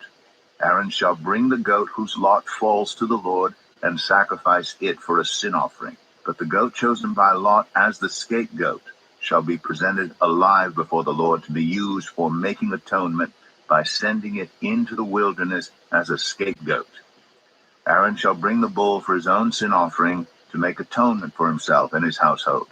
And he is to slaughter the bull for his own sin offering.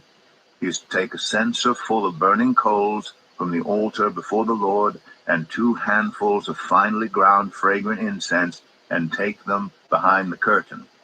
He is to put the incense on the fire before the Lord, and the smoke of the incense will conceal the atonement cover above the tablets of the covenant law, so that he will not die. He is to take some of the bull's blood, and with his finger sprinkle it on the front of the atonement cover. Then he shall sprinkle some of it with his finger 7 times before the atonement cover. He shall then slaughter the goat for the sin offering for the people, and take its blood behind the curtain, and do with it as he did with the bull's blood. He shall sprinkle it on the atonement cover and in front of it. In this way he will make atonement for the most holy place because of the uncleanness and rebellion of the Israelites, whatever their sins have been. He is to do the same for the tent of meeting, which is among them in the midst of their uncleanness. No one is to be in the tent of meeting from the time Aaron goes in to make atonement in the most holy place until he comes out, having made atonement for himself, his household, and the whole community of Israel. Then he shall come out to the altar, that is, before the Lord, and make atonement for it. He shall take some of the bull's blood and some of the goat's blood, and put it on all the horns of the altar. He shall sprinkle some of the blood on it with his finger 7 times to cleanse it and to consecrate it, from the uncleanness of the Israelites. When Aaron has finished making atonement for the most holy place, the tent of meeting, and the altar, he shall bring forward the live goat. He is to lay both hands on the head of the live goat and confess over it all the wickedness and rebellion of the Israelites, all their sins, and put them on the goat's head. He shall send the goat away into the wilderness in the care of someone appointed for the task. The goat will carry on itself all their sins to a remote place, and the man shall release it in the wilderness. Then Aaron is to go into the tent of meeting, and take off the linen garments he put on before he entered the most holy place, and is to leave them there. He shall bathe himself with water in the sanctuary area, and put on his regular garments. Then he shall come out and sacrifice the burnt offering for himself, and the burnt offering for the people, to make atonement for himself and for the people. He shall also burn the fat of the sin offering on the altar. The man who releases the goat as a scapegoat must wash his clothes and bathe himself with water. Afterward, he may come into the camp. The bull and the goat for the sin offerings, whose blood was brought into the most holy place to make atonement, must be taken outside the camp. Their hides, flesh, and intestines are to be burned up. The man who burns them must wash his clothes and bathe himself with water. Afterward, he may come into the camp. This is to be a lasting ordinance for you. On the 10th day of the 7th month you must deny yourselves and not do any work, whether native born or a foreigner residing among you, because on this day atonement will be made for you, to cleanse you. Then, before the Lord, you will be clean from all your sins. It is a day of Sabbath rest, and you must deny yourselves. It is a lasting ordinance. The priest who is anointed and ordained to succeed his father as high priest is to make atonement. He is to put on the sacred linen garments and make atonement for the most holy place, for the tent of meeting and the altar, and for the priests and all the members of the community. This is to be a lasting ordinance for you. Atonement is to be made once a year for all the sins of the Israelites. And it was done, as the Lord commanded Moses. Leviticus 17. The Lord said to Moses, "Speak to Aaron and his sons, and to all the Israelites, and say to them, this is what the Lord has commanded. Any Israelite who sacrifices an ox, a lamb, or a goat in the camp or outside of it, instead of bringing it to the entrance to the tent of meeting, to present it as an offering to the Lord in front of the tabernacle of the Lord, that person shall be considered guilty of bloodshed. They have shed blood and must be cut off from their people. This is so the Israelites will bring to the Lord the sacrifices they are now making in the open fields.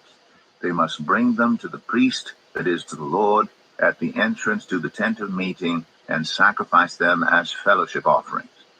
The priest is to splash the blood against the altar of the Lord at the entrance to the tent of meeting, and burn the fat as an aroma pleasing to the Lord.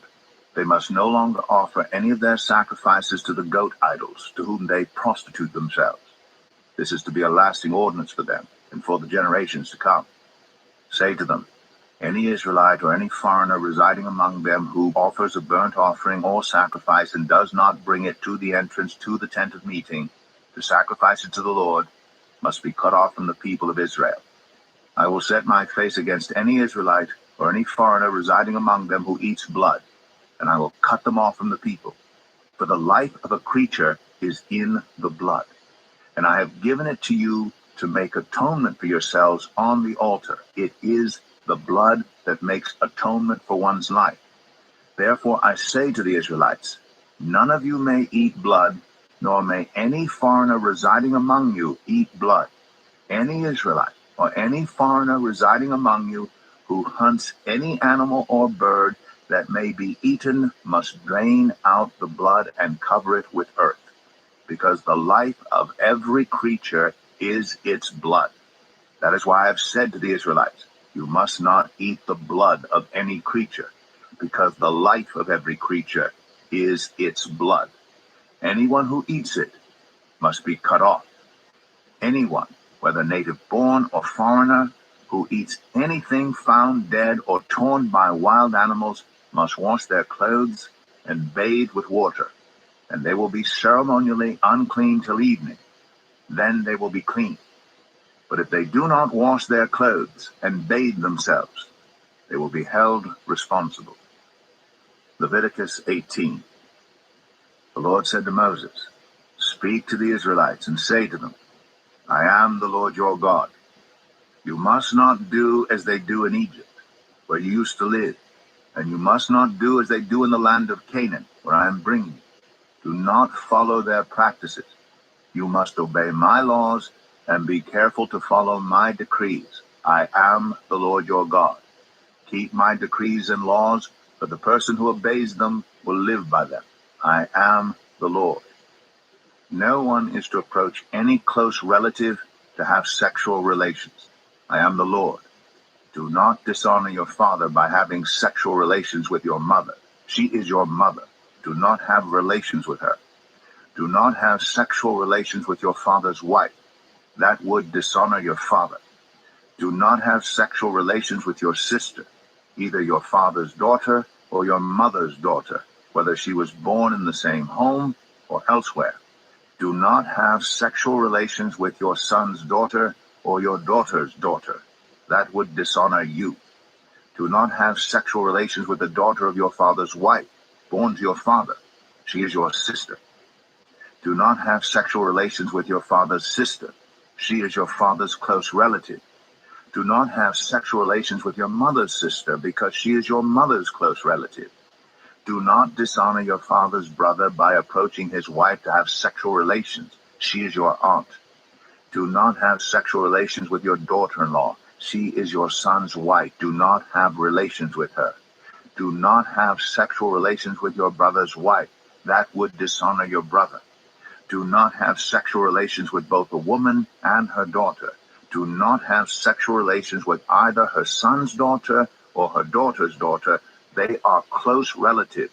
That is wickedness. Do not take your wife's sister as a rival wife and have sexual relations with her while your wife is living. Do not approach a woman to have sexual relations during the uncleanness of her monthly period. Do not have sexual relations with your neighbor's wife and defile yourself with her. Do not give any of your children to be sacrificed to Moloch, for you must not profane the name of your God. I am the Lord. Do not have sexual relations with a man as one does with a woman. That is detestable. Do not have sexual relations with an animal and defile yourself with it. A woman must not present herself to an animal to have sexual relations with it. That is a perversion. Do not defile yourselves in any of these ways, because this is how the nations that I'm going to drive out before you became defiled. Even the land was defiled, so I punished it for its sin, and the land vomited out its inhabitants. But you must keep my decrees and my laws.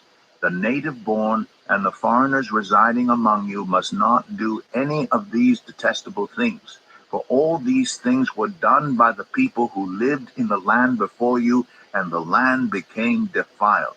And if you defile the land, it will vomit you out as it vomited out the nations that were before you. Everyone who does any of these detestable things, such persons must be cut off from their people. Keep my requirements, and do not follow any of the detestable customs that were practiced before you came, and do not defile yourselves with them. I am the Lord your God. Leviticus 19. The Lord said to Moses, "Speak to the entire assembly of Israel and say to them, Be holy, because I, the Lord your God, am holy.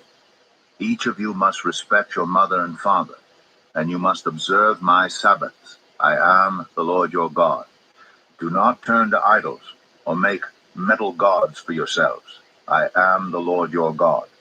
When you sacrifice a fellowship offering to the Lord, sacrifice it in such a way that it will be accepted on your behalf. It shall be eaten on the day you sacrifice it or on the next day. Anything left over until the third day must be burned up. If any of it is eaten on the third day, it is impure and will not be accepted. Whoever eats it will be held responsible because they have desecrated what is holy to the Lord. They must be cut off from their people. When you reap the harvest of your land, Do not reap to the very edges of your field or gather the gleanings of your harvest. Do not go over your vineyard a second time or pick up the grapes that have fallen. Leave them for the poor and the foreigner. I am the Lord your God. Do not steal. Do not lie. Do not deceive one another. Do not swear falsely by my name and so profane the name of your God. I am the Lord. Do not defraud or rob your neighbor. Do not hold back the wages of a hired worker overnight. Do not curse the deaf or put a stumbling block in front of the blind, but fear your God. I am the Lord. Do not pervert justice. Do not show partiality to the poor or favoritism to the great, but judge your neighbor fairly. Do not go about spreading slander among your people. Do not do anything that endangers your neighbor's life. I am the Lord. Do not hate a fellow Israelite in your heart. Rebuke your neighbor frankly, so you will not share in their guilt.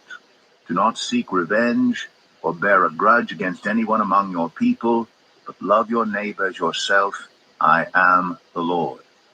Keep my decrees. Do not make different kinds of animals. Do not plant your field with two kinds of seed. Do not wear clothing woven of two kinds of material. If a man sleeps with a female slave who is promised to another man, but who has not been ransomed or given her freedom, there must be due punishment. Yet they are not to be put to death because she has not been freed. The man, however, must bring a ram to the entrance to the tent of meeting for a guilt offering to the Lord. With the ram of the guilt offering, the priest is to make atonement for him before the Lord for the sin he has committed, and his sin will be forgiven. When you enter the land and plant any kind of fruit tree, regard its fruit as forbidden. For 3 years you are to consider it forbidden. It must not be eaten. In the 4th year all its fruit will be holy, an offering of praise to the Lord.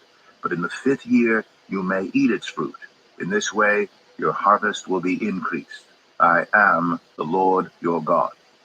Do not eat any meat with the blood still in it. Do not practice divination or seek omens. Do not cut the hair at the sides of your head or clip off the edges of your beard. Do not cut your bodies for the dead or put tattoo marks on yourselves. I am the Lord. Do not degrade your daughter by making her a prostitute, or the land will turn to prostitution and be filled with wickedness. Observe my Sabbaths and have reverence for my sanctuary. I am the Lord. Do not turn to mediums or seek out spiritists, for you will be defiled by them. I am the Lord your God. Stand up in the presence of the aged. Show respect for the elderly, and revere your God. I am the Lord. When a foreigner resides among you in your land, do not mistreat them. The foreigner residing among you must be treated as your native born. Love them as yourself, for you were foreigners in Egypt. I am the Lord your God. Do not use dishonest standards when measuring length, weight, or quantity. Use honest scales and honest weights, an honest ephah and an honest hin. I am the Lord your God who brought you out of Egypt. Keep all my decrees and all my laws and follow them. I am the Lord. Leviticus 20. The Lord said to Moses, say to the Israelites, any Israelite or any foreigner residing in Israel who sacrifices any of his children to Moloch is to be put to death. The members of the community are to stone him. I myself will set my face against him and will cut him off from his people. For by sacrificing his children to Moloch, he has defiled my sanctuary and profaned my holy name. If the members of the community close their eyes when that man sacrifices one of his children to Moloch, and if they fail to put him to death, I myself will set my face against him and his family, and will cut them off from their people, together with all who follow him in prostituting themselves to Moloch. I will set my face against anyone who turns to mediums and spiritists to prostitute themselves by following them, and I will cut them off from their people. Consecrate yourselves and be holy, because I am the Lord your God. Keep my decrees and follow them. I am the Lord who makes you holy. Anyone who curses their father or mother is to be put to death. Because they have cursed their father or mother, their blood will be on their own head. If a man commits adultery with another man's wife, with the wife of his neighbor, both the adulterer and the adulteress are to be put to death. If a man has sexual relations with his father's wife, he has dishonored his father. Both the man and the woman are to be put to death. Their blood will be on their own heads. If a man has sexual relations with his daughter-in-law, both of them are to be put to death. What they have done is a perversion. Their blood will be on their own heads. If a man has sexual relations with a man, as one does with a woman, both of them have done what is detestable. They are to be put to death. Their blood will be on their own heads. If a man marries both a woman and her mother, it is wicked. Both he and they must be burned in the fire, so that no wickedness will be among you. If a man has sexual relations with an animal, he is to be put to death, and you must kill the animal. If a woman approaches an animal to have sexual relations with it, kill both the woman and the animal. They are to be put to death. Their blood will be on their own heads. If a man marries his sister, the daughter of either his father or his mother, and they have sexual relations, it is a disgrace. They are to be publicly removed from their people. He has dishonored his sister and will be held responsible. If a man has sexual relations with a woman during her monthly period, he has exposed the source of her flow, and she has also uncovered it. Both of them are to be cut off from their people. Do not have sexual relations with the sister of either your mother or your father, for that would dishonor a close relative. Both of you would be held responsible. If a man has sexual relations with his aunt, he has dishonored his uncle. They will be held responsible. They will die childless. If a man marries his brother's wife, it is an act of impurity. He has dishonored his brother. They will be childless. Keep all my decrees and laws and follow them, so that the land where I am bringing you to live may not vomit you out. You must not live according to the customs of the nations I am going to drive out before you. Because they did all these things, I abhorred them. But I said to you, you will possess their land. I will give it to you as an inheritance, a land flowing with milk and honey. I am the Lord your God, who has set you apart from the nations. You must therefore make a distinction between clean and unclean animals, and between unclean and clean birds. Do not defile yourselves by any animal or bird or anything that moves along the ground, those that I have set apart as unclean for you. You are to be holy to me, because I, the Lord, am holy, and I have set you apart from the nations to be my own. A man or woman who is a medium or a spiritist among you must be put to death. You are to stone them. Their blood will be on their own heads. Leviticus 21. The Lord said to Moses, Speak to the priests, the sons of Aaron, and say to them, A priest must not make himself ceremonially unclean for any of his people who die, except for a close relative, such as his mother or father, his son or daughter, his brother, or an unmarried sister who is dependent on him since she has no husband. For her he may make himself unclean. He must not make himself unclean for people related to him by marriage, and so defile himself. Priests must not shave their heads, or shave off the edges of their beards, or cut their bodies. They must be holy to their God, and must not profane the name of their God, because they present the food offerings to the Lord, the food of their God. They are to be holy. They must not marry women defiled by prostitution or divorced from their husbands, because priests are holy to their God. Regard them as holy, because they offer up the food of your God. Consider them holy, because I, the Lord, am holy. I, who make you holy. If a priest's daughter defiles herself by becoming a prostitute, she disgraces her father. She must be burned in the fire. The high priest, the one among his brothers who has had the anointing oil poured on his head and who has been ordained to wear the priestly garments, must not let his hair become unkempt or tear his clothes. He must not enter a place where there is a dead body. He must not make himself unclean, even for his father or mother, nor leave the sanctuary of his God or desecrate it, because he has been dedicated by the anointing oil of his God. I am the Lord. The woman he marries must be a virgin. He must not marry a widow, a divorced woman, or a woman defiled by prostitution, but only a virgin from his own people, so that he will not defile his offspring among his people. I am the Lord who makes him holy. The Lord said to Moses, say to Aaron, for the generations to come, none of your descendants who has a defect may come near to offer the food of his God. No man who has any defect may come near. No man who is blind or lame, disfigured or deformed. No man with a crippled foot or hand, or who is a hunchback or a dwarf, or who has any eye defect, or who has festering or running sores or damaged testicles. No descendant of Aaron the priest who has any defect is to come near to present the food offerings to the Lord. He has a defect. He must not come near to offer the food of his God. He may eat the most holy food of his God, as well as the holy food. Yet because of his defect, he must not go near the curtain or approach the altar and so desecrate my sanctuary. I am the Lord who makes them holy. So Moses told this to Aaron and his sons and to all the Israelites. Leviticus 22. The Lord said to Moses, tell Aaron and his sons to treat with respect the sacred offerings the Israelites consecrate to me, so they will not profane my holy name. I am the Lord. Say to them, for the generations to come, if any of your descendants is ceremonially unclean and yet comes near the sacred offerings that the Israelites consecrate to the Lord, that person must be cut off from my presence. I am the Lord. If a descendant of Aaron has a defiling skin disease or a bodily discharge, he may not eat the sacred offerings until he is cleansed. He will also be unclean if he touches something defiled by a corpse or by anyone who has an emission of semen, or if he touches any crawling thing that makes him unclean, or any person who makes him unclean, whatever the uncleanness may be.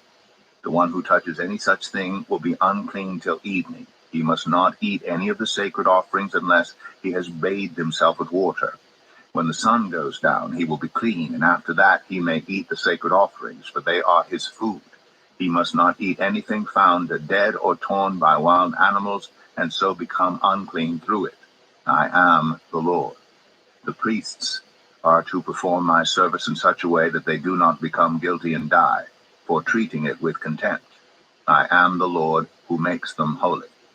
No one outside a priest's family may eat the sacred offerings, nor may the guest of a priest or his hired worker eat it. But if a priest buys a slave with money, or if slaves are born in his household, they may eat his food. If a priest's daughter marries anyone other than a priest, she may not eat any of the sacred contributions. But if a priest's daughter becomes a widow or is divorced, yet has no children, and she returns to live in her father's household as in her youth, she may eat her father's food. No unauthorized person, however, may eat it. Anyone who eats a sacred offering by mistake must make restitution to the priest for the offering and add a fifth of the value to it. The priests must not desecrate the sacred offerings the Israelites present to the Lord by allowing them to eat the sacred offerings and so bring upon them guilt requiring payment. I am the Lord who makes them holy. The Lord said to Moses, speak to Aaron and his sons and to all the Israelites and say to them, if any of you, whether an Israelite or a foreigner residing in Israel, presents a gift for a burnt offering to the Lord, either to fulfill a vow or as a freewill offering, you must present a male without defect from the cattle, sheep, or goats in order that it may be accepted on your behalf. Do not bring anything with a defect, because it will not be accepted on your behalf. When anyone brings from the herd or flock a fellowship offering to the Lord to fulfill a special vow, or as a free will offering, it must be without defect or blemish to be acceptable. Do not offer to the Lord the blind, the injured, or the maimed, or anything with warts or festering or running sores. Do not place any of these on the altar as a food offering presented to the Lord. You may, however, present as a freewill offering an ox or a sheep that is deformed or stunted, but it will not be accepted in fulfillment of a vow. You must not offer to the Lord an animal whose testicles are bruised, crushed, torn, or cut. You must not do this in your own land, and you must not accept such animals from the hand of a foreigner and offer them as the food of your God. They will not be accepted on your behalf, because they are deformed and have defects. The Lord said to Moses, when a calf, a lamb, or a goat is born, it is to remain with its mother for 7 days. From the 8th day on, it will be acceptable as a food offering presented to the Lord. Do not slaughter a cow or a sheep and its young on the same day. When you sacrifice a thank offering to the Lord, sacrifice it in such a way that it will be accepted on your behalf. It must be eaten that same day. Leave none of it till morning. I am the Lord. Keep my commands and follow them. I am the Lord. Do not profane my holy name, for I must be acknowledged as holy by the Israelites. I am the Lord, who made you holy and who brought you out of Egypt to be your God. I am the Lord. Leviticus 23. The Lord said to Moses, speak to the Israelites and say to them, these are my appointed festivals, the appointed festivals of the Lord, which you are to proclaim as sacred assemblies. There are 6 days when you may work, but the 7th day is a day of Sabbath rest, a day of sacred assembly. You are not to do any work. Wherever you live, it is a Sabbath to the Lord. These are the Lord's appointed festivals, the sacred assemblies you are to proclaim at their appointed times. The Lord's Passover begins at twilight on the 14th day of the first month. On the 15th day of that month, the Lord's festival of unleavened bread begins. For 7 days you must eat bread made without yeast. On the first day, hold a sacred assembly and do no regular work. For 7 days present a food offering to the Lord, and on the 7th day hold a sacred assembly and do no regular work. The Lord said to Moses, speak to the Israelites and say to them, when you enter the land I am going to give you, and you reap its harvest, bring to the priest a sheaf of the first grain you harvest. He is to wave the sheaf before the Lord, so it will be accepted on your behalf. The priest is to wave it on the day after the Sabbath. On the day you wave the sheaf, you must sacrifice as a burnt offering to the Lord a lamb a year old without defect, together with its grain offering of 2/10 of an ephah of the finest flour mixed with olive oil, a food offering presented to the Lord, a pleasing aroma, and its drink offering of 1/4 of a hin of wine. You must not eat any bread or roasted or new grain until the very day you bring this offering to your God. This is to be a lasting ordinance for the generations to come wherever you live. From the day after the Sabbath, the day you brought the sheaf of the wave offering, count off 7 full weeks. Count off 50 days up to the day after the 7th Sabbath, and then present an offering of new grain to the Lord. From wherever you live, bring 2 loaves made of 2/10 of an ephah of the finest flour, baked with yeast, as a wave offering of first fruits to the Lord. Present with this bread 7 male lambs, each a year old and without defect, 1 young bull and 2 rams. They will be a burnt offering to the Lord, together with their grain offerings and drink offerings, a food offering, an aroma pleasing to the Lord. Then sacrifice 1 male goat for a sin offering, and 2 lambs, each a year old, for a fellowship offering. The priest is to wave the 2 lambs before the Lord as a wave offering, together with the bread of the first fruits. They are a sacred offering to the Lord for the priest.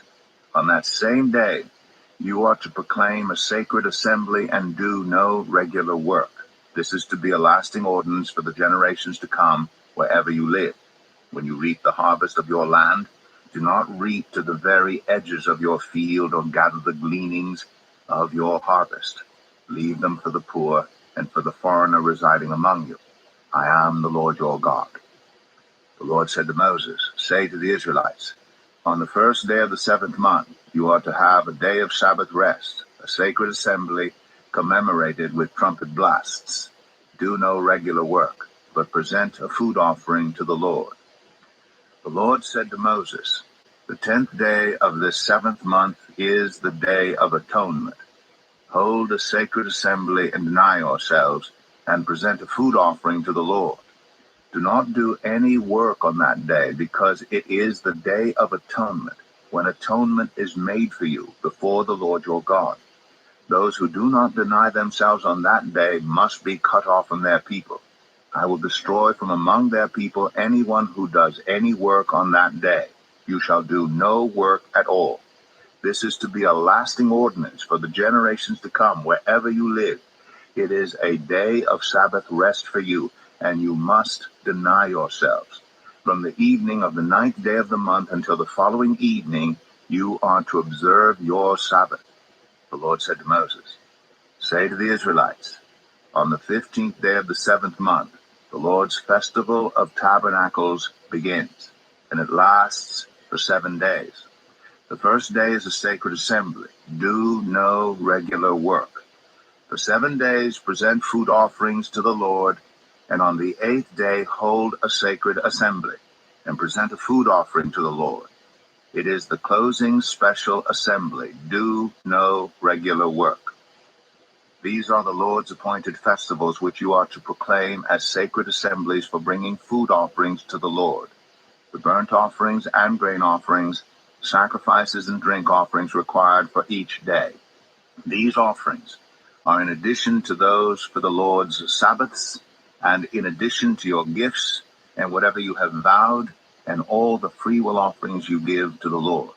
So beginning with the 15th day of the 7th month, after you have gathered the crops of the land, celebrate the festival to the Lord for 7 days. The first day is a day of Sabbath rest, and the 8th day also is a day of Sabbath rest. On the first day, you are to take branches from luxuriant trees, from palms, willows, and other leafy trees, and rejoice before the Lord your God for 7 days. Celebrate this as a festival to the Lord for 7 days each year. This is to be a lasting ordinance for the generations to come. Celebrate it in the 7th month. Live in temporary shelters for 7 days.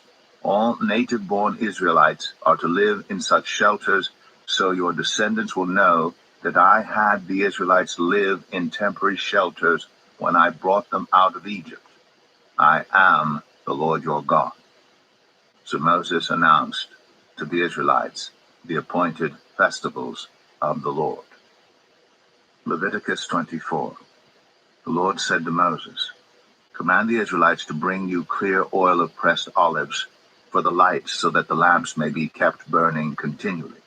Outside the curtain that shields the ark of the covenant law in the tent of meeting, Aaron is to tend the lamps before the Lord from evening till morning continually. This is to be a lasting ordinance for the generations to come. The lamps on the pure gold lampstand before the Lord must be tended continually. Take the finest flour and bake 12 loaves of bread, using 2/10 of an ephah for each loaf. Arrange them in 2 stacks, 6 in each stack, on the table of pure gold before the Lord. By each stack, put some pure incense as a memorial portion to represent the bread and to be a food offering presented to the Lord. This bread is to be set out before the Lord regularly, Sabbath after Sabbath, on behalf of the Israelites as a lasting covenant. It belongs to Aaron and his sons, who are to eat it in the sanctuary area, because it is a most holy part of their perpetual share of the food offerings presented to the Lord. Now the son of an Israelite mother and an Egyptian father went out among the Israelites, and a fight broke out in the camp between him and an Israelite.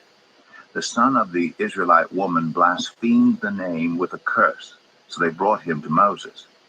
His mother's name was Shelemith, the daughter of Debrai the Danite. They put him in custody until the will of the Lord should be made clear to them. Then the Lord said to Moses, take the blasphemer outside the camp. All those who heard him are to lay their hands on his head, and the entire assembly is to stone him. Say to the Israelites, anyone who curses their God will be held responsible. Anyone who blasphemes the name of the Lord is to be put to death. The entire assembly must stone them. Whether foreigner or native born, when they blaspheme the name, they are to be put to death. Anyone who takes the life of a human being is to be put to death. Anyone who takes the life of someone's animal must make restitution, life for life. Anyone who injures their neighbor is to be injured in the same manner. Fracture for fracture, eye for eye, tooth for tooth. The one who has inflicted the injury must suffer the same injury. Whoever kills an animal must make restitution, but whoever kills a human being is to be put to death. You are to have the same law for the foreigner and the native born. I am the Lord your God." Then Moses spoke to the Israelites, and they took the blasphemer outside the camp and stoned him. The Israelites did as the Lord commanded Moses. Leviticus 25. The Lord said to Moses at Mount Sinai, "Speak to the Israelites and say to them, when you enter the land I am going to give you, the land itself must observe a Sabbath to the Lord. For 6 years sow your fields, and for 6 years prune your vineyards and gather their crops. But in the 7th year, the land is to have a year of Sabbath rest, a Sabbath to the Lord. Do not sow your fields or prune your vineyards. Do not reap what grows of itself or harvest the grapes of your untended vines. The land is to have a year of rest. Whatever the land yields during the Sabbath year will be food for you, for yourself, your male and female servants, and the hired worker and temporary resident who live among you, as well as for your livestock and the wild animals in your land. Whatever the land produces may be eaten. Count off 7 Sabbath years, 7 times 7 years, so that the 7 Sabbath years amount to a period of 49 years. And have the trumpets sounded everywhere on the 10th day of the 7th month. On the Day of Atonement, sound the trumpet throughout your land. Consecrate the 50th year, and proclaim liberty throughout the land to all its inhabitants. It shall be a jubilee for you. Each of you is to return to your family property and to your own clan. The 50th year shall be a jubilee for you. Do not sow, and do not reap what grows of itself, or harvest the untended vines. For it is a jubilee, and is to be holy for you. Eat only what is taken directly from the fields. In this year of jubilee, everyone is to return to their own property. If you sell land to any of your own people or buy land from them, do not take advantage of each other. You are to buy from your own people on the basis of the number of years since the Jubilee, and they are to sell to you on the basis of the number of years left for harvesting crops. When the years are many, you are to increase the price, and when the years are few, you are to decrease the price, because what is really being sold to you is the number of crops. Do not take advantage of each other, but fear your God. I am the Lord your God. Follow my decrees and be careful to obey my laws, and you will live safely in the land. Then the land will yield its fruit, and you will eat your fill and live there in safety. You may ask, what will we eat in the 7th year if we do not plant or harvest our crops? I will send you such a blessing in the 6th year that the land will yield enough for 3 years. While you plant during the 8th year, you will eat from the old crop and will continue to eat from it until the harvest of the 9th year comes in. The land must not be sold permanently, because the land is mine, and you reside in my land as foreigners and strangers. Throughout the land that you hold as a possession, you must provide for the redemption of the land. If one of your fellow Israelites becomes poor and sells some of their property, their nearest relative is to come and redeem what they have sold. If, however, there is no one to redeem it for them, but later on they prosper and acquire sufficient means to redeem it themselves, they are to determine the value for the years since they sold it and refund the balance to the one to whom they sold it. They can then go back to their own property. But if they do not acquire the means to repay, what was sold will remain in the possession of the buyer until the year of Jubilee. It will be returned in the Jubilee, and they can then go back to their property. Anyone who sells a house in a walled city retains the right of redemption a full year after its sale. During that time, the seller may redeem it. If it is not redeemed before a full year has passed, the house in the walled city shall belong permanently to the buyer and the buyer's descendants. It is not to be returned in the Jubilee. But houses in villages without walls around them are to be considered as belonging to the open country. They can be redeemed, and they are to be returned in the Jubilee. The Levites always have the right to redeem their houses in the Levitical towns which they possess. So the property of the Levites is redeemable, that is, a house sold in any town they hold, and is to be returned in the Jubilee, because the houses in the towns of the Levites are their property among the Israelites. But the pasture land belonging to their towns must not be sold. It is their permanent possession. If any of our fellow Israelites become poor and are unable to support themselves among you, help them as you would a foreigner and stranger, so they can continue to live among you. Do not take interest or any profit from them, but fear your God, so that they may continue to live among you. You must not lend them money at interest or sell them food at a profit. I am the Lord your God, who brought you out of Egypt to give you the land of Canaan and to be your God. If any of your fellow Israelites become poor and sell themselves to you, do not make them work as slaves. They are to be treated as hired workers or temporary residents among you. They are to work for you until the year of Jubilee. Then they and their children are to be released, and they will go back to their own clans and to the property of their ancestors, because the Israelites are my servants, whom I brought out of Egypt. They must not be sold as slaves. Do not rule over them ruthlessly, but fear your God. Your male and female slaves are to come from the nations around you. From them you may buy slaves. You may also buy some of the temporary residents living among you and members of their clans born in your country, and they will become your property. You can bequeath them to your children as inherited property and can make them slaves for life, but you must not rule over your fellow Israelites ruthlessly. If a foreigner residing among you becomes rich and any of your fellow Israelites become poor and sell themselves to the foreigner or to a member of the foreigner's clan, they retain the right of redemption after they have sold themselves. One of their relatives may redeem them. An uncle or a cousin or any blood relative in their clan may redeem them. Or if they prosper, they may redeem themselves. They and their buyer are to count the time from the year they sold themselves up to the year of Jubilee. The price for their release is to be based on the rate paid to a hired worker for that number of years. If many years remain, they must pay for their redemption a larger share of the price paid for them. If only a few years remain until the year of Jubilee, they are to compute that and pay for their redemption accordingly. They are to be treated as hired workers from year to year. You must see to it that those to whom they owe service do not rule over them ruthlessly. Even if someone is not redeemed in any of these ways, they and their children are to be released in the year of Jubilee. For the Israelites belong to me as servants.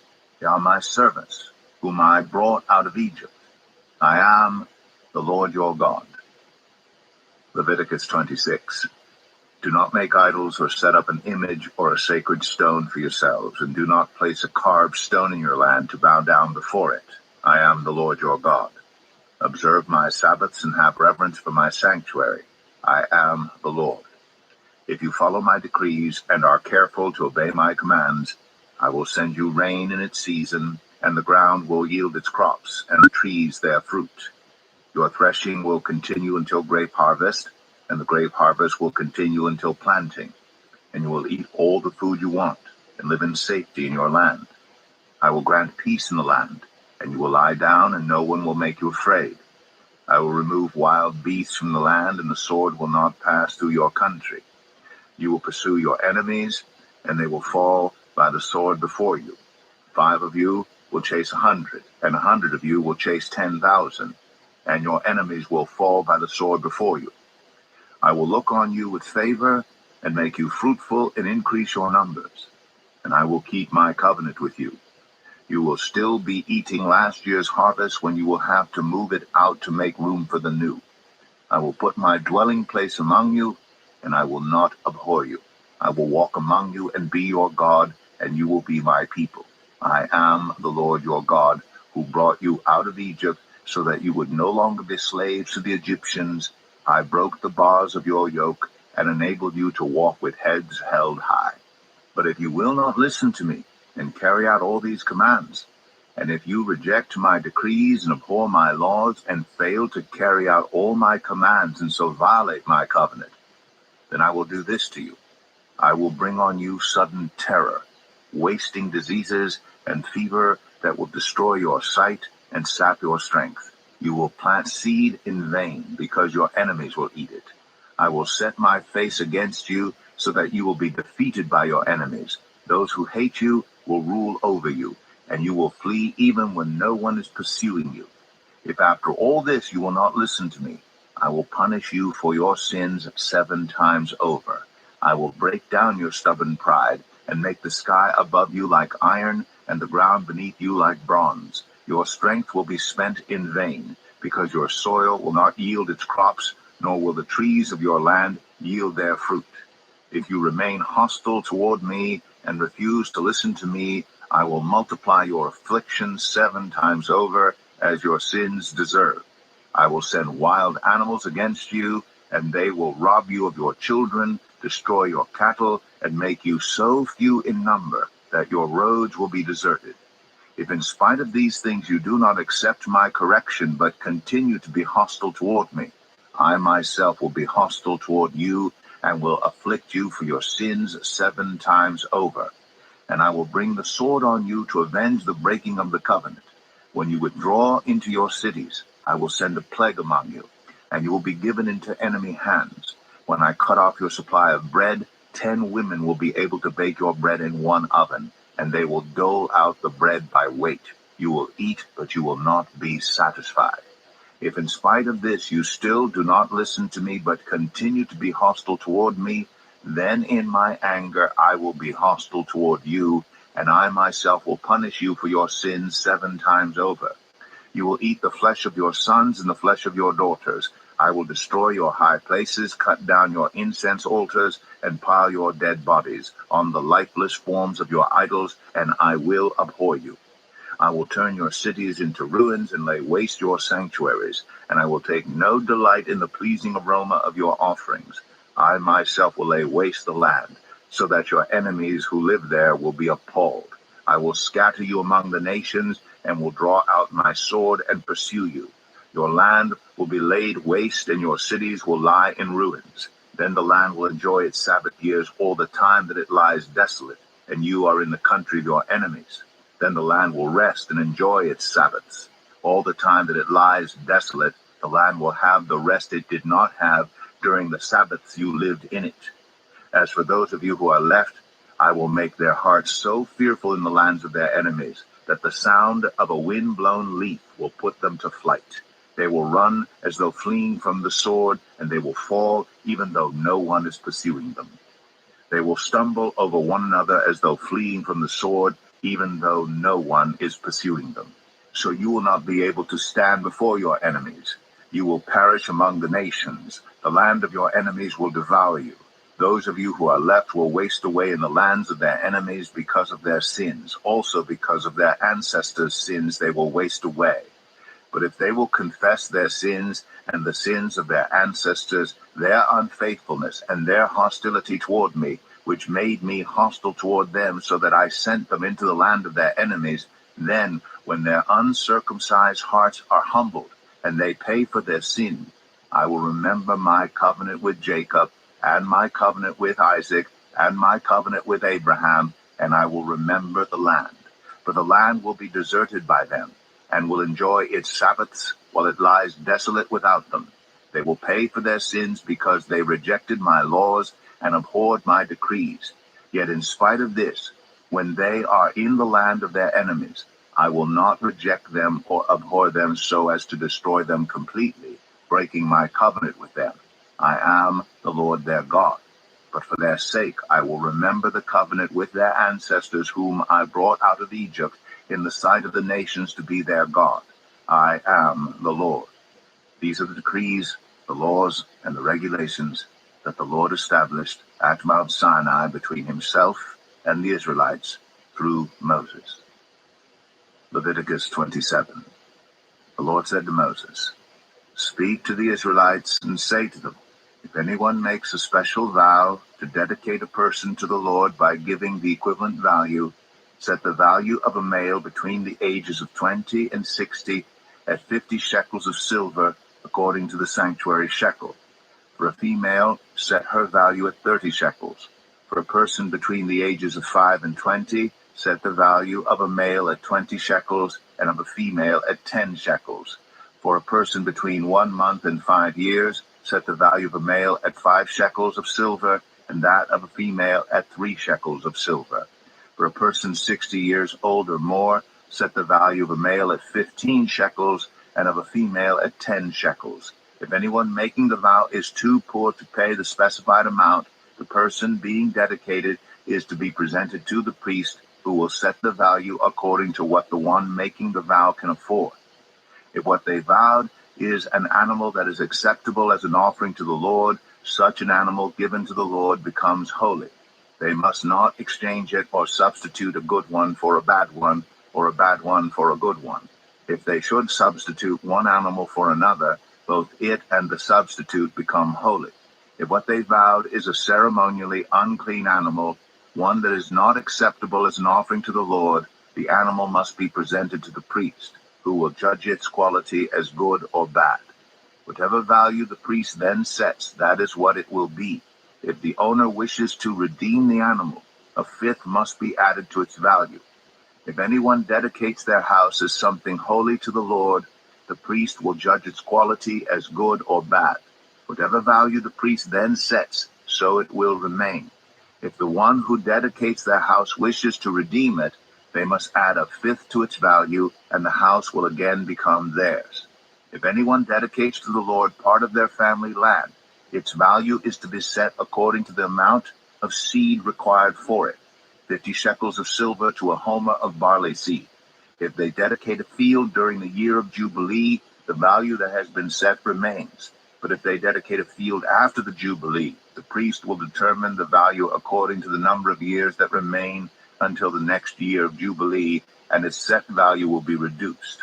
If the one who dedicates the field wishes to redeem it, they must add a fifth to its value, and the field will again become theirs. If, however, they do not redeem the field, or if they have sold it to someone else, it can never be redeemed.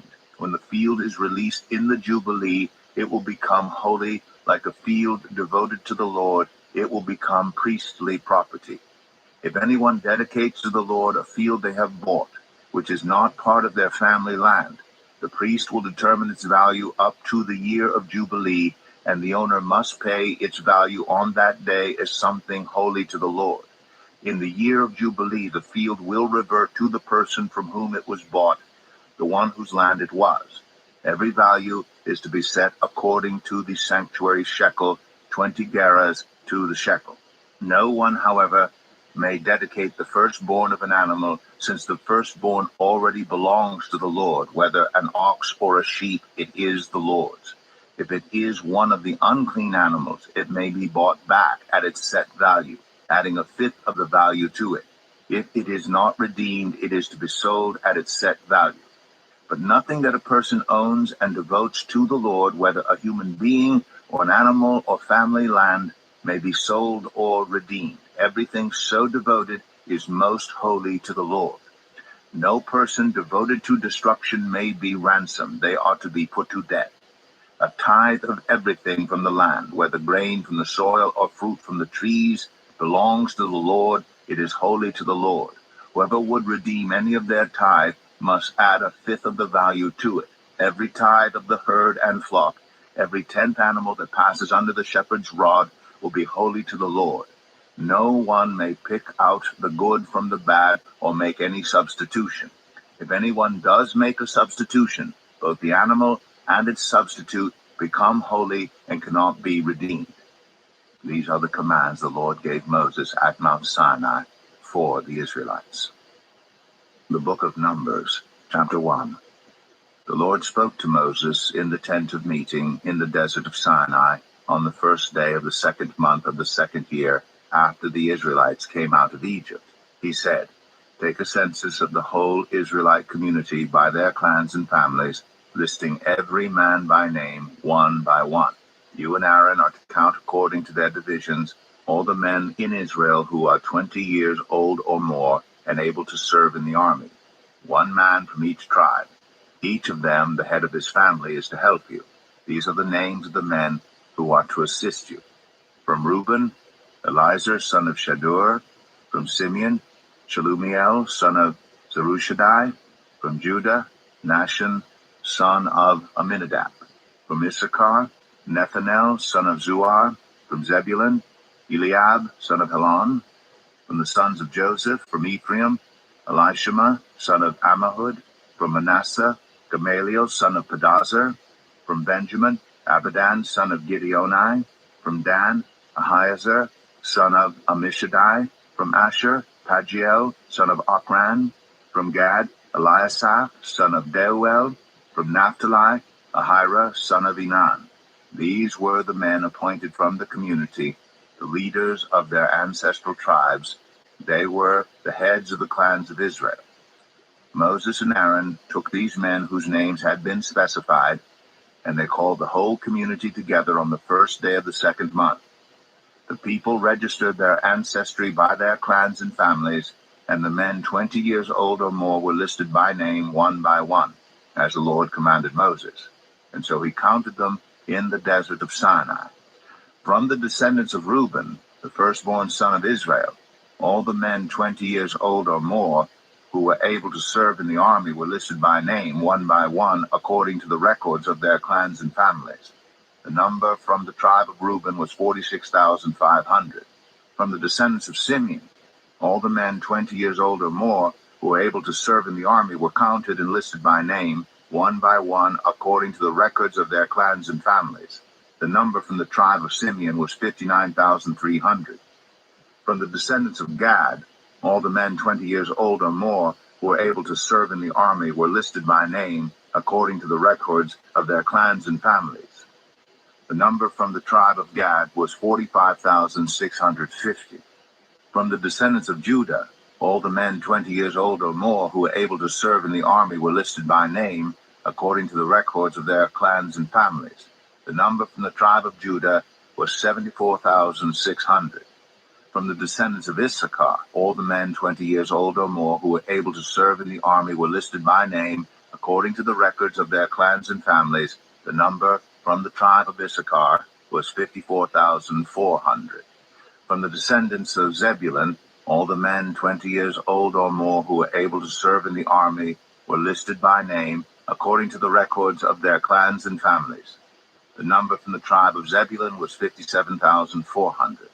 From the sons of Joseph, from the descendants of Ephraim, all the men 20 years old or more who were able to serve in the army were listed by name, according to the records of their clans and families. The number from the tribe of Ephraim was 40,500. From the descendants of Manasseh, all the men 20 years old or more who were able to serve in the army were listed by name, according to the records of their clans and families. The number from the tribe of Manasseh was 32,200. From the descendants of Benjamin, all the men 20 years old or more who were able to serve in the army were listed by name, according to the records of their clans and families. The number from the tribe of Benjamin was 35,400. From the descendants of Dan, all the men 20 years old or more who were able to serve in the army were listed by name, according to the records of their clans and families. The number from the tribe of Dan was 62,700. From the descendants of Asher, all the men 20 years old or more who were able to serve in the army were listed by name, according to the records of their clans and families. The number from the tribe of Asher was 41,500. From the descendants of Naphtali, all the men 20 years old or more who were able to serve in the army were listed by name, according to the records of their clans and families. The number from the tribe of Naphtali was 53,400. These were the men counted by Moses and Aaron and the 12 leaders of Israel, each one representing his family. All the Israelites, 20 years old or more, who were able to serve in Israel's army were counted according to their families. The total number was 603,550. The ancestral tribe of the Levites, however, was not counted along with the others. The Lord had said to Moses, "You must not count the tribe of Levi or include them in the census of the other Israelites. Instead, appoint the Levites to be in charge of the tabernacle of the covenant law, over all its furnishings and everything belonging to it. They are to carry the tabernacle and all its furnishings. They are to take care of it and encamp around it. Whenever the tabernacle is to move, the Levites are to take it down. And whenever the tabernacle is to be set up, the Levites shall do it. Anyone else who approaches it is to be put to death. The Israelites are to set up their tents by divisions, each of them in their own camp under their standard. The Levites, however, are to set up their tents around the tabernacle of the covenant law, so that my wrath will not fall on the Israelite community. The Levites are to be responsible for the care of the tabernacle of the covenant law.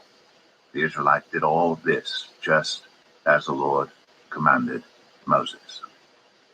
Numbers 2. The Lord said to Moses and Aaron, the Israelites are to camp around the tent of meeting some distance from it, each of them under their standard and holding the banners of their family. On the east toward the sunrise, the divisions of the camp of Judah are to encamp under their standard. The leader of the people of Judah is Nahshon, son of Amminadab. His division numbers 74,600. The tribe of Issachar will camp next to them. The leader of the people of Issachar is Nethanel, son of Zuar. His division numbers 54,400. The tribe of Zebulun will be next. The leader of the people of Zebulun is Eliab, son of Helon. His division numbers 57,400. All the men assigned to the camp of Judah, according to their divisions, number 186,400.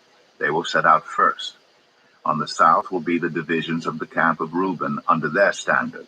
The leader of the people of Reuben is Eliezer, son of Shedur. His division numbers 46,500. The tribe of Simeon will camp next to them. The leader of the people of Simeon is Shelumiel, son of Zurishaddai. His division numbers 59,300. The tribe of Gad will be next. The leader of the people of Gad is Eliasaph, son of Deuel. His division numbers 45,650. All the men assigned to the camp of Reuben, according to their divisions, number 151,450. They will set out second. Then the tent of meeting and the camp of the Levites will set out in the middle of the camps. They will set out in the same order as they encamp, each in their own place under their standard. On the west will be the divisions of the camp of Ephraim under their standard. The leader of the people of Ephraim is Elishama, son of Ammihud. His division numbers 40,500. The tribe of Manasseh will be next to them. The leader of the people of Manasseh is Gamaliel, son of Pedazur. His division numbers 32,200. The tribe of Benjamin will be next. The leader of the people of Benjamin is Abidan, son of Gideoni. His division numbers 35,400. All the men assigned to the camp of Ephraim, according to their divisions, number 108,100. They will set out third. On the north will be the divisions of the camp of Dan under their standard. The leader of the people of Dan is Ahiezer, son of Ammishaddai. His division numbers 62,700. The tribe of Asher will camp next to them. The leader of the people of Asher is Pagiel, son of Okran. His division numbers 41,500. The tribe of Naphtali will be next. The leader of the people of Naphtali is Ahira, son of Enan. His division numbers 53,400. All the men assigned to the camp of Dan number 157,600. They will set out last under their standards. These are the Israelites, counted according to their families. All the men in the camps, by their divisions, number 603,550. The Levites, however, were not counted along with the other Israelites, as the Lord commanded Moses. So the Israelites did everything the Lord commanded Moses. That is the way they encamped under their standards, and that is the way they set out, each of them with their clan and family. Numbers 3. This is the account of the family of Aaron and Moses at the time the Lord spoke to Moses at Mount Sinai. The names of the sons of Aaron were Nadab the firstborn, and Abihu, Eleazar, and Ithamar. Those were the names of Aaron's sons, the anointed priests, who were ordained to serve as priests. Nadab and Abihu, however, died before the Lord when they made an offering with unauthorized fire before him in the desert of Sinai. They had no sons, So Eleazar and Ithamar served as priests during the lifetime of their father Aaron. The Lord said to Moses, "Bring the tribe of Levi and present them to Aaron the priest to assist him. They are to perform duties for him and for the whole community at the tent of meeting by doing the work of the tabernacle. They are to take care of all the furnishings of the tent of meeting, fulfilling the obligations of the Israelites by doing the work of the tabernacle. Give the Levites to Aaron and his sons. They are the Israelites who are to be given wholly to him. Appoint Aaron and his sons to serve as priests. Anyone else who approaches the sanctuary is to be put to death." The Lord also said to Moses, "I have taken the Levites from among the Israelites in place of the first male offspring of every Israelite woman. The Levites are mine, for all the firstborn are mine. When I struck down all the firstborn in Egypt, I set apart for myself every firstborn in Israel, whether human or animal. They are to be mine. I am the Lord." The Lord said to Moses in the desert of Sinai, "Count the Levites by their families and clans. Count every male a month old or more." So Moses counted them as he was commanded by the word of the Lord. These were the names of the sons of Levi: Gershon, Kohath, and Merari. These were the names of the Gershonite clans: Libni and Shimei. The Kohathite clans: Amram, Izhar, Hebron, and Uziel. The Merarite clans: Malai and Mushai. These were the Levite clans according to their families. To Gershon belonged the clans of the Libnites and Shimeites. These were the Gershonite clans. The number of all the males a month old or more who were counted was 7,500. The Gershonite clans were to camp on the west, behind the tabernacle. The leader of the families of the Gershonites was Elisaph, son of Lael. At the tent of meeting, the Gershonites were responsible for the care of the tabernacle and tent, its coverings, the curtain at the entrance to the tent of meeting, the curtains of the courtyard, the curtain at the entrance to the courtyard surrounding the tabernacle and altar, and the ropes and everything related to their use. To Kohath belonged the clans of the Amramites, Izrahites, Hebronites, and Uzzielites. These were the Kohathite clans. The number of all the males a month old or more was 8,600. The Kohathites were responsible for the care of the sanctuary. The Kohathite clans were to camp on the south side of the tabernacle. The leader of the families of the Kohathite clans was Elizaphan, son of Uzziel. They were responsible for the care of the ark, the table, the lampstand, the altars, the articles of the sanctuary used in ministering, the curtain, and everything related to their use. The chief leader of the Levites was Eleazar, son of Aaron the priest. He was appointed over those who were responsible for the care of the sanctuary. To Merari belonged the clans of the Malites and the Mushites. These were the Merarite clans. The number of all the males a month old or more who were counted was 6,200. The leader of the families of the Merarite clans was Zuriel, son of Abihail. They were to camp on the north side of the tabernacle. The Merarites were appointed to take care of the frames of the tabernacle, its crossbars, posts, bases, all its equipment, and everything related to their use, as well as the posts of the surrounding courtyard with their bases, tent pegs, and ropes. Moses and Aaron and his sons were to camp to the east of the tabernacle toward the sunrise, in front of the tent of meeting. They were responsible for the care of the sanctuary on behalf of the Israelites. Anyone else who approached the sanctuary was to be put to death. The total number of Levites counted at the Lord's command by Moses and Aaron according to their clans, including every male a month old or more, was 22,000.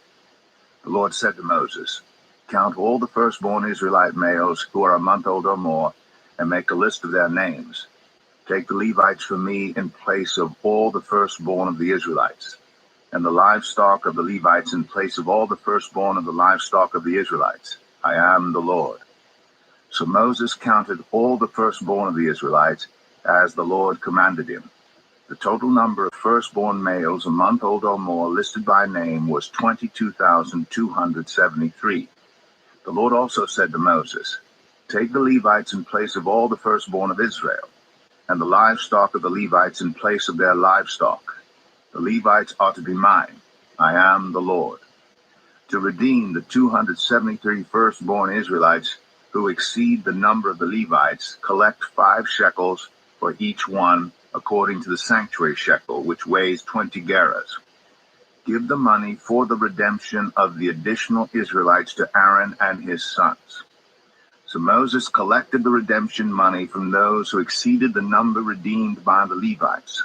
From the firstborn of the Israelites he collected silver weighing 1,365 shekels, according to the sanctuary shekel. Moses gave the redemption money to Aaron and his sons, as he was commanded by the word of the Lord. Numbers 4. The Lord said to Moses and Aaron, "Take a census of the Kohathite branch of the Levites by their clans and families. Count all the men from 30 to 50 years of age who come to serve in the work at the tent of meeting. This is the work of the Kohathites at the tent of meeting, the care of the most holy things. When the camp is to move, Aaron and his sons are to go in and take down the shielding curtain and put it over the Ark of the Covenant law. Then they are to cover the curtain with a durable leather, spread a cloth of solid blue over that, and put the poles in place. Over the table of the presence they are to spread a blue cloth, and put on it the plates, dishes, and bowls, and the jars for drink offerings. The bread that is continually there is to remain on it. They are to spread a scarlet cloth over them, cover that with the durable leather, and put the poles in place.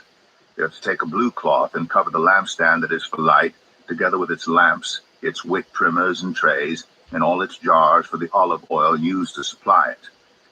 Then they are to wrap it and all its accessories in a covering of the durable leather, and put it on a carrying frame. Over the gold altar, they are to spread a blue cloth and cover that with the durable leather, and put the poles in place. They are to take all the articles used for ministering in the sanctuary, wrap them in a blue cloth, cover that with the durable leather, and put them on a carrying frame. They are to remove the ashes from the bronze altar and spread a purple cloth over it. Then they are to place on it all the utensils used for ministering at the altar, including the fire pans, meat forks, shovels, and sprinkling bowls. Over it they are to spread a covering of the durable leather and put the poles in place. After Aaron and his sons have finished covering the holy furnishings and all the holy articles, and when the camp is ready to move, only then are the Kohathites to come and do the carrying. But they must not touch the holy things, or they will die. The Kohathites are to carry those things that are in the tent of meeting. Eleazar, son of Aaron the priest, is to have charge of the oil for the light, the fragrant incense, the regular grain offering, and the anointing oil. He is to be in charge of the entire tabernacle and everything in it, including its holy furnishings and articles. The Lord said to Moses and Aaron, "See that the Kohathite tribal clans are not destroyed from among the Levites, so that they may live and not die when they come near the most holy things. Do this for them. Aaron and his sons are to go into the sanctuary and assign to each man his work and what he is to carry. But the Kohathites must not go in to look at the holy things even for a moment, or they will die." The Lord said to Moses, "Take a census also of the Gershonites by their families and clans. Count all the men from 30 to 50 years of age who come to serve in the work at the tent of meeting. This is the service of the Gershonite clans in their carrying and their other work. They are to carry the curtains of the tabernacle, that is, the tent of meeting, its covering and its outer covering of durable leather, the curtains for the entrance to the tent of meeting, the curtains of the courtyard surrounding the tabernacle and altar, the curtain for the entrance to the courtyard, the ropes, and all the equipment used in the service of the tent. The Gershonites are to do all that needs to be done with these things. All their service, whether carrying or doing other work, is to be done under the direction of Aaron and his sons.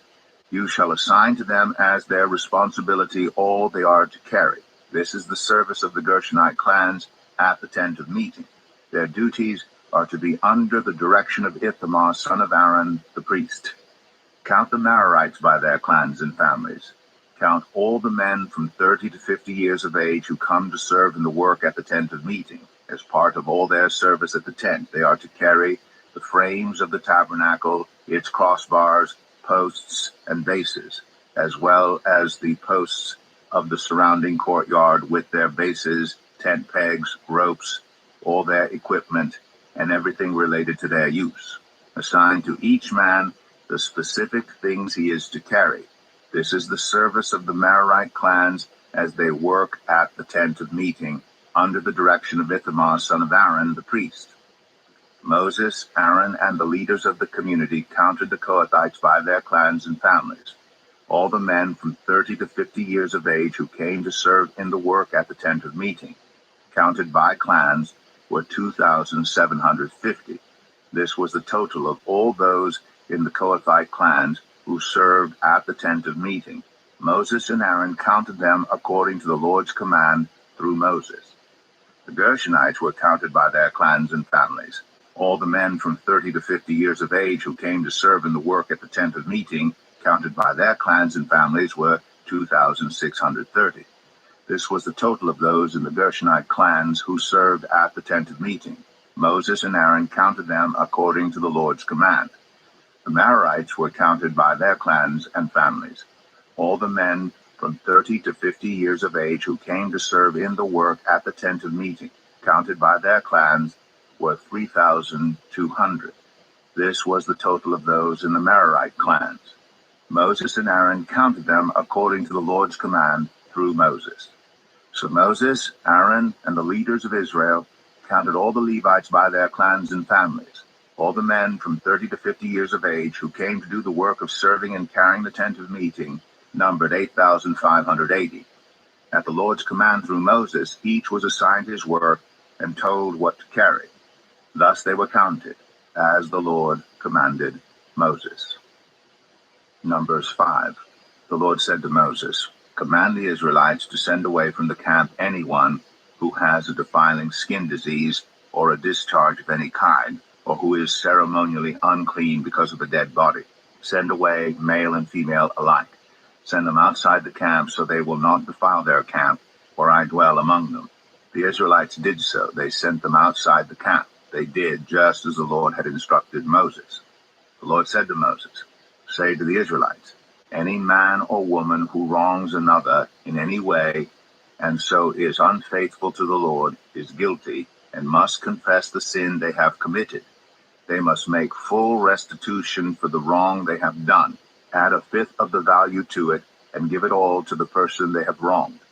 But if that person has no close relative to whom restitution can be made for the wrong, the restitution belongs to the Lord and must be given to the priest, along with the ram with which atonement is made for the wrongdoer. All the sacred contributions the Israelites bring to a priest will belong to him. Sacred things belong to their owners, but what they give to the priest will belong to the priest." Then the Lord said to Moses, "Speak to the Israelites and say to them, if a man's wife goes astray and is unfaithful to him, so that another man has sexual relations with her, and this is hidden from her husband, and her impurity is undetected, since there is no witness against her, and she has not been caught in the act, and if feelings of jealousy come over her husband, and he suspects his wife, and she is impure, or if he is jealous and suspects her even though she is not impure, then he is to take his wife to the priest. He must also take an offering of a tenth of an ephah of barley flour on her behalf. He must not pour olive oil on it or put incense on it, because it is a grain offering for jealousy, a reminder offering, to draw attention to wrongdoing. The priest shall bring her and have her stand before the Lord. Then he shall take some holy water in a clay jar and put some dust from the tabernacle floor into the water. After the priest has had the woman stand before the Lord, he shall loosen her hair and place in her hands the reminder offering, the grain offering for jealousy, while he himself holds the bitter water that brings a curse. Then the priest shall put the woman under oath and say to her, if no other man has had sexual relations with you, and you have not gone astray and become impure while married to your husband, may this bitter water that brings a curse not harm you. But if you have gone astray while married to your husband, and you have made yourself impure by having sexual relations with a man other than your husband, here the priest is to put the woman under this curse. May the Lord cause you to become a curse among your people when he makes your womb miscarry and your abdomen swell. May this water that brings a curse enter your body, so that your abdomen swells or your womb miscarries. Then the woman is to say, Amen, so be it. The priest is to write these curses on a scroll and then wash them off into the bitter water. He shall make the woman drink the bitter water that brings a curse, and this water that brings a curse and causes bitter suffering will enter her. The priest is to take from her hands the grain offering for jealousy, wave it before the Lord, and bring it to the altar. The priest is then to take a handful of the grain offering as a memorial offering and burn it on the altar. After that, he is to have the woman drink the water. If she has made herself impure and been unfaithful to her husband, this will be the result. When she is made to drink the water that brings a curse and causes bitter suffering, it will enter her. Her abdomen will swell, and her womb will miscarry, and she will become a curse. If, however, the woman has not made herself impure but is clean, she will be cleared of guilt and will be able to have children. This, then, is the law of jealousy, when a woman goes astray and makes herself impure while married to a husband, or when feelings of jealousy come over a man because he suspects his wife. The priest is to have her stand before the Lord and is to apply this entire law to her. The husband will be innocent of any wrongdoing, but the woman will bear the consequences of her sin. Number 6. The Lord said to Moses, Speak to the Israelites and say to them, if a man or woman wants to make a special vow, a vow of dedication to the Lord as a Nazirite, they must abstain from wine and other fermented drink, and must not drink vinegar made from wine or other fermented drink. They must not drink grape juice or eat grapes or raisins. As long as they remain under their Nazirite vow, they must not eat anything that comes from the grapevine, not even the seeds or skins. During the entire period of their Nazirite vow, no razor may be used on their head. They must be holy until the period of their dedication to the Lord is over. They must let their hair grow long. Throughout the period of their dedication to the Lord, the Nazirite must not go near a dead body. Even if their own father or mother or brother or sister dies, they must not make themselves ceremonially unclean on account of them, because the symbol of their dedication to God is on their head. Throughout the period of their dedication, they are consecrated to the Lord. If someone dies suddenly in the Nazirite's presence, thus defiling the hair that symbolizes their dedication, they must shave their head on the 7th day, the day of their cleansing. Then on the 8th day, they must bring 2 doves or 2 young pigeons to the priest at the entrance to the tent of meeting. The priest is to offer one as a sin offering and the other as a burnt offering to make atonement for the Nazirite because they sinned by being in the presence of the dead body. That same day they are to consecrate their head again. They must rededicate themselves to the Lord for the same period of dedication and must bring a year-old male lamb as a guilt offering. The previous days do not count because they became defiled during their period of dedication. Now this is the law of the Nazirite when the period of their dedication is over. They are to be brought to the entrance to the tent of meeting. There they are to present their offerings to the Lord, a year-old male lamb without defect for a burnt offering, a year-old ewe lamb without defect for a sin offering, a ram without defect for a fellowship offering, together with their grain offerings and drink offerings, and a basket of bread made with the finest flour and without yeast, thick loaves with olive oil mixed in, and thin loaves brushed with olive oil. The priest is to present all these before the Lord and make the sin offering and the burnt offering. He is to present the basket of unleavened bread and is to sacrifice the ram as a fellowship offering to the Lord, together with its grain offering and drink offering. Then at the entrance to the tent of meeting, the Nazirite must shave off the hair that symbolizes their dedication. They are to take the hair and put it in the fire that is under the sacrifice of the fellowship offering. After the Nazirite has shaved off the hair that symbolizes their dedication, the priest is to place in their hands a boiled shoulder of the ram, and 1 thick loaf and 1 thin loaf from the basket, both made without yeast. The priest shall then wave these before the Lord as a wave offering. They are holy and belong to the priest, together with the breast that was waved and the thigh that was presented. After that, the Nazirite may drink wine. This is the law of the Nazirite. who vows offerings to the Lord in accordance with their dedication, in addition to whatever else they can afford. They must fulfill the vows they have made according to the law of the Nazarite. The Lord said to Moses, "Tell Aaron and his sons, this is how you are to bless the Israelites. Say to them, the Lord bless you and keep you. The Lord make his face shine on you and be gracious to you. The Lord turn his face toward you and give you peace. So they will put my name on the Israelites, and I will bless them." Numbers 7. When Moses finished setting up the tabernacle, he anointed and consecrated it in all its furnishings. He also anointed and consecrated the altar and all its utensils. Then the leaders of Israel, the heads of families who were the tribal leaders in charge of those who were counted, made offerings. They brought as their gifts before the Lord 6 covered carts and 12 oxen, an ox from each leader and a cart from every 2. These they presented before the tabernacle. The Lord said to Moses, "Accept these from them, that they may be used in the work at the tent of meeting. Give them to the Levites as each man's work requires."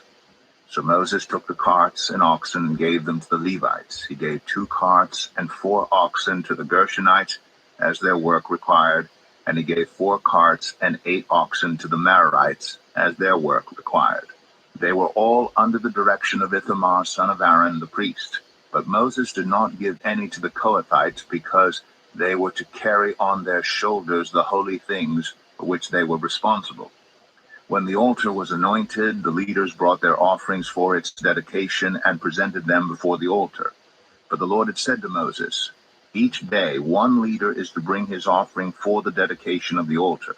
The one who brought his offering on the first day was Nahshon, son of Amminadab of the tribe of Judah. His offering was 1 silver plate weighing 130 shekels, and 1 silver sprinkling bowl weighing 70 shekels, both according to the sanctuary shekel, each filled with the finest flour mixed with olive oil as a grain offering.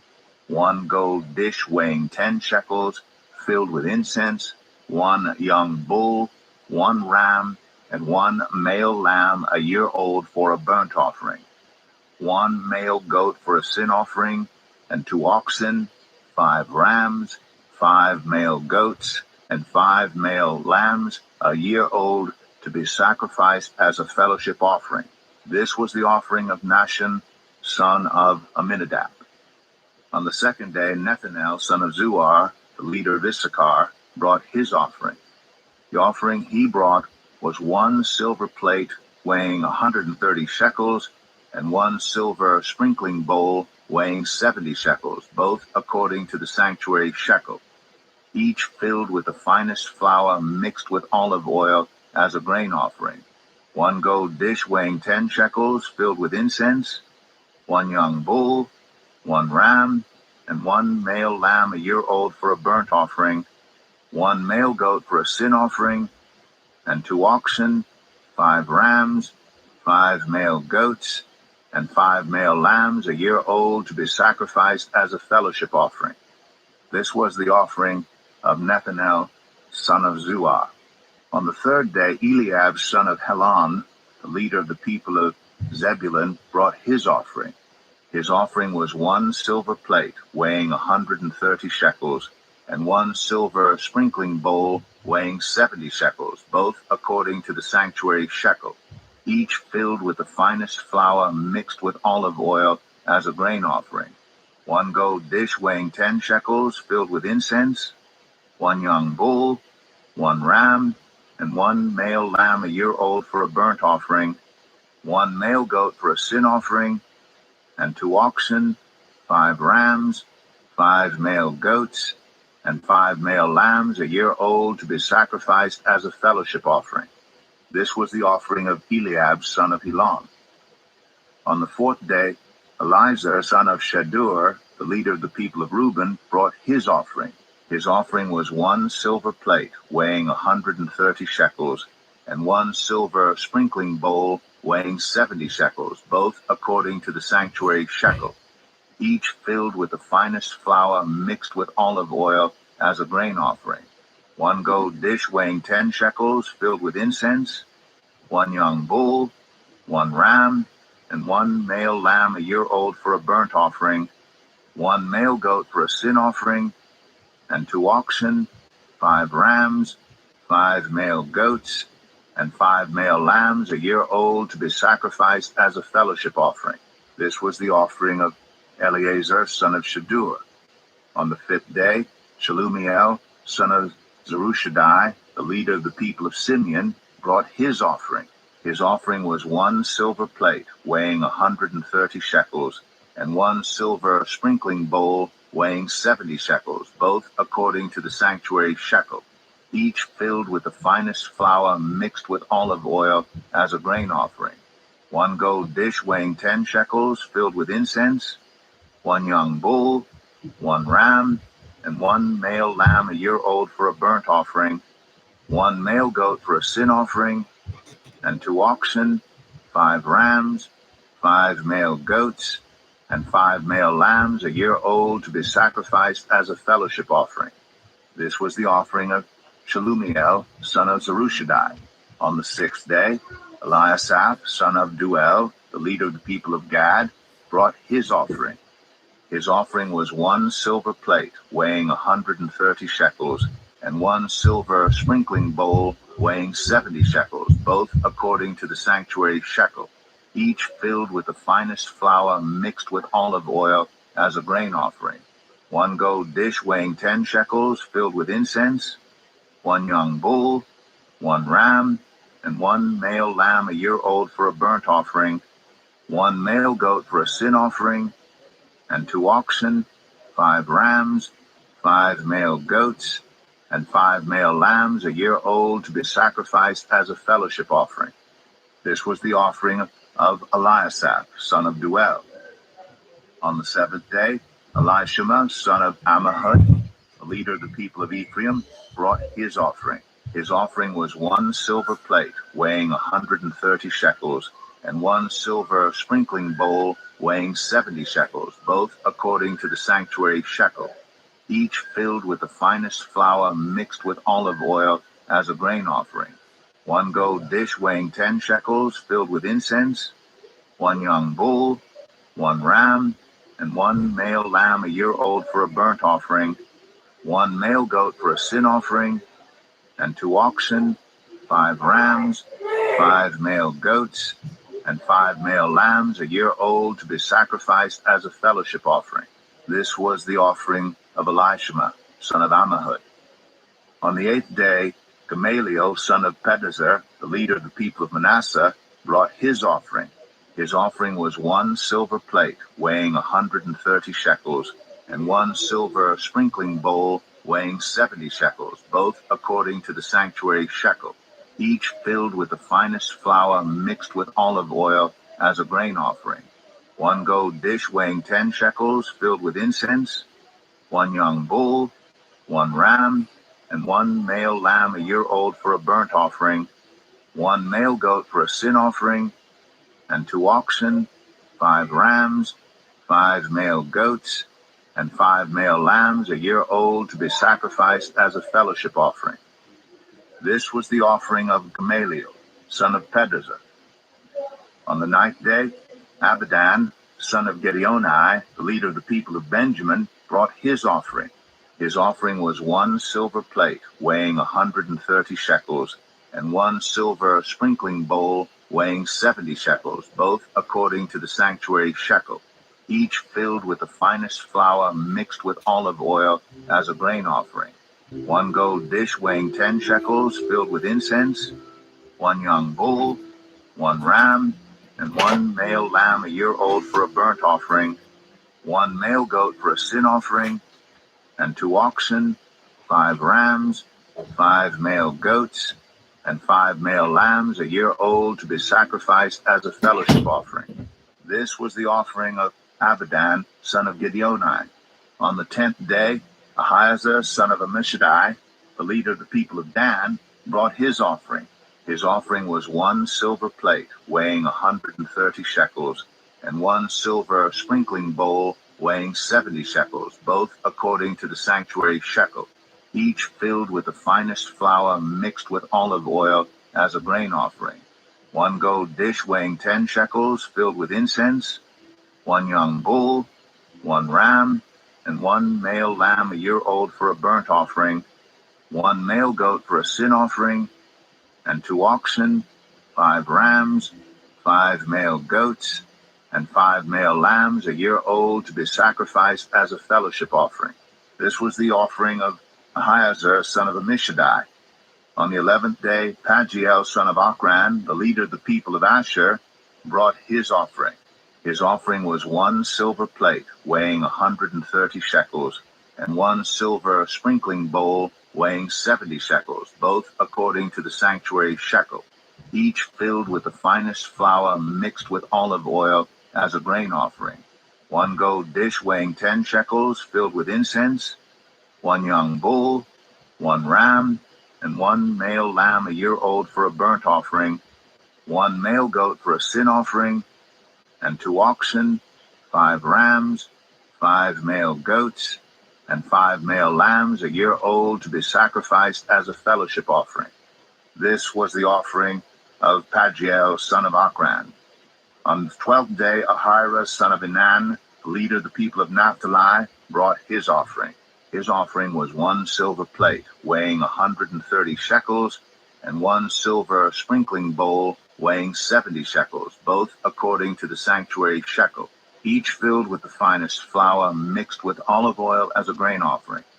1 gold dish weighing 10 shekels filled with incense, 1 young bull, 1 ram, and 1 male lamb a year old for a burnt offering, 1 male goat for a sin offering, and 2 oxen, 5 rams, 5 male goats, and 5 male lambs a year old to be sacrificed as a fellowship offering. This was the offering of Ahira son of Enan. These were the offerings of the Israelite leaders for the dedication of the altar when it was anointed: 12 silver plates, 12 silver sprinkling bowls, and 12 gold dishes. Each silver plate weighed 130 shekels, and each sprinkling bowl 70 shekels. Altogether, the silver dishes weighed 2,400 shekels, according to the sanctuary shekel. The 12 gold dishes filled with incense weighed 10 shekels each, according to the sanctuary shekel. Altogether, the gold dishes weighed 120 shekels. The total number of animals for the burnt offering came to 12 young bulls, 12 rams, and 12 male lambs a year old, together with their grain offering. 12 male goats were used for the sin offering. The total number of animals for the sacrifice of the fellowship offering came to 24 oxen, 60 rams, 60 male goats, and 60 male lambs a year old. These were the offerings for the dedication of the altar after it was anointed. When Moses entered the tent of meeting to speak with the Lord, he heard the voice speaking to him from between the 2 cherubim above the atonement cover on the Ark of the Covenant law. In this way, the Lord spoke to him. Numbers 8. The Lord said to Moses, "Speak to Aaron and say to him, when you set up the lamps, see that all 7 light up the area in front of the lampstand." Aaron did so. He set up the lamps so that they faced forward on the lampstand, just as the Lord commanded Moses. This is how the lampstand was made. It was made of hammered gold, from its base to its blossoms. The lampstand was made exactly like the pattern the Lord had shown Moses. The Lord said to Moses, "Take the Levites from among all the Israelites and make them ceremonially clean. To purify them, do this: sprinkle the water of cleansing on them, then have them shave their whole bodies and wash their clothes. And so they will purify themselves. Have them take a young bull with its grain offering of the finest flour mixed with olive oil. Then you are to take a second young bull for a sin offering. Bring the Levites to the front of the tent of meeting and assemble the whole Israelite community. You are to bring the Levites before the Lord, and the Israelites are to lay their hands on them. Aaron is to present the Levites before the Lord as a wave offering from the Israelites, so that they may be ready to do the work of the Lord. Then the Levites are to lay their hands on the heads of the bulls, using one for a sin offering to the Lord and the other for a burnt offering, to make atonement for the Levites. Have the Levites stand in front of Aaron and his sons, and then present them as a wave offering to the Lord. In this way, you are to set the Levites apart from the other Israelites, and the Levites will be mine. After you have purified the Levites and presented them as a wave offering, they are to come to do their work at the tent of meeting. They are the Israelites who are to be given wholly to me. I have taken them as my own in place of the firstborn, the first male offspring from every Israelite woman. Every firstborn male in Israel, whether human or animal, is mine. When I struck down all the firstborn in Egypt, I set them apart for myself. And I have taken the Levites in place of all the firstborn sons in Israel. From among all the Israelites, I have given the Levites as gifts to Aaron and his sons to do the work at the tent of meeting on behalf of the Israelites, and to make atonement for them, so that no plague will strike the Israelites when they go near the sanctuary. Moses, Aaron, and the whole Israelite community did with the Levites just as the Lord commanded Moses. The Levites purified themselves and washed their clothes. Then Aaron presented them as a wave offering before the Lord, and made atonement for them to purify them. After that, the Levites came to do their work at the tent of meeting under the supervision of Aaron and his sons. They did with the Levites just as the Lord commanded Moses. The Lord said to Moses, "This applies to the Levites. Men 25 years old or more shall come to take part in the work at the tent of meeting.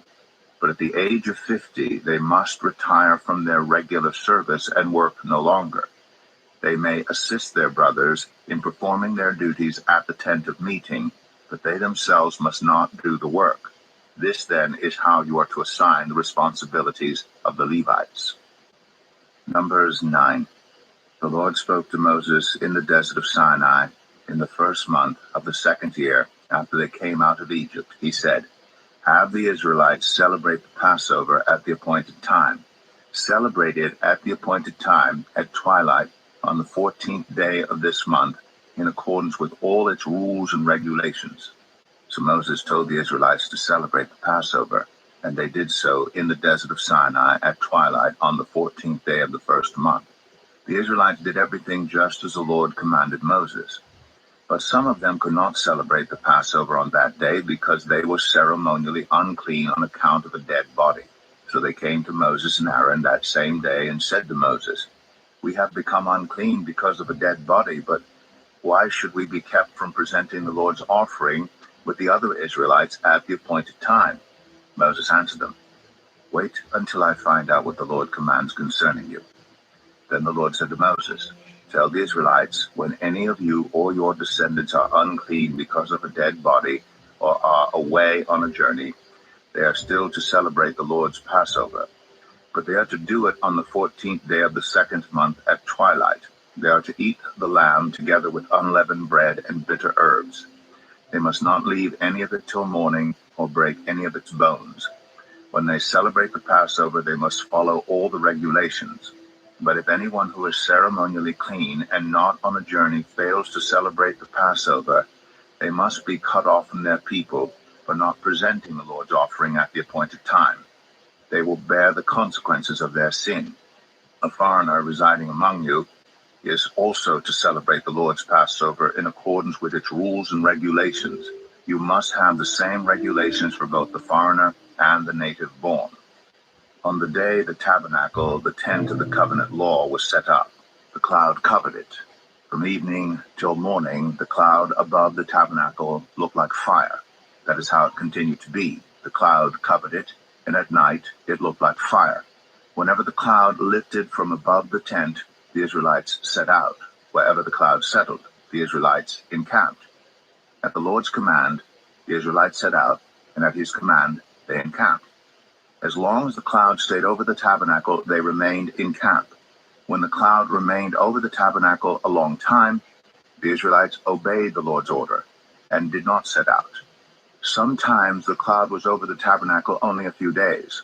At the Lord's command, they would encamp, and then at his command, they would set out. Sometimes the cloud stayed only from evening till morning, and when it lifted in the morning, they set out, whether by day or by night. Whenever the cloud lifted, they set out. Whether the cloud stayed over the tabernacle for 2 days, or a month, or a year, the Israelites would remain in camp and not set out. But when it lifted, they would set out. At the Lord's command, they encamped. And at the Lord's command, they set out. They obeyed the Lord's order in accordance with his command through Moses. Numbers 10. The Lord said to Moses, "Make 2 trumpets of hammered silver, and use them for calling the community together and for having the camp set out. When both are sounded, the whole community is to assemble before you at the entrance to the tent of meeting. If only one is sounded, the leaders, the heads of the clans of Israel, are to assemble before you. When a trumpet blast is sounded, the tribes camping on the east are to set out. At the sounding of a second blast, the camps on the south are to set out. The blast will be the signal for setting out. To gather the assembly, blow the trumpets, but not with the signal for setting out. The sons of Aaron, the priests, are to blow the trumpets. This is to be a lasting ordinance for you and the generations to come. When you go into battle in your own land against an enemy who is oppressing you, sound a blast on the trumpets. Then you will be remembered by the Lord your God and rescued from your enemies. Also at your times of rejoicing, your appointed festivals and new moon feasts, you are to sound the trumpets over your burnt offerings and fellowship offerings, and they will be a memorial for you before your God. I am the Lord your God." On the 20th day of the 2nd month of the 2nd year, the cloud lifted from above the tabernacle of the covenant law. Then the Israelites set out from the desert of Sinai and traveled from place to place until the cloud came to rest in the desert of Paran. They set out this first time at the Lord's command through Moses. The divisions of the camp of Judah went first under their standard. Nahshon, son of Amminadab, was in command. Nethanel, son of Zuar, was over the division of the tribe of Issachar, and Eliab, son of Elon, was over the division of the tribe of Zebulun. Then the tabernacle was taken down, and the Gershonites and Merarites who carried it set out. The divisions of the camp of Reuben went next, under their standard. Eliezer, son of Shedeur, was in command. Shelumiel, son of Zerushadai, was over the division of the tribe of Simeon, and Eliasaph, son of Duel, was over the division of the tribe of Gad. Then the Kohathites set out, carrying the holy things.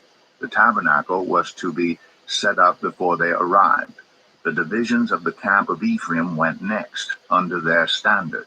Elishama, son of Ammihud, was in command. Gamaliel, son of Pedazur, was over the division of the tribe of Manasseh. And Abidan, son of Gideoni, was over the division of the tribe of Benjamin.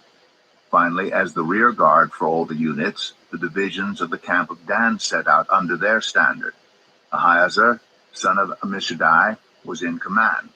Pagiel, son of Ochran, was over the division of the tribe of Asher, and Ahira, son of Enan, was over the division of the tribe of Naphtali. This was the order of march for the Israelite divisions as they set out. Now Moses said to Hobab, son of Ruel, the Midianite, Moses' father-in-law, "We are setting out for the place about which the Lord said, 'I will give it to you.' Come with us, and we will treat you well. For the Lord has promised good things to Israel." He answered, "No, I will not go. I am going back to my own land and my own people." But Moses said, "Please do not leave us. You know where we should camp in the wilderness, and you can be our eyes. If you come with us, we will share with you whatever good things the Lord gives us." So they set out from the mountain of the Lord and traveled for 3 days. The ark of the covenant of the Lord went before them during those 3 days to find them a place to rest. The cloud of the Lord was over them by day when they set out from the camp. Whenever the ark set out, Moses said, "Rise up, Lord. May your enemies be scattered. May your foes flee before you." Whenever it came to rest, he said, "Return, Lord, to the countless thousands of Israel." Numbers 11. Now the people complained about their hardships in the hearing of the Lord, and when he heard them, his anger was aroused. Then fire from the Lord burned among them and consumed some of the outskirts of the camp. When the people cried out to Moses, he prayed to the Lord, and the fire died down. So that place was called Taberah, because fire from the Lord had burned among them. The rabble with them began to crave other food. And again the Israelites started wailing and said, "If only we had meat to eat. We remember the fish we ate in Egypt at no cost, also the cucumbers, melons, leeks, onions, and garlic. But now we have lost our appetite. We never see anything but this manna." The manna was like coriander seed and looked like resin. The people went around gathering it, and then ground it in a hand mill or crushed it in a mortar. They cooked it in a pot or made it into loaves, and it tasted like something made with olive oil. When the dew settled on the camp at night, the manna also came down. Moses heard the people of every family wailing at the entrance to their tents. The Lord became exceedingly angry, and Moses was troubled. He asked the Lord, "Why have you brought this trouble on your servant? What have I done to displease you, that you put the burden of all these people on me? Did I conceive all these people? Did I give them birth? Why do you tell me to carry them in my arms, as a nurse carries an infant, to the land you promised on oath to their ancestors? Where can I get meat for all these people? They keep wailing to me, 'Give us meat to eat.' I cannot carry Good all morning, these people by everyone. Thanks myself. for The burden is too heavy for me. joining. If this is how you're May going this to day treat be a me, joyful please go one. ahead and kill me if I have found favor in your eyes, Have a and do blessed not Sunday let to me face my everyone. own ruin." Take care. The Lord said to Moses, "Bring me 70 of Israel's elders who are known to you as leaders and officials among the people. Have them come to the tent of meeting